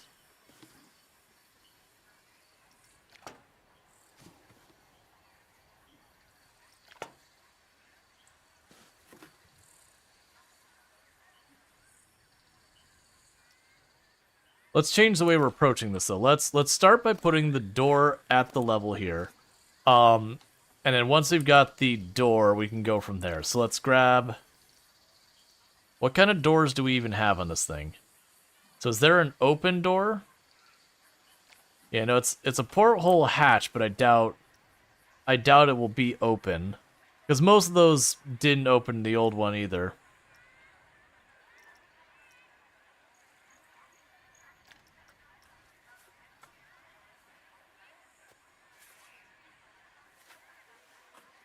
Oh, it's trying to snap right there.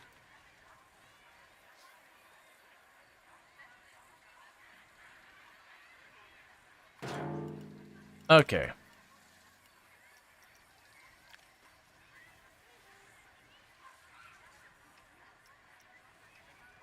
It's 2-meter high wall, 1-meter high wall. Beveled foundation.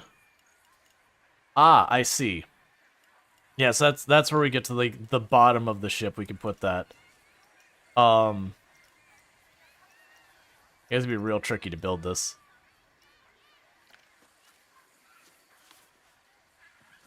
It's so weird that that one doesn't snap to the grid either.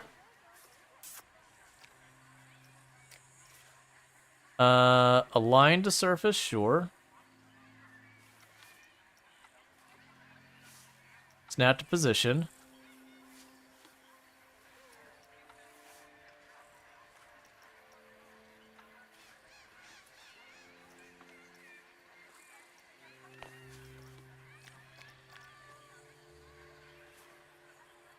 Snap to position.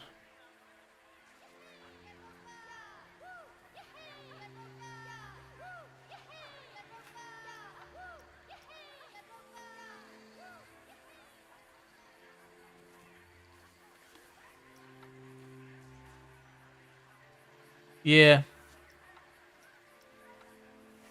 would definitely be nice if we could get it to, there we go. That's what I was looking for. That's just me being unfamiliar with that. So we want it to snap. Just gonna get the amount sorted out. Too little.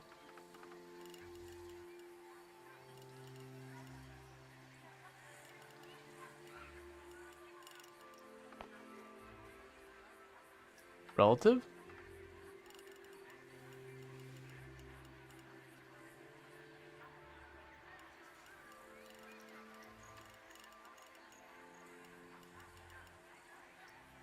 Because I'd like to have it snap off of this thing.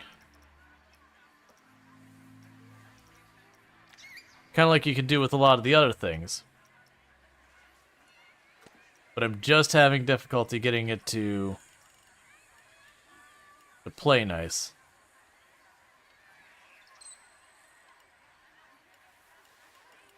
The snap's too big. But even with like the little snap, it's not quite right. Let's go ahead and change this snap to...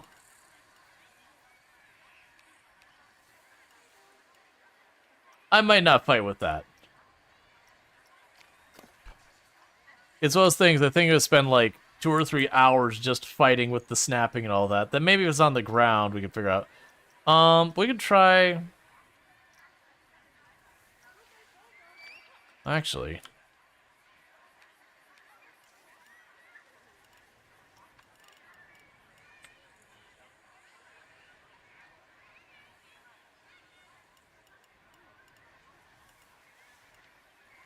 I really wish you'd snap less aggressively. Okay, so let's try it where I'm using the snap the entire time. So there's the side. That's 2. That's 4 meter high wall. And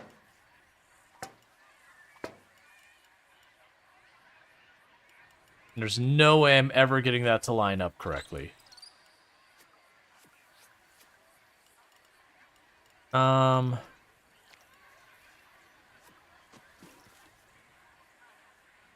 Snap distance.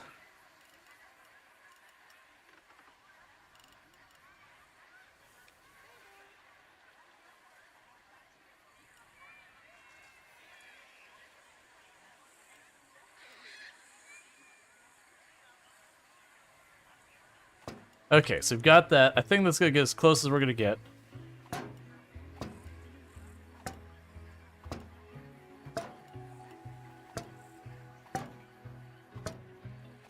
And we can mask the issues with it behind other stuff. Okay.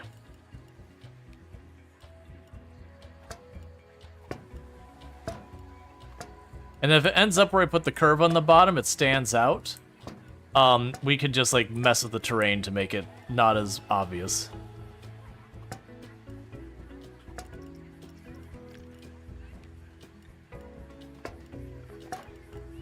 Okay, so there's the side. There is supposed to be like a curved bottom.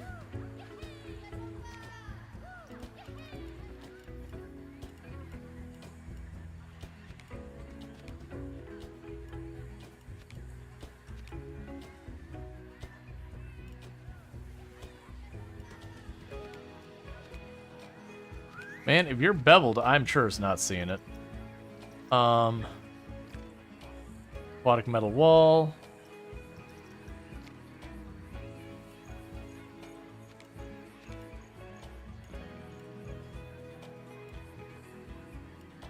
I don't see the bevel. I saw the one earlier. Or I guess not. That's fine, whatever. We can just hide the bottom of the boat using the terrain.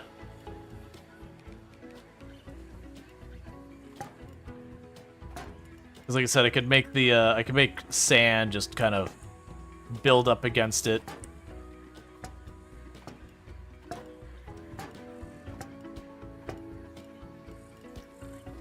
All right. So meanwhile,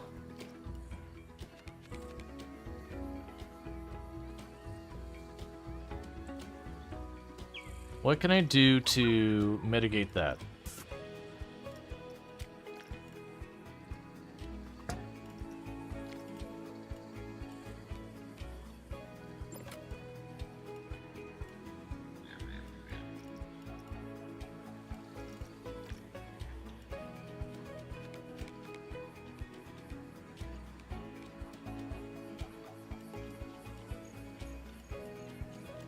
So it'd actually be 2 tiles up and 2 tiles down.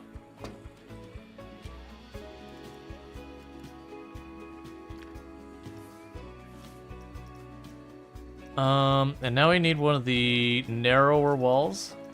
Actually, will you work?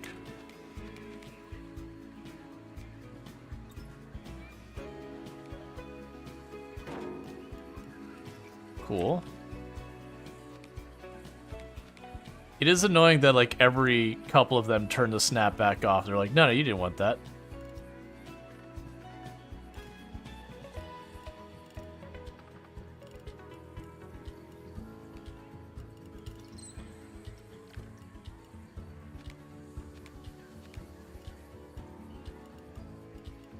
Alright, just trying to make this work as best we can.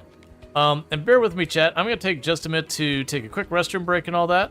I'll pick up in just a minute, and thank you so much for tuning in, and I'll be right back in just a couple minutes, so thank you again for tuning in the stream.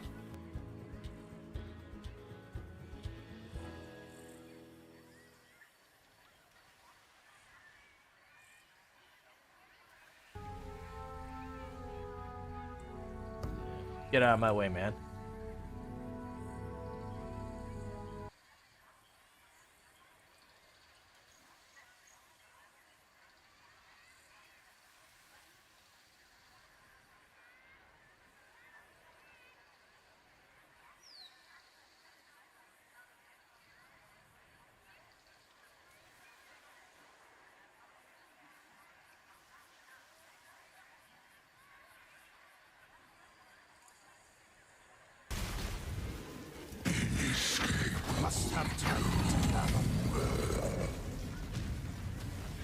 My champion, energize the spears.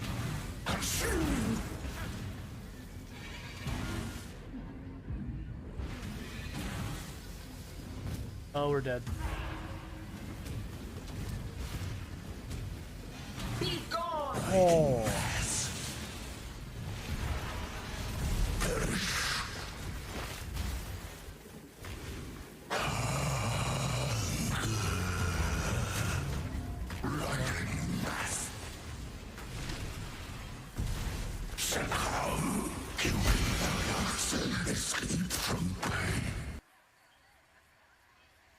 One prisoner is rioting.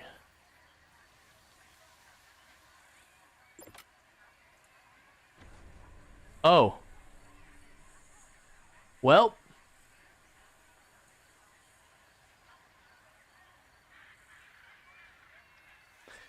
I blinked.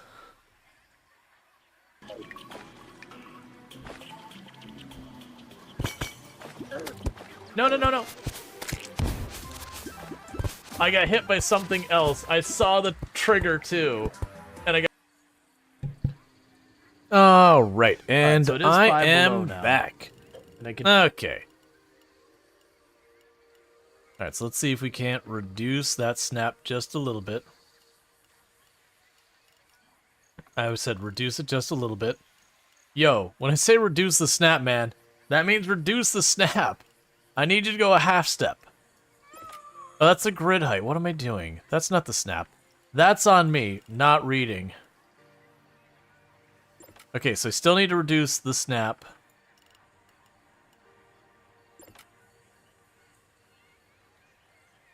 Okay, so I can make that fit there.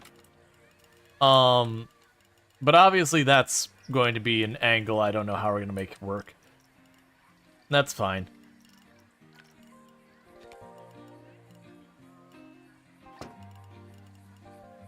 We'll hide it somehow. That's half of what making stuff look good in this game is what if I just hit it? I just put something in the way so you didn't see it anymore.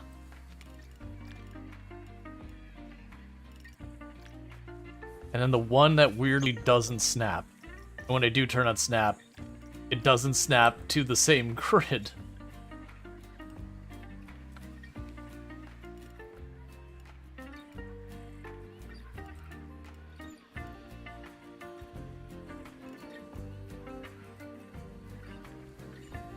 What?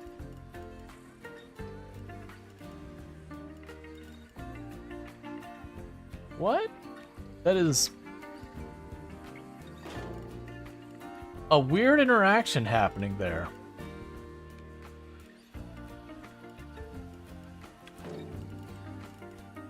Huh. It's like smoothing out this corner, but not the other. Which isn't super useful, but is a curiosity.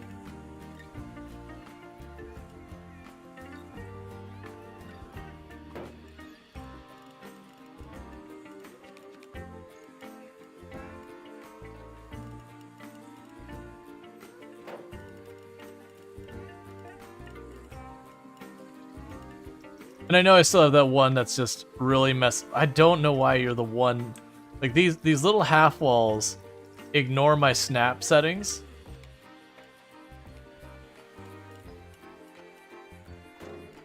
And it really is a problem.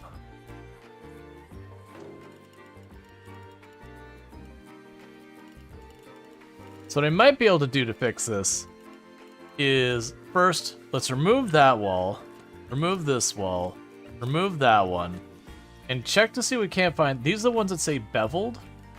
What happens?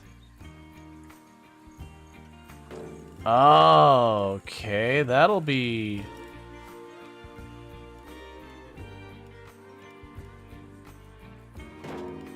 Let's see what it can do with this. Actually, let's scoot you in one tick. I'm going on a hunch here, because I'm assuming will happen. Actually, I'm assuming will happen is we'll be able to get like the tiniest bevel here.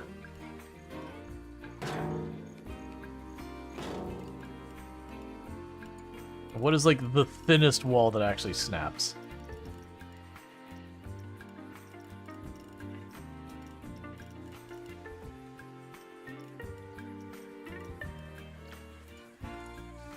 Why do you not snap like the others? See, because watch, if I change the snap, now it's not lined up with that grid. That's my pain and frustration right now, is we have snaps as functionality. It's just not... I can work with this. I can definitely work with that. So let's put you two away. So what I can do here is I should be able to do that, grab you. Why can I not advanced move you?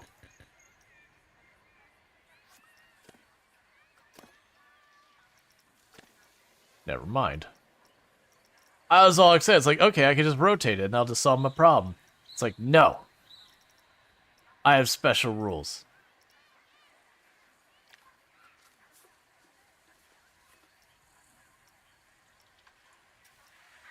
And like, don't get me wrong, I'm sure there is... I'm sure there's ways to like make it snap to the I'm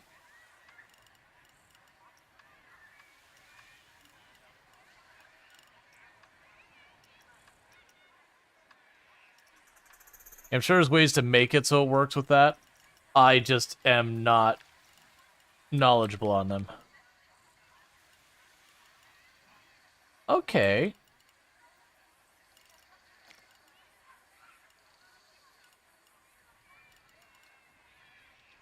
And by doing that in 3 separate segments...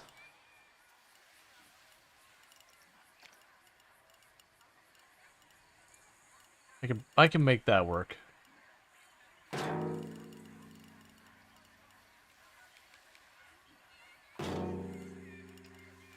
Okay, so now I can grab the full wall.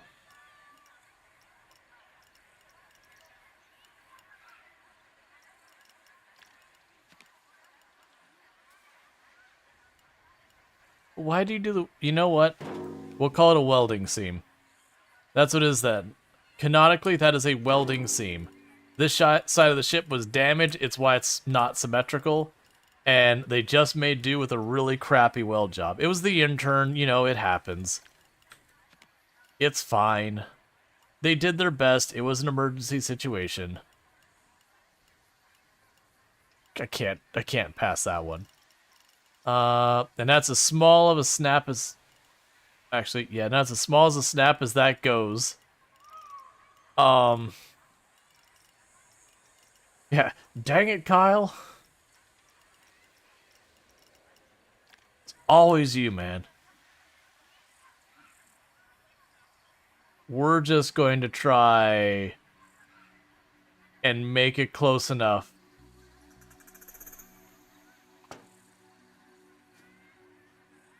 And it's just going to have a little bit of an unsightly seam.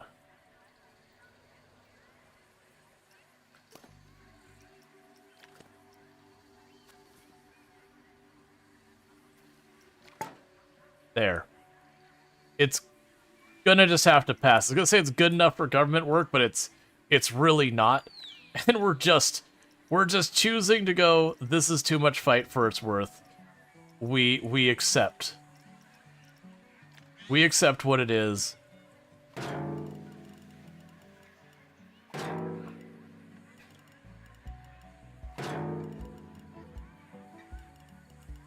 Considering it's gonna be like the boxiest submarine ever. We're gonna have to try and make it look not bad by just covering it up with a whole lot of stuff.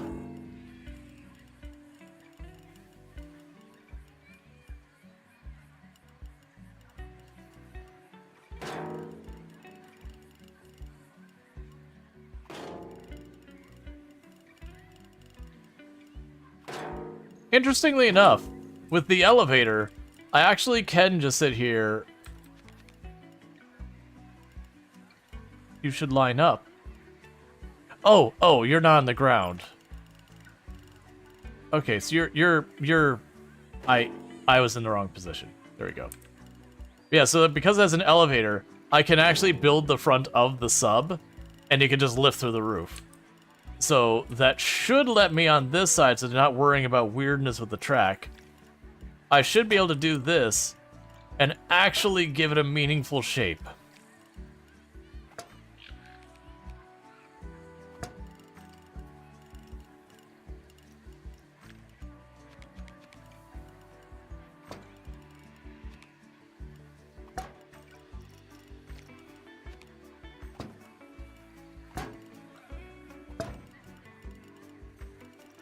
Okay, so now we need the door. It's slightly askew. It's fine.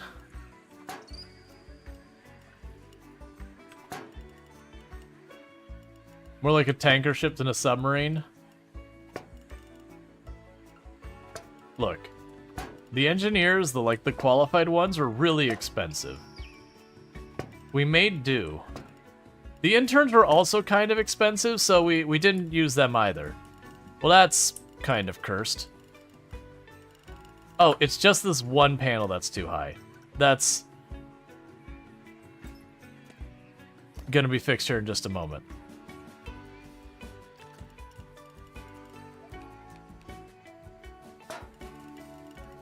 I can put trim or something to hide that.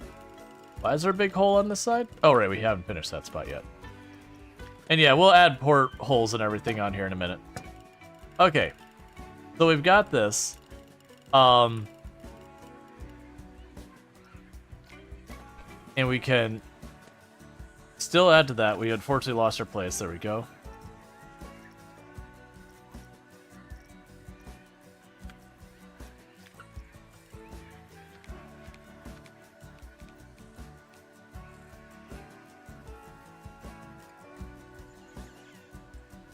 I wonder if there is a way I could, finagle that to work, but I'm not going to fight with that part now. We've already been fighting enough with a lot of this. Yeah, that only works on the boxy part. How do I make the... Okay, there we go.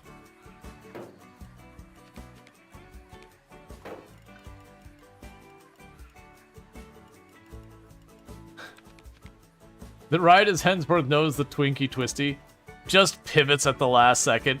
Yeah, no, this is the whole design. We're doing it the whole time. This isn't a submarine. It's a Twinkie. It's been a Twinkie since the very beginning. That's a problem there, isn't it? Okay.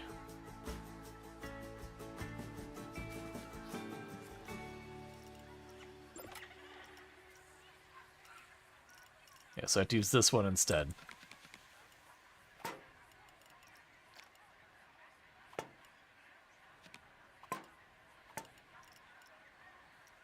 Alright, and now I just need to grab the ceiling pieces.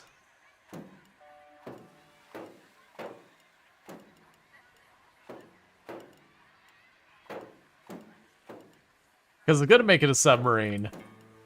But now I'm kind of amused at the idea of trying to make it look like a Twinkie.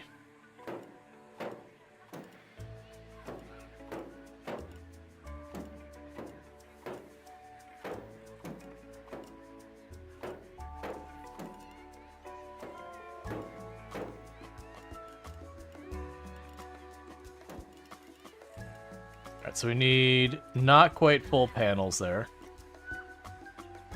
There's only so much finagling I can do with these panels as well. Yeah, so we've got a bunch of random pipes and all that we can put on here. Oh, I can use these.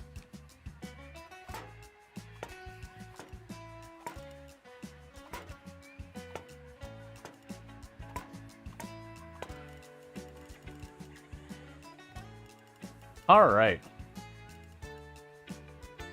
I'd say we could go with this ride as a work of art and call it quits. Yep. It's just a weirdly long building. That's all that is. It's just a weirdly long orange building with a big hole in the top.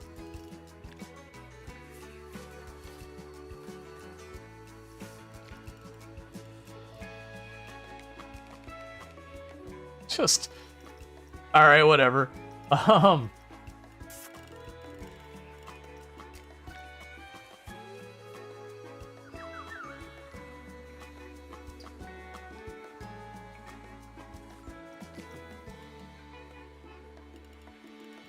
See, honestly, this kind of makes it a bit like a whale from the side. It just needs a water spout.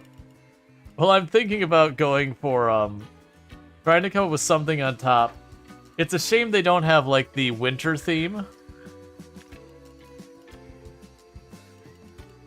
Or, oh, wait, we can make this work.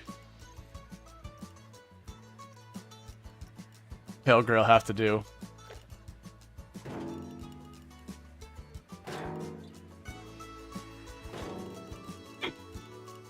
A really sad Twinkie. A really, really sad Twinkie. Oh, you should probably also be... Look, man. We got that generative AI. It did the best it can, which is honestly pretty sad.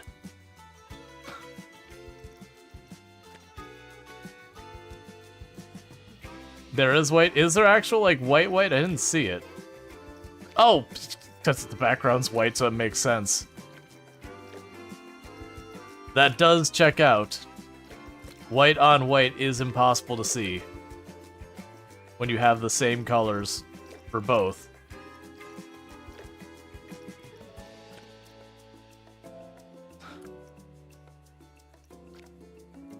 There's its theming. And what do the people of our park think about the wonderful theming of the weird, like, the little Twinkie building we've got going on? And the thought on the theming right here is that it is gorgeous. It is peak theming right there, chat. You see this blue bar over here? Blue means happy. That is happy. This is over here pretty good. I mean, that whole area is really good. Our apparently our generators, not great. Meanwhile, the room here, like, this is, like, paradoxically both happy and angry at existing. I'm really torn on what's going on there. Can we name it the Twinkie slide? Oh, I'm renaming a person. I was looking to rename the ride.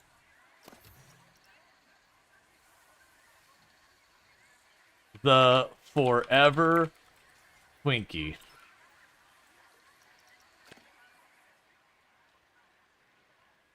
All right. All the other theming, and then it's like we have up here, we got like the Japanese maple trees. We got this giant mountain with like the forge and our wonderful singing eels. We've got, you know, the bamboo forest. We've got, like, the bioluminescent coral area. And then we have a Twinkie. Not anything else going on. It's just a Twinkie.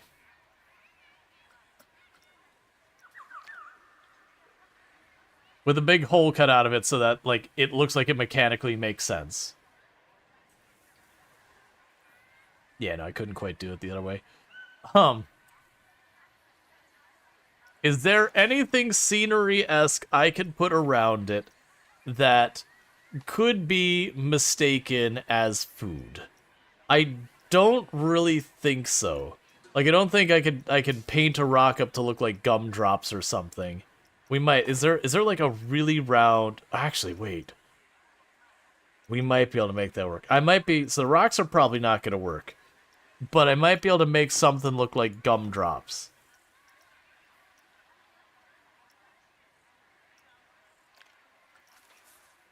So if we go.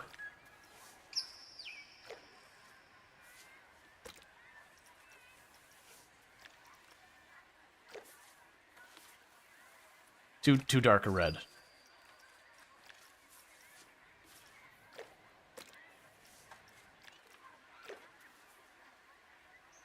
Look, man. It's budget gumdrops. We're making do. Oh, now you want to grid everything.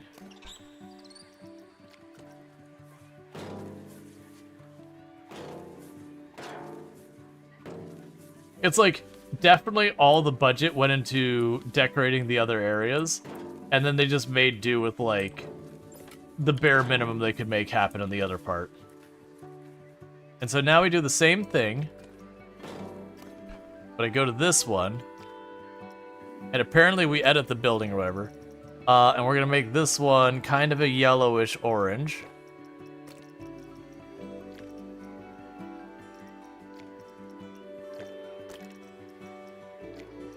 Alright, let's make it straight up orange.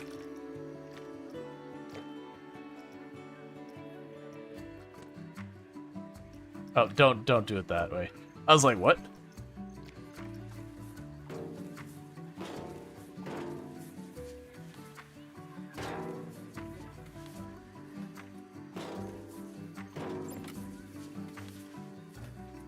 Let's see, is that side of the park going to be junk food themed? Can we get a Reese's Cup whirly gig? If I can figure out a way to do it, I will do it. So we'll have like the rest of the park theming like all fits, and they're just like junk food over here.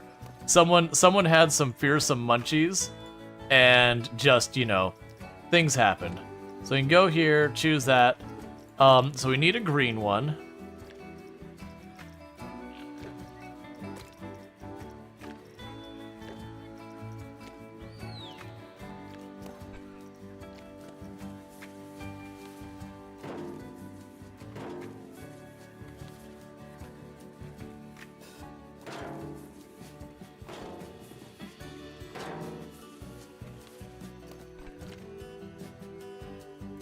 Alright, so what can we do to make the ground...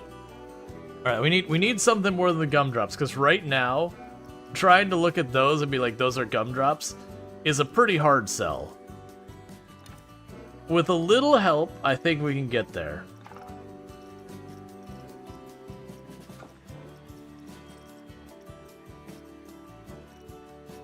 Time for concessions and rest area? Well, the concessions and rest area is like literally right here.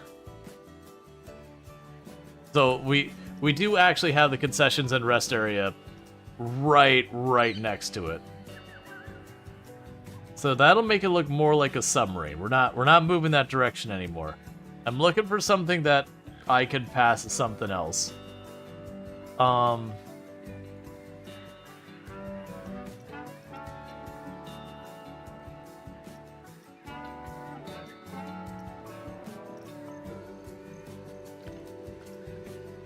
Nah, that won't work as well as I was hoping.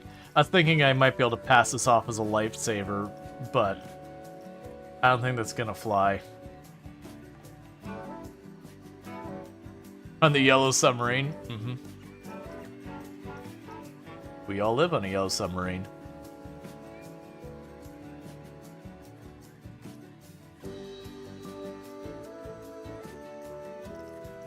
Yeah, if one of those is a candy sign, that could work. Ooh. Oh wait, how did I miss you for the coral?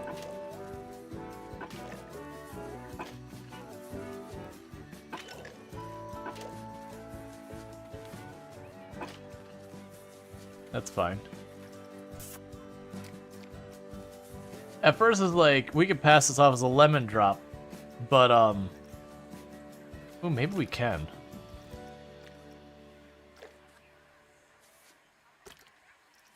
If I match the colors, can we? No. It's still way pronounced. I was hoping I could pass it off as a lemon drop.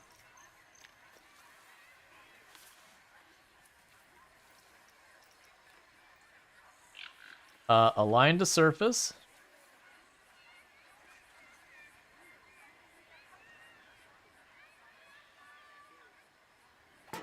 There, we got a milkshake sign. That's gonna have to pass. What the heck are you supposed to be? Decorative clouds. I wish... You know what?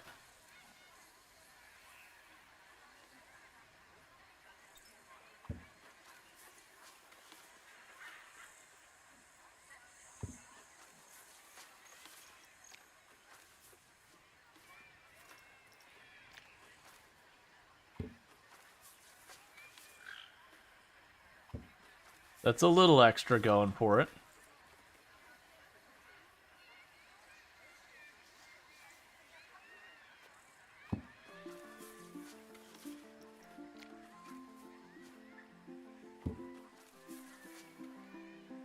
Past that won't matter. Wonder if there's Beatles were all just craving Twinkies when they wrote that song. They weren't before, and then they started singing. It was all downhill from there. Alright. Something else I could pass off as junk food or candy.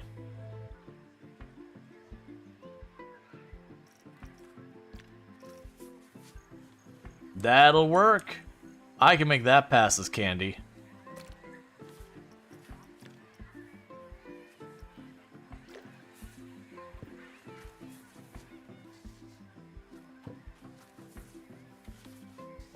It's a little hard to tell with the sun the way it is. I'm trying to make them look like lifesavers. Really, really poorly made lifesavers.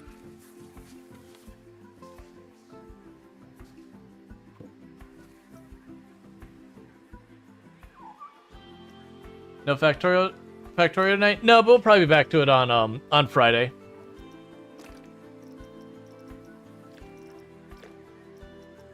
We just had Planet Coaster 2 came out today, so we're checking it out while it's fresh and new. But yeah, no, I do intend on finishing the Factorio run. So most likely I'll play Friday. Normally Fridays are my day off, so it kind of does depend what me and Toom got going on.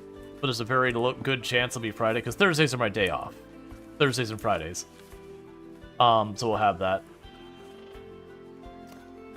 Okay, so we can grab one of you. And I'll go for that red again.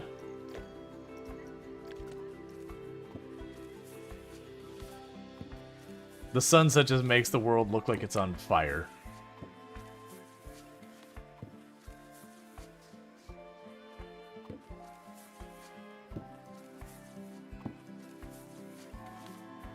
Okay, so I'll pass as lifesavers.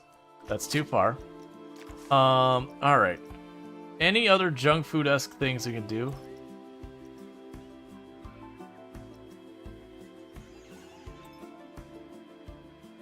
Flame jets. This ride's that. Yeah, but no, that's I'm a variety streamer, so I do play a variety of games. Just Factorio has been like my big one lately that I've just been going for. But I think it's good that I took a day off. Like originally I was gonna do Factorio for this for the first half and then Factorio for the second half. Those are so much better.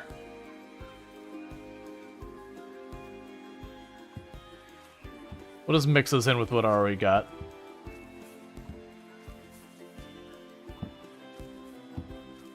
But, you know, we did a pull halfway through stream. People wanted to see a bit more of this. It's not surprising. Like, it did just come out.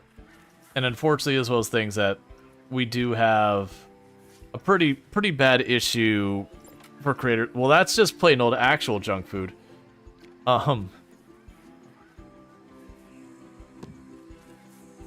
Actually, hold up. 1 second. Gotta make the scale right.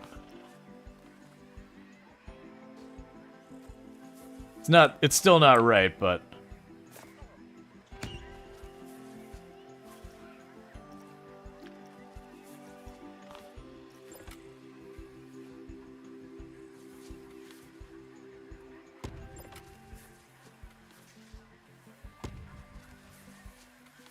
All right.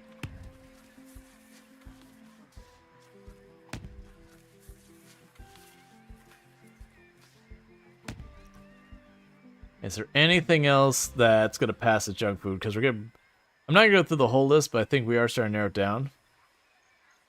Got balloon shops, got a bunch of walls, got unicorns, got drums. What are just a pile of apples? That's weirdly smaller than everything else there that we're pretending is junk food. But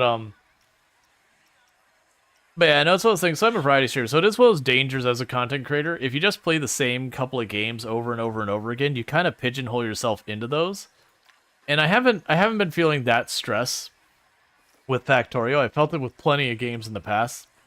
But it is a thing that I gotta be careful of, that if I play nothing but one genre of games for like 2, 3, 4 months, that's what my audience is now. Not I'm exaggerating a little bit, but like that's kind of the content your audience becomes, and that means that's what you need to do, or you need to make the hard switch, which you're going to lose a bunch of viewers when you do that.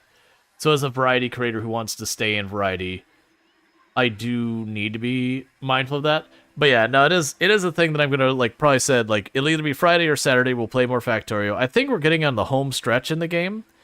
I think very realistically what'll end up happening is we'll get back in there, we'll wrap up that planet, and then we'll probably go and, like, I'm expecting to wrap up that planet in 1 or 2 streams. That we will be able to get the fusion reactor onto a ship as the core for its power, and then to win the game. I actually have been thinking about it, that the design I've been using where it's got like all of the defenses around all sides, for winning the game, I don't really need to worry about the sides nearly as much as I've been, because I'm not going to be stopping at the edge of the galaxy. There's nothing there. It's just getting there. So I think I'll have just a little bit of defense on the sides and just go real heavy on the front half of the ship for like all the weapons. And it'll be just managing to fit in a set of the railguns with ammunition production or just a large surplus of ammo to be able to reach out there.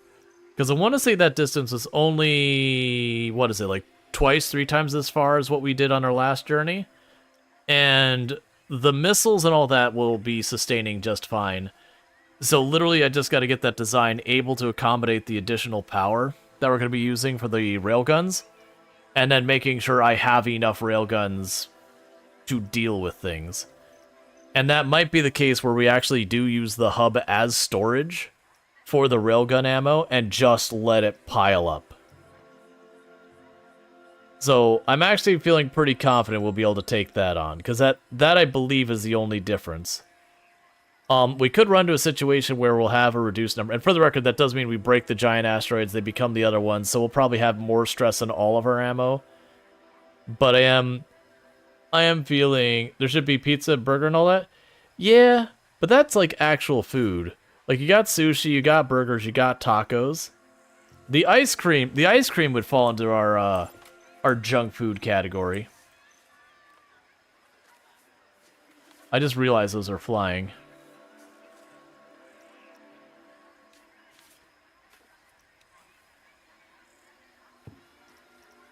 Oh, and that milkshake.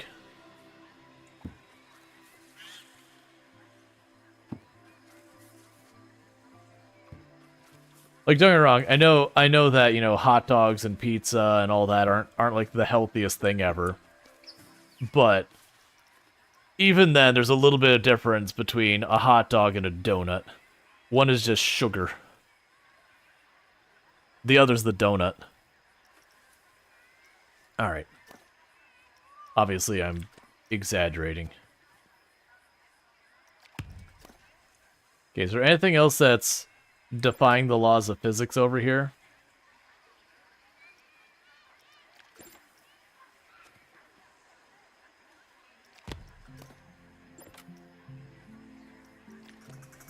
So, unintended was making a submarine. That got too hard. And now I've just got an area that's just junk food everywhere. Yeah, so just for whatever reason, some of these don't quite position right. You think about a peanut butter and jelly sandwich is really a taco? Well, I mean, no, the reality is, though, is a taco is a sandwich. You got it backwards.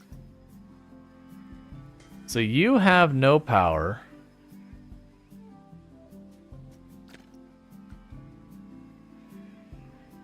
The original water slide ever get sorted out? Oh, yeah.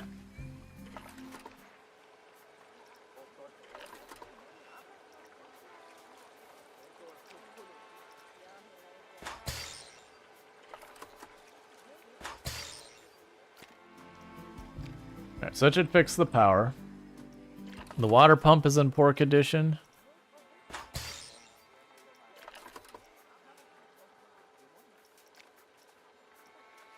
You're already on your way. This one ride specifically, I mean, that's not that bad a condition. Get out of here. Okay. Queues are long, don't care. Doesn't have enough power to open. My expectation is, yeah, there it goes. Once we repaired the stuff, it'll be back online. Still can't park expand. That's just not what happens on this map. Alright, so research. We got a bunch of research again. I'm just going to run down the line on these.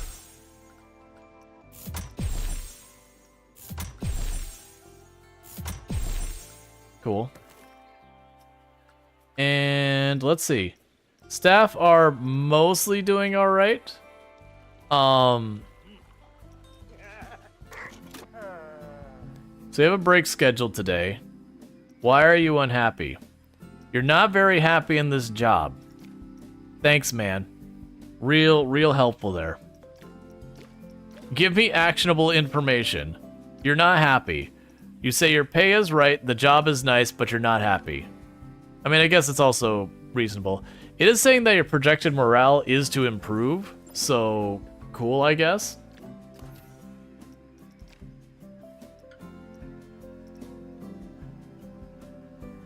Servicing overdue. So, it might be that when you haven't serviced it, the ride condition deteriorates more rapidly. Might be how that works.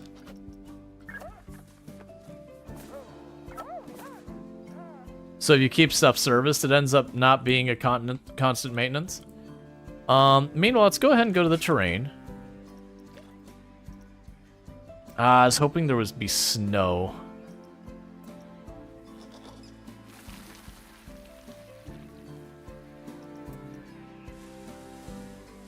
I guess there's use sand for this as well.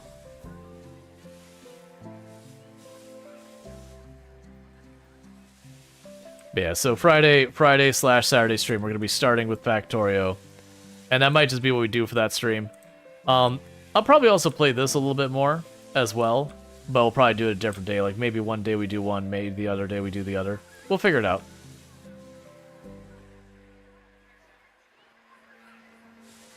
I am low-key kind of looking forward to when we finish the run on stream.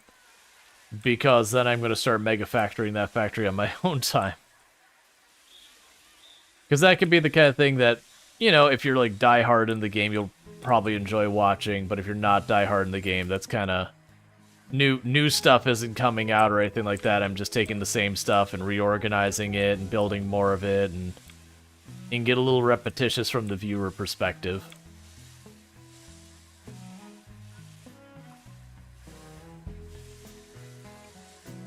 There's no snow and special effects. Yeah, no, it doesn't seem like there's a proper winter theme right now. But I mean, I think the other one came out without that as well, that they waited till like the holidays and eventually added a theme. Alright, so I got another one of those lollipop, or not lollipops, sucker, not frozen popsicles, that's the word. They got one of those popsicles still floating over here.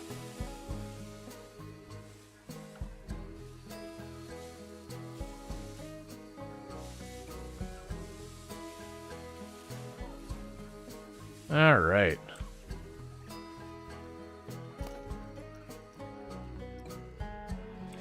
Yeah, also with the factory automation games and all that, there is a lot of there's a lot of overlap with that and people who play Tycoon games too. They both just have lots of systems and all you get into. They're just very different systems. Cool. So we've got our little junk food, like Twinkie submarine thing. It's cool that those like clouds, which we're using as like some type of not specific whipped cream icing thing, also there. So yeah, the park's looking pretty good. I still got a lot of space over here we could do something with. I do want to do a lot more of the pools. I just really like the aesthetic of these pools.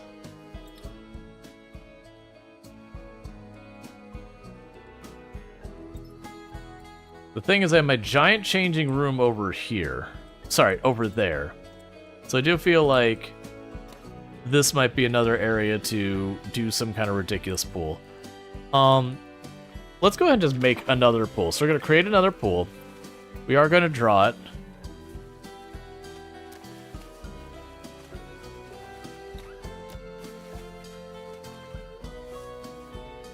I see.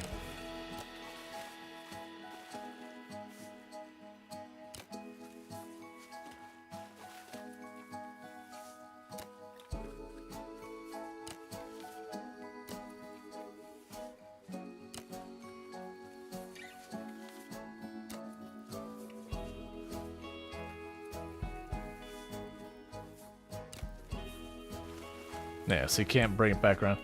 Yeah, so when you stencil it out, you got a hard limit on how much you can draw it.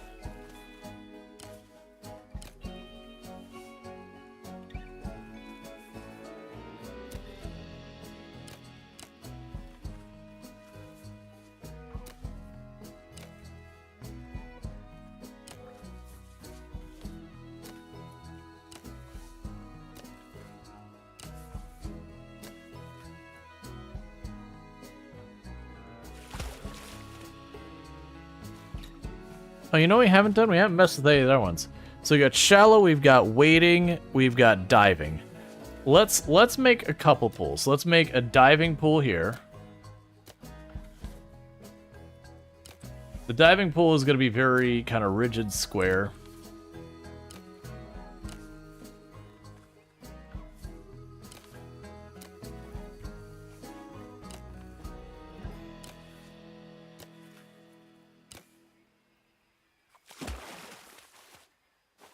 Can I move the entirety of the pool?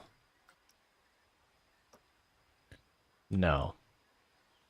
Okay, so I need to go not that close to the edge. I know I keep making the same pool. Can I not delete a pool?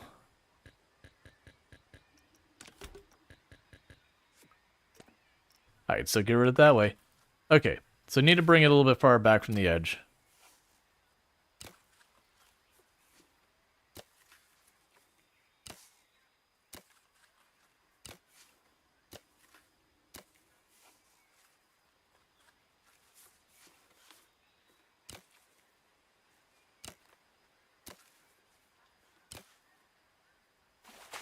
Perfect. Cool. For a moment, I thought I accidentally turned it off of diving. So the edge is infinity and path. All right. So with that, we're gonna add stuff to this. As soon as oh right, it was the extras.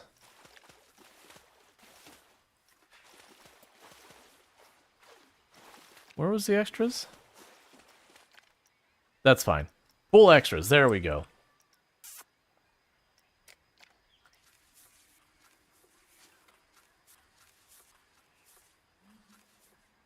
So we're going to have, like, our high diving board. We have a couple of these.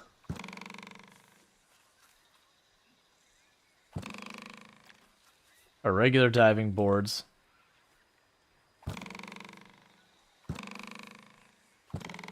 Which are all extra springy. We'll have 3 more over here. Because of the diving pool.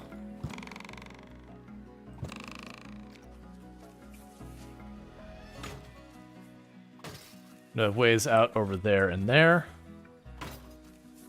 And over here and here. Those who don't want to dive, kindly get out. Man, be less dark.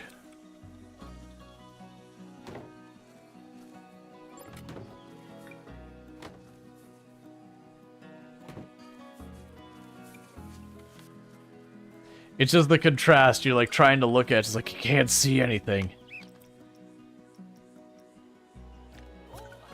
Yes, that's a big area one.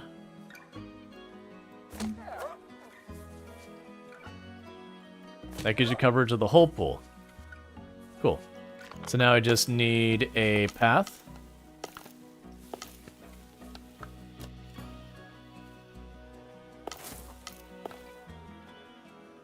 So that's our big diving pool.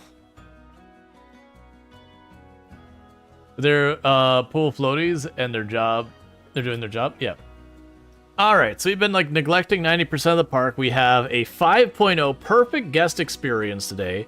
Park reputation is almost 5.0 at 4.89. The park rating is now up to 2.17. The average number of rides a adult rides is 0. The average number of rides a child rides is 0.01.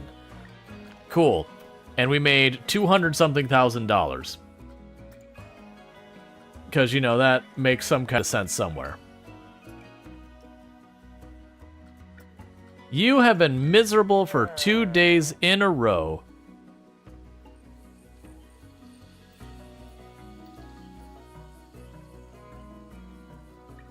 Hey, if I throw slightly more money at you, will it make it go away?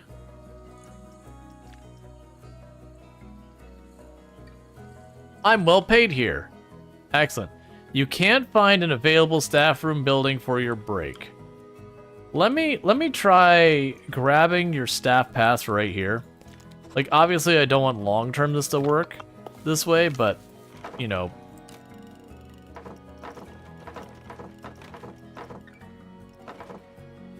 Where's your width? Oh, I keep grabbing the Q as the staff path.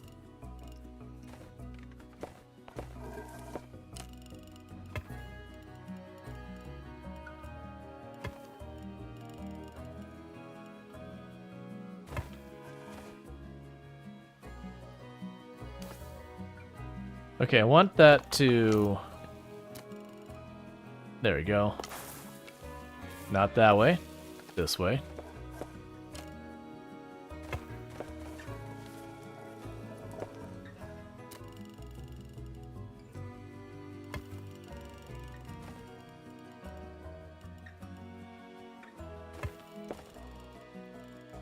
Alright, so we're going to connect some more things to see if maybe they can find their way to the staff room easier. That staff room is open, correct? Like, I'm not sitting here being like, why aren't you going to the staff room? Yeah, staff room large is open. Literally no one's using it. It is connected, like, in all directions now. It's fine. And I want to go ahead and get a second pool going in here. That we're going to design that we're going to be doing a different style pool. So that's a diving pool. It's only good for diving. And we have shallow, wading, swimming, and all that.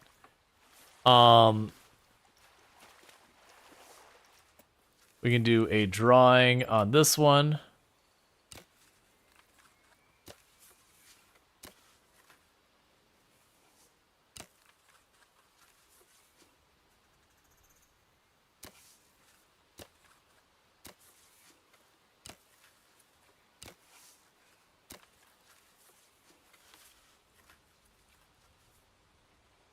I'm sure that'll be cursed. Alright, so I won't be able to, like, make that a whole big thing there. That's fine. So plan to do, like, the whole length there.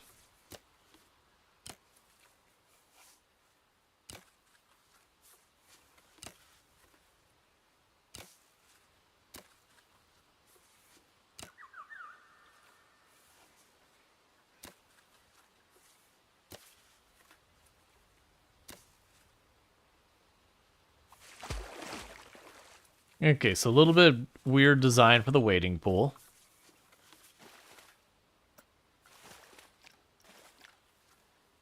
Alright, so same deal as the other one. I will need the lifeguard spots.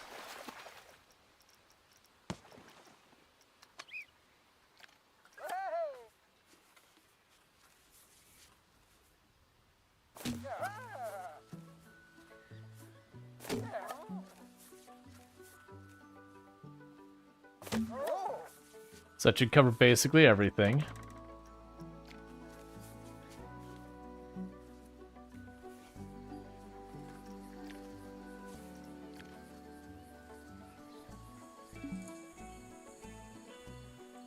Is it too shallow for the ladder? That might be the actual truth here, is it might just be too shallow and it won't let me put it there. That's fine. Did you make Lazy River? Yes. I haven't been super impressed by it. It's got the jets, but it doesn't really seem to do stuff. But there is Lazy River jets and all that kind of stuff.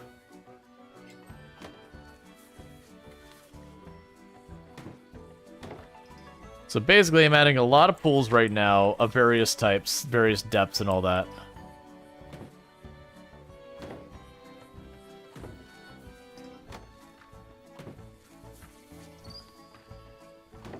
I don't think I'm going to worry about the shallow one. We've got a regular swimming pool.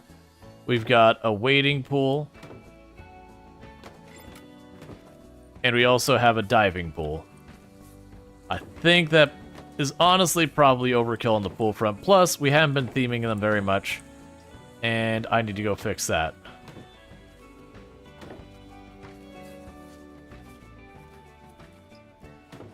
Okay, so let's connect you.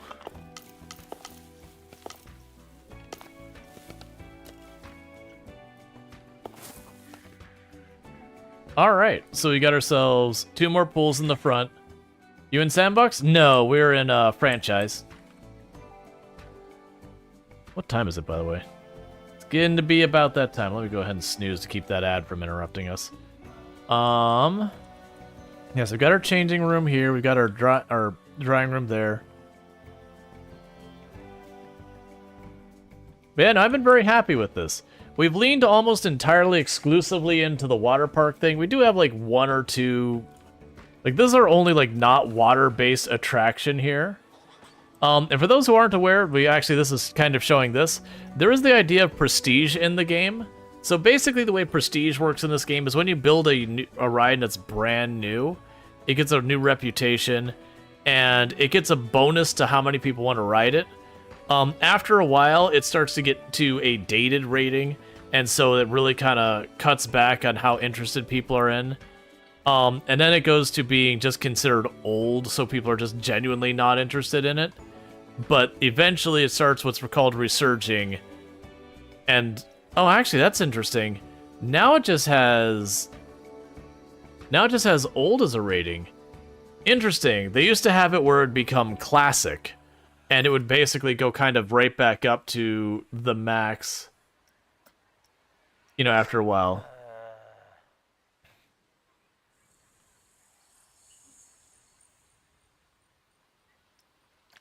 That's fine. If he quits, I'll just deal with it. Are you actually using this thing now? Oh, thank goodness, finally. So they have made a bunch of changes. That actually is kind of a bummer that works that way. It might be that there's an additional condition now. So it might just be even with old. Like, even with old, that there is, like... Maybe after you do that, let's see. Prestige will appeal. Is the appeal of value of an attraction to guests? Guests will pay more for attractions with high prestige. So it makes me wonder if maybe there's like a hidden classic that you have to like do really well or whatever. Let's see. You wish you tons of fun in today's journey. Sadly, you're super busy. So we'll be resorting and supporting by lurking from the shadows. That's still appreciated. Lurkers are like literally like 80-90% of, or sorry, 70-80% of Twitch. 70-90 is a lie. It's not quite that high. But 70-80% of Twitch viewers. Yeah. But yeah, and I've been overall happy with the game. It does definitely have some rough edges, but they're the kind of rough edges you expect when a game first releases. That's like, oh, the balance is a little off here. Oh, that one thing clearly isn't working the way it, should. This one thing there. I would say it's generally in a little bit better state than Planet Coaster 1 was when it released. Like, Planet Coaster 1, when it first released, had a lot of rough edges. This one's only got a couple. I would say it's not dissimilar to the state that Planet Coaster 1 is actually in, other than the balance number kind of things. That that definitely needs more work. Yeah, no, that is a curiosity with the old thing. I do wonder if it will be a mechanic in this game that you get to old, and instead of just automatically being declared a classic, you know, at some point, that instead, you know, depending on how you handle it, it can go either the way of old where it goes back down or classic where it goes back up. Because it is interesting that this is marked as resurging right now. Yeah,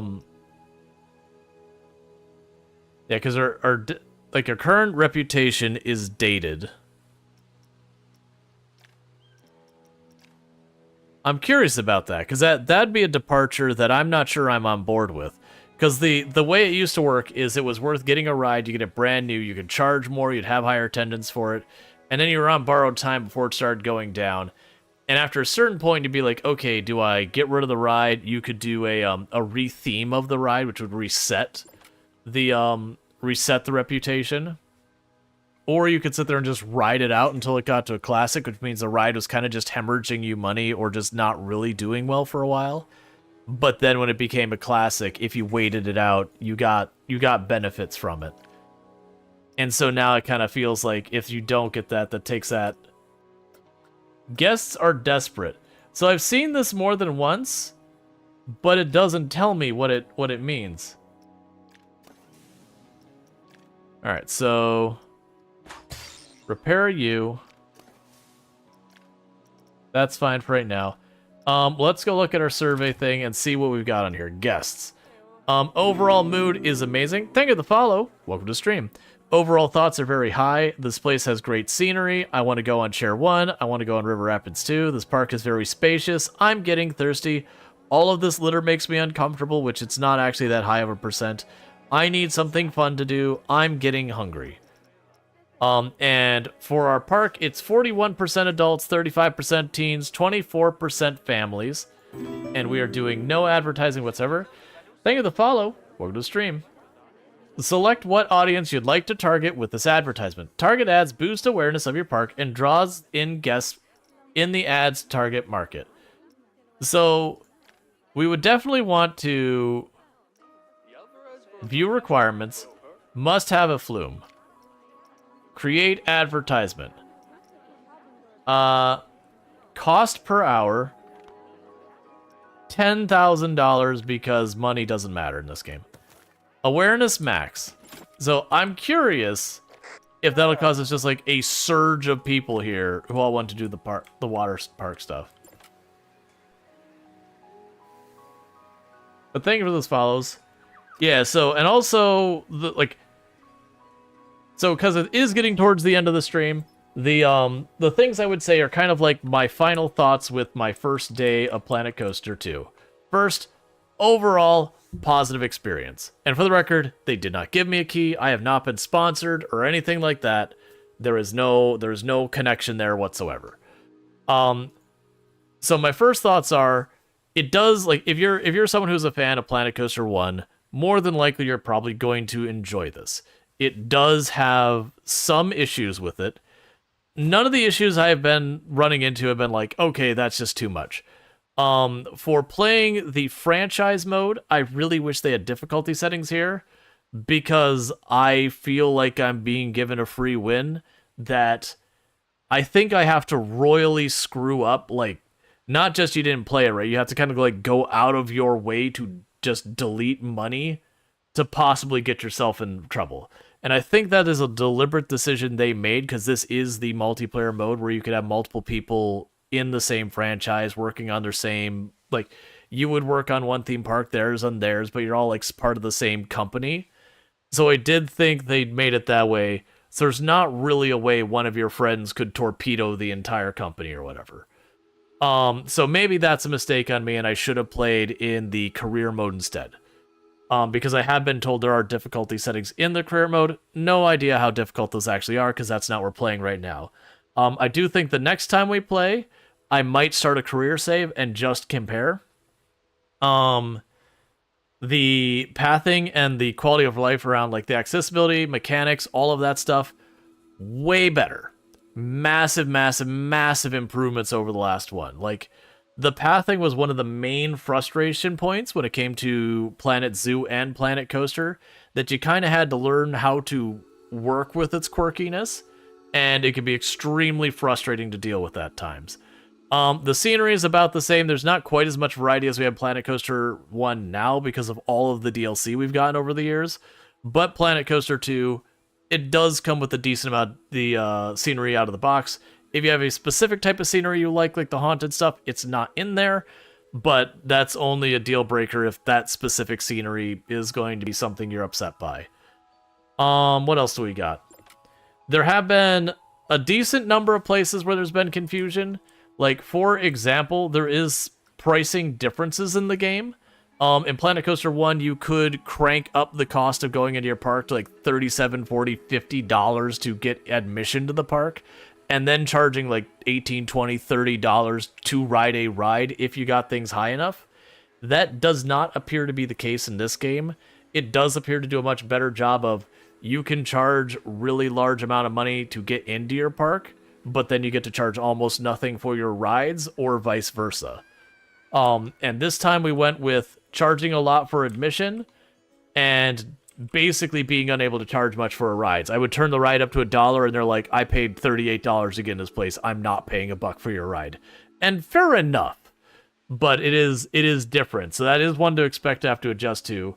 But we ran into that where our flume rides back here, we did run into problems where no one was getting onto it, but we weren't getting any type of signal that's saying, hey, it's too expensive, hey, it's too this. Like, that happens, but we weren't getting that. And so I was trying to check to see, like, is the entrance connected? Is the pathing fine? Like, can I just drop it into a pool? Like, what's the deal here? So there has been a couple of, like, little one-off things like that. That's not unexpected. That's the kind of stuff you expected to get patched out pretty quick. Frontier's usually pretty good about that kind of thing. Stuff that's like, the game just has different approaches to stuff, that's the stuff that usually stays. It does have the utility setup like we have in Planet Zoo, which is where you have to have, like, the filtration pad. Here, I can actually show you. If we were to go down to our utilities down here, like, you have your power grid, so I have to put distribution centers and all that to get power to my rides. Oh, and thank you for the follow, welcome stream. It's nowhere near as involved as Planet Zoo was, and I think that's a good thing. You just have the thing that makes the power and the thing that spits the power out. This is 1.0? Yes, this is 1.0. This is full release and full price. So they do have that. And then they do have the equivalent of water. It's just you have the pump that gets you the water, which I'm now looking at this and realize I did not put a filtration pad by these pools. So go me.